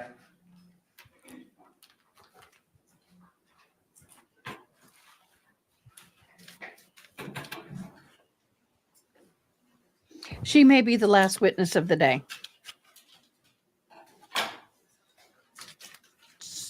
4:30, 4:45 there. If they don't show that suitcase today, I'm going to go, no.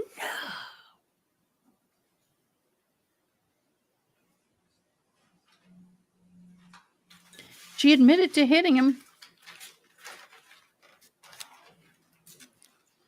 Y'all, I would win.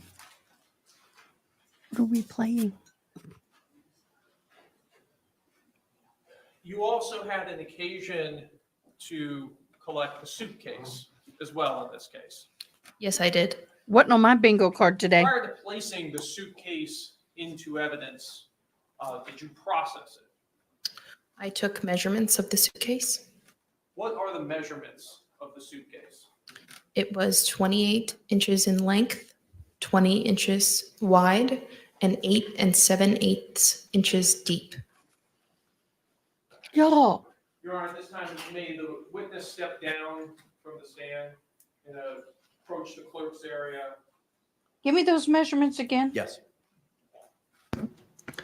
28 inches long, 20 inches wide, and 8 inches and seven And- over 8, sorry.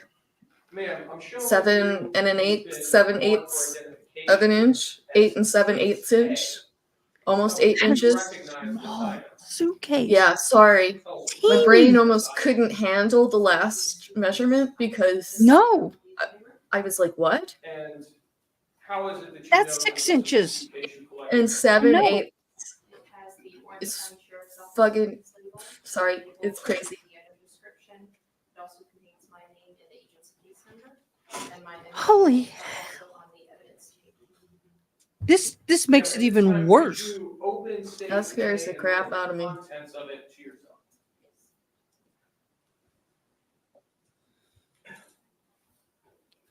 Well, he was what, 5'2", 100 pounds, 103. 103 or 110 or something I like was, I was that tiny before. I was in my Oh. early 20s. Most of my 20s. Well, until I hit 25, I grew 3 inches. But my gosh, they're not deep. But it was soft-sided, so you can see. But I've never been that short, but I can't imagine fitting into that. So it just 5'2", 103 pounds ish. We're gonna see it.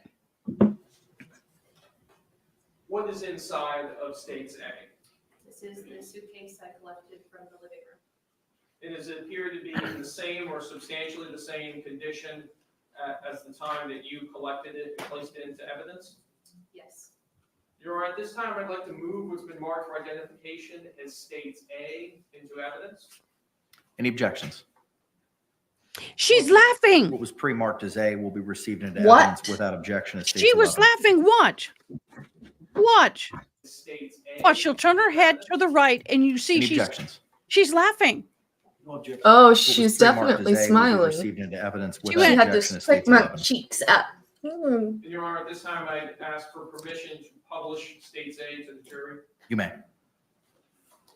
She's gonna need someone to help hold the box.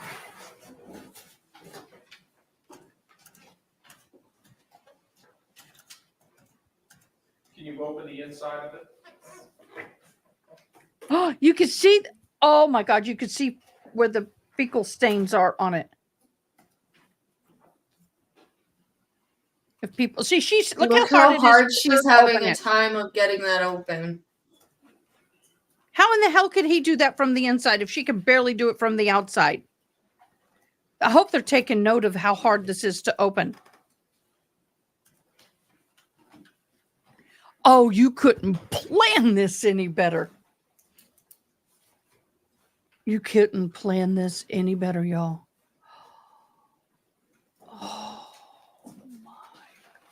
Yeah, it's 8 and 7/8 inches, so almost 9 inches. Zach.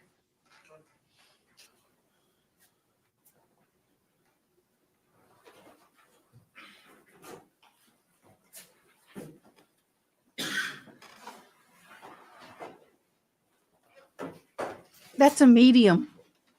Yeah. Yeah, no, that's Small, medium, large, extra large. That's a medium. That's atrocious.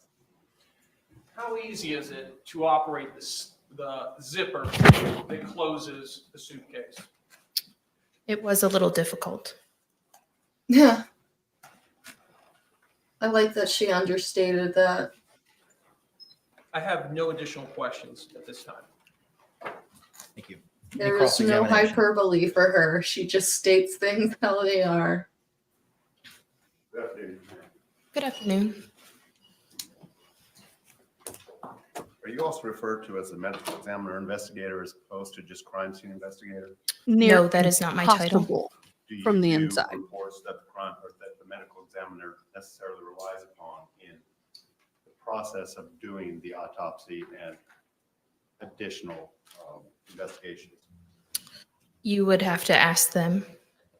Who makes the decision at the scene as to what items will be photographed and what items will be taken into custody, and what items will necessarily be tested or analyzed? That's a collaborative effort between the crime scene investigator and the lead detective while on scene. That would be yourself, and who was the lead detective? The lead detective was Chelsea Kepsel. Now, you I'm authored a floored. report in this matter, did you not?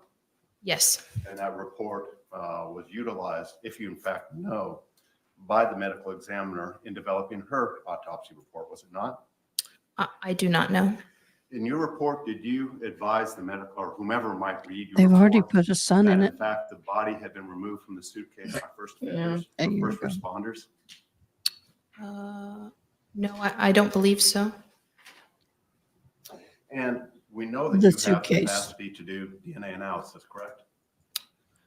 No, we process DNA or collect swabs for DNA, and then that's submitted to the Florida Department of Law Enforcement for conventional DNA analysis. You did She's that not in the courtroom, Miss Kevin. sample She wasn't from feeling well. She inside went of home. Sarah Boone's mouth. Her buccal swabs were submitted to the FDLE. And who made that decision? The detective and I. Who made the decision not to bother to do a DNA analysis on the blood from the items within the suitcase or the suitcase itself? That was a discussion between the detective and I. And you chose not to do that. No, we did not. You assumed that the blood inside the suitcase belonged to Jorge Torres, correct? There was blood observed in the suitcase. But you don't know who that belonged to because you didn't bother to analyze it or have it analyzed, correct? The blood was not tested. Now, State's Exhibit B, the bat, you took that into evidence. Was that again a collaborative decision by yourself and the lead detective? Yes. And what efforts did you make to have the bat analyzed, given the fact that it was apparently evidence? It was just collected as evidence from the scene. Did you advise either the lead detective or anybody What else evidence involved would you in collect investigation from that it? there may be matters that could be analyzed when analyzing the bat that would help or assist in the investigation of this matter? It's my job to do the documentation and the collection of evidence. Well, you said it was a collaborative effort between yourself and the lead detective. So did you participate in that decision? We chose to collect the bat and put it into evidence. And so there was a fiber analysis done on the bat to determine whether or not it was used to strike Jorge Torres when he was in the suitcase. Was there not? Pardon? In fact, there was not, was it? There was no effort to analyze the bat. You're shitting. Sorry. Sustained. I'm sorry. Please, Can you repeat the question? if I can remember it, I will. Do you Yes, know please if there repeat was that any question, effort 'cause it made seems in dumb. This particular investigation, the investigation of Sarah Boone, to analyze the bat for fibers. No, there was not. And why was that not done? It was not done. You indicated that you had some interaction with Ms. Boone, is that correct? She stated that I she collected hid her buccal the swabs. suitcase. Speak with her? Why would you need fibers? In collecting her buccal swabs, yes. Did you speak to any other witnesses? No. Did you make any determination of other matters that might be Say that again. import or evidence? This guy is getting upset with her because they didn't test the blood inside the suitcase and they didn't test the bat for fibers to ensure that it actually hit the suitcase. And it's just like, she said that she took that bat and hit the suitcase. Here today, There's no, we saw the there's entrance no to, reason to test as it. well as a photograph of the interior of the He bedroom. admitted it. There's So no he's need just- to go any further. He's grasping at straws. Like It's he's my job to photograph and document while on scene. So the rooms and in the things where exteriors she's were not photographed reacting and at all. documented. Like she's just Photograph. holes Guess in the what? wall. She's not the one doing the Possibly analysis, so made you by can't the ask victim. her about that. She's I don't collecting. recall photographing holes in the wall, no. Did you take photographs of items within the house or throughout the house that may have depicted incidents of prior violence? Zach, have a good meeting. You'll have to be more specific. I How about love. bloody pillowcases? Did you make any effort to collect and analyze pillowcases of the rooms that you were photographing? No. Sorry, you have to miss the You end have of this crap significant cast. Experience with zippers? This is I crazy. use zippers regularly, yes. Enough to have an opinion as to whether or not a zipper is stuck or not. Is what? I'm sorry. You just That's you testified on direct that the zipper was a little tight. Just that it was difficult without the zipper pulls to use the zipper. And that was your opinion. Yes, from opening the suitcase here today. That's You my only favorite tested soundbite for today. Pardon? You only today have for the first time tested the ability to pull open the zipper on the suitcase? No, I'm saying it was difficult today. A redirect examination. Yes, Your Oh my gosh. In this case, you documented the entirety of the house as you saw. Yes. Every room in the house, They were all taken overall photographs. walls in the house. In the overall photographs, yes, they weren't all individually photographed. No. And After a while, crocodile. you did not document or note any type of holes in the wall or any type of damage to the walls, anything like that. Not the walls, no. Is that something that would have been documented both photographically and also within your report? Yes. You also, as we've previously seen in the composite, saw the victim where he was laying in this case, correct? Yes. Was the victim, did he have blood on his mouth and on his face? Yes, he did. Did he have open wounds on his body? There was blood coming from his nose and his mouth. There was also some other areas of like defects noted on his body. Abrasions. You also made contact with the defendant too, as well. Yes. Did you note any other wounds or cuts or anything I have to else do it, guys. that was not documented that you haven't testified? No. So no wounds, nothing on her. Not that I I'm recall, no. Pushing code red almost. Questions? Thank you. Can this witness be released? Yes, Your Honor. Mr. Owens, can this witness be released? Judge, we'd like her to be on call. Subject to recall, ma'am. Everybody's subject to recall with you.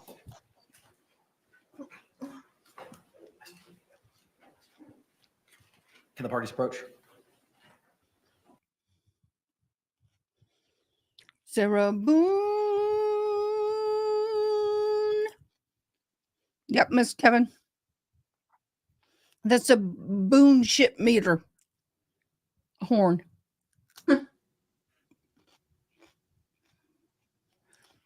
If I was her, I would be sick at my stomach after all this. I'd be like, I couldn't look. I couldn't.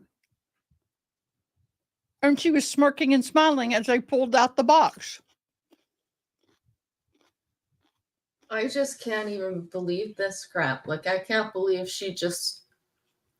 How did she not want to take a Members of the plea? jury, How thank you does so much for she? your Does she attention in this need matter. this much It is attention? 4:52. At this time, Like, we're she going to go ahead and obviously take our needs recess for the attention, but evening. does she need this much attention that she's willing Madam Clerk to has spend letters 20 that I have years in signed jail? regarding your jury service for you to provide to your employer.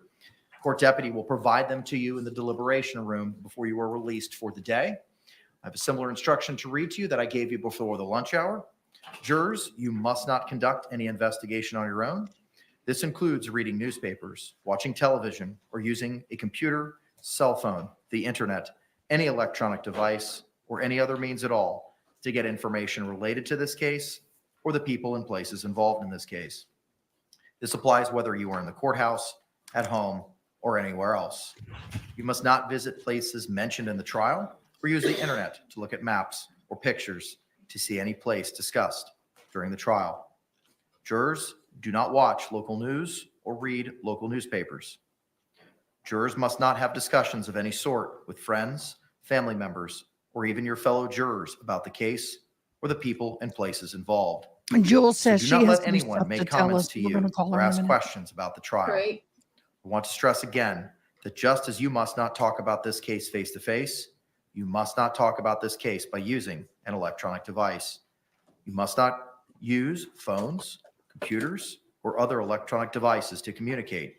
Do not send or accept any messages related to this case or your jury service.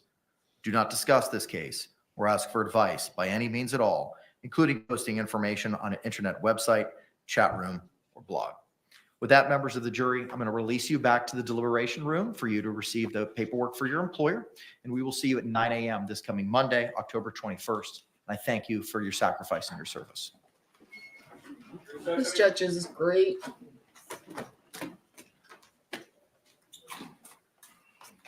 Shout out to the judge.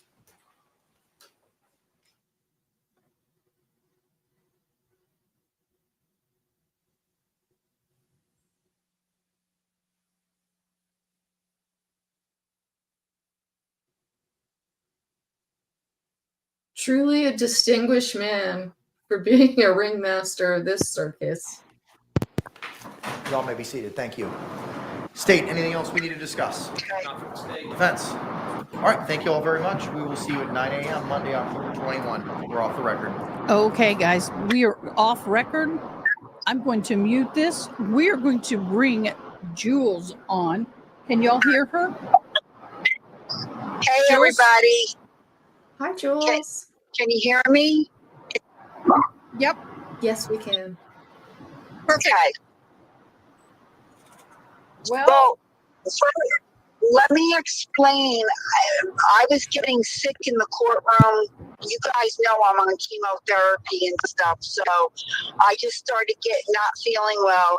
And so by the afternoon break, I knew I couldn't stay. I had to leave. But I was listening while I've been in my car on what's going on. But I will tell you, while I was in there, I don't know if you were looking at my live tweets or not, but when the body cam videos were being shown, I mean, oh God, I don't even know how to describe it. I mean, you saw George, Jorge, George. Okay. Yeah, we did. You saw him? They showed it? It was quick, but we saw it. I didn't have time to unsee him. Oh, well, I mean, watch it, mister, watch. My form doesn't work. It was bad. I mean, I'm even wondering if that's why I got sick, but it was bad. And she had absolutely zero zippo reaction. None. Which totally surprised me. That's chilling, Jules. Finally, That's absolutely. There's more note-taking was going on this afternoon than there was this morning. Hey, Jules, hold. Y'all missed it. The deputy sheriff just told Sarah Boone and gave her the sign, stand up. Come on, we're going. And she goes, no, I need to talk to my lawyer. And they're arguing right now. And she goes, I got to talk to him. And so she stepped a little closer, and Sarah Boone is still shaking her head and arguing with her. And now she's like, oh, she's being snarky. Now she's standing up. They were arguing. Okay, go ahead. Oh, the snark in her body language. I'm sure Merck's going to call me. Okay. Well, go ahead. We want you to ask me questions. Huh? Go ahead. When they showed the suitcase and they were getting ready to pull it out, Sarah Boone was smirking, talking to her lawyer, and she had a smile on her face when she turned away from the lawyer. yeah, that doesn't, it's not, she's been doing that all day. I mean, I put that out in my live tweets. She's extremely animated, especially when, and she has really latched on to Mr. Owens and Mr. Henderson's daughter and the blonde, I forget her name. She is the jury consultant for the team. So when Mr. Owens isn't talking to her, then she's turning around, because I know people on Twitter were asking me, who is she turning around and smiling and talking to in the gallery? She's talking to Mr. Henderson's daughter and the jury consultant. So there is, no one in the courtroom there is for her. That's a tough situation with her family being either passed away in jail or in the Marines. But yeah, it's hard to justify her actions also. I couldn't hear was there a question posed? She Sneaky was saying that must be tough because her family's either deceased in jail or in the military. Yeah, and there's nobody there. And now you were there when Brian Boone testified, right? I was, and they made no eye contact whatsoever. None. Interesting. And I will say, one female juror, the one that sits in the second row, like right next to the wall, she practically cut off. She is the one that started actually looking at Sarah, then looking at Brian, and looking back and forth. She is the first juror actually to show any interest in looking at her. The majority of the morning, no one was looking at her. And then when we came back from lunch, I noticed that particular juror started looking. And then when Brian was on, that's when quite a few of them, most of the women are the ones taking notes. Now, this afternoon, one man I noticed started taking notes. I don't know what that means, but that's what's happening. It was the dimensions of the suitcase. Oh no, she wasn't there for that. Yeah, well, the interesting thing is they pulled out the bottle of wines. They pulled out the baseball bat. And then they were like, well, why didn't you take any samples of the blood inside the case? Why didn't you look for fibers, I guess, on the bat? Is that what it was? Yeah. And it's like, well, this is not this woman's job. She's just documenting evidence, you know? Yes, but she should have. I mean, to be fair, he is correct. She should have taken swabs of the blood inside the suitcase, and swabs should have been taken off the bat. I mean, if they brought the bat into evidence, then why not swab it for evidence? I guess because she admitted to beating him with it.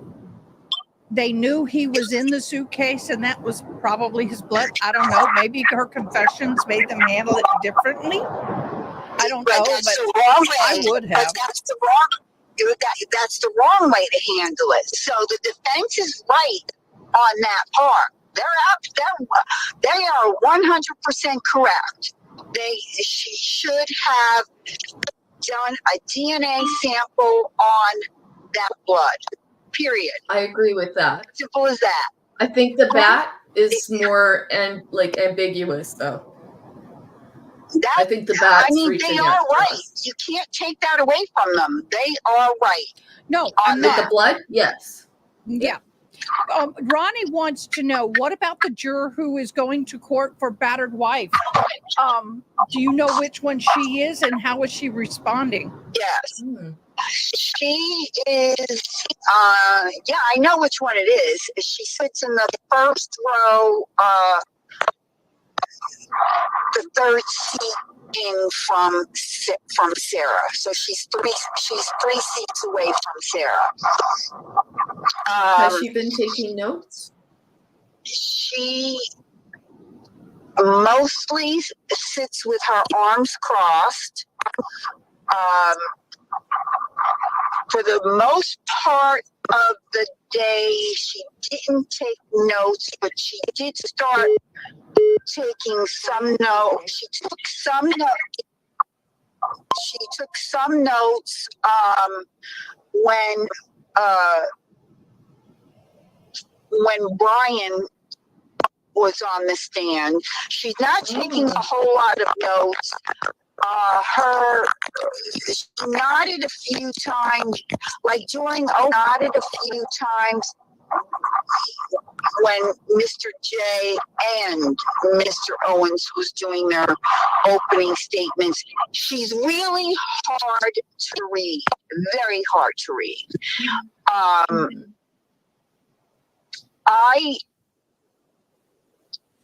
I still do not understand why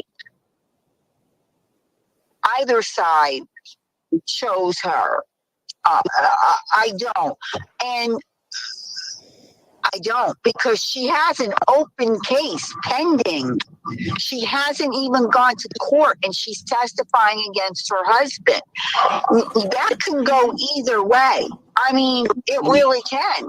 It can go either way. She could be one of those people that, oh, well, you know, I was battered, so, you know, or it could be I was battered and she wasn't.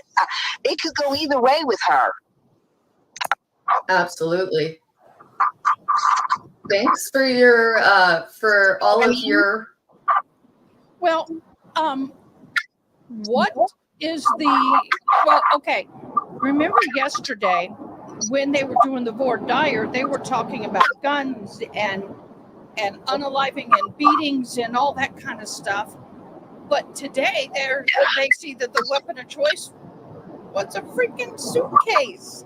What was the reaction when the statements, did they have any of like, what? When You mean yesterday? The suitcase was the murder weapon? No. No. No. No. No, they didn't. They didn't. I would have. It would have been on my face, because by the questions they were asked yesterday, unaliving with a suitcase was not on the bingo card. Yeah, well, they didn't. They were just, I mean, they're sitting there, not revealing any facial expressions. That's good.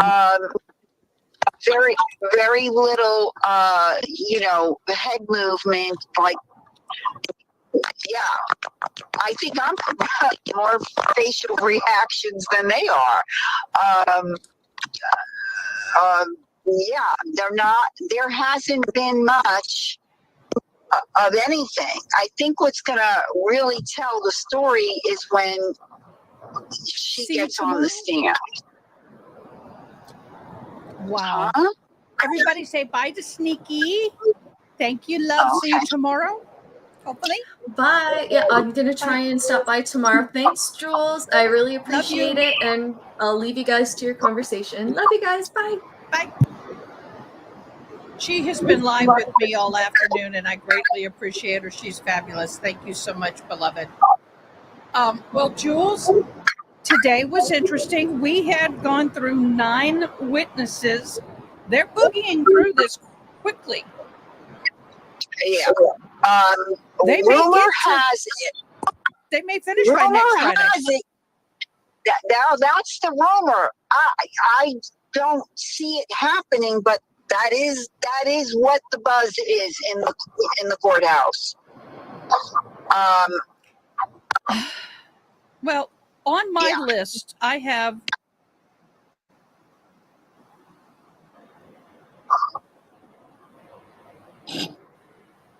23 possible witnesses for the prosecution.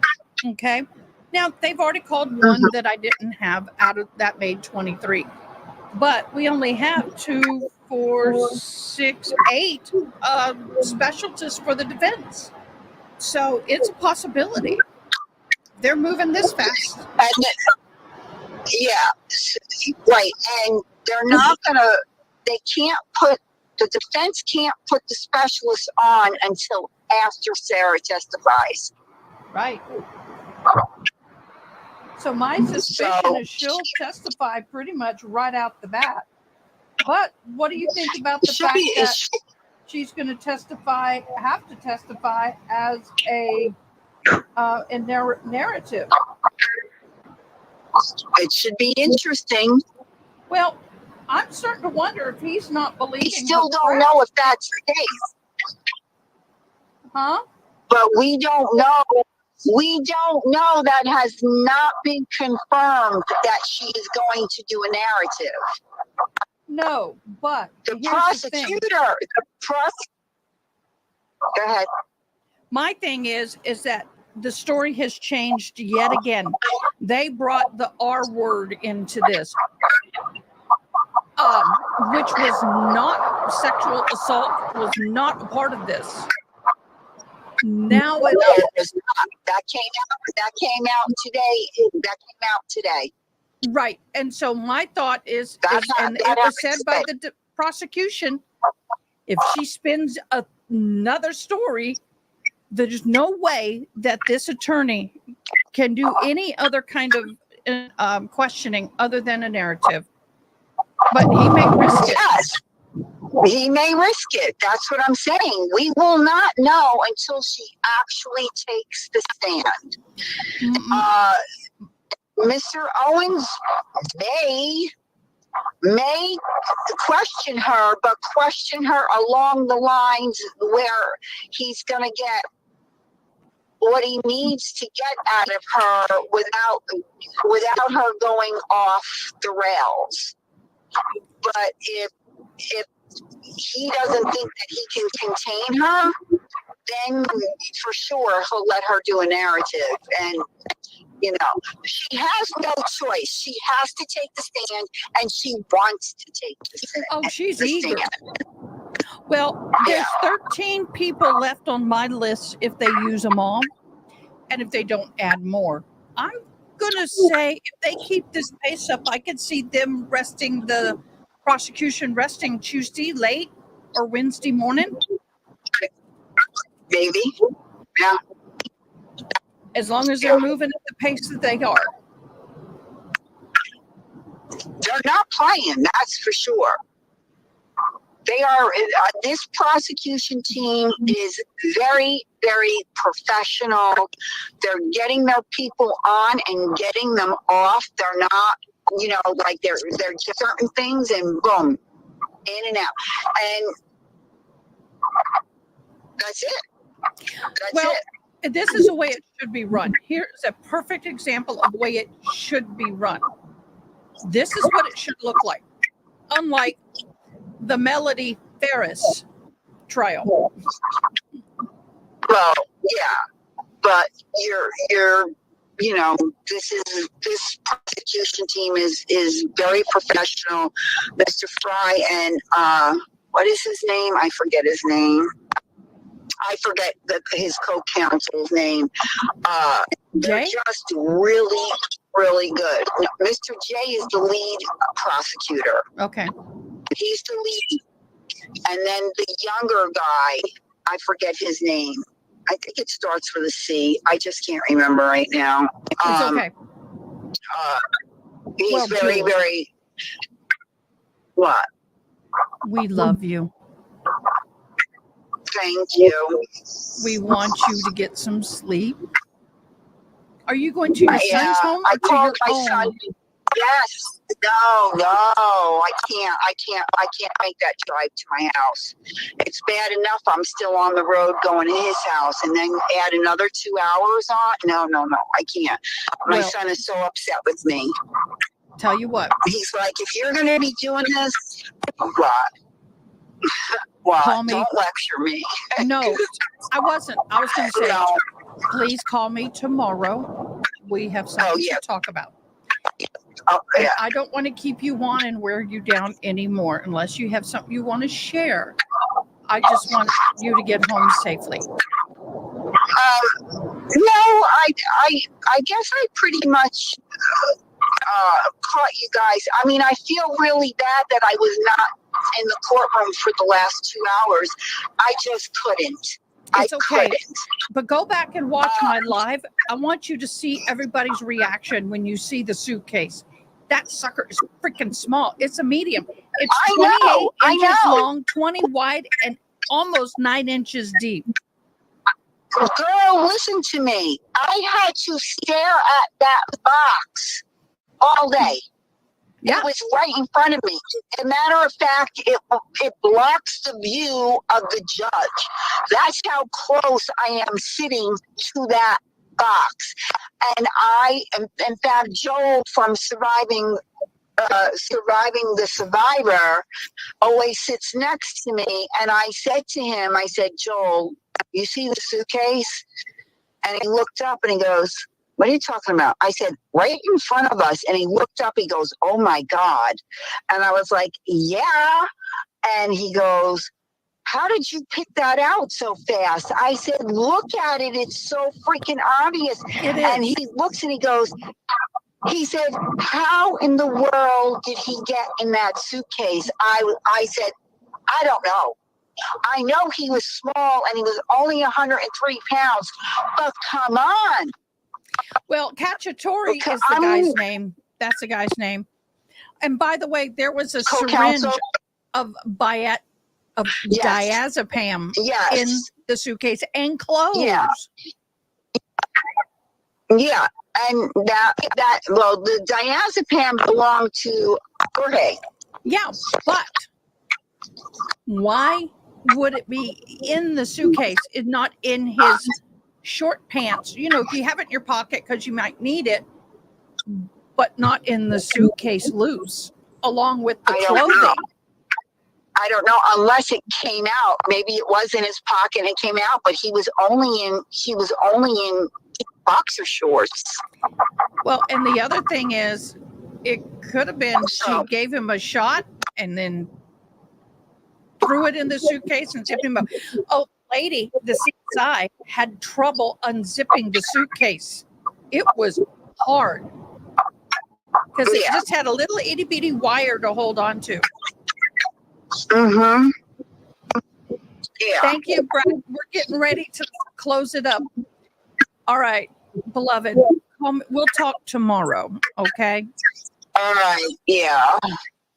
Okay. Right. Bye, everybody. I hope you all have a lovely weekend, and we'll talk on Monday. Get some rest. No lecture from me because you know what? I would do what you're doing. I'd be doing the same thing. So I'm not going to lecture you. Yeah, and my kid has already lectured me twice so far. And when I walk into his apartment, I'm sure I'm going to get it again. Well, yeah. Well, we love you, and you can only do what you can do, and we support you in whatever you decide to do. All right, love. Thank you. Have a great weekend. You too. Bye-bye. Bye, love. Oh my gosh, y'all. We are so lucky to have her. We are so lucky to have her.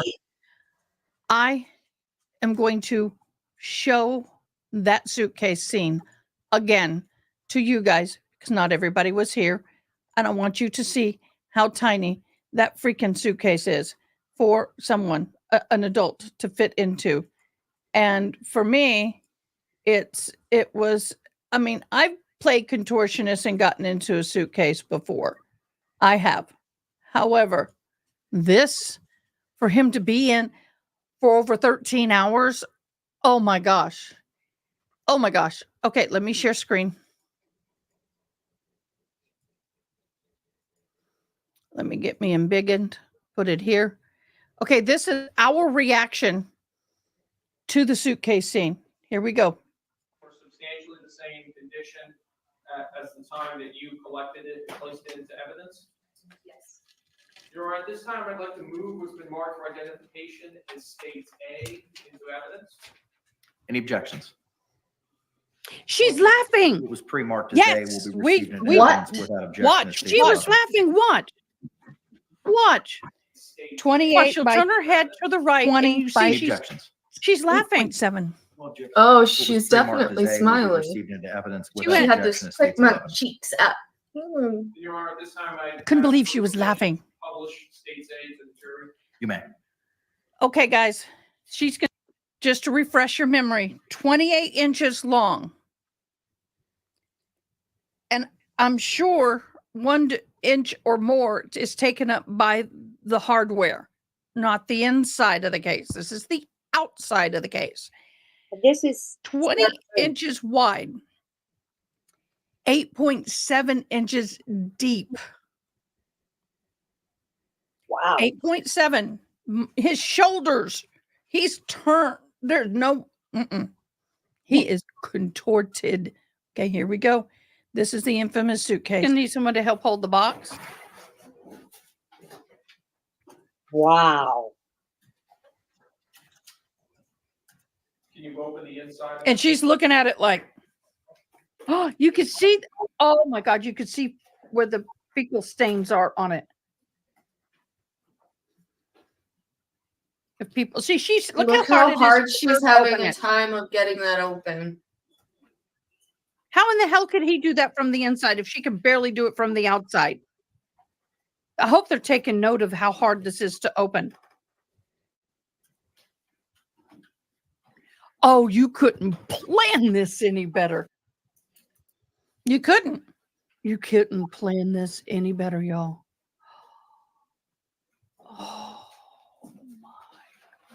Yeah, it's 8 7/8 inches, so almost 9 inches. Zach. Wow.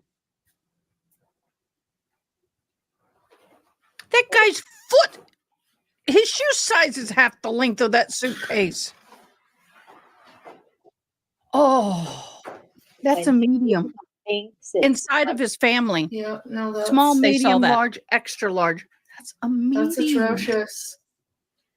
How easy is it to operate the zip? Yeah. Wow. Y'all. That's terrible. He would have to be almost flat on his back because 8 inches 9. He's probably on an angle because you can see in the video him is squirming and his head is down. I mean, he is curled up in a ball in that thing. That is a horrible way to pass on. Horrible. Just absolutely just. It takes a lot to get me disturbed. That freaking disturbs me. So we got through 9 witnesses today. There's 13 left that's on the list if they're anywhere close to my list. So Monday morning, 8 o'clock Central, 9 o'clock Eastern, we'll be back on for this trial. And then we'll also be back on for the Melody Ferris trial. 2 trials at once is a little, but that's okay. Okay, guys, I have a final exam to take. The end of this class. I don't have midterms because these classes are compacted into 8 weeks. So I'll start tomorrow. Oh my gosh, look at this. I got to screenshot this, y'all. I got to screenshot this and send it to Squeegee. Not Squeegee, Sarah. I mean, Sneaky. Look at Sneaky.